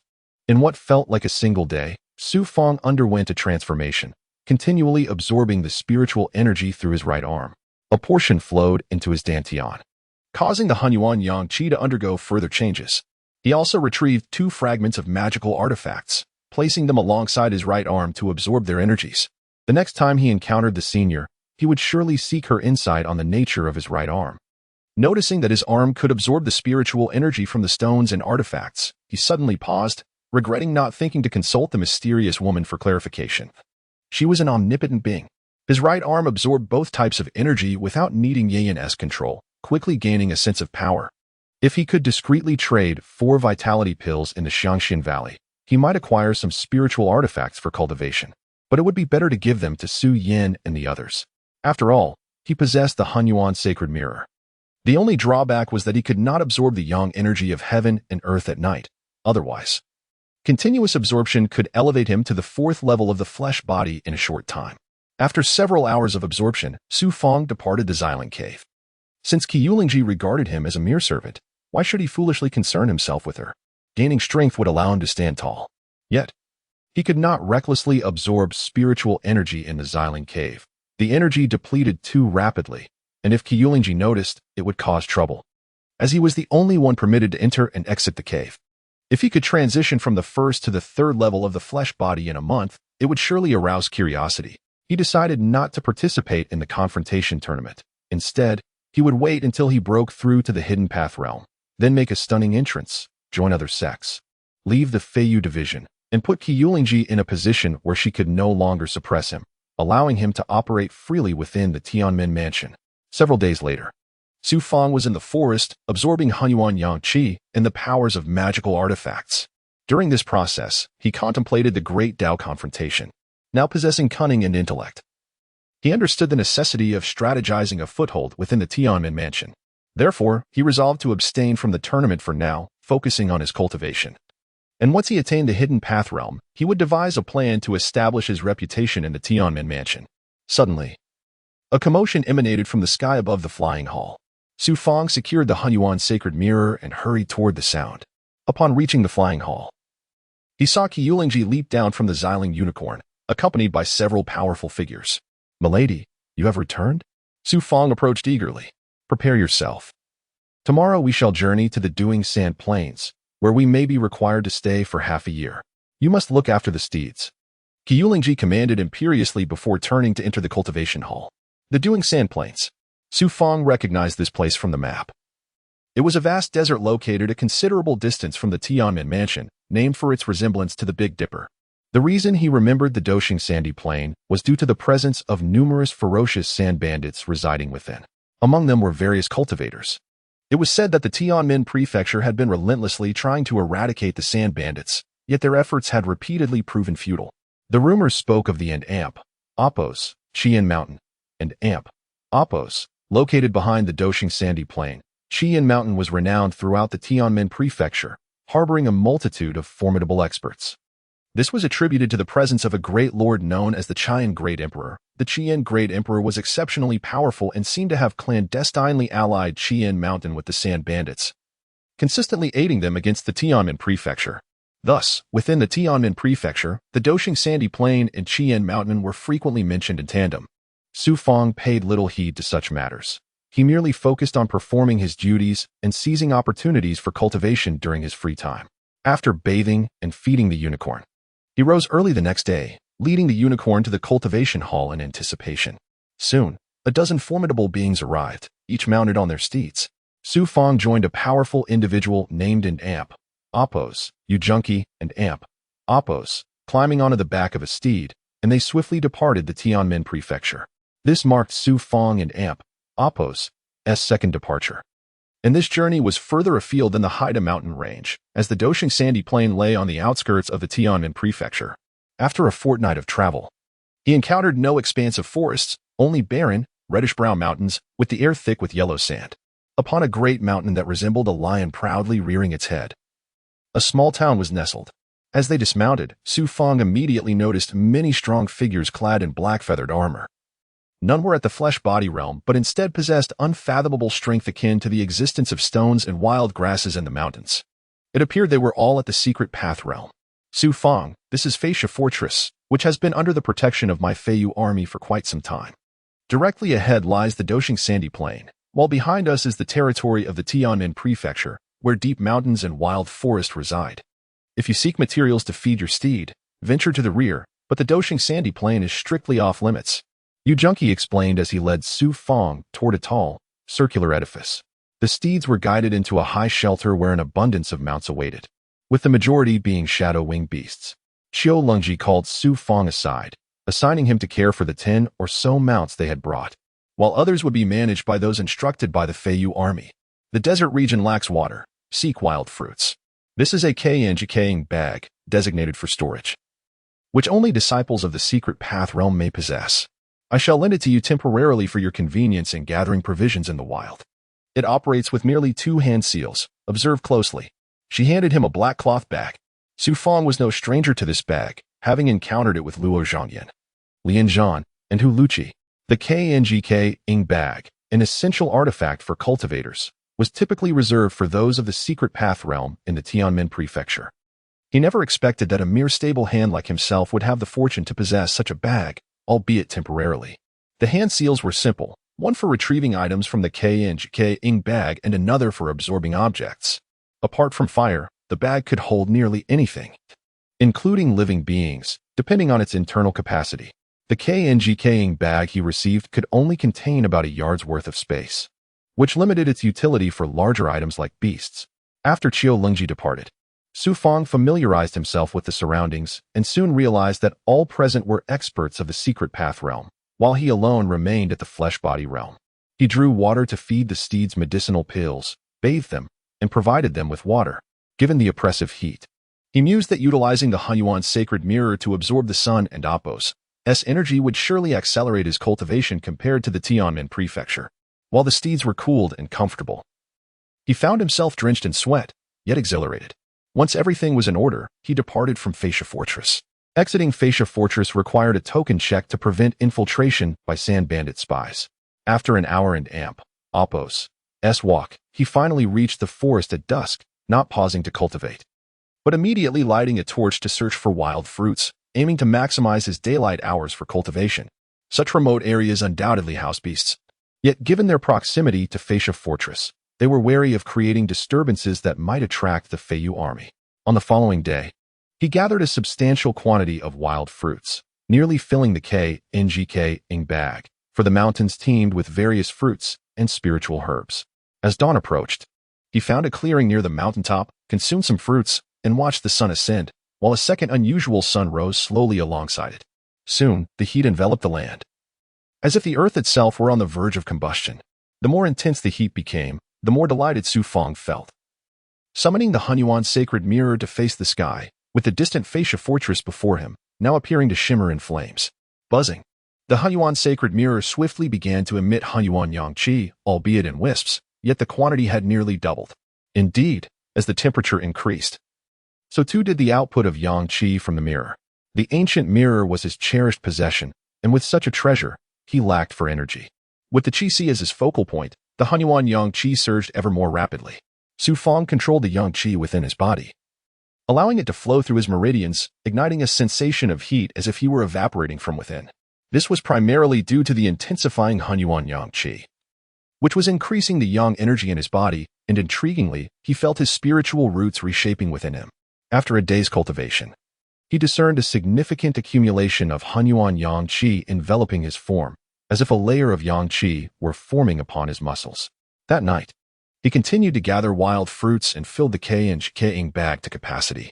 After resting for a while, he awoke refreshed and eager to embark on another day of cultivation. By the third day, at noon, when the sun was at its zenith, a sudden surge of crimson energy erupted from Su Fang's body, causing his clothing to flutter violently. This energy seemed to manifest in 4 layers, with dark red specks appearing on his shoulders, arms, and neck, indicating that through several days of absorbing Hunyuan yang qi, he had ascended to the 4th level of the flesh-body realm. However, Su Fang remained composed, having anticipated this progression. After a brief period of reflection, he made his way back to Fascia Fortress. Upon his return, he found the Feiyu army stationed at every entrance. It turned out that the Feiyu army had engaged in combat with the sand bandits and had captured a dozen or so of them. Curious, Su Fang peered into the central square from a street corner, witnessing the sand bandits, who were indeed formidable individuals. Some were at the flesh-body realm, while others were at the secret path realm. Some had lost hands or feet, suspended in the sun, enduring a fate worse than death. The Feiyu army was interrogating them, seeking information about the bandits' lairs, but these bandits proved stubborn and unyielding, with no desire to linger in such grim circumstances. Su Fang returned and promptly offered fruits to the unicorn and other steeds. In this sweltering weather, fruits were a luxury, and he noticed some of the beasts bore wounds, indicating that Qiu Lingji and her companions had participated in the earlier skirmish. You. Yes, you. Come here and drag these corpses out for burial. Two members of the Feiyu army approached, not from the Feiyu division, and instructed Su Fang to hurry over. He hesitated briefly before complying, realizing they intended for him to dispose of the sand bandit corpses. All the bandits he had seen were decapitated, with not a single one left alive. Thus, Su Fang, along with other disciples assigned to menial tasks, dragged the bodies out of Feisha Fortress to a distant pit of yellow sand, where they disposed of the remains. Within this sand pit lay dozens of skeletons, most of which had decayed, some reduced to mere sun-dried meat. After a lengthy endeavor, he returned to Feisha Fortress and resumed caring for the steeds. Following several busy days, he ventured out again to gather fruits. Su Fang entered a wooded area, invoking the Hunyuan's sacred mirror in preparation for cultivation. Perhaps the commotion was too great, as suddenly a colossal shadow emerged from the depths of the forest, followed immediately by a fearsome creature cloaked in black fur. This beast, with its entire body covered in dark hair, revealed only its eyes and blood-red pupils. A monster. A demon beast. The crimson orbs exuded a malevolent aura, indicating this was a creature imbued with demonic power. In an instant, the black-furred creature leaped into the air, its hands poised to strike at Su Fang. With his cultivation at the 4th level of corporeal body, lacking any magical prowess, Su Fang knew he stood no chance against such a beast. In a moment of desperation, he inadvertently directed the surface of the primordial holy mirror toward the soaring creature. To his astonishment, he found himself unable to control the mirror, as if it had been immobilized. Turning to glance at it, he was nearly compelled to drop the mirror in fright, for the ancient mirror emitted a radiant red light that enveloped the black-furred beast, rendering it completely motionless in midair. Subdued by the crimson energy, it could not even produce a sound. The panic that had initially gripped Su Fang was replaced by an eerie calm as he scrutinized the primordial holy mirror and the creature before him. Could it be that the red light emitted by the ancient mirror was sufficient to bind the beast? Su Fang perceived the ancient mirror as a magical artifact, seemingly capable of devouring anything. It could absorb the powers of nature and even the essence of the black-furred beast. With a faint tremor, the ancient mirror began to pulsate, and the beast ensnared by the red light suddenly ignited into flames, which were subsequently drawn into the surface of the mirror, vanishing without a trace. The once terrifying creature had been immolated before his very eyes. But this was not the end. As the black-furred beast succumbed to the flames, the mirror began to coalesce a red pill upon its surface. How could such a pill materialize? Su Fang was at a loss for words, overwhelmed by the magnitude of these events. The capabilities of the primordial holy mirror were indeed formidable, capable of incinerating the beast in mere moments and now producing a pill? Once the chaos subsided, he examined the so-called pill more closely. It bore no resemblance to traditional medicinal pills. Instead, it appeared as a half-translucent orb, devoid of any aroma or tangible substance. What could this be? With the immediate threat of beasts seemingly dissipated, he ascended to a hillside, positioning the primordial holy mirror toward the sky as he sat cross-legged, absorbing the primordial yang energy emanating from the mirror while contemplating the orb. It appeared that the mirror had condensed this orb from the essence of the black-furred beast. The orb must be intrinsically linked to the creature. Yet it radiated not a trace of demonic energy, but rather a potent essence of primordial yang and an inexplicable energy aura. Since it was a product of the ancient mirror, it must indeed be yang energy. Summoning his courage, Su Fang swallowed the orb. With a mixture of anticipation and anxiety, he waited. Mere minutes later, the orb erupted with unparalleled energy, coursing through his flesh and veins, causing the primordial yang energy within him to surge wildly. The energy contained within this orb surpassed all others within him, a remarkable revelation. What if he could acquire more of such orbs? Su Fang's jaw dropped, disbelief evident in his eyes as he hurriedly began to consolidate this newfound energy, integrating it into his body as it surged through his meridians. The energy within his dantian doubled, granting him an invigorating sense of power. This single orb equated to a month of arduous cultivation, and it was pure primordial yang energy. As the energy within him began to merge, several days passed without complete integration. After collecting some fruit, he returned to the flying sand fortress, ensuring his mounts were well fed. After a few days, he departed once more, returning to the forest. He pondered whether the ancient mirror's ability to control the black-furred beast and transform it into an orb was mere coincidence or a testament to its power. He resolved to test it with another demon beast. After some time of cultivation, Fang grew restless. Eager to obtain more orbs and to comprehend whether they stemmed from the capabilities of the primordial holy mirror. Given the vastness of the forest, finding a demon beast would be no easy task. Recalling his previous strategy against the Kuan Earth demon, he hunted several ordinary animals. Then proceeded to a sunlit clearing where he spilled the blood of the animals onto the grass. Concealed nearby, he directed the primordial holy mirror toward the sun, waiting for a demon beast to take the bait, while simultaneously absorbing the primordial yang energy from the mirror. He longed to meditate deeply on the ancient mirror, hoping to connect his consciousness with it, allowing the ancient one to elucidate its peculiar powers. Hours passed until nightfall, yet no demon beast emerged, indicating that the flying sand fortress was a formidable deterrent. At night, the ancient mirror could not absorb yang energy, so Fang distanced himself from the woods. Under the cover of darkness, he sought out fruits, returning the next day to the trap. As noon arrived, still no signs of activity. In the afternoon, with the sun blazing, Fang feared he might leave empty-handed, uncertain of the mirror's powers. Just then, he heard a disturbance beneath the ground. Crouching down to listen intently, he discerned faint sounds, drawing from prior experiences that something was tunneling below, most likely a demon beast. Moments later, the ground trembled, the entire forest quaking gently. Then with a thunderous crash, a demon beast erupted into the open, its body covered in scales. A ground-armored beast. It resembled a spiny hedgehog, emerging from the earth like a serpent, sending grass and stones flying.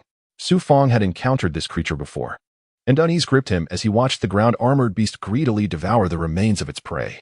Summoning the primordial holy mirror, he stealthily angled its surface toward the beast, his breath hitching. If the mirror truly possessed the ability to subdue demon beasts and convert them into energy orbs, then he would no longer fear any beast. With a buzz, the mirror emitted a red light that swiftly expanded, ensnaring the unsuspecting ground-armored beast. Indeed, the creature found itself immobilized beneath the crimson glow, its eyes wide with terror. Suddenly, the ground-armored beast expelled a torrent of excrement, followed by a stream of dark blood. In its agony, it was unable to vocalize its suffering, and its massive form shrank to half its size. Fang pinched his nose, overwhelmed by the stench, as the mixture of feces and the familiar nauseating odor engulfed him. The dark blood resembled afterbirth, indicating the impurities within the ground-armored beast. Could it be that the red light released by the mirror not only incinerated demon beasts but also purged their impurities before immolation? If so, the ancient mirror would be an unparalleled treasure indeed. You vile creatures are notorious for your ferocity, but today you encounter one far more ruthless. Fang advanced toward the ground-armored beast, the primordial holy mirror in hand.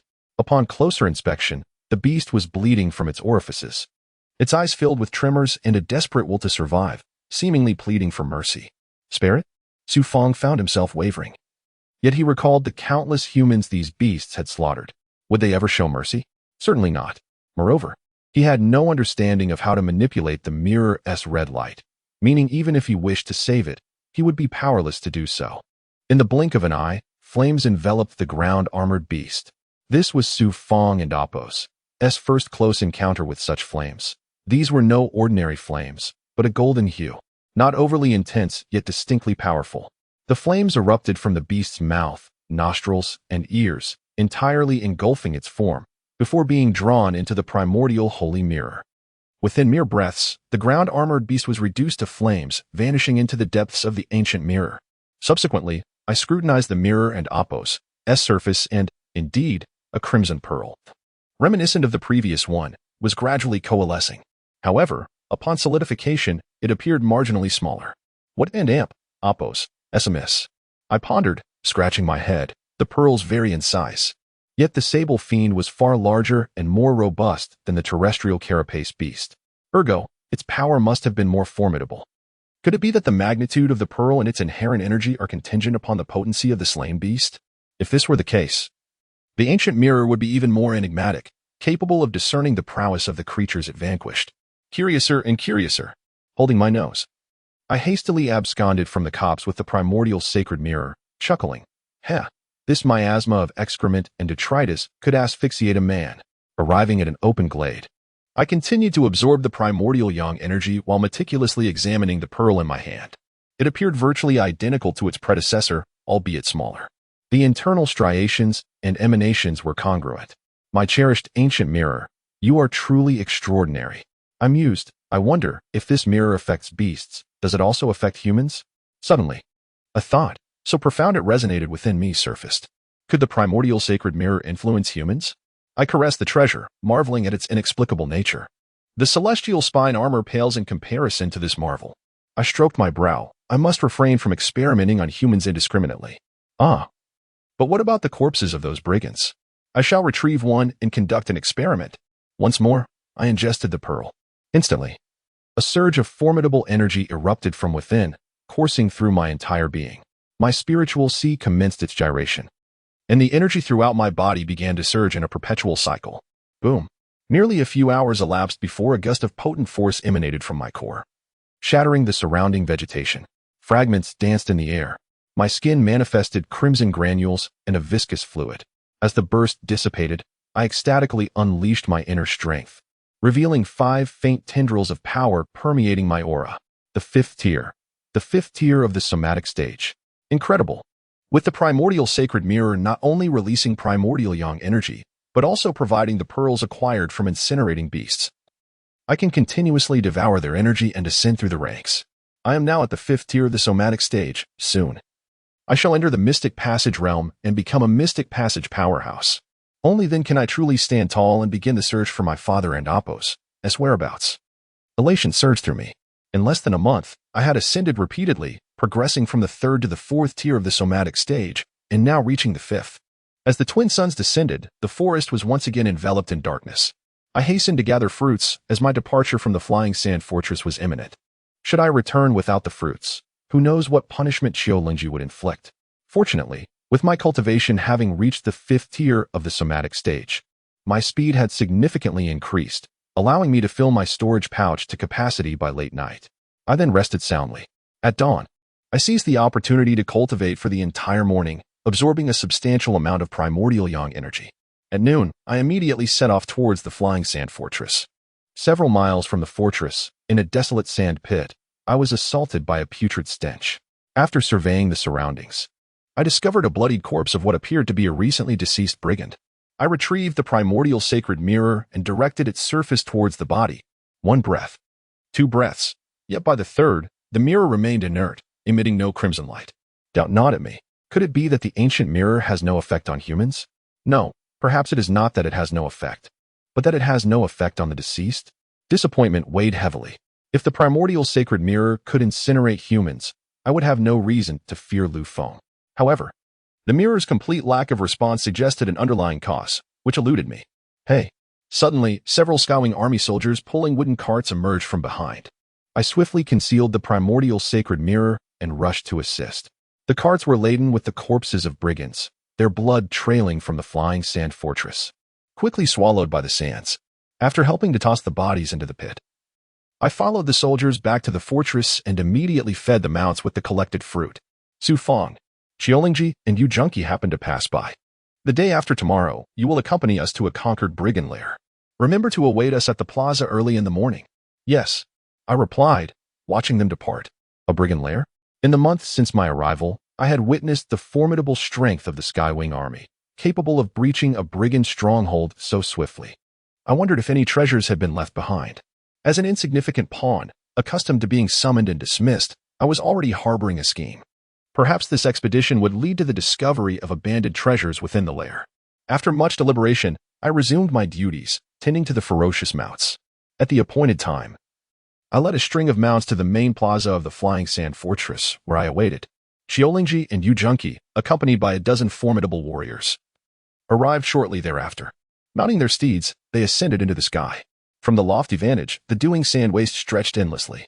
The sky ahead was thick with swirling yellow sand, punctuated by occasional sand tornadoes spiraling across the desert. Amidst the sands lay unweathered mountain peaks and remnants of ancient cities, suggesting that humans had once thrived in this region.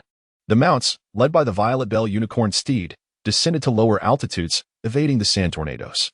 The unicorn steed was indeed an extraordinary mount, its horn possessing a hardness comparable to a magical artifact. Whoosh! After approximately half an hour, the mounts abruptly landed. The terrain consisted of a stone forest. The remnants of a mountain range gradually consumed by the desert, eroded into solitary, bald rocks. Evident signs of battle marked the surroundings, with bloodstains and ruins scattered about. Xiaolingji led the group into the depths of the stone forest, where several openings were visible amidst the rocks. These had been cleverly concealed, but were now exposed. In groups of 3, search the lair for hidden chambers containing treasures. Xiaolingji commanded. Su Fang, come with me. Yu Junkie and a black-armored behemoth singled me out. The trio advanced towards an opening on the left. The aperture barely accommodated a single person.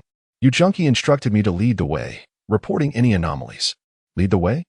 I realized that Xiaolingji had brought me along not for serendipity, but as a disposable vanguard, clearing the path for her elite warriors. Apprehension washed over me.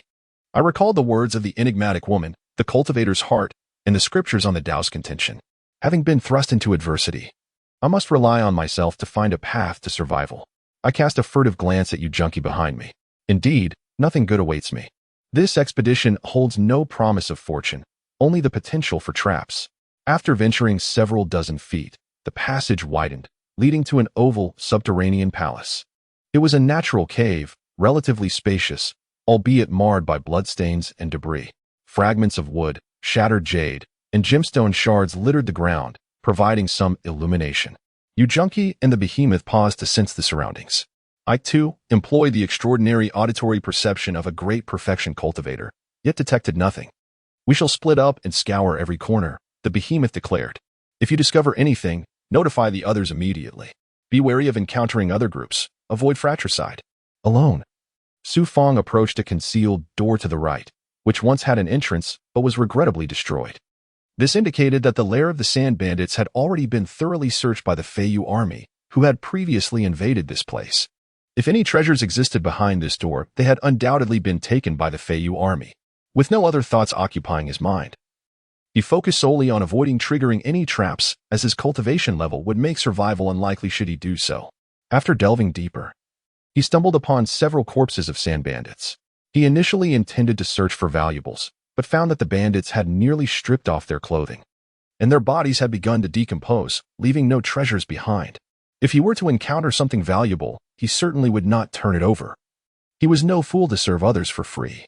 Nevertheless, curiosity compelled him to rummage through the corpses, but to no avail. His right hand remained still. If there were any chance of discovering treasures, it would most certainly be him who found them, for his miraculous right hand would respond when encountering magical artifacts. Unexpectedly, he came across 2 diverging dark passages, which caused him to hesitate.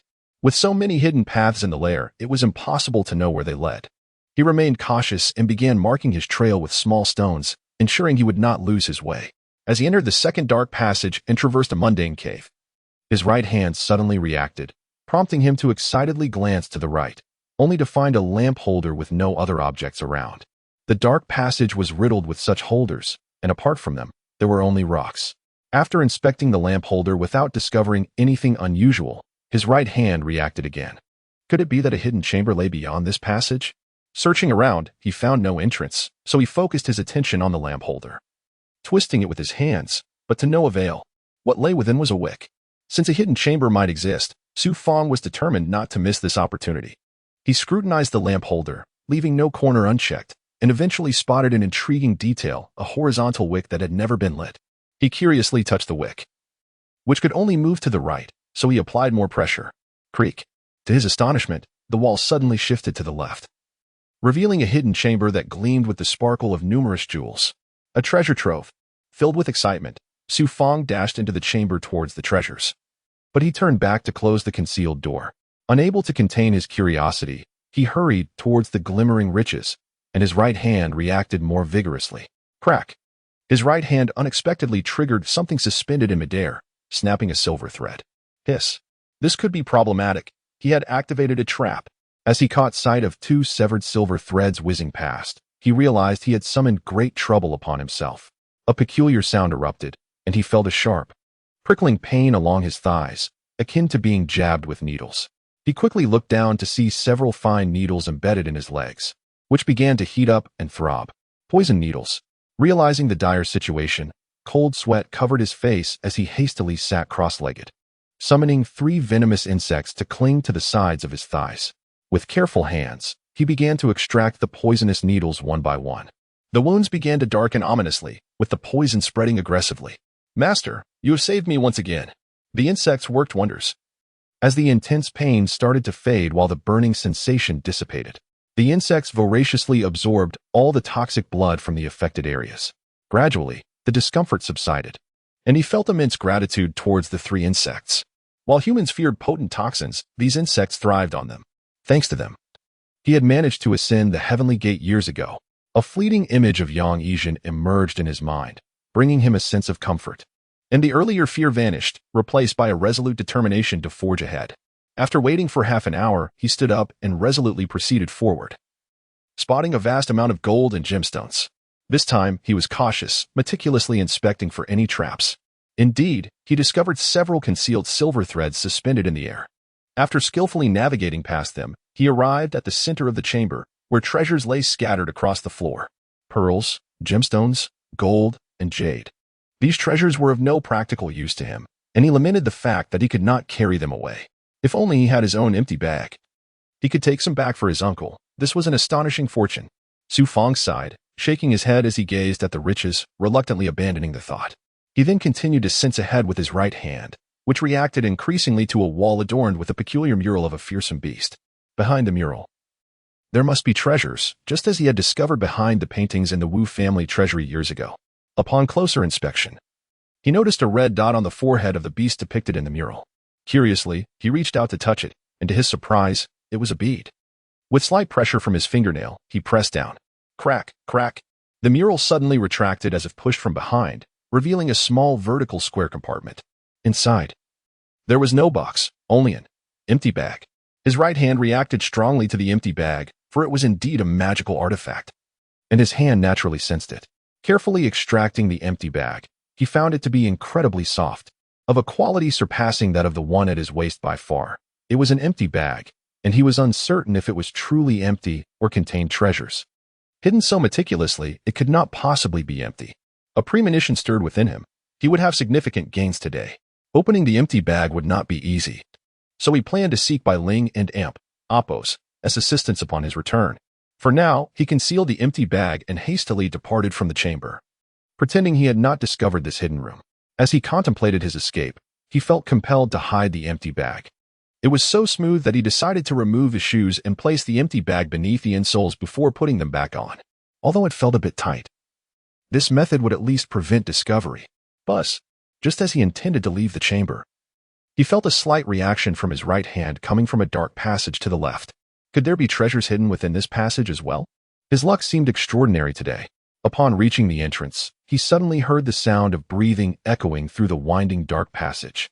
Frowning, he quickly entered the right passage, where he also spotted several silver threads, indicating that this chamber had been intricately booby-trapped on all sides. Just as Su Fang concealed himself in the right passage, he heard a scream emanating from the left passage. Someone had triggered a trap and been struck by the poison needles. He hoped it was not Qilingji and Yu Junqi. If they had been poisoned, survival would be unlikely. A single eye peered out from the shadows. At that moment, a trembling, despairing male voice rang out. "Master, master, save us." "Save you?"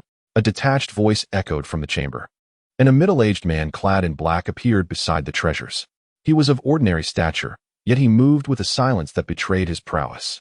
His demeanor suggested he was unfazed by the treasures around him, as if he were indeed the master of this hidden chamber. Su Fang discreetly scrutinized the gray-clad man, such a palpable aura of menace. The man's skin was dark, indicating he was a sand bandit. How could this be?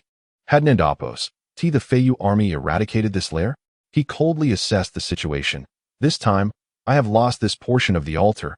I cannot return to face the boss. If so, why should I return at all? These treasures have been collected over many years. Once I take them, I can leave this Doshang sandy plain, change my name, and easily find a lucrative position with any major lord. Another weak voice piped up. "Cold Wind, do you dare to betray the boss? You are courting death." "What boss?" "I, the master of the Cold Wind Forum, have never considered myself a mere minor character. I was destined for greatness from birth. I am fully aware that you are here to surveil me, intending to retrieve the 7-star pursuit sword to present to your leader. Thus, I have long prepared a trap for you. This is a special poison of my own concoction, one which you cannot dispel. Upon finishing his words, the master of cold wind strode towards the mural. Oh no! The 7-star pursuit sword he mentioned must be hidden within the empty pouch I had acquired earlier. Realizing this, Su Fang hastily turned and fled towards the other end of the secret passage. Escape. It is imperative.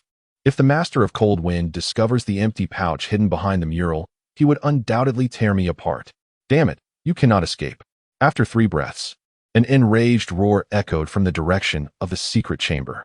It seems the master of cold wind has discovered the empty pouch is missing and heard Su Fang's fleeing footsteps, infuriated beyond measure. Su Fang, possessing exceptional hearing, sensed the master's thunderous voice and hurried deeper into the winding passage, disregarding any traps. With a burst of speed, he dashed out of the passage, arriving at a fork in a cave. The moment he appeared, cold sweat broke out on his brow. In the corner of the cave lay a dozen sand bandits. They must have been resting here, and upon seeing Su Fang, several leaped up in fright. It's the Flying Feather Army. Run! Without a moment's hesitation, they dashed towards a newly discovered secret passage on the right. The dozen sand bandits stood up, shouting, "We cannot let the Flying Feather Army escape. The master isn't back yet. If he reports our hiding place to the Flying Feather Army, we're finished." In a frenzy, the bandits surged into the passage after him. Whoosh! After a breath, the master of cold wind soared into the cave, landing with closed eyes. Immediately casting his gaze towards the right passage. Very well, since I have already eliminated those 2 ants sent by the leader, I shall eradicate everyone here to ensure the leader remains unaware of my involvement. I must capture that Flying Feather Army brat who dared to seize my possession. The master of cold wind chased after him. These sand bandits are formidable. They likely possess the strength of physical bodies and even the ability to traverse secret pathways. The pursuit tightened. Deep within the passage, this was Su Fang's second reckless flight for his life. The last time was vividly etched in his memory when he was betrayed by Hanli and others, becoming bait for the Earth Demon, only to be hunted down. Now he faced the sand bandits again. With so many passages, I can choose any. Another cave appeared before him. Without a second thought, Su Fang sprinted straight into the passage ahead. His legs felt as if they had sprouted wings, and as a perfect embodiment of physical prowess, his innate strength was astonishing. Coupled with the primordial yang energy within him, his speed nearly reached the pinnacle of physical existence. Yet, he heard pursuers closing in behind him, barely 100 meters away. Fortunately, the winding nature of the passage provided him with an edge. Had it been a straight line, the bandits would have already caught up. It appears fate has not abandoned me. Upon reaching the end of the passage, he found no visible exit. However, a ring of light appeared at the edges, indicating that this passage was not a dead end. Break for me.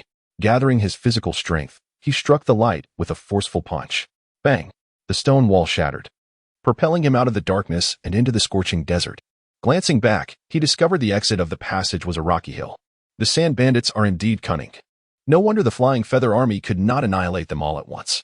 He ran, disoriented, but glanced left and spotted the rocky hill, likely the entrance to the sand bandits' lair.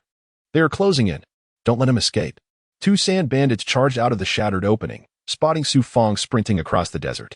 They lunged forward, gliding over the sand as lightly as dragonflies skimming water. Oh no, I have no advantage here, Su Fang thought as he turned to see the 2 bandits just several meters behind him. Realizing he was at a severe disadvantage, he would likely be captured in an instant. Suddenly, he felt the ground beneath and tremble. Looking down, he was horrified to see a massive vortex forming in the desert sand, with tendrils emerging ominously from its depths. The 2 sand bandits turned pale, urgently calling out, "Sand Demon! Kid, come back! If the Sand Demon ensnares you, you and Amp, Oppos, refinished." A sand demon? Su Fang realized he had indeed encountered a creature of legend, one that even the sand bandits feared. Whoosh! At that moment, the master of cold wind arrived. Soaring through the air, standing atop a golden flying sword that enabled him to cover 100 meters in the blink of an eye. This man is truly formidable. Perhaps rivaling Luo Zhongyan. If captured by him, I would be facing certain doom. Su Fang scanned his surroundings, desperate for an escape route. Suddenly, an idea struck him. With a determined gaze, he looked towards the center of the vortex and, gritting his teeth, summoned all his strength to leap into its depths. Monster, that one is mine. The desert vortex immediately engulfed Su Fang, rendering him unseen. The master of cold wind arrived in a flash. forming seals with his hands as the flying sword beneath him radiated a dazzling light, piercing into the vortex. Sizzle! The sword plunged into the sand below, and a fountain of blood erupted from the vortex, followed by the sword soaring into the sky. The vortex gradually calmed, appearing undisturbed. Buzz! The master of cold wind seized the sword, landing furiously on the desert surface, stomping his foot in frustration. My 7-star pursuit sword. I painstakingly acquired it from an ancient relic in the Doshang sand plains. It surpasses the realm of secret pathways. If it were not for my apprehension of the leader, I would have long departed with this treasure. With it, becoming a powerful lord would be effortless, perhaps even seeking refuge in Zhao. His heart ached, not for the sword, but for the loss of opportunity. The master of cold wind glared at the desert. The sand demon can achieve anything beneath the desert. The 7-star pursuit sword shall forever slumber beneath this sand. Master, what happened? 2 sand bandits hurriedly approached. The master of cold wind turned to them, and the sword in his hand suddenly slipped free. Like a shooting star, it zipped past the necks of the 2 bandits. Thud! Their heads fell to the ground, their bodies collapsing into the sand. The flying sword is lethal. With nowhere to hide, the master of cold wind, stepping upon the sword, looked towards the lair.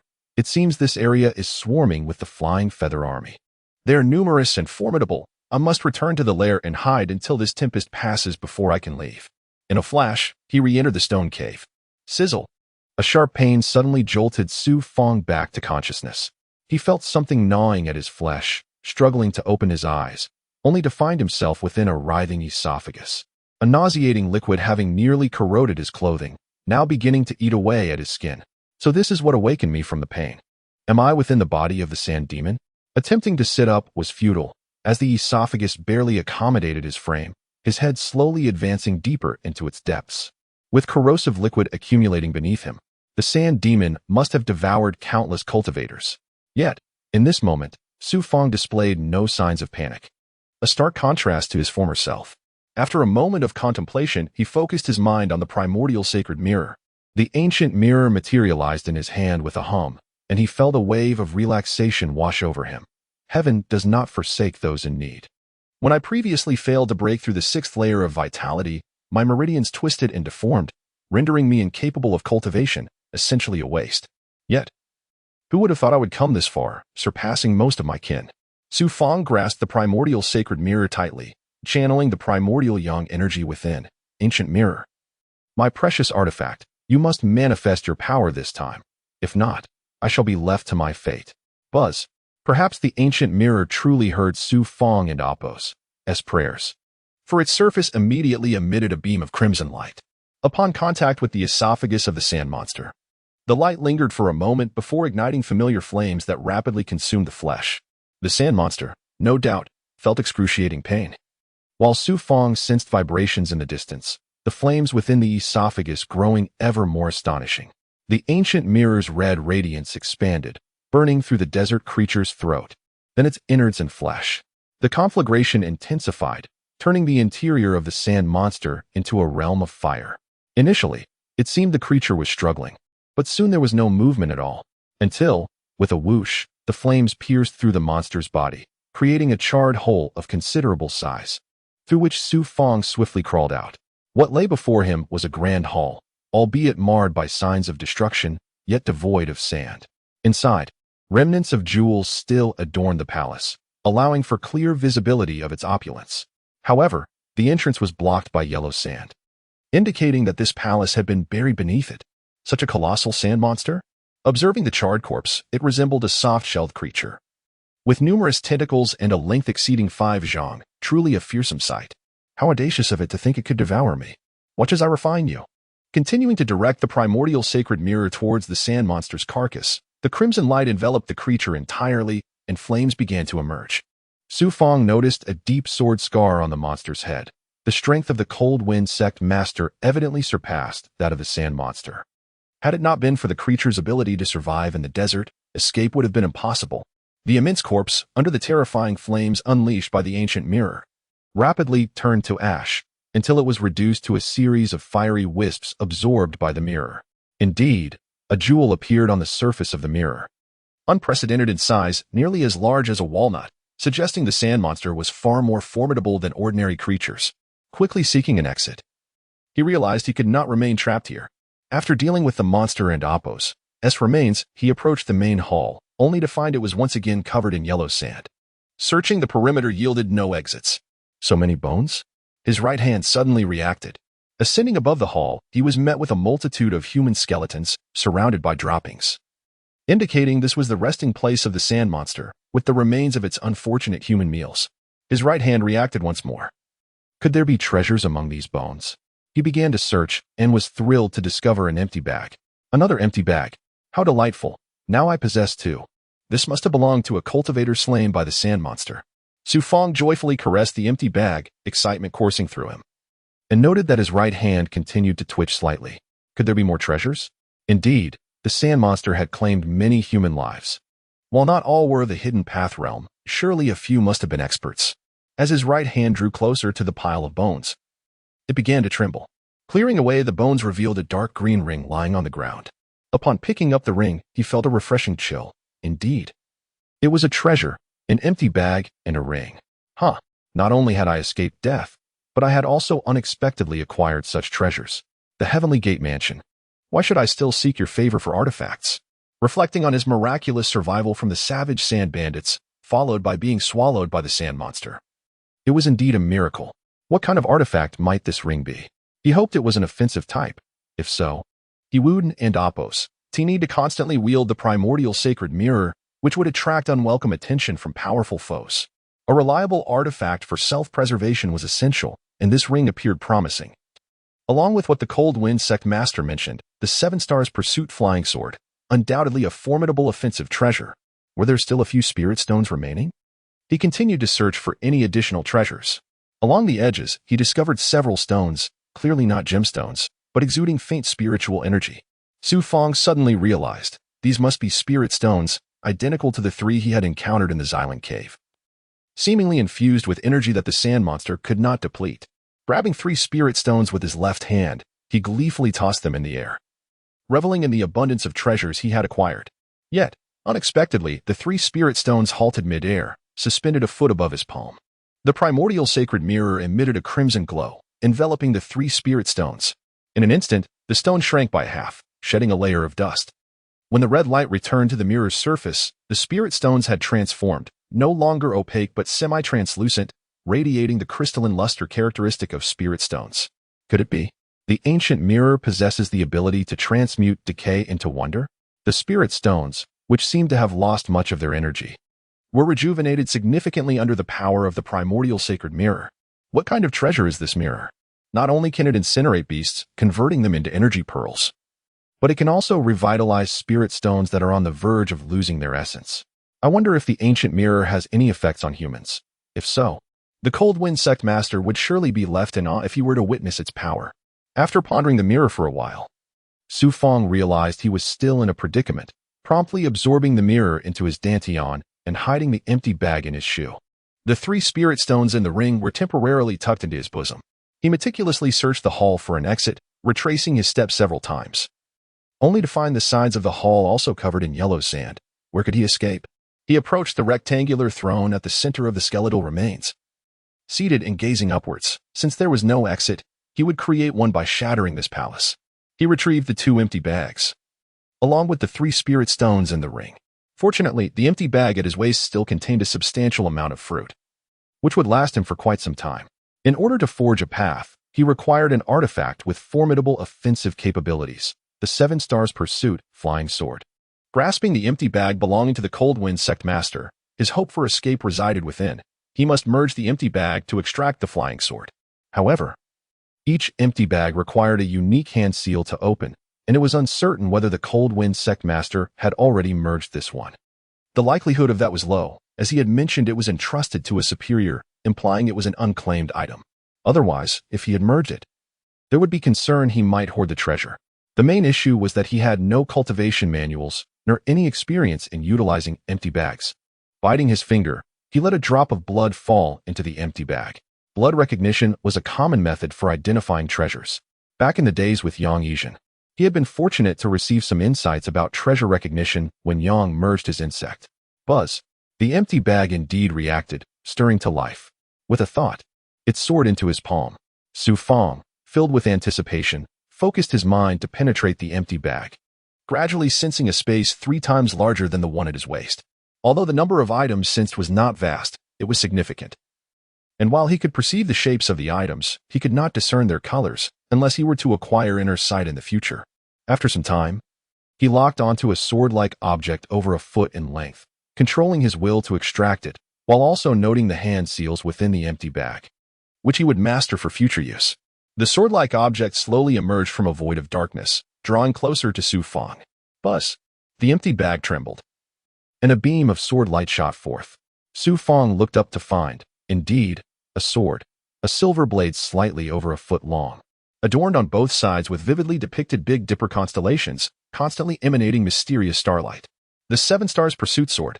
Upon the hilt, a line of serpentine script reads, and Oppos, 7 Stars Pursuit Sword, and Oppos, in the eyes of cultivators, immortal swords, often referred to as flying swords, possess the ability to soar through the skies and slay foes, serving as unparalleled divine weapons and the most frequently utilized treasures by practitioners.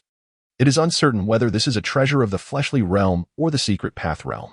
He dared not recklessly touch the blade, instead observing it with great care. The 7 Stars Pursuit Sword far surpassed the flying sword wielded by the Cold Wind sect leader, and its significance to him was evident, marking it as an extraordinary artifact. He squeezed out a drop of blood and slowly let it fall upon the 7 Stars Pursuit Sword. Buzz! The 7 Stars Pursuit Sword, being a masterless object, could only be wielded by one who had dripped their blood upon it. Once any blood is absorbed, the sword becomes theirs to command. The blood hissed as it evaporated, drawn into the blade, which instantly radiated a multitude of starlight, particularly from the 7 stars adorning its surface, seemingly crafted from precious gemstones. The emitted starlight mirrored the night sky. Gradually, the 7 Stars Pursuit Sword began to levitate, drawing closer to Su Fang, as if scrutinizing its new master. After a brief moment, the sword settled down, transforming into a length suitable for the fingers, resting in Su Fang's palm.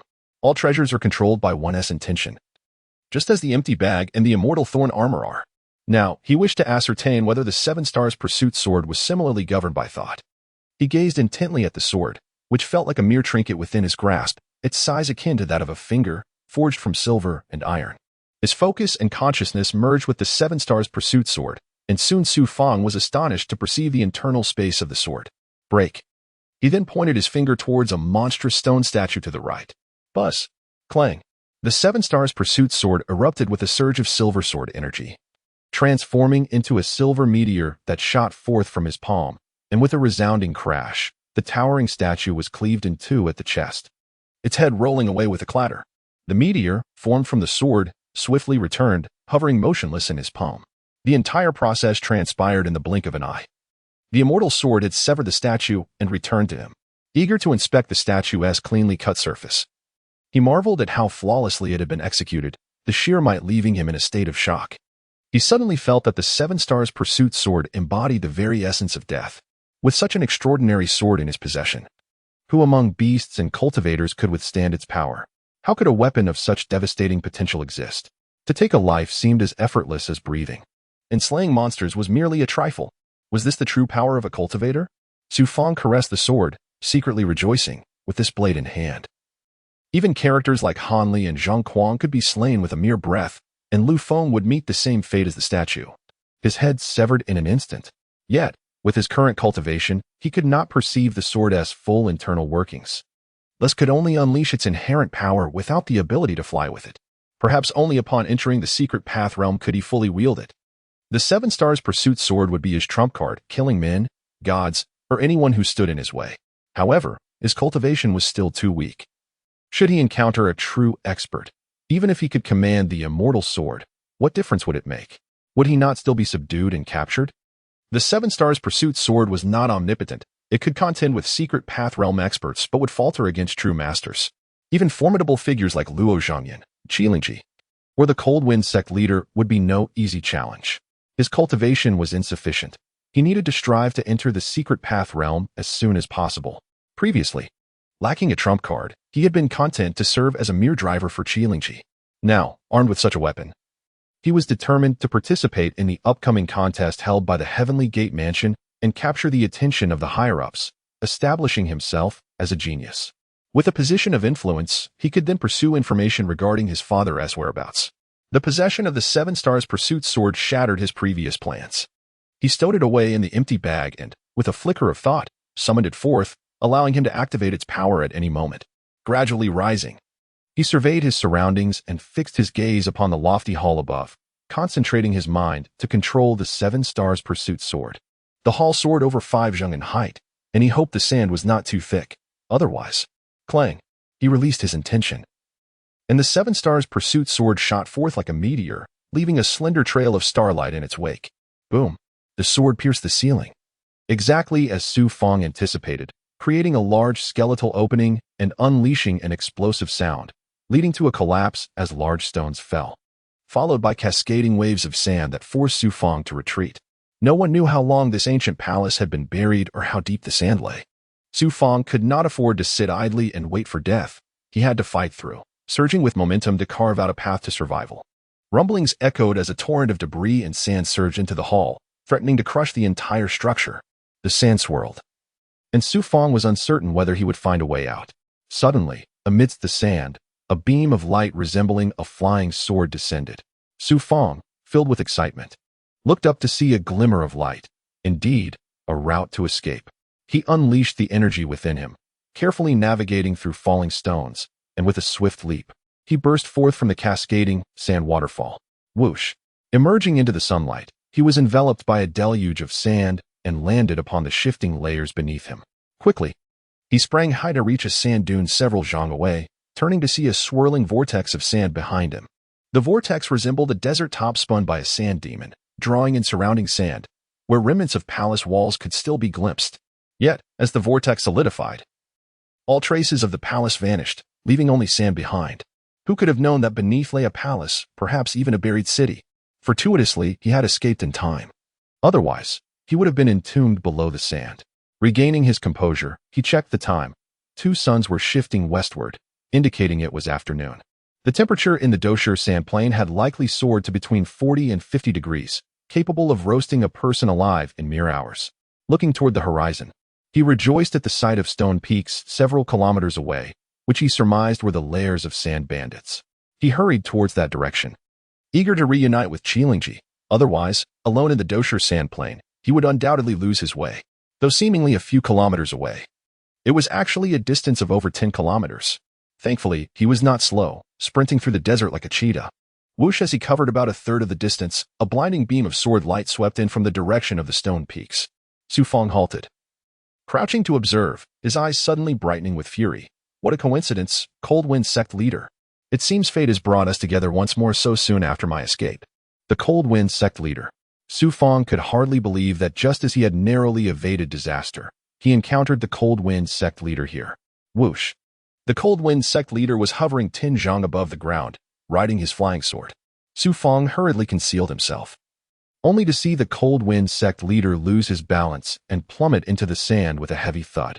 Something was amiss. A figure of such strength, not a novice at wielding a flying sword, should not have fallen so easily. Curious, he peered closer, noticing the Cold Wind sect leader struggling in the sand half a mile away, revealing numerous bloodstains upon his body. Despite his injuries, the Cold Wind sect leader persisted in controlling his flying sword, emerging from the sand, though his speed had diminished to less than half of its former capacity, indicating significant wounds. If he were a secret path realm expert, he would undoubtedly ambush this individual, wondering how many treasures he possessed. Watching the Cold Wind sect leader gradually fade into the distance, Su Fang felt a strong urge to pursue him. Hark! Just as I was about to hasten towards the lair of the desert brigands, 2 sharp sounds of rushing wind emanated from that direction. Turning my head, I saw 2 more streaks of sword energy whistling through the air. The Flying Feather Army. From the sword light, I vaguely discerned familiar black armor. Ceasing my attempts to conceal myself, I watched as 2 immortal swords arrived in the mid-air, 30-odd feet above, and flew towards me. A sudden shiver ran down my spine. Qiolingji, is that you, Su Fang?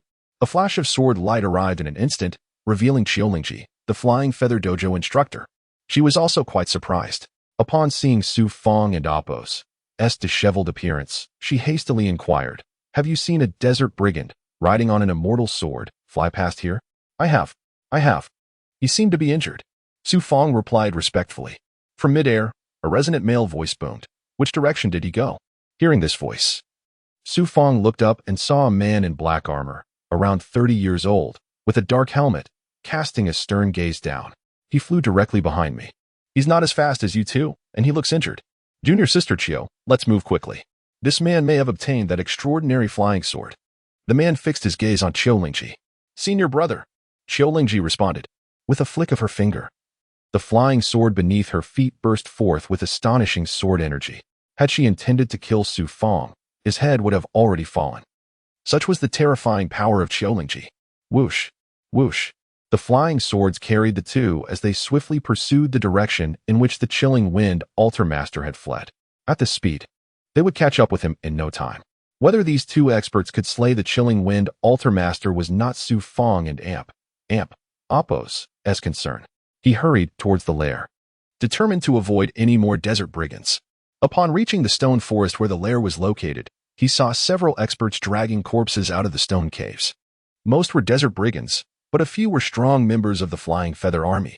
The others were more or less injured, indicating that the lair was indeed fraught with peril. Yujunki suddenly emerged from a stone cave. Su Fang, hurry and help.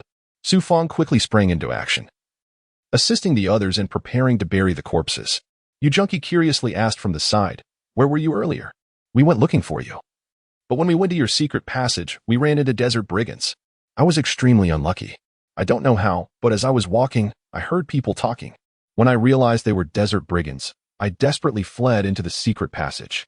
By chance, I escaped from a distant exit, saving my life. These desert brigands are truly cunning. We thought we had annihilated them all, but a group of them was hiding inside. Fortunately, we discovered them. But we also lost several brothers. Yujunki asked a few questions and then left Su Fang to his own devices, going to busy himself elsewhere. Luckily, I anticipated that they would ask this question. It's still best to be cautious.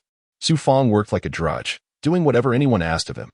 Little did these people know that this being, whom they considered an ant, already possessed extraordinary abilities. I didn't expect that the treasures found in the lair would all belong to the Flying Feather Army. As dusk approached, he began to take out some fruit for his mount to eat. During this time, he overheard Yujunki chatting with the others, mentioning the ownership of the treasures, which piqued his curiosity. Whoosh, whoosh. As darkness was about to fall, it would be extremely dangerous to spend the night in the desert. Various poisonous creatures and sand demons would choose to come out at night. Suddenly, everyone heard the sound of rushing wind and looked towards the sky with elation. It was Chiyo Lingji and the man returning, and the man was holding a head. Lord. The crowd gathered in the center, and as the two landed, they all bowed in greeting. Junior sister, I'll take this head. It's still useful for deterring the desert brigands. You all return to Flying Sand Fortress ahead of me.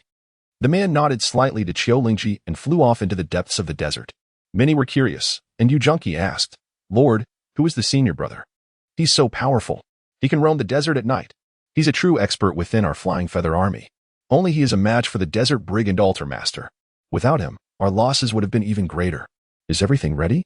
Let's return to Flying Sand Fortress before dark. Chiyo Lingji didn't offer much explanation, responding with a few perfunctory words before ordering everyone to quickly pack up. Su Fang led the mounts, and everyone mounted them one by one. Su Fang then sat on the back of a flying winged beast with Yujunki. The moment Chiyo Lingji soared into the sky on her unicorn, everyone leaped into the air together. The desert at night was indeed dangerous. Massive sandstorms swept across the sky, and the gales could tear people apart. Whirlpools appeared in some of the sand dunes, indicating that the sand demons were also out hunting for food. After half an hour, they finally returned to Flying Sand Fortress. Su Fang was still responsible for taking care of the mounts, while the others were gathered by Chiyo Lingji in a large hall, seemingly to inquire about the details of the operation. Several days passed, and the Flying Feather Army didn't seem as busy as before. Chiyo Lingji and Yujunki hadn't left Flying Sand Fortress, but Su Fang still had to go out to find spiritual herbs and fruits. While Su Fang appeared to be diligently working, he was actually focused on his own cultivation. Unconsciously, for months had passed. I and Appo's been too busy lately, and the time for cultivation has been decreasing. However, I still managed to enter the 6th level of the fleshly embryo realm 2 months ago. Now, the primal yang chi has increased so much. It seems I and Appo's will soon break through to the 7th level. Deep in the mountains, it was almost noon. A glimmer of red light flickered faintly in the dense forest. Su Fang was sitting cross-legged on the open ground, with the primal, sacred mirror resting on his knees, absorbing the yang chi of heaven and earth. The scene looked too bizarre. The light of heaven and earth, as well as the sun, was being absorbed into Su Fang and Apos' body bit by bit. The interior of the ancient mirror seemed to be burning, exuding a mysterious aura as if it wanted to break free and escape into the depths of heaven and earth. Strands of yang qi emanated from the ancient mirror. No one knew exactly what was happening. The primal sacred mirror possessed such terrifying power, and for Su Fang, he naturally hoped it would continue, as it would allow him to continue to break through and become stronger. Unconsciously, night fell again. Su Fang ate some fruit. He had been at Flying Sand Fortress for almost half a year. From the beginning until now, he hadn't at Apos. He obtained any elixirs to consume, and he could only eat fruit to satisfy his hunger. Fortunately, he had reached the 6th level of the fleshly embryo realm, allowing him to use the spiritual energy of heaven and earth as food.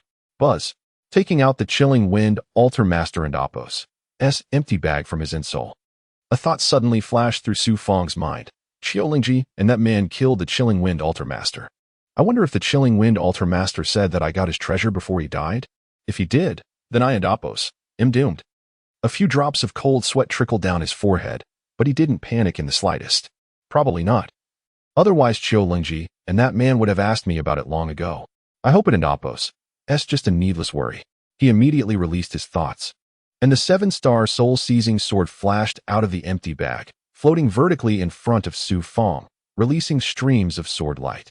After the sword light appeared, the aura of the sword spirit emanated from it, and Su Fang's right hand began to tremble slightly, as if he wanted to absorb the 7-star soul-seizing sword completely. This shows that the 7-star soul-seizing sword is not a very powerful magic weapon.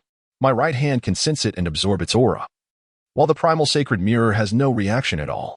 While using his thoughts to merge with the immortal sword, he examined the connection between himself and the magic weapon. Magic weapons are a general term for cultivators and Apos. Weapons and magic weapons have another name: spiritual treasures. All things have spirits, and magic weapons are refined by cultivators, so they naturally have spirits. My cultivation is too weak, and I don't understand the methods of controlling magic weapons. I need to go back and seek advice from Bai Ling. Only she can enlighten me, allowing me to enter the secret Dao realm as soon as possible. Control magic weapons, master spells, and with my current strength, I can learn some basic spells. He sat cross-legged all night, breathing with the immortal sword, sensing each other's existence. As dawn broke, he awaited the emergence of 2 suns, summoning the primordial holy mirror to continue absorbing the energies of heaven and earth. The spiritual stones acquired from the desert tomb had already been fully consumed, and he was aware that the 2 empty bags must contain treasures or resources. However, he currently lacked the time to sort through them, and even if he could, he would not possess the strength to unravel their seals. Boom. At noon, the 2 suns seemed poised to scorch the earth. The vitality emanating from the ancient mirror intensified, causing his garments to flutter outward as a powerful gust of wind surged forth, shattering the nearby stones. The force was more domineering than before. Once this energy dissipated, a substantial quantity of dark liquid surged from Su Fang and Apos' skin, quickly transforming into particles, revealing the faint outlines of 7 layers of vital energy within him. With this 7th layer, Su Fang had ascended from the 6th to the 7th level of physical embodiment. He suddenly comprehended his master and Apos' teachings from years past. The journey of cultivation is endless. Impurities in the fetal membrane manifest differently at various stages. Gazing at the impurity particles, Su Fang felt a pang of nostalgia for Yang Yizhen and Apos' words, realizing that cultivation was indeed not as facile as he had once imagined. Regrettably, he lacked elixirs. Had he possessed one, it would have facilitated the purification of some impurities in his body. Nevertheless, he was a consummate practitioner, his advantage lying in his physical form. An idea struck him, a swift method to purify these impurities, for he sensed remnants still lingered beneath his skin. With a decisive movement, he employed the 100 points finger technique, tapping several times on his legs, arms, and abdomen, causing his blood to swell within. Blood is the vital essence of life, and the 100 points finger technique was designed specifically for the blood vessels, not the ordinary meridians. It was meant for refining the physical body. Coupled with Su Fang's perfection in physical embodiment, this ancient technique would undoubtedly accompany him throughout his cultivation journey, testing the extent of his newfound power. He realized a day had passed unnoticed, and he needed to return to the Sandstorm Fortress. As he surveyed the towering trees surrounding him, his aura surged forth. Boom. Upon unleashing the 7th layer of vital energy, the trees around him shattered, with approximately 7 trees collapsing, their leaves cascading like rain. Pleased with this display, Su Fang swiftly departed the mountains. At the sandstorm fortress, the heat was palpable. Young man, Fensamer. After a while, following his breakthrough to the 7th level of physical embodiment, time became a luxury for Su Fang, as they were soon to return to the Tianmen mansion. Having heard that the lair of the Cold Wind sect's leader had been annihilated, the surrounding area was free from significant bandit forces, promising at least a few years of tranquility. Moreover, Qiulingji needed to prepare for the upcoming competition and select 10 disciples from the Feiyu sect to participate. By noon, Qiulingji, accompanied by Yu Junqi and other skilled practitioners, arrived. Su Fang promptly removed the empty bags from his waist and presented them to Qiulingji in front of everyone. The group mounted their steeds and, escorted by the experts of the Sandstorm Fortress, departed from the Duing Sandy Plain. This journey to the Duing Sandy Plain had yielded unexpected rewards for Su Fang. Not only had his cultivation significantly advanced, but he had also acquired the 7 Stars Pursuit Sword.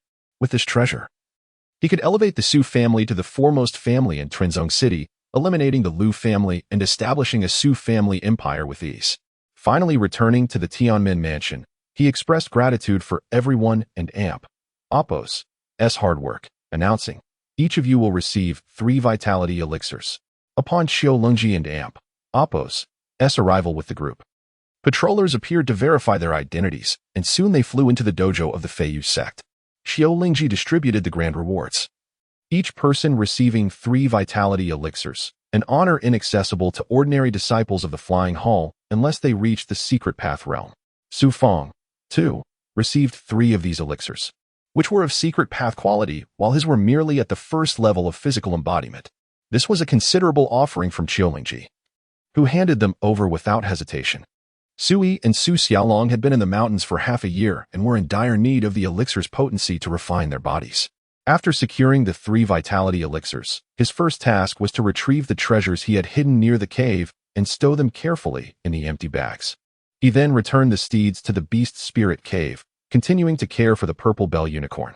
Finally, with half a day to spare, he hastened to leave the Feiyu dojo. Half an hour later, he found Su Yin in the Purple Bamboo Valley and instructed him to summon Su Yi and Su Xiaolong. Su Yin had now reached the 10th level of the Qi absorption realm, thanks to the miraculous effects of the vitality elixirs. Not only him, but even Su Dali, Su Kong, and Su Yueyun had all attained the 10th level as well. The power of the elixirs could cleanse the marrow, yielding unimaginable strength, and they were particularly effective for those newly embarking on the path of cultivation. Thus, the 4 had become the elite of their respective dojos. And once they broke through the physical embodiment realm, they could enter other prominent dojos for further training. Su Fang. In a dense forest, Su Fang awaited. Suddenly, a familiar voice reached his ears, and upon turning, he beheld Su Yi and Su Xiaolong. Su Xiaolong appeared slightly plumper, yet he seemed transformed compared to his former self. Su Yi had advanced to the 5th level of the Qi absorption realm, indicating a significant enhancement in strength during their 6 months in the mountains. After a brief reunion, Su Fang presented the elixirs. "These are vitality elixirs, a recent reward I acquired. You must consume them immediately, otherwise, if others see them, they will surely try to seize them. Remember, the potency of these elixirs is fierce. Do not forcefully absorb their effects. Allow the properties to gradually integrate with your bodies. It may take a few months, but once you complete the absorption, reaching the 10th level of the Qi absorption realm will not be a problem." Vitality elixirs. Su Yi and Su Xiaolong gasped in astonishment, fully aware that these elixirs had revitalized the higher echelons of the Su family. They cherished the elixirs as if they were supreme treasures. "What is the current state of our family?" Su Fang inquired with concern. "Things are excellent. Shortly after you departed, our Su family took control of the Wu family's territory, coupled with the deterrence provided by our patriarch and other experts.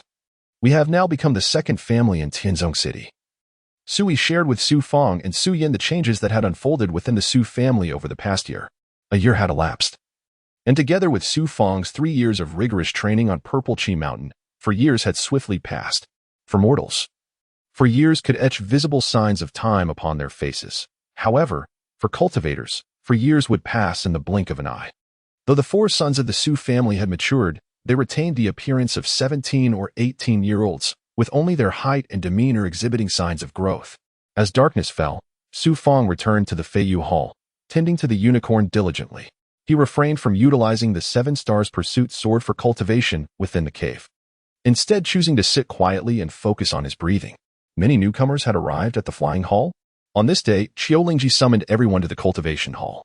Su Fang arrived early, but instead of familiar faces, he encountered a multitude of strangers, over 20 in total, evidently the outstanding talents who had entered Tianmen Mansion this season.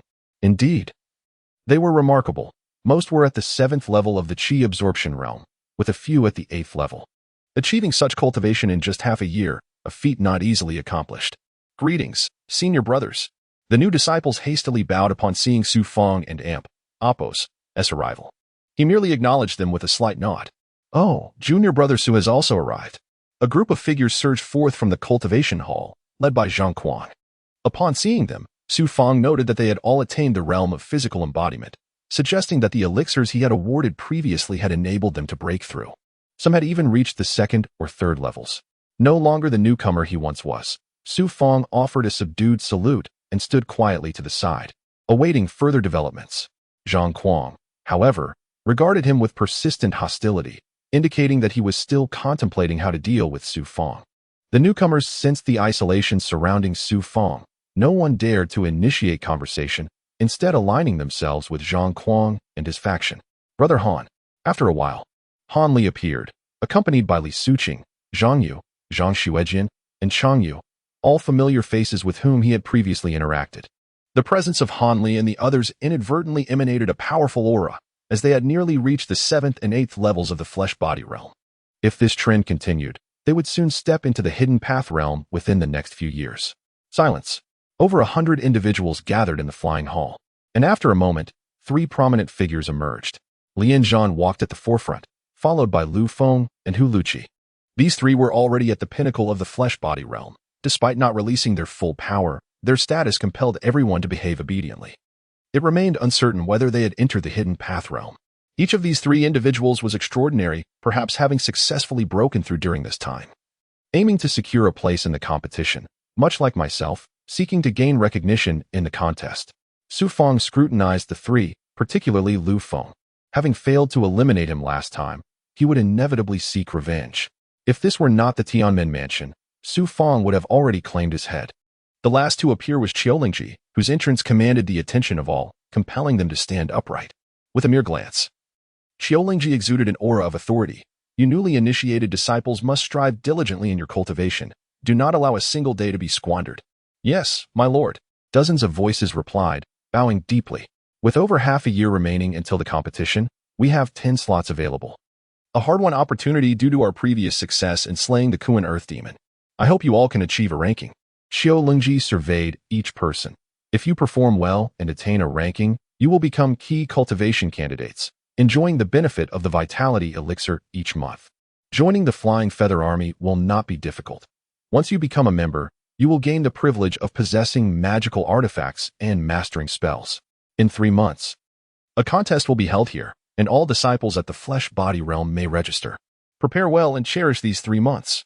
After discussing the competition, Qiulingji shifted to the topic of daily cultivation. The gathering lasted for half an hour before concluding. Su Fang promptly departed the cultivation hall. As Qiulingji had granted him free time to practice, for the next 3 months, he could train at his leisure and register for the competition. Should he fortuitously succeed and become one of the 10 representatives, he would enjoy an additional 6 months of freedom. Otherwise, he would revert to being a mere servant. Upon entering the cultivation hall, he contemplated utilizing demonic beasts to hone his combat experience, but hesitated, fearing that Lian Zhan and the others might detect his current strength.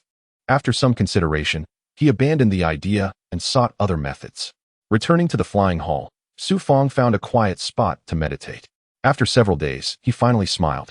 For the Crane Fairy by Ling had arrived. Dear sister, I have been waiting for you. Su Fang exclaimed as he and Bai Ling approached the cliff. Did you truly miss me? I was concerned for you when you went to the Fighting Star Sand Plains. You have no idea how ferocious the sand bandits are. Even we demonic beasts fear that place. Huh. You're my only sister. Who else would I think of? Su Fang laughed, circling his head. To be honest, I did encounter some dangers during my trip to the Fighting Star Sand Plains, but fortunately, the heavens aided me in overcoming them. Upon hearing this, Bai Ling displayed a hint of worry. If you can break through to the Hidden Path realm and become a core disciple of Tianmen Mansion, you will be able to pursue the things you desire. In fact, I and Appos V already reached the 7th level of the flesh body realm. I hope sister will teach me spells and other aspects of cultivation knowledge. You've broken through to the 7th level? Let me see. Su Fang quickly released his aura, and upon witnessing the 7th level of power, Bai Ling was astounded, unable to believe her eyes. My dear brother, you are a true genius. How long have you been in Tianmen Mansion? 1 year, and you have advanced from the Qi-gathering realm to the 7th level of the flesh body realm. Not only has Tianmen Mansion never seen such rapid progress, but neither has anywhere else, except perhaps in the Zhao Kingdom. It was merely a stroke of luck. I consumed a spiritual flower in the Fighting Star Sand Plains, which cleansed my body and unexpectedly allowed me to ascend to the 7th level. Then you can indeed learn some basic spells. I also acquired a flying sword and an empty bag. I need to learn how to control magical artifacts. You obtained a magical artifact? The flying sword, let me see it. Bai Ling was even more excited than Su Fang, unable to contain herself. Su Fang retrieved the empty bag from his shoe, the foul odor causing Bai Ling to shake her head in haste. When Su Fang summoned the 7-star pursuit sword with his mind, Bai Ling was instantly shocked. How terrifying! Such formidable sword energy. Bai Ling, too, experienced fear. This flying sword is no ordinary artifact. It surpasses the flesh body realm, a treasure of the hidden path realm. My dear brother, what incredible fortune you have had. You returned with such a precious item. At least I didn't step in dog poop. Enough with the banter. Let me give you a warning. Do not reveal this flying sword to anyone else. If word gets out, everyone in Tianmen Mansion will covet your life. Such a splendid treasure? Of course. This is a significant treasure, not something a hidden path realm cultivator can possess. Even when you reach the hidden path realm, you may not fully wield this celestial sword. The higher the quality of the magical artifact, the more it requires a corresponding cultivation level to activate. For now, you cannot use this sword to fly.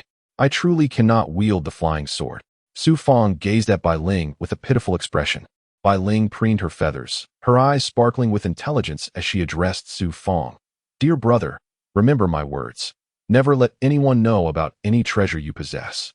You are doing well by concealing your strength, possessing the 7th level of the flesh body realm without immediately reporting it to the Flying Feather Dojo. Understanding the importance of hiding your capabilities is essential. Although I am a spiritual beast, I have witnessed enough bloodshed in Tianmen Mansion. Mere strength is insufficient to survive here. Su Fang was perplexed. Is strength not enough? What else is needed? In Tianmen Mansion, the most dangerous individuals are not those who appear fierce or speak of killing you openly, but rather those who smile at you, pretending to befriend you while constantly interacting with you. I thought of Lu Feng. His family has always been at odds with mine. Upon my arrival at the Flying Feather Dojo, he acted as if he were unaware of my origins from Tianzong City, as if he did not know I belonged to the Su family. However, he later secretly guided Han Li to plot against me. Could he be one of those people? Indeed, he is one of those types. They may seem amiable, but their hearts are cunning and ruthless, killing without shedding blood. They possess both strength and means. And to establish oneself in the world of cultivators, one must be adept at navigating various characters while possessing strength. As the saying goes, and Appos, when speaking to others, do not reveal your entire heart. And Appos, then should I no longer speak the truth to you, sister? You and Appos, re-asking for it. Who taught you to be so mischievous? Taught you to misbehave? Then I shall teach you a lesson. Su Fang, learning quickly, found himself on the receiving end of Bai Ling's playful reprimand. Bai Ling raised her head once more. All right, I do not have much time. This time, I've brought you plenty of magical artifact fragments. Tell me what spells you wish to learn. Su Fang, not holding back, replied, I am unsure of what spells exist. They can be for attack or escape. I particularly wish to learn how to control the empty bag and the flying sword, and to gain a deeper understanding of magical artifacts. I know you wish to wield the 7-star pursuit sword, but your realm is not yet sufficient for that. Some things you cannot grasp at your current level. Your primary task now is to find a way to break into the hidden path realm. If you truly wish to establish yourself in Tianmen Mansion, you must make a remarkable impression and become a core disciple. As for the spells, there exists a technique known as the Dragon Snake Scroll, which harnesses the power of spiritual patterns to unleash spiritual energy.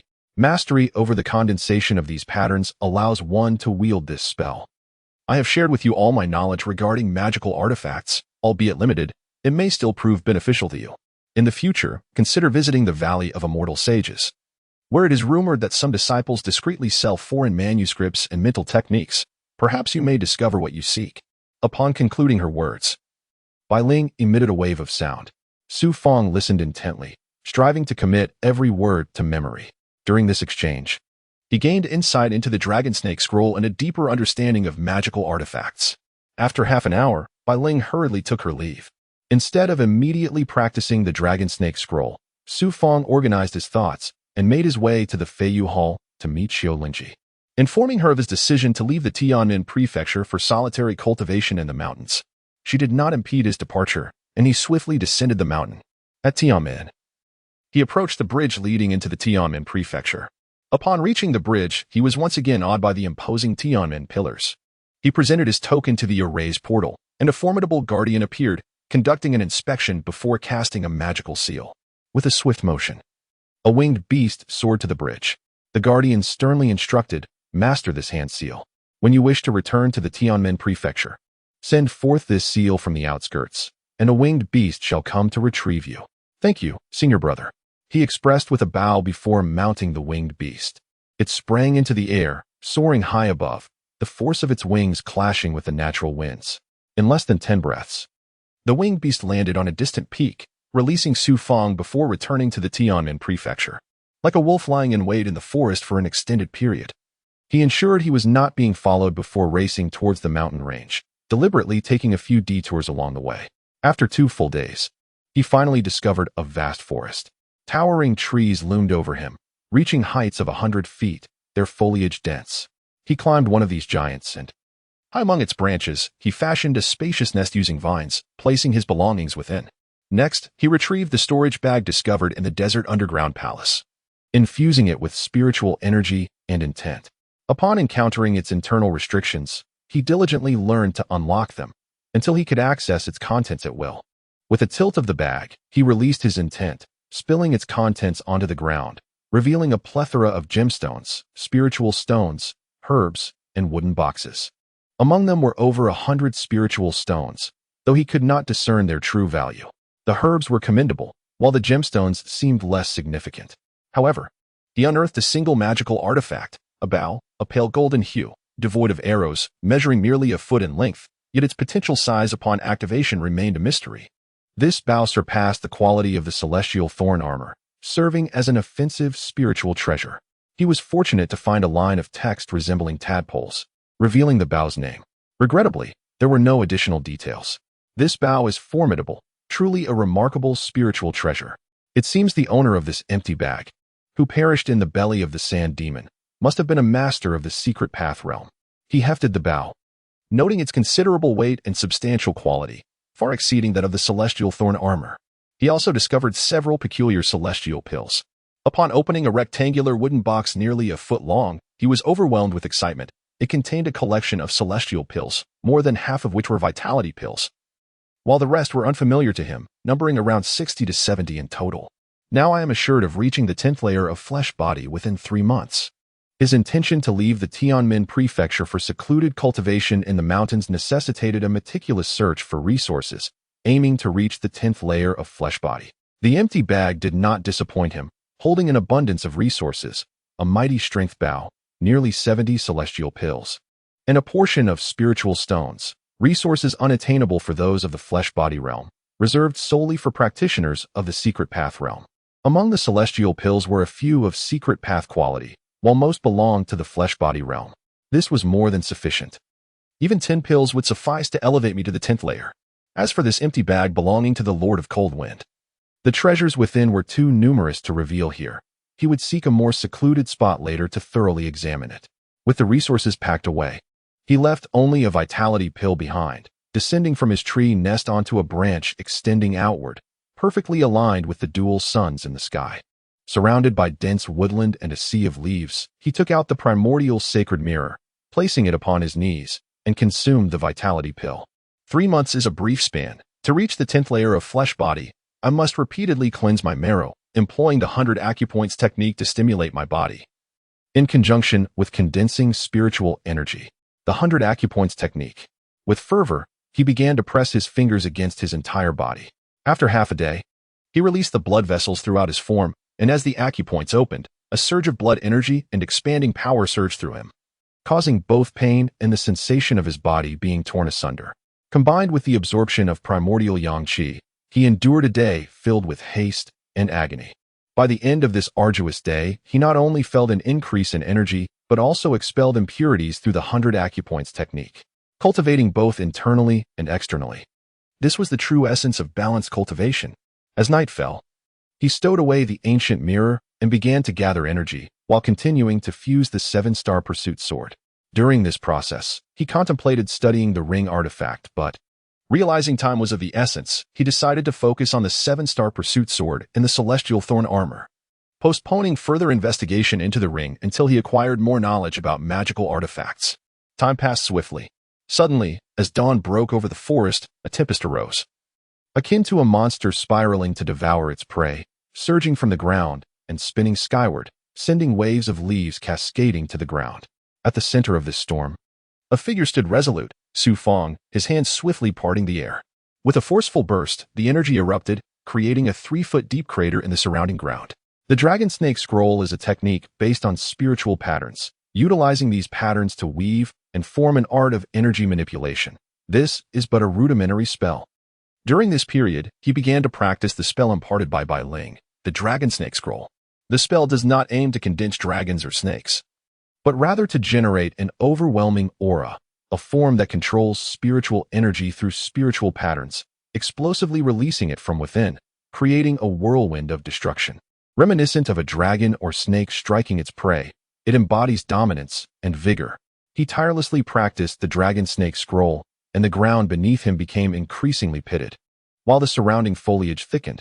Upon reaching a certain level of mastery, he approached a large stone block standing a foot tall.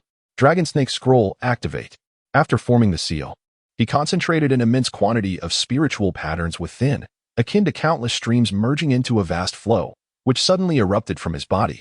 With a powerful thrust of his palms towards the stone block, the energy surged forth.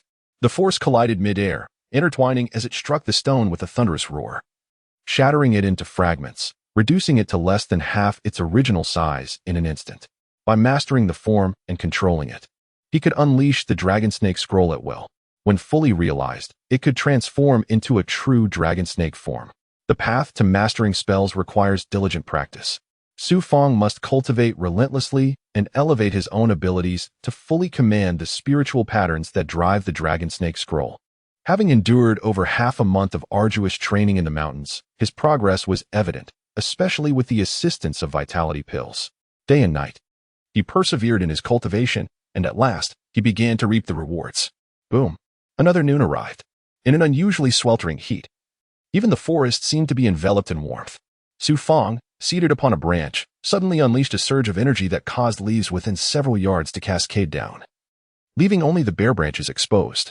Familiar impurities surged forth from his skin, and soon, a faint aura of the 8th layer of flesh embryo emerged, gradually permeating the air around him. The 8th layer of flesh embryo, huh? While an ordinary cultivator requires a year to transition from the 7th to the 8th layer, I have accomplished it in merely a month. Another breakthrough. I have ascended to the 8th layer of flesh embryo.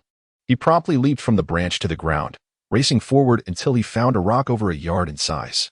Go. With a swift motion, he struck the air with both palms. Whoosh! 2 forces, akin to ferocious beasts, enveloped the stone. With a crack, the power resembling that of a dragon and a snake instantly shattered the rock into a pile of rubble. As his realm advanced, the form and might of the dragon snake coil began to evolve. Gazing excitedly at the shattered stones, he marveled at their terrifying power. Such might equal that of an ordinary spiritual treasure. Was this the essence of magic? Here he was, at the 8th layer of flesh embryo, capable of unleashing the dragon snake coil's power to such an extent even before reaching the secret path realm. If word got out, who in the Heavenly Gate mansion would not be astonished? Yet, he also realized that mastering the dragon snake coil to its fullest was no simple feat initially. When he began wielding the dragon snake coil, it was merely a gust of energy. Days prior, he could somewhat control its transformation. Now, after breaking through to the 8th layer, using the dragon snake coil became significantly easier, its form more vivid and swift, akin to a dragon or a snake launching an attack. Suddenly, the ground trembled. Fang's hearing had improved remarkably. He discerned the vibrations and realized something was about to burst forth from the earth. With a quick furrow of his brows, he darted backward. Boom! A ground-armored beast erupted, jaws agape, and charging ferociously, ready to pounce. Unfortunately for it, its speed and surprise attack failed to account for Fang and Apos' perfected physical form, which granted him abilities beyond those of ordinary cultivators. He could hear its burrowing sounds and estimate its distance. Thus, when it lunged out, he had already sidestepped. Fixating on the ground-armored beast, he felt no trepidation. Only a domineering confidence as he declared, "Come forth. Watch how I shall slay you and refine your essence into energy pearls with my ancient mirror." The beast, seemingly oblivious to his words, charged with a powerful leap, resembling a moving hill, directly barreling towards Fang. Dragon snake coil. He struck with his left hand, unleashing a swirling force, and with his right, he mirrored the action. Boom. Just as the beast's claws were mere feet away from Fang. The two forces ensnared the ground-armored beast, constricting it like a python, yanking it downward with a resounding crash that left a significant dent in the ground. The final passages of the bloodline had indicated that once one achieved complete mastery, their physical form would erupt with the strength of 10 wild stallions. He pondered whether the beast's force was greater than that of 10 stallions galloping in unison. Suddenly, a bold thought crossed his mind. He would challenge the ground-armored beast in a contest of strength. How could a mere human contend with a monstrous beast? As his hands fell, the dragon snake coil dissipated. The ground-armored beast let out a furious roar, raising its head defiantly and charging forward. Fang nimbly dodged, retreating 10 paces, feeling as if his body was forged from steel, each muscle harder than stone. With a rush, the beast leapt again, this time expending all its might. A perfected physical form, the strength of 10 stallions. As the beast closed in, ready to crush Fang, he suddenly stepped forward. Like a crimson comet streaking across the sky, his fist nearly grazing the beast's claws. Boom. The force of 10 stallions, as he termed it, struck the beast's chest, sending it hurtling back, as if it had collided with Fang instead. The sound of the impact resonated through the forest, startling a flock of birds into flight. His left shoulder bore a scratch from the beast and Apos' claws. Yet, Fang did not retreat. His feet felt rooted to the ground. At the moment he sent the creature flying, its claws lost balance, leaving a deep gash on his left arm. In that instant, Fang felt a buzzing in his head, as if his thoughts had momentarily vanished, his body beyond control, but this sensation was fleeting. It was primarily due to the exertion of his entire being. Once he relaxed, he experienced a wave of fatigue and dizziness. It seemed his physical strength had surpassed that of 10 wild stallions, reaching the power of 20. As his realm continued to rise, he envisioned possessing the strength of 100, 1,000, or even 10,000 stallions, a force capable of shattering mountains with a single punch. With a confident smile, he approached the ground-armored beast, which still clung to life, blood seeping from its orifices, indicating its end was near. Buzz. The ancient mirror appeared in his hand as he aimed to refine the beast into energy pearls, far superior to any marrow or blood, far more efficient than wasting flesh. Inner cores were treasures in the eyes of cultivators. Collecting them could yield lucrative trades. He conjured a spiritual rune and sliced into the beast's underbelly. With a swift motion, he reached inside and retrieved a blood-red pearl, the size of a walnut, seemingly fragile and easily crushable. Its interior appeared to be energy, protected by a nearly tangible layer of demonic essence. This was Fang and Apos' first encounter with an inner core. Previously, when Xiao Lingji led a majority of disciples from the Feiyu Taoist Hall to slay the Kuan Earth Demon, it was to seize its inner core.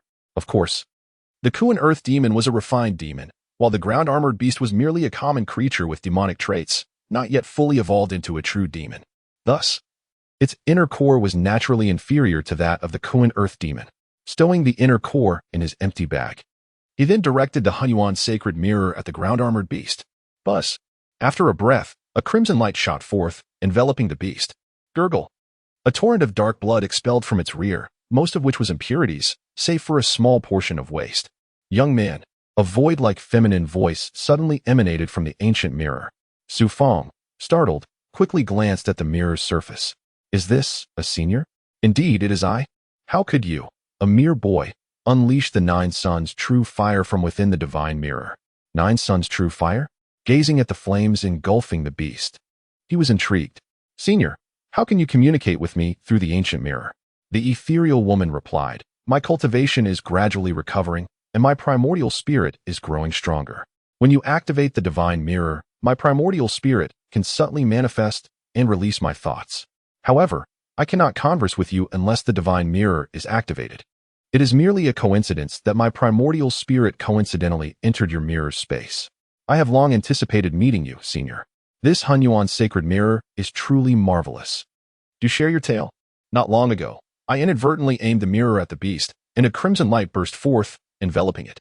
Then, the 9 suns' true fire, as you mentioned, ignited the beast, absorbing everything into the mirror, forming a sphere filled with yang energy. The mirror possesses another ability. When aimed at a spirit stone devoid of energy, it can restore its brilliance. Is that so? The mysterious woman fell silent. Su Fang waited patiently until her voice finally returned. I am not entirely certain. After all, the 2 mirrors possess different abilities. Currently, I only know that the ancient mirror contains the 9 suns' true fire. The ancient mirror bears no influence on humanity. Perhaps it is not that it lacks power, but rather that you are yet incapable of unleashing its potential. When you grow stronger in the future, you shall discover the true capabilities of the divine mirror. The power of the ancient mirror is retracting into an inner realm. We shall speak of it later. Buzz. The crimson glow dissipated ahead, and a bead began to form on the surface of the primordial sacred mirror. As for the corpse of the beast, it had long vanished, and the mysterious woman had suddenly departed. This bead, though diminutive, emanated a rather faint aura. Could it be related to the lost inner core? The bead solidified upon examination. It was only slightly larger than a pearl, and its internal energy appeared exceedingly sparse, far inferior to the previous beads that were plump and full. Nevertheless, let it be. I shall stow this bead away for later consumption during my cultivation. Noticing the waning daylight, he returned to the branch, sitting cross-legged to merge with the 7 stars pursuing life sword. Unfortunately, the senior within the ancient mirror is seldom seen. If only I had ample opportunities for exchange, I could learn numerous spells from her. My internal energy is condensing, primarily forming spiritual patterns, which also brings to mind the dragon snake scroll. Cultivation must be approached gradually, taking 1 step at a time. Feathered Dao Field. Within the internal space of the cultivation hall, amidst the spirit energy array, Hanli stood before Lu Feng, speaking in a low voice tinged with a cold smirk. Brother, last time Su Feng was fortunate to escape. This time, he cannot expect such favorable circumstances again. Should he choose to enroll, I shall surely cripple him. There are myriad ways to eliminate him. Is he not responsible for caring for the purple bell unicorn? A touch of poison in the fodder would suffice to kill the unicorn. Even if the poison fails, Lord Zhao Chun would expel him or even take his life. I have heard that Su Feng is merely an inconsequential groom in Lord Zhao Cheng's eyes. This method is not feasible at present. We must wait until after the competition. You can allow Zhang Kuang to incapacitate Su Feng in the arena. If Zhang Kuang fails, have others take turns confronting him. Whoever manages to cripple Su Feng will receive 5 vitality pills from me. Here, take this pill in advance. Your assistance will not go unrewarded. I am grateful, brother.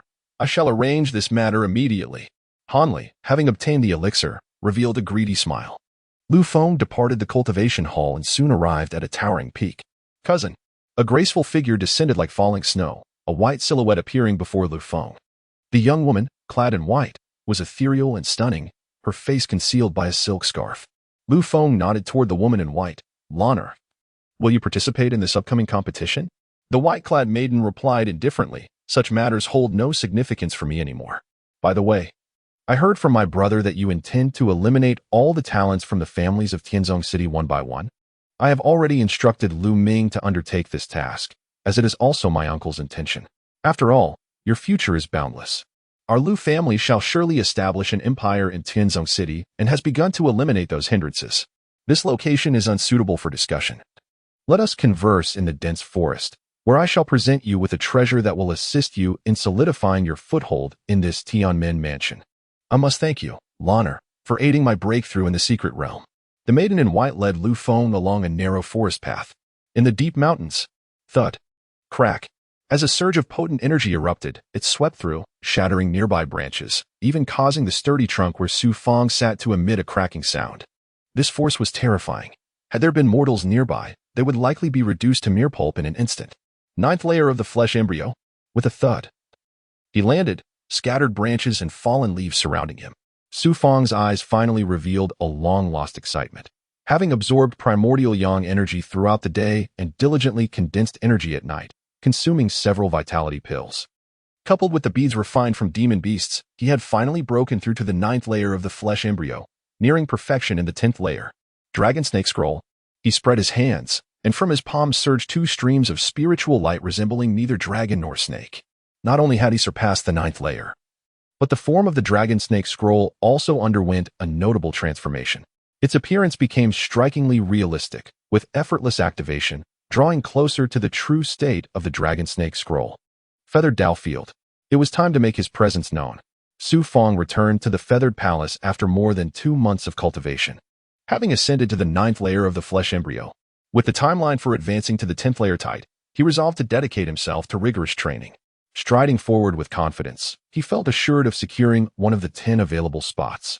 Su Fang also gathered some fruits and spiritual herbs for the unicorn, tidying up his cave dwelling. As for the 3 spiritual stones, they no longer held any allure for him. He could now shape pure yang spiritual roots using the primordial sacred mirror.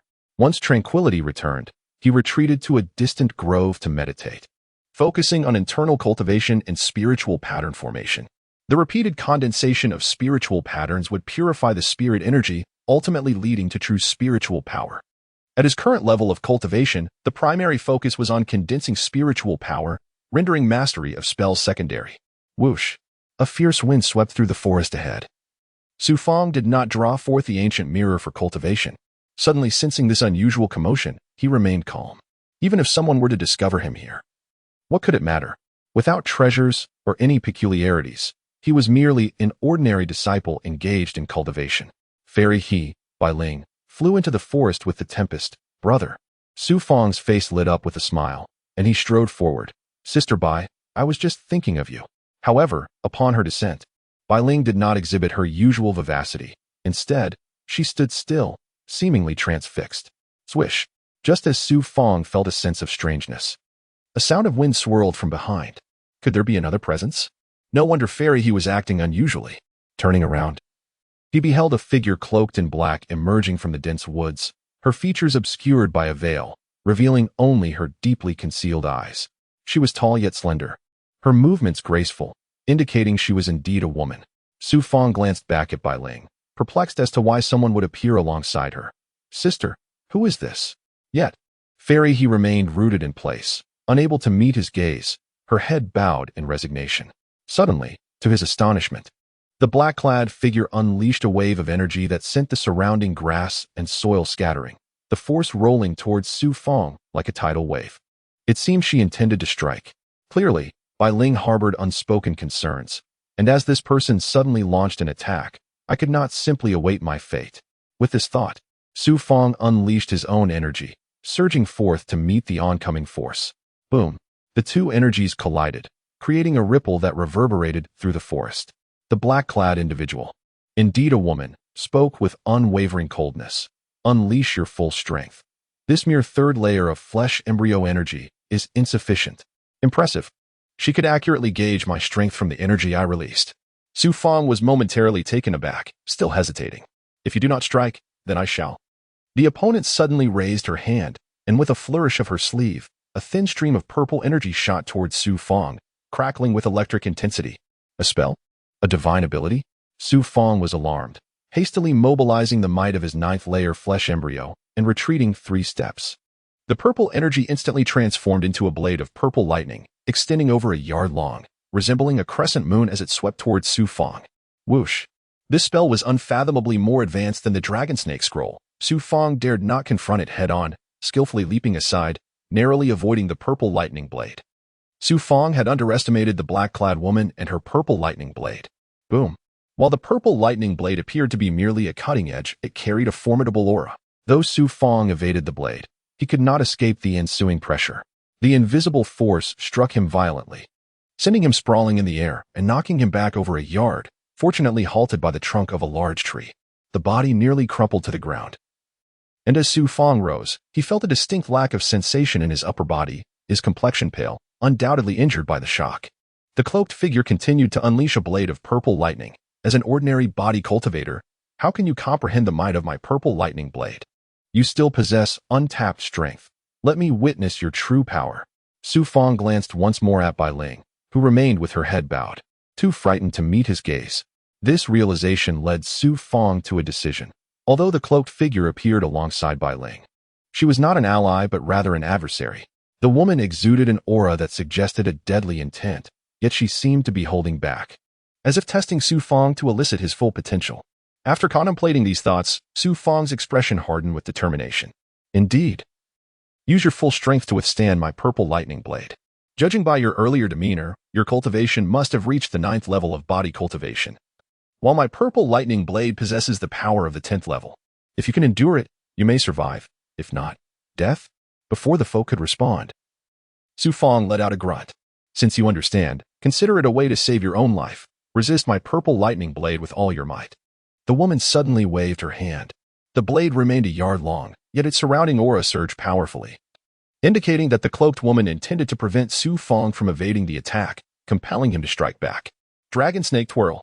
There was no retreat left. Gritting his teeth, he prepared to fight back against the impending assault. With a fierce push of his arms, he unleashed 2 powerful gusts from his palms, akin to the ferocity of dragons and snakes. The Dragon Snake Twirl, mastered with such precision at the body cultivation stage. The woman stood with her hands clasped behind her back, awaiting whether Su Fang could withstand her purple lightning blade. The 2 spells clashed in midair. The purple lightning blade seemingly intent on cleaving the Dragon Snake Twirl, while the latter sought to strangle the former. The 2 forces appeared to possess a life of their own, battling fiercely between them. Tenfold divine strength. It seemed that the Dragon Snake Twirl would ultimately fall short against the purple lightning blade. If the adversary managed to break free, Su Fang would be unable to defend himself. Seizing the moment while the Dragon Snake Twirl ensnared the blade, Su Fang took 3 steps forward, channeling divine energy through his right arm, delivering a punch that pierced through the Dragon Snake Twirl's force, striking the purple lightning blade. Boom! The tenfold divine strength jolted the purple lightning blade.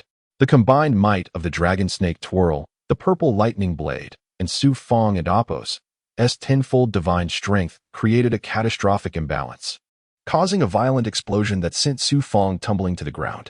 Powerful, immensely powerful. Lying on the ground, Su Fang felt as though he was on the brink of death, yet his heart continued to beat. Why was this? He longed to sit up, but his body lacked the strength to move. Apart from his breath and the faint rhythm of his heart, he was engulfed in a sensation of complete helplessness. A mere 9th level body cultivator managed to withstand the power of a 1st level spell. When Su Fang regained clarity, he was startled to find that the masked woman stood before him, coldly observing him, her gaze laced with surprise. Master Yu, did you not say you would not kill him? Bai Ling rushed forward, shielding Su Fang with her wings, pleading fearfully with the mysterious woman. Silence. The cloaked woman swept a sharp glance at Bai Ling, causing her to step back. She then scrutinized Su Fang. You, a body cultivator disciple, dare to secretly learn spells and martial arts? You are courting death. According to the law, you are to be beheaded. Su Fang comprehended the severity. Indeed, he had clandestinely studied the Dragon Snake Twirl, providing ample justification for the Tianmen Prefecture to execute him. It was a justification so robust that he found himself devoid of any explanation or rebuttal. The cloaked woman continued, Do you wish to live? Yes. Su Fang nodded vigorously, still unable to rise. Do you understand that your life now rests in my hands? Yes. I have heard of your cultivation journey from Bai Ling and believe you to be a talent worthy of cultivation. In your brief time at the Feiyu Dojo, you have ascended from the Qi-eating stage to the 9th level of body cultivation. Such speed surpasses my own in my youth. Killing you would indeed be a pity, especially to let you perish under the cold laws of the Tianmen Prefecture. Thus, I shall grant you a chance to live. Thank you, Senior. Do not thank me yet. You shall serve me henceforth. From this day forward, you are part of my faction, and betrayal will not be tolerated. Whatever I ask of you, you must comply. However, I do not wish for you to seek death. I hope you will grow stronger and, in the future, possess the power to assist me. Such a fortunate opportunity? The fear that had gripped him suddenly dissipated, replaced by a flicker of excitement at her words. After all, she was Bai Ling and Appo's master. And if Bai Ling was so formidable, how powerful must this mistress be? Her status far exceeded that of Qiulingji. Serving her would surely grant him a formidable backing in the future. Will you accept? I will. Su Fang hastily affirmed, feeling compelled to agree. You deliberately concealed your cultivation from the Feiyu Dojo, hoping to astonish them in the upcoming competition. You are indeed a cunning disciple. Since you agree to serve me, I shall nurture you. However, you must shine in the competition, catching the attention of the higher-ups in the Feiyu division, gradually establishing your position within their ranks. Ideally becoming a key figure among them. Is it truly that simple? Is it simple? As an ordinary disciple, how can you ascend to the upper echelons? This task is nearly insurmountable for you, yet I hope you can approach it with confidence. Once you break through to the next stage, any resources or assistance you require, I shall grant. Bai Ling. After the woman spoke, she tossed a pill onto Su Fang's chest, then vanished in a flash. What remarkable power! Bai Ling hurriedly fed the pill to Su Fang, and soon, a surge of vitality flowed into his body. After half an hour, he slowly sat up. I'm sorry. Bai Ling crouched beside him, tears of grievance in her eyes. Seeing Bai Ling distressed stirred Su Fang and Apos' heart. Sister, what has transpired? Were you not in need of knowledge about treasures? I secretly ventured into my master and Apos' study to peruse the scriptures, but she discovered me. She asked what I needed the scriptures for, and I said it was for my own cultivation. However, her abilities are unparalleled. If I did not speak the truth, she would have used soul-binding techniques, and everything would be involuntarily revealed. Thus, I mentioned you. Sister Bai, you have endured so much for me. It was not worth taking such a great risk. Su Fang and Apos' physical pain and inner turmoil melted away in an instant. I thought that if I confessed voluntarily, perhaps we could find a way out. If she unleashed her powers, we would have no chance of survival. Sister Bai, you did the right thing. This way, we both survive. Who is your master, so formidable? Her name is Luo Mushue, and Apos, Heavenly Gate Saintess and Apos, of the Tianmen Prefecture, already a high-ranking member of the Tianmen, training within the inner dojo of the Tianmen Prefecture. Luo Mushue, what a formidable figure. Her speed and spellcasting abilities were nothing short of astonishing. Su Fang inquired further, Heavenly Gate Saintess? Bai Ling explained, that is a title bestowed by the leader of the Tianmen Prefecture upon their powerful subordinates. It is said that this title could allow Luo Mushue to ascend to the Zhao Kingdom, becoming an unparalleled entity there. Beyond that, I am not well informed. The depths of the Tianmen Prefecture are profound, and only the upper echelons are privy to the secrets. Is Luo Mushue ultimately good or evil? Good or bad? My dear brother, only mortals contend with such dilemmas in this world. You are a cultivator, and the realm of cultivators is rife with schemes and deceptions. Devoid of notions of good and evil, it is solely a matter of power. With strength, one can embody virtue or vice. Luo Mushue is a woman of profound depth. For years, I have been unable to see through her, and any secret she harbors will remain beyond my grasp.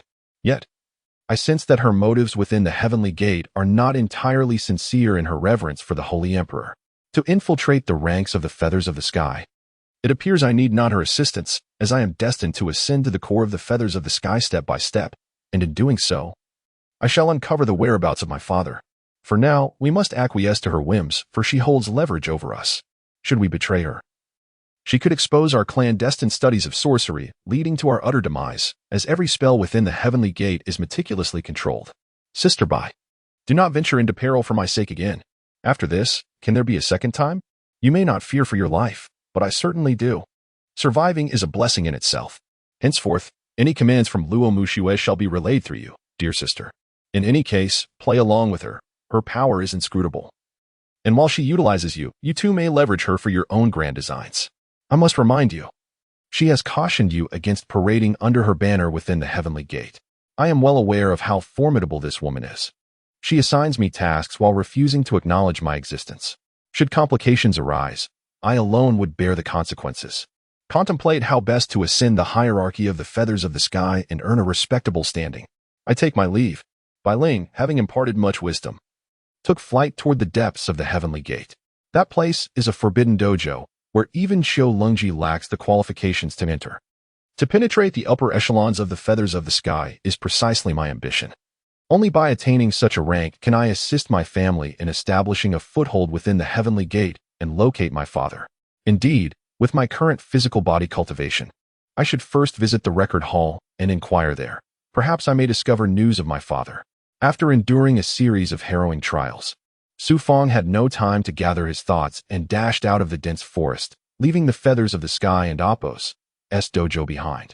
Record hall. Brother, I seek information regarding a predecessor of the Su family from many years past. I humbly request your assistance. Assistance?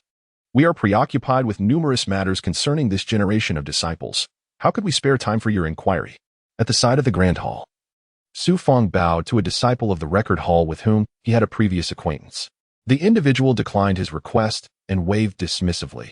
I can assist you in investigating the current generation or the last, but anything beyond that is beyond my purview. Yen, brother. Seizing a moment when no one was around, Su Fang swiftly slipped a vitality elixir into the man's hand. Upon recognizing the elixir, Yen quickly concealed it within his sleeve and scrutinized Su Fang. I did not expect you to have navigated the feathers of the sky so well in just over a year. I hear you and Appos, V become a follower of Sister Chiu?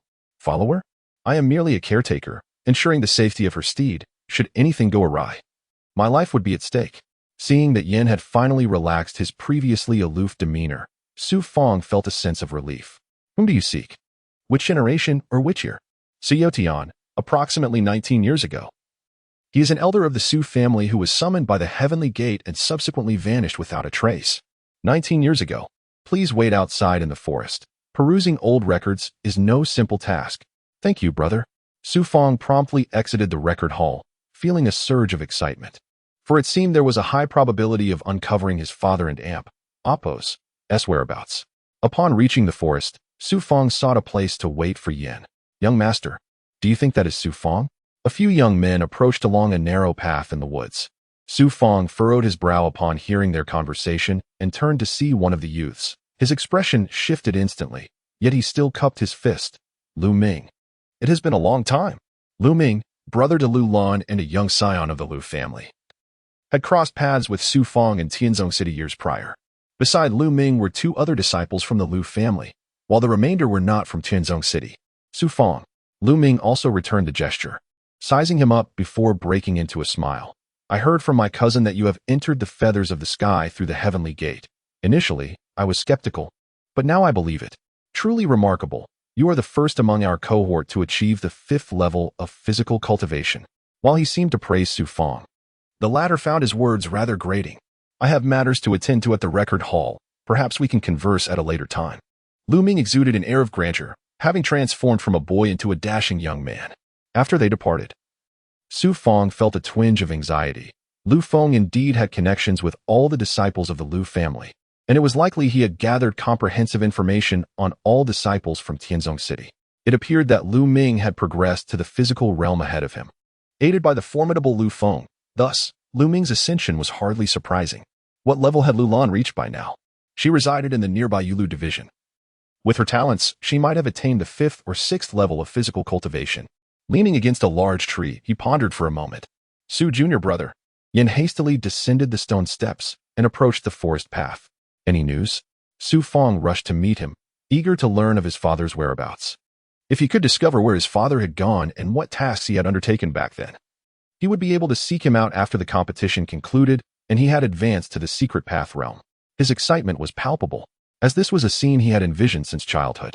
Yen shook his head, dousing Su Fang's hopes with cold water. After a thorough search, I found that all records from 19 years ago are missing. I inquired with other senior brothers, and none could explain why. This is highly unusual and likely indicates they have been sealed internally. Is there truly no way? Su Fang could hardly fathom such an answer. Although the record hall managed numerous affairs within the heavenly gate, significant internal matters were not under its jurisdiction but were instead overseen by the inner court, which held a higher status than the record hall. It was said to be directly controlled by the Supreme Court Master, and any sealed records would be stored within the inner court. I suspect that the figure you seek, Su Tian, may have been involved in a covert mission, which is why the records were sealed. How can I access the inner court? Only by ascending to a higher rank can you gain access to the inner court. I apologize, but I cannot accept this elixir. Brother, please keep it. You have rendered me such great assistance. Perhaps I may need your help again in the future. How could I possibly accept this elixir? Yen clasped his fist in a gesture of helplessness before turning to leave the forest. The complete absence of records regarding his father's affairs that year? Even the record hall found this abnormal. Could it be that his father's summoning by the heavenly gate concealed significant undertones? The inner court. Without needing Luo Mushiwei and Appos' orders, I must take steps to become a higher up in the feathers of the sky. This visit was not in vain. At the very least, he now knew where to seek traces of his father. The inner court. Upon returning to the feathers of the sky hall, Su Fang sat in meditation, not in pursuit of cultivation, but in deep contemplation. After 3 full days, he retrieved a wooden box and made his way to the Feathers of the Sky Hall. A formidable warrior of the Feathers of the Sky stepped forth from within the hall and barked, "Su Fang, do you seek something? The Feathers of the Sky Hall is not a place for you to tread." Su Fang bowed politely. "I beseech you, brother, to relay my request. I have matters to discuss with the esteemed Lord Chao Chung. Your fortune seems to be favorable. The esteemed Master Chao has just returned for a brief moment." The man was not entirely unfamiliar with Su Fang, as they often crossed paths within the halls of the Feiyu Palace. After a short while, Xiao Lingji emerged from the Grand Hall, approaching the corner where the breathtaking mountains painted a majestic backdrop. She inquired, "What brings you here?" Su Fang clasped his fists in respect, stating, "Disciple has indeed come with matters of importance to discuss with Master. Upon my arrival at the Feiyu Dojo, I am uncertain of the reasons that have caused your displeasure towards me, or if I have erred in any way that has led to your disfavor. Is this the reason you sought me?" Xiao Lingji held her breath, scrutinizing Su Fang for 3 full breaths. In the Feiyu Dojo, one must rely on strength to establish oneself. If you possess the talent, you shall naturally earn my esteem in due course. I am unworthy and exceedingly foolish. Hailing from a humble third-rate family in Tianzong City, far from the caliber of talents like Brother Liu, yet I am determined to survive within the Tianan Prefecture, aspiring not just to exist, but to ascend to greatness. Only Master Qiao can assist me in this endeavor. Before Xiao Lingji, Su Fang lowered his demeanor, nearly baring his heart. He retrieved a wooden box, lifting the lid to reveal 20 oddly shaped elixirs nestled within. "This is a token of my sincerity. Bone-cracking pill, might pill, flying spirit pill. These are not the celestial elixirs of Tianmen Prefecture, Su Fang. Do you intend to bribe me? Are you not aware that strength is the only currency that holds value here? Such petty tactics will not work on me." Upon seeing the numerous elixirs, Xiao Lingji and Appo's expression shifted slightly, yet she maintained her haughty demeanor, preparing to depart in anger. Su Fang hurriedly exclaimed, "Disciple has attained the 9th layer of flesh embryo." The 9th layer of flesh embryo? The impact of his words far surpassed that of the elixirs, causing Xiao Lingji to turn. Is that truly the case? Su Fang immediately unleashed his aura, revealing a powerful force that radiated from his being, extending in all directions. The 9th layer of flesh embryo. Xiao Lingji gasped, then scrutinized Su Fang from head to toe. "You entered my Feiyu dojo at the 1st layer of flesh embryo. How could you have advanced 10 realms in just over a year?" "During my last visit to the Haida Mountains, I stumbled upon this wooden box containing over 60 elixirs, most of which were vitality pills. I consumed one every few days, and among them were 3 particularly unique elixirs. After consuming 2, my advancement was remarkable, and my spiritual energy was purified day by day." "You consumed 2. What of the last one?" It appeared that Xiao Lingji did not disdain elixirs, but rather those of an ordinary grade. Su Fang glanced around, producing a crimson orb, forged from a magical beast and brimming with ancient solar energy, which he promptly handed to Xiao Lingji. "Ah, a true treasure." The moment Xiao Lingji beheld the orb, her deep eyes were captivated by its allure. She accepted it from Su Fang's hand, examining it closely, as if in her gaze only the orb existed. Su Fang silently awaited, contemplating. "This orb contains the essence of the sun. To locate my father, I must ascend within the ranks of the Feiyu army. Gaining Master Qiao's favor will pave the way for my ambitions." After what felt like an eternity, Xiao Lingji finally fixed her gaze upon Su Fang. "Is this the last one?" "Initially, there were 3. Unaware of its nature, I consumed one whole, only to find my aura erupt uncontrollably. Days later, my spiritual energy had multiplied several times, leading me to realize it was a peerless elixir. I consumed another, which enabled my advancement to the 9th layer of flesh embryo. Why offer it to me? Disciple. Disciple yearns for recognition, thus hopes to earn your trust and serve you. Aspiring to return to Tianzong City and surpass the Lu family. 2 tigers cannot coexist on the same mountain. Both you and Lu Feng hail from Tianzong City, especially with Lu's sister, Lu Lan, being an unparalleled prodigy. Is it possible Lu Feng harbors ill intentions towards you?" It was evident that Xiao Lingji suspected Su Fang's motives for presenting her with a treasure. As a formidable individual, she would not easily place her trust in anyone, nor would she readily employ outsiders. "No, he does not target me. Perhaps I am merely being overly cautious." Su Fang shook his head repeatedly, deeming it best not to divulge the matter regarding Lu Feng's potential treachery. "Caution is wise, Su Fang. Your intentions are clear to me. I shall accept this treasure. You must demonstrate your worth through your abilities. If you wish to elevate your status, you must possess the capability to do so. Should you excel in the upcoming competition, I will personally recommend you. When the time comes for you to ascend to the mystical path realm, I shall also oversee your progress. Now, prepare to train diligently. For in a few days, there will be an internal selection where you must secure your place in the competition. Xiaolingji spoke plainly. Then stored the treasure box and orb within her spatial pouch, departing the Feiyu Palace under Su Fang and Appo's watchful gaze. Success. Upon returning to his cave dwelling, Su Fang finally exhaled in relief, seated upon his stone bed, thoughts drifting to Luo Mushua, then replaying the scene of Xiaolingji accepting the treasure. The multitude of elixirs represented no trivial sum. This was indeed a gesture of allegiance to Xiaolingji. Luo Mushua had urged me to infiltrate the ranks of the Feiyu army and Appo's upper echelons. And now Xiaolingji has genuinely acknowledged me. If I perform excellently in the competition, securing my place within the Feiyu army should not pose a problem. In the future, I can simultaneously curry favor with Luo Mushua and Xiaolingji, leveraging both sides to my advantage and addressing any potential troubles that may arise. I have devised a plan to navigate the complexities posed by these two formidable figures, utilizing my unique identity to maintain balance and resolve difficulties. Most importantly, perhaps I can leverage both of them to access insider information about the prefecture, as I remain ever eager to uncover my father's whereabouts. If Xiaolingji discovers my cultivation level, it may lead to her covert scrutiny. Henceforth, within the Tianmen prefecture, I must refrain from displaying the primordial sacred mirror or even the spatial pouch. After much contemplation, I calmed myself and resumed my training. At dawn, outside the training hall of the Feiyu dojo, over 100 disciples had gathered. Su Fang had indeed registered. Watch how I deal with you. Today marks the internal selection of the Feiyu dojo, where 10 coveted spots will be determined, prompting disciples to arrive early, whether to participate or merely to spectate. Zhang Kuang and Han Li stood together, observing the unremarkable Su Fang at the edge of the gathering. Zhang Kuang expressed a hint of disdain towards Han Li. Be cautious. He entered the first layer of flesh embryo before you. Do not underestimate him. Let us see if he registers for a group. If he does, he won't escape me. I have already arranged for personnel in the first, second, and even third groups. Su Fang cannot evade this time.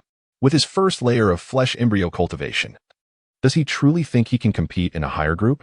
The two conspired privately on how to counter Su Fang. Lian Zhan, Lu Feng, and Hu Luqi accompanied Xiaolingji as they made their entrance, silencing the crowd instantly.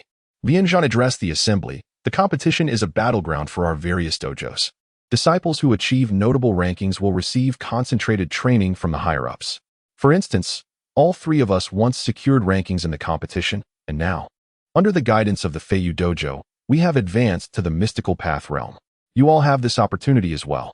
I shall now explain the competition format. It is divided into 5 arenas, resulting in 5 groups. The first and second layers of flesh embryo are grouped together, while the third and fourth layers form another, continuing this pattern up to the 10th layer. This grouping may seem unjust. For instance, in the first group, the disciples of the first and second layers will compete against one another. It is clear that disciples of the first layer cannot contend with those of the second layer. Correct? You may harbor doubts, but the dojo has implemented this system to encourage all disciples of the lower realms to challenge their higher counterparts, igniting each disciple's latent potential. Higher realm disciples need not necessarily dominate lower ones. Our esteemed Master Qiao once triumphed over many masters of the 10th layer while at the 9th layer. Oh. A collective gasp arose from the assembly as all eyes, filled with reverence and trepidation, turned to Qialengi. Lian Zhan then proclaimed. The 5 groups will compete for 3 coveted positions. The grand prize bestowed upon the first place victor is the ethereal empty pouch. The second place recipient shall be granted a mystical art by the esteemed elders, while the third place contender will receive 10 revitalizing elixirs. Furthermore, all disciples who attain a position of honor will be nurtured by the upper echelons to become formidable powerhouses of the mystic Dao realm. Regardless of the group in which one triumphs, the rewards remain the same. Thus, for the mortal embryo disciples ranging from the 1st to the 7th level, the grand tournament presents an unparalleled opportunity for a transformative leap. To acquire a magical treasure and possess mystical arts, even if they cannot be wielded or cultivated, would undoubtedly evoke envy among all. Now, let junior brother Lu announce the respective groups, and may all participants align with their designated factions, whereupon the martial contest shall commence. Lu Feng strode forth 3 paces, arriving at the center, and grasping a jade scroll, he loudly proclaimed each name. We shall begin with the 5th group. Han Li, Li Suqing, Mei Xianxiao, Yuan Qingying, Su Fang. Lu Feng audibly faltered as he uttered the final name. Su Fang, registered for the 5th group. Swiftly, all eyes converged upon Su Fang, who stood at the periphery, their gazes laden with disbelief and profound bewilderment.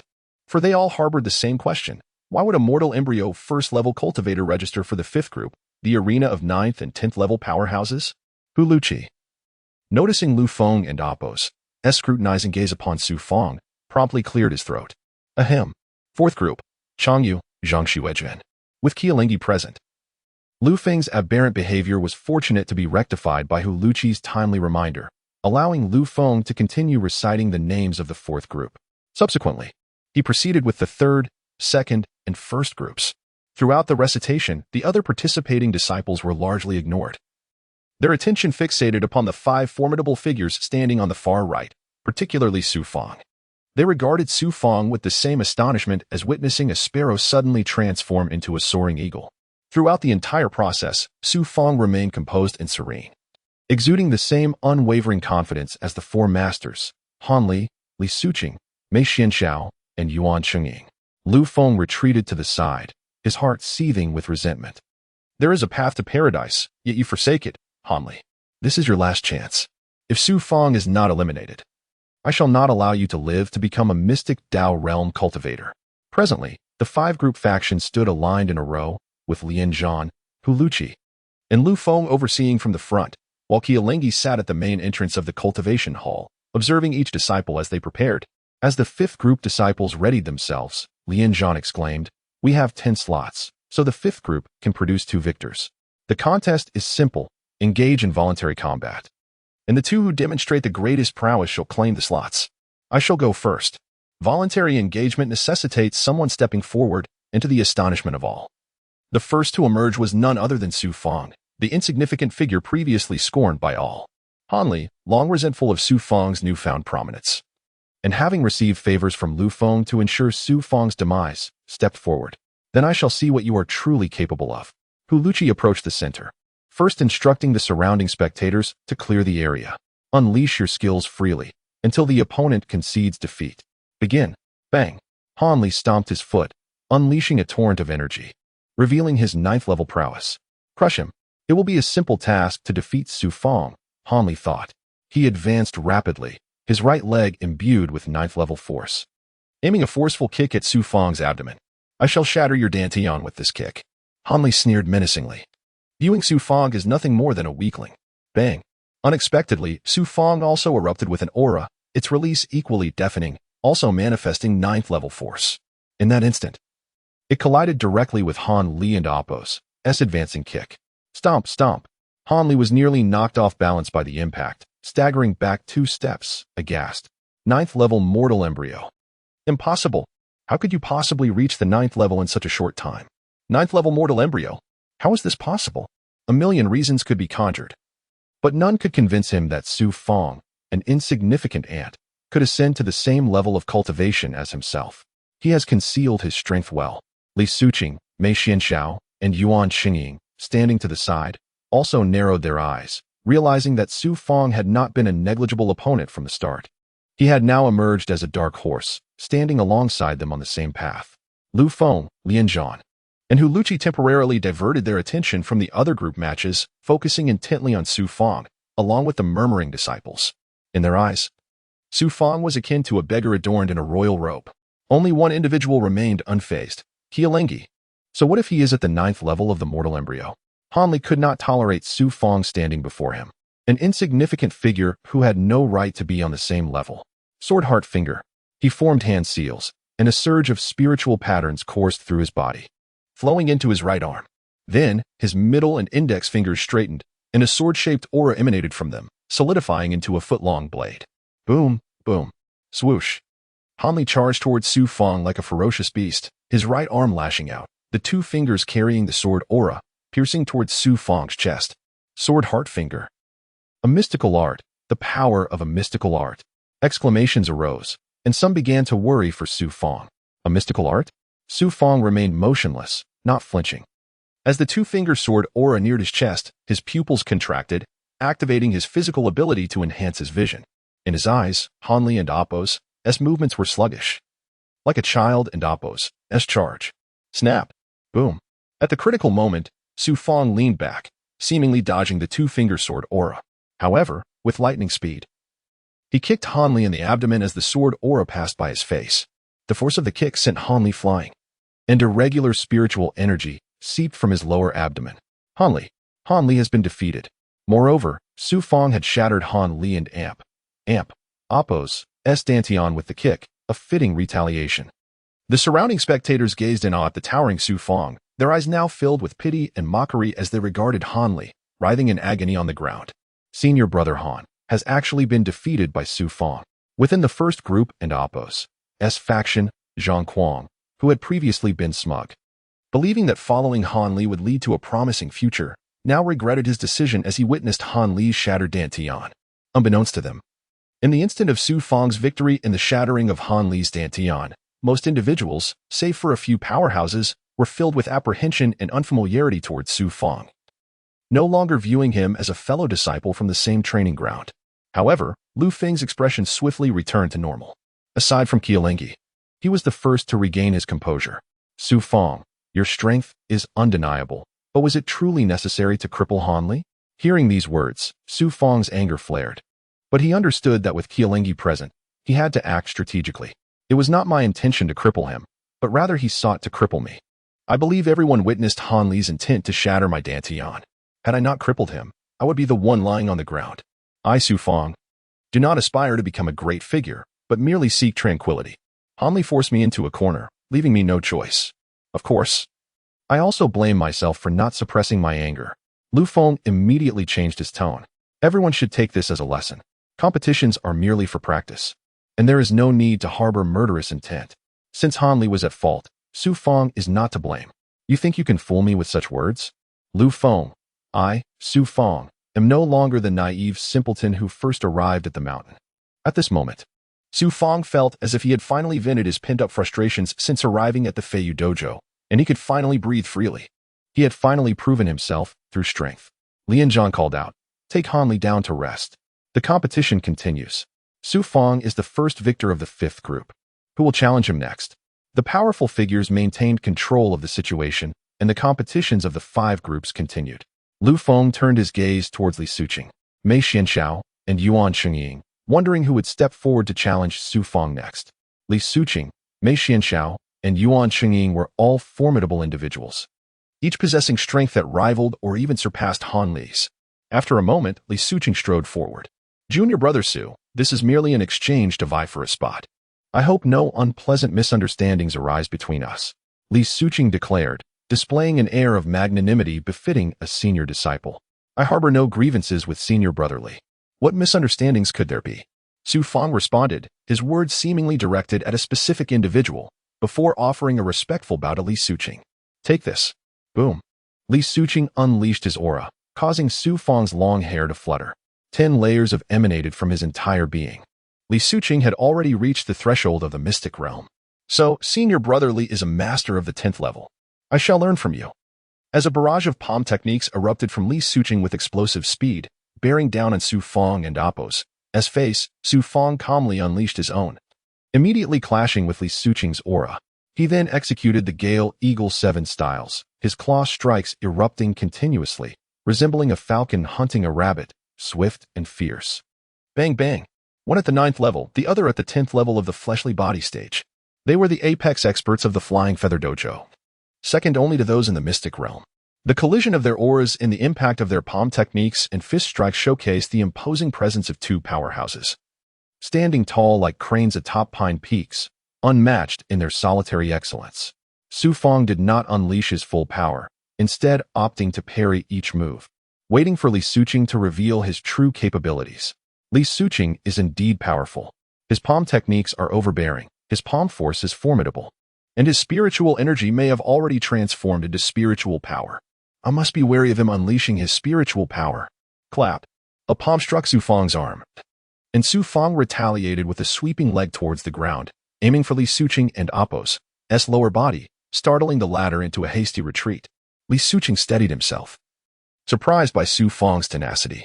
Junior brother Su, since we are vying for a spot, a victor must be decided. Be careful. I shall defeat you with the sword heart finger, a technique bestowed upon me by Lord Jiaoqing. Sword heart finger. Again with this technique. Hanli and Amp, Oppo's execution of it was already immensely powerful. Had Su Fang not possessed exceptional speed and the special ability of great perfection, he would have struggled to withstand the sword heart finger. Zheng. Li Suqing raised his right arm, and a burst of sword chi erupted from his 2 fingers. The sound of a sword resonated, causing everyone present to experience a tingling sensation in their ears and a shiver in their hearts. The power of this technique transcended that of a cultivator in the fleshly body stage. Compared to Han Li's sword heart finger, the sword chi released by Li Suqing, although also a form of chi, was noticeably denser and more potent. It also existed in a vaporous state, yet it possessed a palpable weight. Unlike spiritual energy which dissipates easily. Spiritual power. This is spiritual power, chi as solid as a boulder, chi solidified by nature.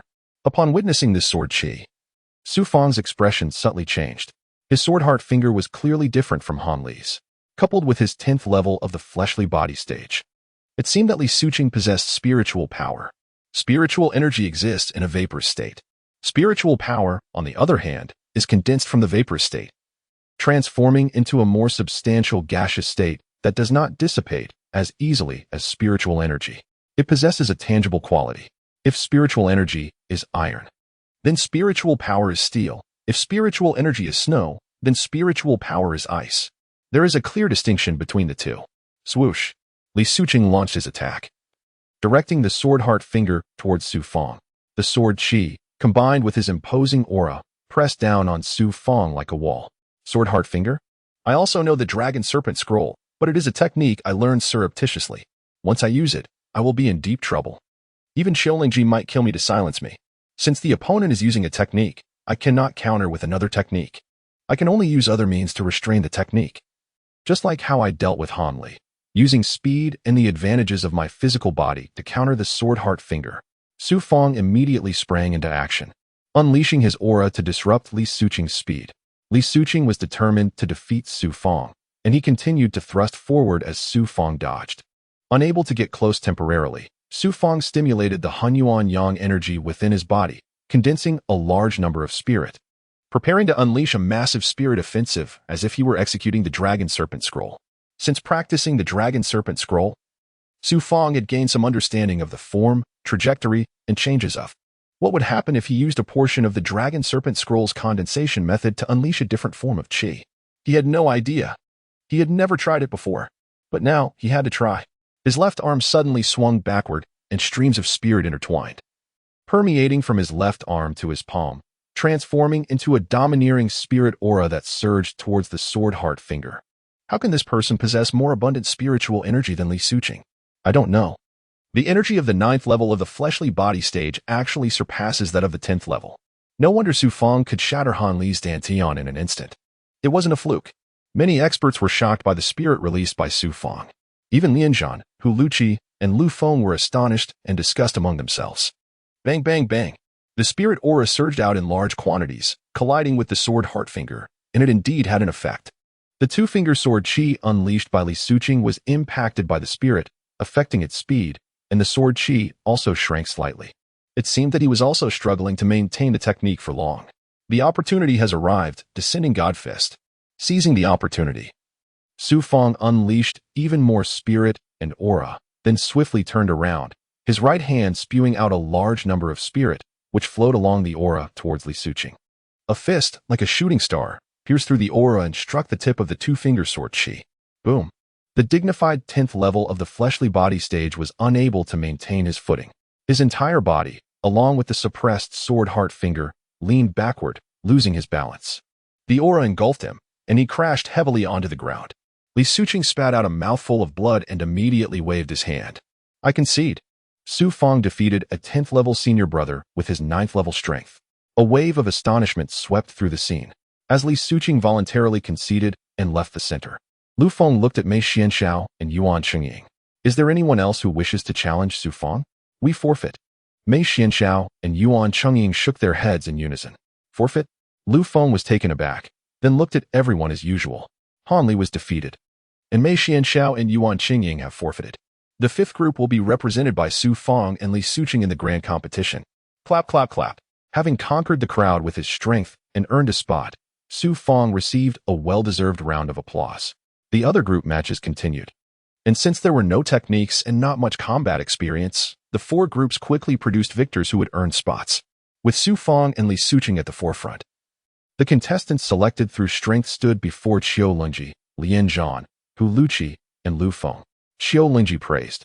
All 10 of you have performed exceptionally well, proving yourselves with your strength. There is still some time before the grand competition, so you still have time to cultivate and recharge. Those who can participate in the grand competition are all elites from the various dojos, such as the Jade Egret Division and the Flying Dragon Division. Your path is your own to choose. You should also learn from Su Feng. He has only been in the dojo for a little over a year. Yet he has progressed from to the 9th level of the fleshly body stage. His growth is evident to all. Clap, clap, clap. Everyone immediately applauded. Su Feng also seized the opportunity to openly curry favor with Qiu Lingji. I am not talented, but I have achieved this level of success thanks to Lord Zhaoqing and Appo's constant guidance and encouragement over the past few days. My success can be attributed to Lord Zhaoqing. To repay the Lord and Appo's kindness in promoting and nurturing me, I will work even harder to cultivate and strive to bring glory to the dojo. What flattery! Who would not cast a sidelong glance at Su Feng, fully aware of his attempts at flattery? Yet, amidst this insincerity, Su Feng's compliments were delivered with impeccable timing, bringing forth a rare smile from Qiu Lingji. Subsequently, 10 individuals were rewarded by Qiu Lingji, each receiving a vitality pill. In the Feiyu Hall, Su Feng stood before Qiu Lingji, exclaiming, "My lady, you truly are a remarkable talent, adept at supporting me at just the right moment.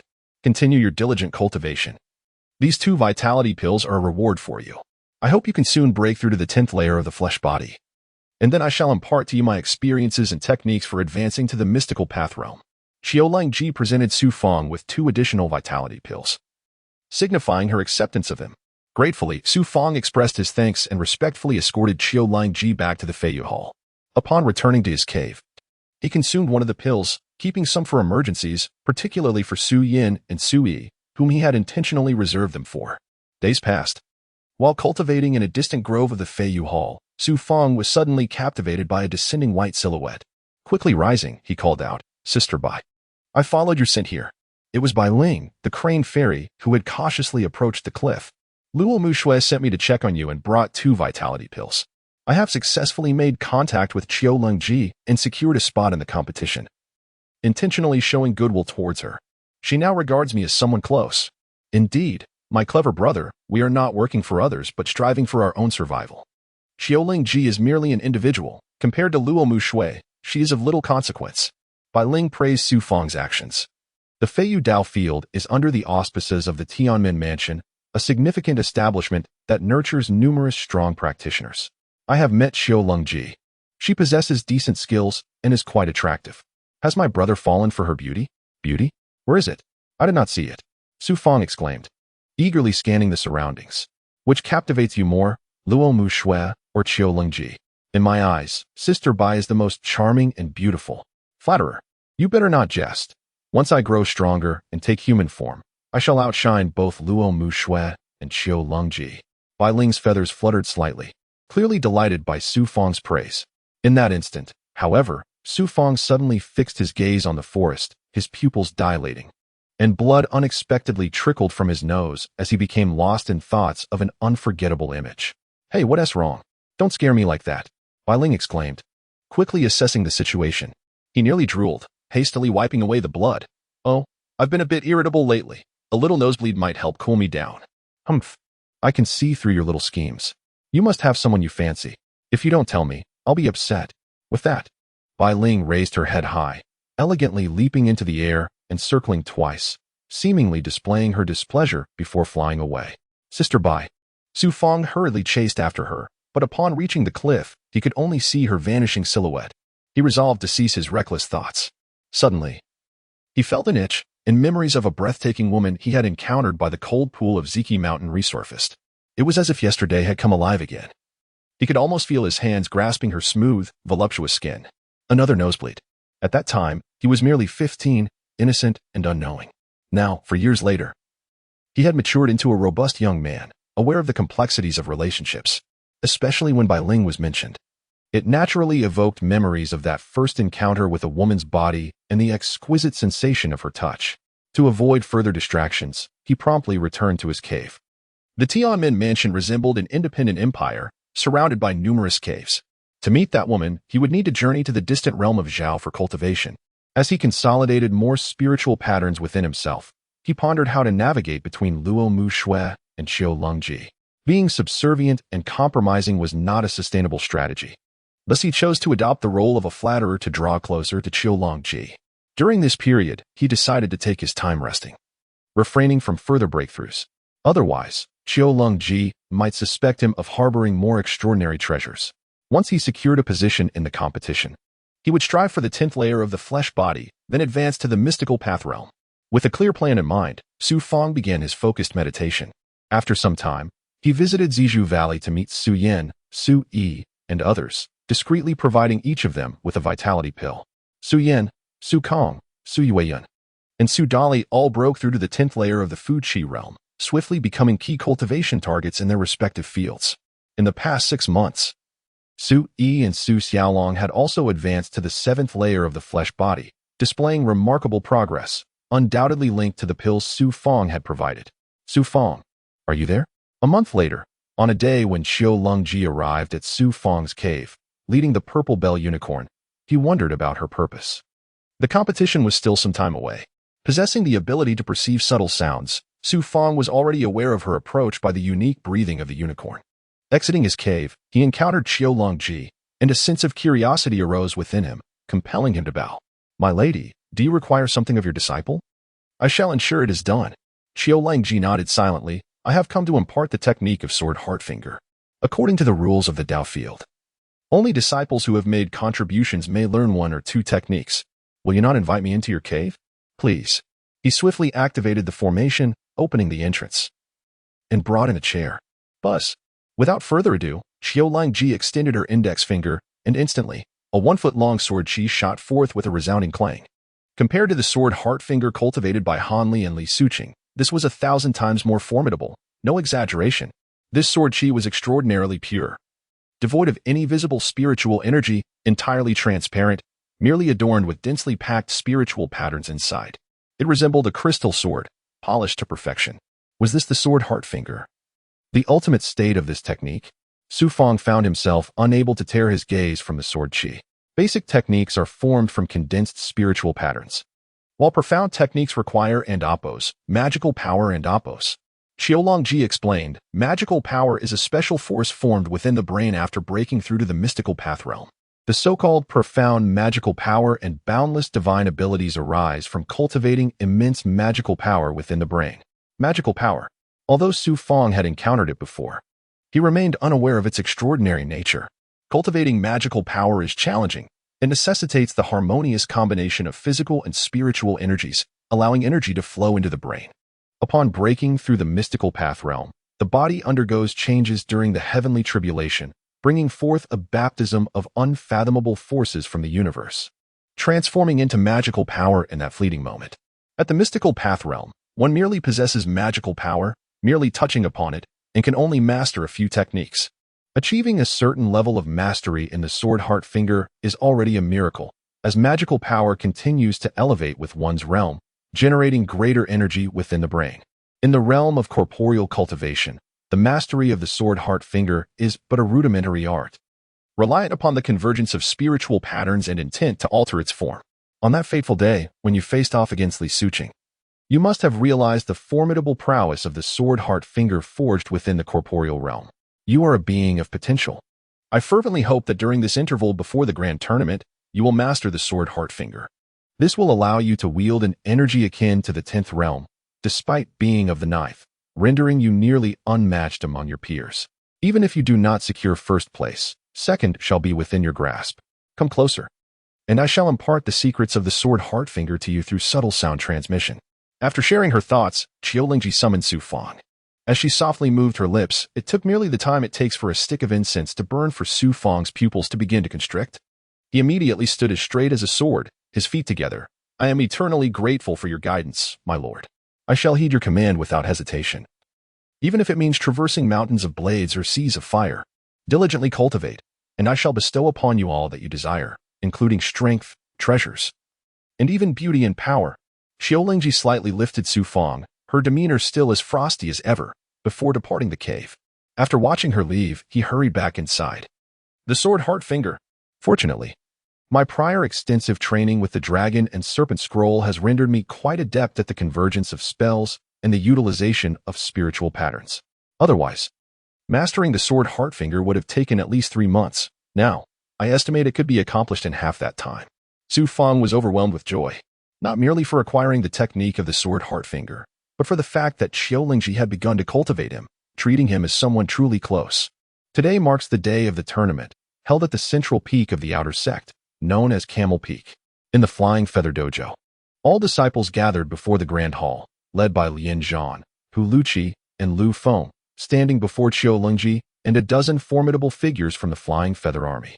Xiaolingji spoke with authority. This time, 11 dojos will participate, including our Flying Feather Dojo, the Jade Egret Dojo, the Coiling Dragon Dojo, the Flying Dragon Dojo, the Arrow Dojo, the Iron Monastery Dojo, the Fierce Cloud Dojo, the Greatly Dojo, the Flood Peak Dojo, the Purple Bamboo Dojo, and the Zhenyang Dojo. The foremost dojos are among the most powerful, yet possess few disciples, while those that follow have greater numbers but lack exceptional talent. Primarily, the Jade Egret, Coiling Dragon, Flying Dragon, and Arrow Dojos present the greatest obstacles, especially the Flying Dragon Dojo, which is merely a mountain away from ours and harbors numerous exceptional talents, sending disciples of the mystical path realm to the Flying Dragon Army each year. Of course, the Iron Monastery, Fierce Cloud, Greatly, Flood Peak, Purple Bamboo, and Xingyang Dojos also possess commendable talents. Thus, this tournament is an opportunity for you to learn. It will span several days. For this month, you need not return to the training hall. Instead, observe the clash of talents as we make our way to Camel Peak. Having finished her address, Xiaolingji issued her command. Lian Zhan, Lu Feng, and Hu Luqi led the way, heading deeper into the mountains to the left. As they passed by several peaks, representing various dojos, they encountered numerous disciples from other sects, the crowd swelling as they approached the central Camel Peak, which resembled a camel from afar. The Camel Peak. Between the two towering summits lay a spacious oval plaza capable of accommodating 100,000 people. At this moment, the square brimmed with disciples from different dojos, numbering nearly 10,000, the majority being disciples of the chi-consuming realm. Su Fang, positioned within the designated area, surveyed his surroundings. Having longed to traverse Camel Peak, but never finding the time, he also hoped to encounter familiar faces, anticipating to see Su Yin and Su Yi. He instead spotted Lu Ming and a few other disciples from the Tianzong City families. Lu Ming was surprisingly at the Arrow Dojo, yet he could not find a trace of Lu Lan at the Jade Egret Dojo. The Lu family members were indeed formidable, with Lu Feng in the Flying Feather sect, and both Lu Lan and Lu Ming cultivating within the two major dojos, while he alone from the Su family remained in the Flying Feather sect. This stark contrast in talent between the Su and Lu families weighed heavily on Su Fang, evoking a sense of inadequacy in his abilities to protect his family and ensure their enduring legacy in Tianzong City. Suddenly, the air was filled with the sound of countless swords cleaving through the sky. Nearly 10,000 disciples looked up to see beams of sword light descending from the mysterious and vast peaks of the Tianmen Prefecture. Each beam represented a flying sword, upon which stood formidable beings. Over 30 celestial swords soared above, a sight that left all disciples in profound awe, for it was the first time they had witnessed such a spectacle of flying swords. The 30-odd high-ranking individuals gracefully descended onto the central podium, where Xiaolingji and the leaders of the Jade Egret, Coiling Dragon, Flying Dragon, Arrow, Iron Monastery, Fierce Cloud, Greatly, Flood Peak, Purple Bamboo, and Zhengyang dojos hastily welcomed them. For most disciples from the 11 dojos, this unprecedented gathering was a first. Disciples from the Purple Bamboo Valley, for instance, who had not reached the corporeal realm, could only linger within their valley, never having the chance to interact with other dojos, let alone meet the high-ranking officials of the Tianmen Prefecture. For many, the corporeal realm was an unattainable height, while the mystical path realm was a distant aspiration. As the leaders of each dojo took their seats alongside the genuine high-ranking officials from the Tianmen Prefecture on the podium, Lian Zhan, Lu Feng, and Hu Luqi began organizing the participating disciples, directing them to the podium and maintaining order within the ranks. Presently, a middle-aged man emerged from the podium, clad in resplendent golden armor, standing with an air of authority before all the disciples, resembling an unparalleled war deity. I am Ho Ping, the Grand Master of the Inner Court, responsible for overseeing the affairs of all dojos. The Tianmen Prefecture governs vast territories, housing numerous caves, and possesses immense power. We have quelled demons, vanquished bandits, and maintained order, establishing the Tianmen Prefecture as the singular sovereign of this realm. Each of you has the opportunity to achieve merit and gain titles, but this requires tireless cultivation. You must strive to break through from the chi-consuming realm to the corporeal realm, and then to the mystical path realm to join the Grand Master's invincible legions in service to him. Today's tournament is designed to awaken your potential and fighting spirit, where those who excel will be recorded by the Inner Court. With the Grand Master's commanding presence resonating across the plaza, Su Fang immediately focused on him, imprinting his likeness in his memory, for he hailed from the Inner Court. The Inner Court surpasses the Hall of Records, serving as the true administrative heart of the Tianmen Prefecture. All personnel assignments and task distributions are orchestrated directly from the Inner Court. Thus, it was evident that Ho Ping held a position of considerable authority within the Tianmen Prefecture and may prove to be a crucial figure in his quest to uncover his father's whereabouts.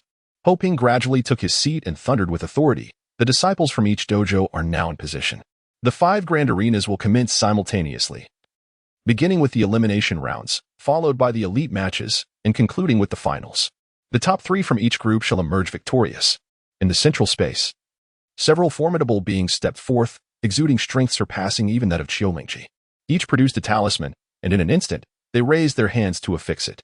A resonant hum echoed as the talismans adhered to the air, 5 in total, vanishing in the blink of an eye, and 5 vast spatial formations, each with a diameter of 10 zhang, materialized below.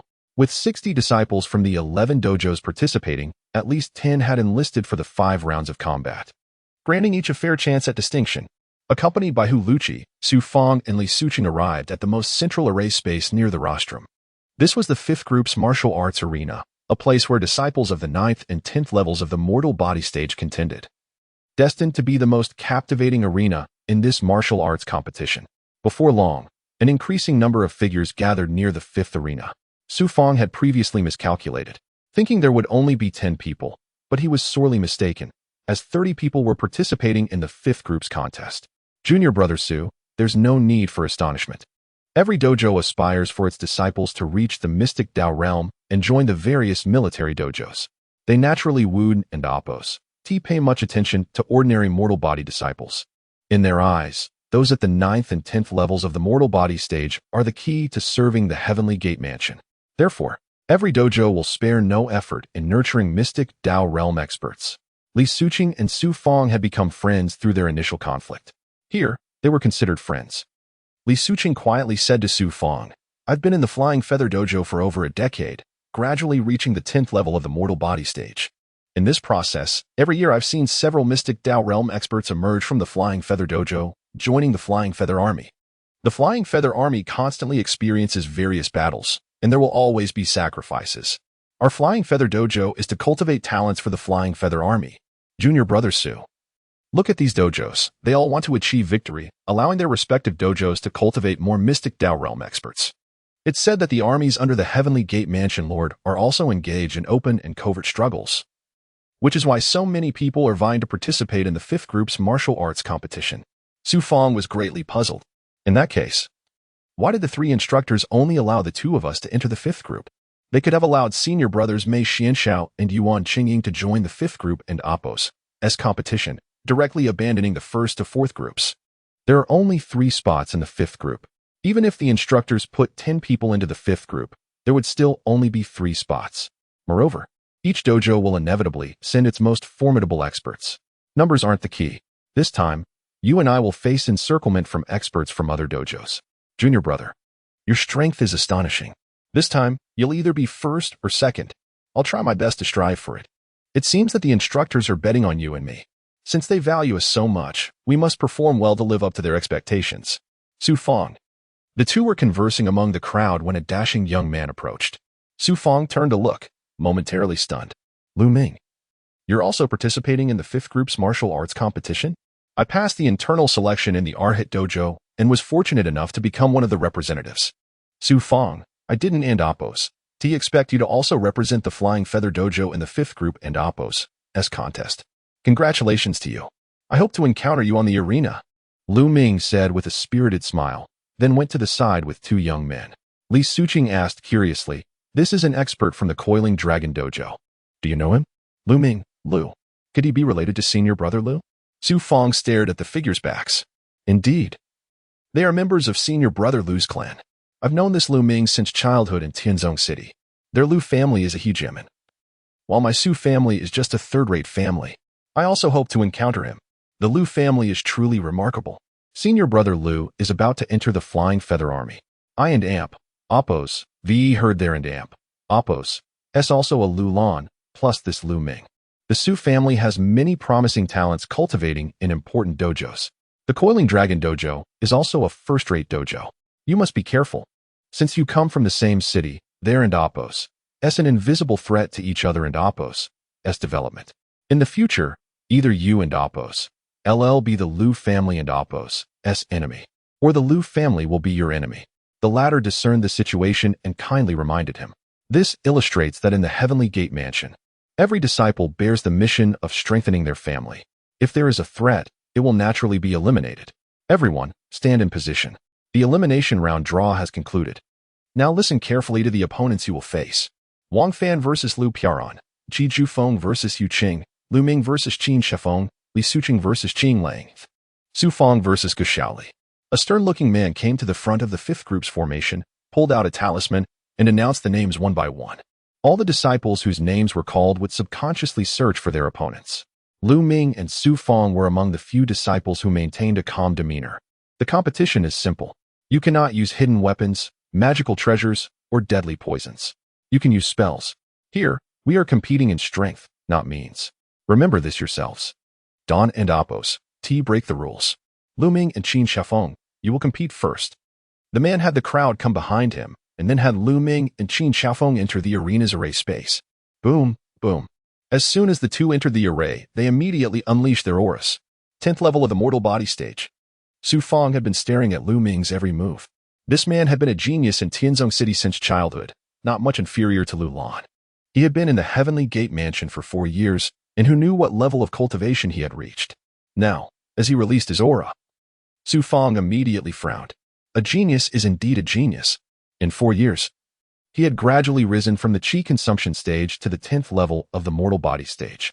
This was probably rare in the Heavenly Gate Mansion. No wonder Qiulingji didn't find it too unbelievable that he had advanced so quickly in such a short time. It's because geniuses aren't numerous in the Heavenly Gate Mansion. But there are still a few. Sword Heart Finger, Winsand Art, both at the 10th level of the mortal body stage. Lu Ming and Qin Shifeng were elites of their respective dojos, and they unleashed formidable spells. After Lu Ming formed hand seals, he charged forward. And a burst of energy erupted like a gale, pouncing toward Qin Shifeng. The latter used the Sword Heart Finger, and sword energy slashed toward the storm along his right arm. Clang, clang. The storm and sword energy collided, and auras rubbed against each other. The two experts also unleashed fierce physical attacks, carrying domineering spiritual energy. Muffled, thunderous sounds echoed continuously. Junior brother Su, this adversary of yours is not simple. His spiritual energy is too vigorous. It seems that he and Amp, Oppos, is about to step into the mystic Tao realm, having reached the peak of the mortal body stage. Outside the formation, everyone watched intently, especially Lu Ming, who received constant praise from Li Suqing. In a flash of lightning, Lu Ming was swept up by the Winsand Art, which sent him soaring behind Qin Shifeng. Taking advantage of the fact that the opponent couldn't resist, he struck Qin Xiaofeng's back with a palm. Qin Xiaofeng was shaken and fell to the ground, spitting out several mouthfuls of blood. Lu Ming of the Coiling Dragon Dojo wins. Next group of contestants. The man, seeing this scene, signaled for the two to leave quickly and announced Lu Ming and Amp, Oppos, victory in a loud voice. As he passed by Su Fang, he deliberately slowed down. I've always wanted to fight you. Don't fall halfway. Let's decide the victor in the name of genius between us. Su Fang was silent. He knew that Lu Ming's strength was very formidable, so strong that he didn't seem to have used his full strength against Qin Xiaofeng. Therefore, he wasn't in the mood to pay attention to the second group's competition. It wasn't until Li Suqing took the stage and fought Qing Lang that he refocused on the arena. Li Suqing had already engaged Qing Lang. Both were at the 10th level of the mortal body stage, so Li Suqing didn't and amp. Oppos, T seemed to have the advantage. Both were using the sword heart finger. After about 30 exchanges, Li Suqing achieved victory, stabbing the opponent in the left shoulder with the sword. Next group, Su Fang versus Gu Shaoli. It was Su Fang's turn. He strode into the formation and immediately saw a lean man with hawk-like eyes also enter the formation. Boom. Who knew that as soon as Gu Shaoli entered the formation? He launched an attack. It wasn't an amp. Oppos, T an ordinary attack. First, he suddenly killed his way to the front of Su Fang with his movement technique. And then he spewed out an aura. As his hands split apart, the aura transformed into a monster's mouth. And the mouth was like a hungry tiger pouncing on its prey, wanting to devour Su Fang. Cloud Lion's Roar. A spell. Su Fang had heard of this spell. He didn't panic and dodged to the side, using spiritual runes to shake off the aura that the opponent had rolled over. The Cloud Lion's Roar missed its target. And Gu Shaoli turned around and released another Cloud Lion's Roar. This person thought that spells were omnipotent. But he didn't know that continuously using spells at the mortal body stage would greatly consume the body's energy. I'll see how many times you can cast it. As the Cloud Lion's Roar's mouth bit down, Su Fang leaped high, flipped backward, and skillfully dodged the Cloud Lion's Roar. Gu Shaoli, who had cast the spell twice in a row, was noticeably lacking in reaction, speed, and aura. Su Fang seized the opportunity while he hadn't regained his breath and immediately spewed out a burst of energy. A sudden force struck the back of Gu Shaoli's head, rendering him unconscious as he collapsed to the ground. The Feiyu Dojo celebrated Su Fang's impressive victory. Some relied on brute strength, others on spells.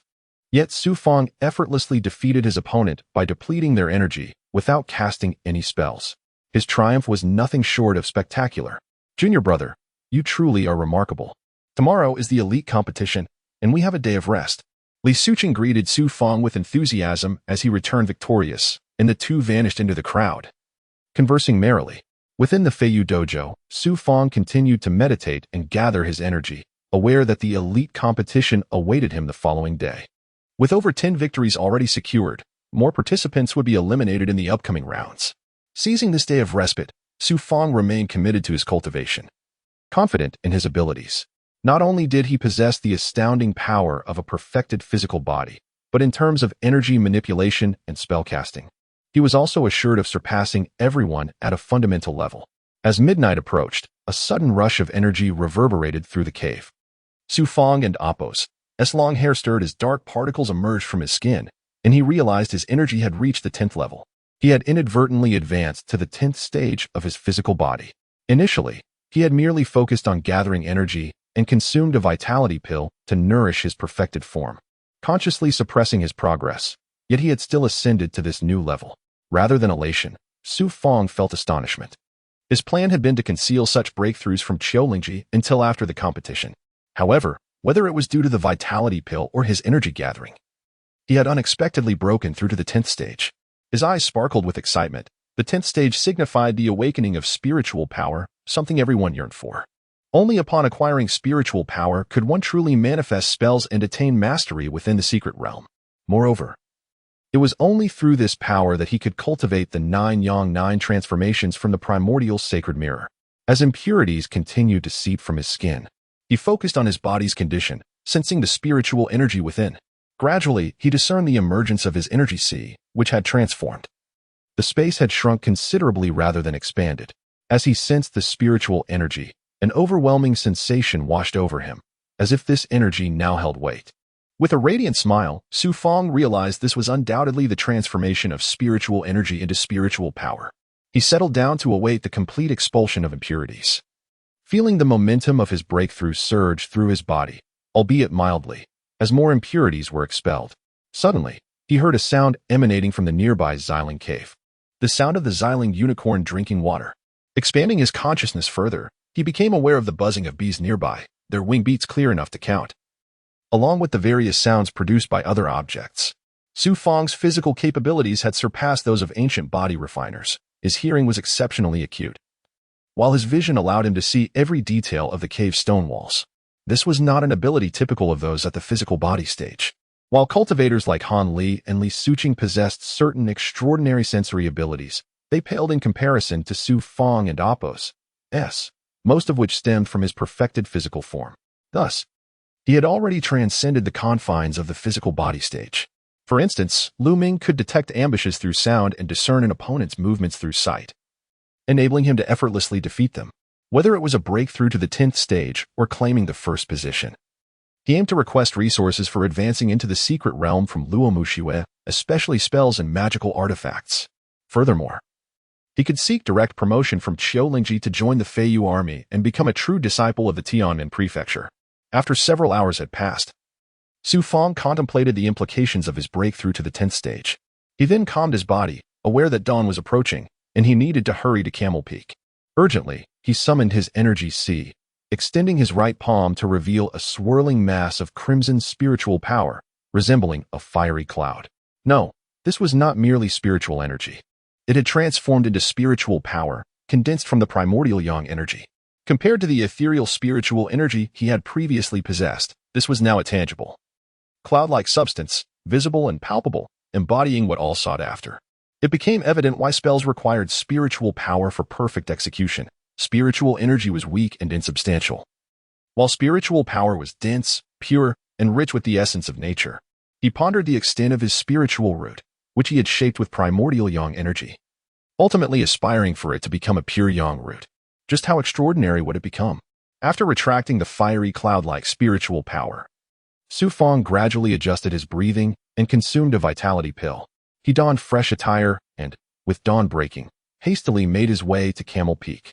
Upon his arrival, he noticed fewer individuals present that day, yet the area remained bustling with activity. "My lord, I consumed a vitality pill last night and inadvertently broke through to the 10th stage." After greeting Lianzhan and others at the back of the platform, Su Fang approached Qiulingji first. Upon hearing his news, Qiulingji and Appo's expression shifted to one of surprise. "Indeed, I was not mistaken. To achieve a breakthrough to the 10th stage at such a critical moment, the first position is yours. I shall not disappoint you, my lord." He then approached Group 5, greeting Li Suqing and Lu Ming, though Lu Ming appeared cold and indifferent, as if he did not recognize Su Fang. Lu Ming was determined to seize the first position, thus showcasing an intense fighting spirit. At that moment, the man overseeing the matches gathered everyone together, following yesterday's elimination round. "The 16 of you have qualified for the elite competition. Today, the rules have changed slightly. It will no longer be one-on-one duels, but rather 3 groups of 5 to 6 participants competing simultaneously on the platform. Only one can emerge victorious from each group. You may choose to cooperate or fight individually. Ultimately, only one can win, determining the top 3 who will advance to tomorrow and Appo's as final for the first position." This sudden change in rules left everyone in shock. How could they accept the idea of multiple participants fighting at once? Was this fair? Moreover, to determine the top 3 today for a final tomorrow felt abrupt. As they exchanged bewildered glances, the announcer declared, "Lu Piaoran, Yu Cheng, Su Fang, Zhao Haicheng, and Zhang Zhua, you 5 will form one group and prepare for the platform, while the others will form the remaining 2 groups." Without hesitation, he called out names, and Su Fang found himself among them, walking towards the formation alongside 4 formidable opponents. How would they compete? As the 5 arrived on the platform, forming a pentagon, they were at a loss for how to proceed. The announcer watched closely, waiting for them to make their move. After a moment of hesitation, it became apparent that these 5 hailed from different dojos. For instance, Zhang Zhu belonged to the Hongfeng dojo, Zhao Haicheng to the Purple Bamboo dojo, and Yu Cheng to the Dali dojo. They had never encountered one another before, so how could they cooperate? Suddenly, Yu Cheng from the Dali dojo and Zhao Haicheng from the Purple Bamboo dojo unleashed their sword intentions, condensing them with spiritual power, and in an instant, they ambushed Lu Piaoran and Zhang Zhua. Su Fang, perhaps overlooked due to his unassuming demeanor, was not targeted by the 2. Zhang Zhua, standing only a yard away from Zhao Haicheng, was the first to suffer. He was struck in the thigh by the sword intention, instantly incapacitating him, and was sent flying by Zhao Haicheng.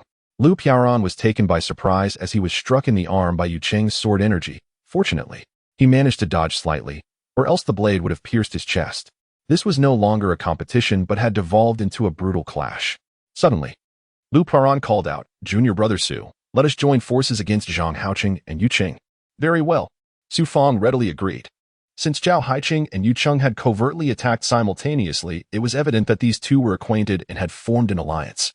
Hence, injured Lu Piaron naturally required Su Fang and Appos as assistants, and Su Fang preferred not to reveal his strength too early.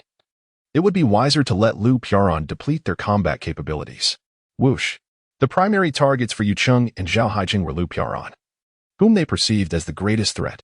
Once Lu Piaron was dealt with, Su Fang would be left as an easy target. Whoosh. As Lu Piaron found himself besieged, Su Fang promptly activated his sword Heartfinger, aiming a strike at Zhao Haiqing. You dare come here seeking death? Zhao Haiqing retorted coldly, glaring at Su Fang. Then unleashed his energy, his fingers slicing through the air to collide with Su Fang's sword energy.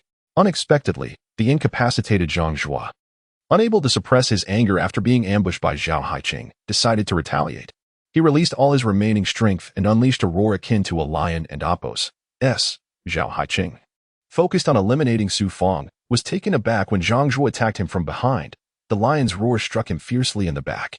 Exhausted, Zhang Zhua crouched on the ground and glanced at Su Fang, saying, "Junior brother Su, here is a grand gift for you.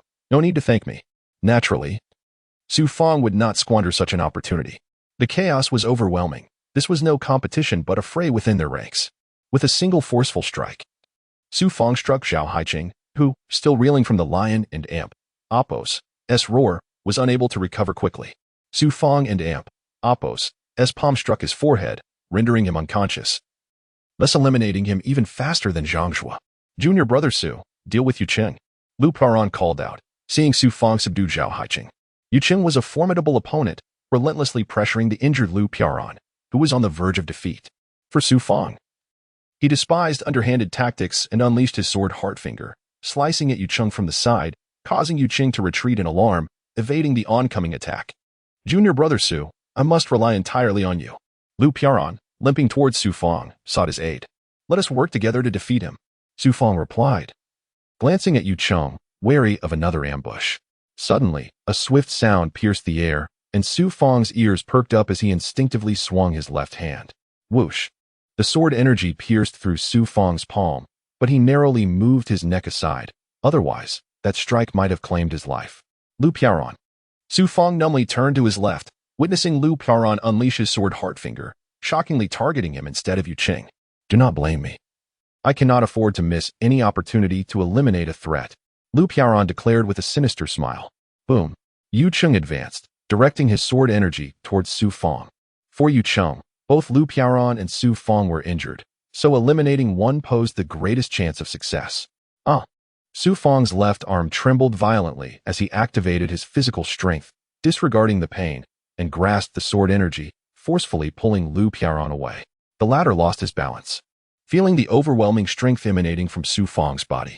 As luck would have it, Lu Piaron shielded himself from Yu Cheng's sword energy, which pierced into his body. But Su Fang retaliated with a kick, sending Lu Piaron several feet away, leaving him unconscious upon landing. In one fluid motion, Su Fang disregarded the sword energy embedded in his left palm, used his physical might to restrain Lu Piaron's sword energy, and positioned himself to block Yu Cheng's assault, achieving two objectives at once. He had resolved the immediate crisis and avenged the earlier attack, albeit at the cost of Lu Piaron's life hanging by a thread. Had Su Fang been more ruthless, Lu Piaron would not merely have been injured, he could have been fatally struck in the heart by the sword energy. Zhang Zhua, filled with rage yet smug, fixated on the writhing and pained Lu Piaron from a distance. "You brought this upon yourself. Well done, well done." In this chaotic brawl of five, only two remained, Yu Cheng and Su Fang. Though it appeared simple, three had been eliminated in a brief span, indicating that both Su Fang and Yu Cheng had surpassed Zhao Haiqing, Zhang Zhua, and Lu Piaron in strength and courage, rightfully advancing to the final showdown. From the Dali Daoist temple, Yu Cheng unleashed his sword Heartfinger, his fingers sharp as blades, cutting through peril. "Junior brother Su, let us determine our victor." "Agreed. It is time to settle this," Su Fang responded, channeling the spiritual power he had just attained at the 10th level. Yu Cheng, startled by Su Fang's aura, exclaimed, "Oh? You actually broke through to the 10th level overnight? As my senior brother is at the 10th level, so must I be, to be qualified to spar with you." Wood and Appos, do you agree? Sword Heartfinger. Observing the sword energy surging from Su Fang and Appos' two fingers, it was not of ordinary hues like black or white but crimson, reminiscent of burning flames. The color of that spiritual power, it seemed he had not concealed his potential from me. Achieving the 10th level in such a short time was indeed thanks to that energy pearl containing boundless pure yang power. How unfortunate that he had wasted 2 of the 3 pills. Had he consumed all 3, he would have long since shattered his limits. All disciples from the Feiyu Daoist temple were riveted by the final clash between Su Fang and Yu Qing in the 5th group. Sitting beside the podium, Qiu Lengji exuded an air of aloofness, her gaze fixed on Su Fang. Internally, she sighed, "If you wish to stand out, prove your worth. As I return to the Feiyu army, I shall cultivate my own personal troops, and you are an excellent candidate." Buzzing. In the barrier space, the air suddenly rippled as the sword energies released by Su Fang and Yu Qing collided with a resounding crash, neither side gaining the upper hand. Junior brother Su, I did not expect your newly attained 10th level to possess such formidable spiritual power. Yu Qing felt a tingling in his arm. Why? Because the force from Su Fang's sword energy impeded his own, leaving him struggling to maintain control against the overwhelming force. Whoosh. Abruptly, Su Fang condensed another sword heart finger, even more massive than before, extending nearly a foot in length. In a flash, it shattered Yu Qing and Appo's sword energy with a crack. Bang. Yu Qing, taken aback by the speed at which Su Fang had mastered the sword heart finger, retaliated with a series of rapid punches, combining his spiritual power to strike against Su Fang and Appo's sword energy. It seemed he intended to utilize his abundant spiritual strength to shatter Su Fang and Appo's sword energy and defeat him. Given that Su Fang's left hand was injured, he aimed to capitalize on this moment. Yet, what Yu Qing did not realize was the extraordinary purity of the primordial yang energy within Su Fang. Not only could he condense 2 sword heart fingers, but even 100 would be within his grasp. With a swift motion, after being pressured by Yu Qing's assaults, Su Fang's sword energy dissipated. But to Yu Qing's dismay, as he attempted to seize the opportunity to defeat Su Fang, another sword heart finger shot forth. Whoosh. It was far too swift, too unexpected. Yu Qing thought he could exploit the opening to triumph, but the sword energy outpaced him, striking his right arm. Su Fang calmly remarked, "Senior brother, since blood has been drawn, there is no need for us to continue this fight, is there?" "Humph, I shall not concede so easily."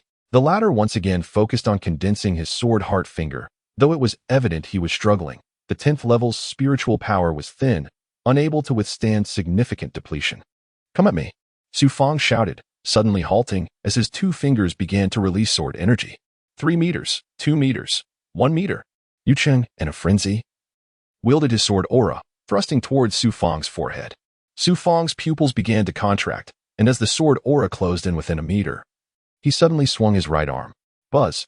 The sword heart finger shot forth, meeting the incoming sword aura. Bang. Boom. This was a clash of power.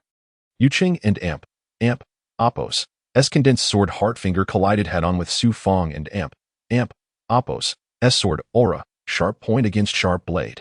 With all his might, Yu Qing and Appo's gaze twisted as he watched the crimson sword aura shatter his controlled energy, obliterating it with a force that seemed to wither and decay. Buzz. The crimson sword aura surged through the fragments, aiming directly at his throat. Yu Qing's pupils dilated in shock. Feeling as if his life was about to be claimed by Su Fang, a chilling emptiness enveloping him, devoid of warmth or sensation. The razor-sharp sword aura nearly touched his neck, yet Su Fang skillfully reined in his spell, boldly inquiring, "Brother, shall we continue, or must we determine a victor?" "I concede." With life and death resting in the opponent's hands, how could Yu Qing fail to grasp the situation? Moreover, Su Fang's timely restraint of the sword heart finger, sparing Yu Qing's life or serious injury, was a gracious concession on his part, prompting Yu Qing to finally relent.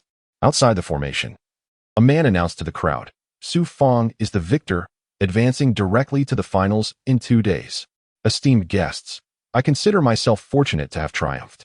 I look forward to future exchanges with all of you." Su Fang bowed respectfully to the defeated quartet before proudly departing the arena. In the second group, Li Suqing and Lu Ming. The second round commenced swiftly, with Lu Ming and Li Suqing facing off. Su Fang remained, primarily to gauge Lu Ming's strength, as Li Suqing was undoubtedly no match for him, ensuring Lu Ming and Appo's victory in this round. As the match began, the participants clashed fiercely, with Lu Ming single-handedly confronting both opponents. This individual, indeed proud and arrogant, faced two adversaries who formed an alliance against him. The outcome, however, astonished everyone. Lu Ming wielded two spells, Wind Sand Technique and Sword Heartfinger, merging them into a unique technique of his own. This technique combined the strengths of both spells, creating a whirlwind of sword energy.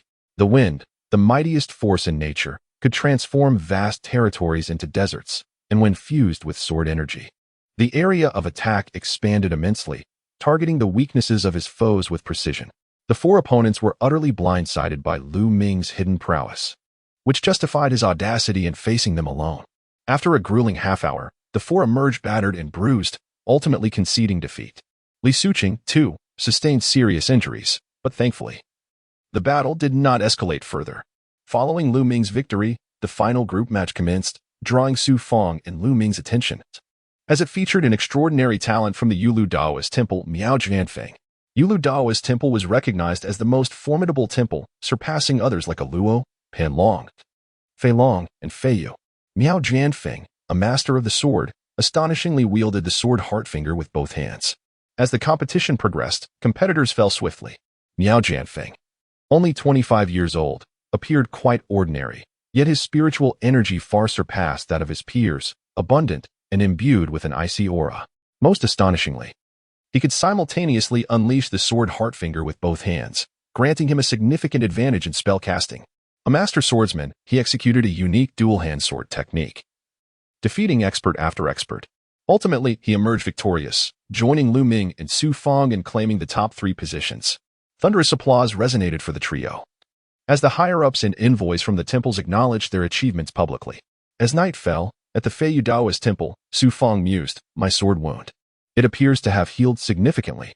After a day of intense battles, he returned to his cave dwelling for cultivation, intent on applying medicine to his left hand's wound. He was astonished to find it had healed considerably, with only a grain-sized opening remaining. How could such progress be made in just one afternoon? Normally, such an injury would require about 10 days for even a perfected physical body to heal. A mere mortal would take a month for the scar to mend and 3 months to regain full strength in the hand. Could this be the result of a perfected physical body? As an ancient practitioner who had transcended tribulations and rewritten his fate, he began to seize control of his own life. And possessing a perfected physical body undoubtedly endowed him with capabilities that surpassed ordinary cultivators, not only in hearing and sight, but also in physical recovery. I must conceal the rapid healing of my wound. Su Fang wrapped the injury in gauze and resumed his energy cultivation, consuming a vitality pill to replenish his strength, preparing to challenge the formidable Lu Ming and Miao Jianfeng in 2 days' time. On the final day of the grand tournament, at Camel Peak, the atmosphere reached unprecedented heights, even more crowded than the opening day. The VIP platform welcomed even more powerful figures, including representatives from the Feiyu army and other temples. All eyes were fixed upon the finalists standing on the arena. The higher-ups engaged in jovial conversation, appearing as longtime friends. Lu Ming, Miao Jianfeng, Su Fang. After yesterday and Appo's, as contests, your strengths are closely matched. Therefore, the rules of the competition will change once more. You now have 2 options. One among you may freely choose to withdraw, claiming second place, while the remaining 2 will compete for the championship, the victor crowned as first, and the loser taking third. Who among you wishes to forfeit the match? With 5 arenas, an additional strong participant was added, with 2 overseeing the finals. Upon hearing this, the trio exchanged glances, ultimately opting not to withdraw. Since none of you have chosen to forfeit, we shall proceed with the final option. Victory will be determined by your cultivation levels, not through combat. As all of you are geniuses, the higher-ups wish to avoid any unforeseen injuries. This is the barrier talisman, which possesses the strength of a perfected physical body. We will stack 3 talismans together. You will channel your full power into your spells to shatter as many of the talismans as possible. The one who breaks the most will be declared the champion. Do not underestimate the talismans, each one is comparable to your cultivation levels. With no one opting to withdraw, the 2 men revealed another method, summoning 9 talismans. 3 stacked together, hovering before Lu Ming, Miao Jianfeng, and Su Fang. The 2 men retreated slightly, and one glanced at the VIP platform. Receiving permission from Grand Elder Ho Ping, begin simultaneously at the signal. Lu Ming suddenly turned to Su Fang. In determining the victor, we also established the name of genius. Boom. Under the watchful eyes of the higher-ups and countless disciples, the 3 simultaneously unleashed their auras, coalescing the sword heart finger. As one of the men released a stream of spiritual light, they channeled their full strength, directing the sword heart finger toward the three talismans. Whoosh! Boom!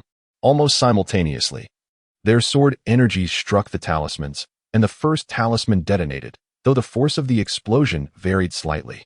Lu Ming, Miao Jianfeng, and Su Fang shattered the first talisman simultaneously. Incredible, these three truly deserve their reputation, instantly obliterating a talisman infused with the power of a perfected physical body. Even the higher-ups applauded their performance. Surrounding disciples witnessed the extraordinary talents, each capable of contending against two foes. Crack! Harnessing their sword energies, they struck toward the second talisman. In the moment the first talisman disintegrated into particles, three sword energies collided with the second talisman, producing a sound of shattering. In the center, Miao Jianfeng was already drenched in sweat, his legs trembling slightly, the brilliance of his sword aura dimming as cracks appeared on the second talisman. On the left, Lu Ming and Appos' sword energy surged fiercely, shattering the second talisman with a resounding crash, leaving it riddled with cracks. On the right, Su Fang, under the pressure of the sword energy, watched as the fissures on the second talisman expanded until, with a thunderous boom, it too exploded. Finally, it was Miao Jianfeng who shattered the talisman, but the remaining sword energy struck the third talisman, causing it to disintegrate spontaneously. Miao Jianfeng retreated 3 steps, casting a disheartened glance at both sides. The powerful destruction of the first 2 talismans indicated Miao Jianfeng and Appos' capability to take on 2 opponents simultaneously, demonstrating that his internal energy had doubled compared to those of the same realm, and that he had mastered his techniques with remarkable finesse. Yet, when faced with the third talisman, he found himself unable to prevail. Boom! Only Lu Ming and Su Fang remained. Lu Ming's sword energy, though slightly diminished, retained its formidable might, and the third talisman began to fracture under the onslaught. At that moment, Su Fang glanced at Lu Ming, contemplating the source of his immense spiritual power, realizing that even Miao Jianfeng fell short in comparison. Indeed, Lu Ming was a true prodigy from Tianzong City. But Su Fang believed himself to be the genuine genius emerging from Tianzong City. Su Fang summoned the vast spiritual energy from his internal reservoir, transforming his sword energy into a vivid crimson. With an overwhelming force reminiscent of mountains being uprooted, he struck fiercely at the talisman. Boom! The talisman finally shattered under the onslaught of the crimson sword energy. Then, another cracking sound echoed as Lu Ming also shattered the third talisman. But alas, he was a second too late.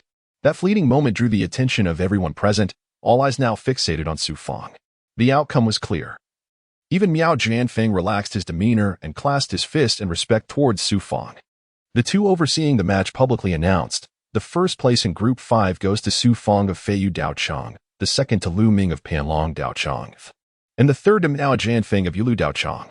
Cheers erupted as Qiu Lingji led the disciples of Feiyu in applause. Miao Jianfeng smiled slightly, acknowledging Lu Ming, Su Fang. You both exhibit incredible strength. Indeed, talent emerges from generation to generation. Your sister, Lu Lan, has already entered the secret path realm, surpassing me in just a few years. And now you both outshine us. The mention of the secret path realm and Lu Lan left Lu Ming unfazed, as if he had anticipated her remarkable aptitude. However, for Su Fang, it stirred a wave of shock within him. He had assumed he might encounter Lu Lan in this competition. Yet he was astonished to learn of her status as an expert in the secret path realm. What extraordinary talent could she possess? The secret path realm. In just 4 years since entering Tianmen Mansion, Lu Lan progressed from the qi-nourishing realm to the secret path realm, a truly astonishing genius. No wonder powerful figures like Luo Muxue and Qiu Lingji did not express much surprise at Su Fang's rapid ascension to the flesh-body realm. It seemed there were even more remarkable talents within Tianmen Mansion. How many extraordinary prodigies could there be in Tianmen Mansion? After midday, all matches in Group 5 concluded, and the top 3 were determined. However, the spotlight was undeniably stolen by Su Fang, Lu Ming, and Miao Jianfeng, who were the true contenders in this competition, which had been tailored specifically for them. Aside from these 3, other formidable participants such as Li Suqing, Lu Piaran, Yu Qing, Zhao Haiqing, and Zhang Zhuo approached the platform to receive accolades from the higher-ups and emissaries from various Daochang. Su Fang, congratulations. This is Lord and Amp, Appos, Tu Yui and Amp, Appos, from the Feiyu Military Hall, who will present your awards. Qiu Lingji announced proudly, accompanied by Yu Junqi, Lu Feng, Lian Zhan, and Hu Luqi, all experts in the secret path realm, who publicly commended Su Fang's outstanding performance, truly bringing glory to Fei Daochang. At this moment, the crowd held a deep respect for a middle-aged man clad in extraordinary black armor, much like Qiulingji, especially the chest and shoulder plates adorned with 4 red feathers, signifying his exceptional status within the Feiyu military. Tu Yueya, an envoy from the Feiyu military, stood tall at nearly 2 meters, sporting a rugged beard and sun-kissed skin, suggesting years of exposure to the elements. His gaze fixed on Su Fang, making the latter feel as though he were being scrutinized to his very core. Is this a master of the secret path realm? Tu Yueya nodded approvingly, stating, "What a fine talent.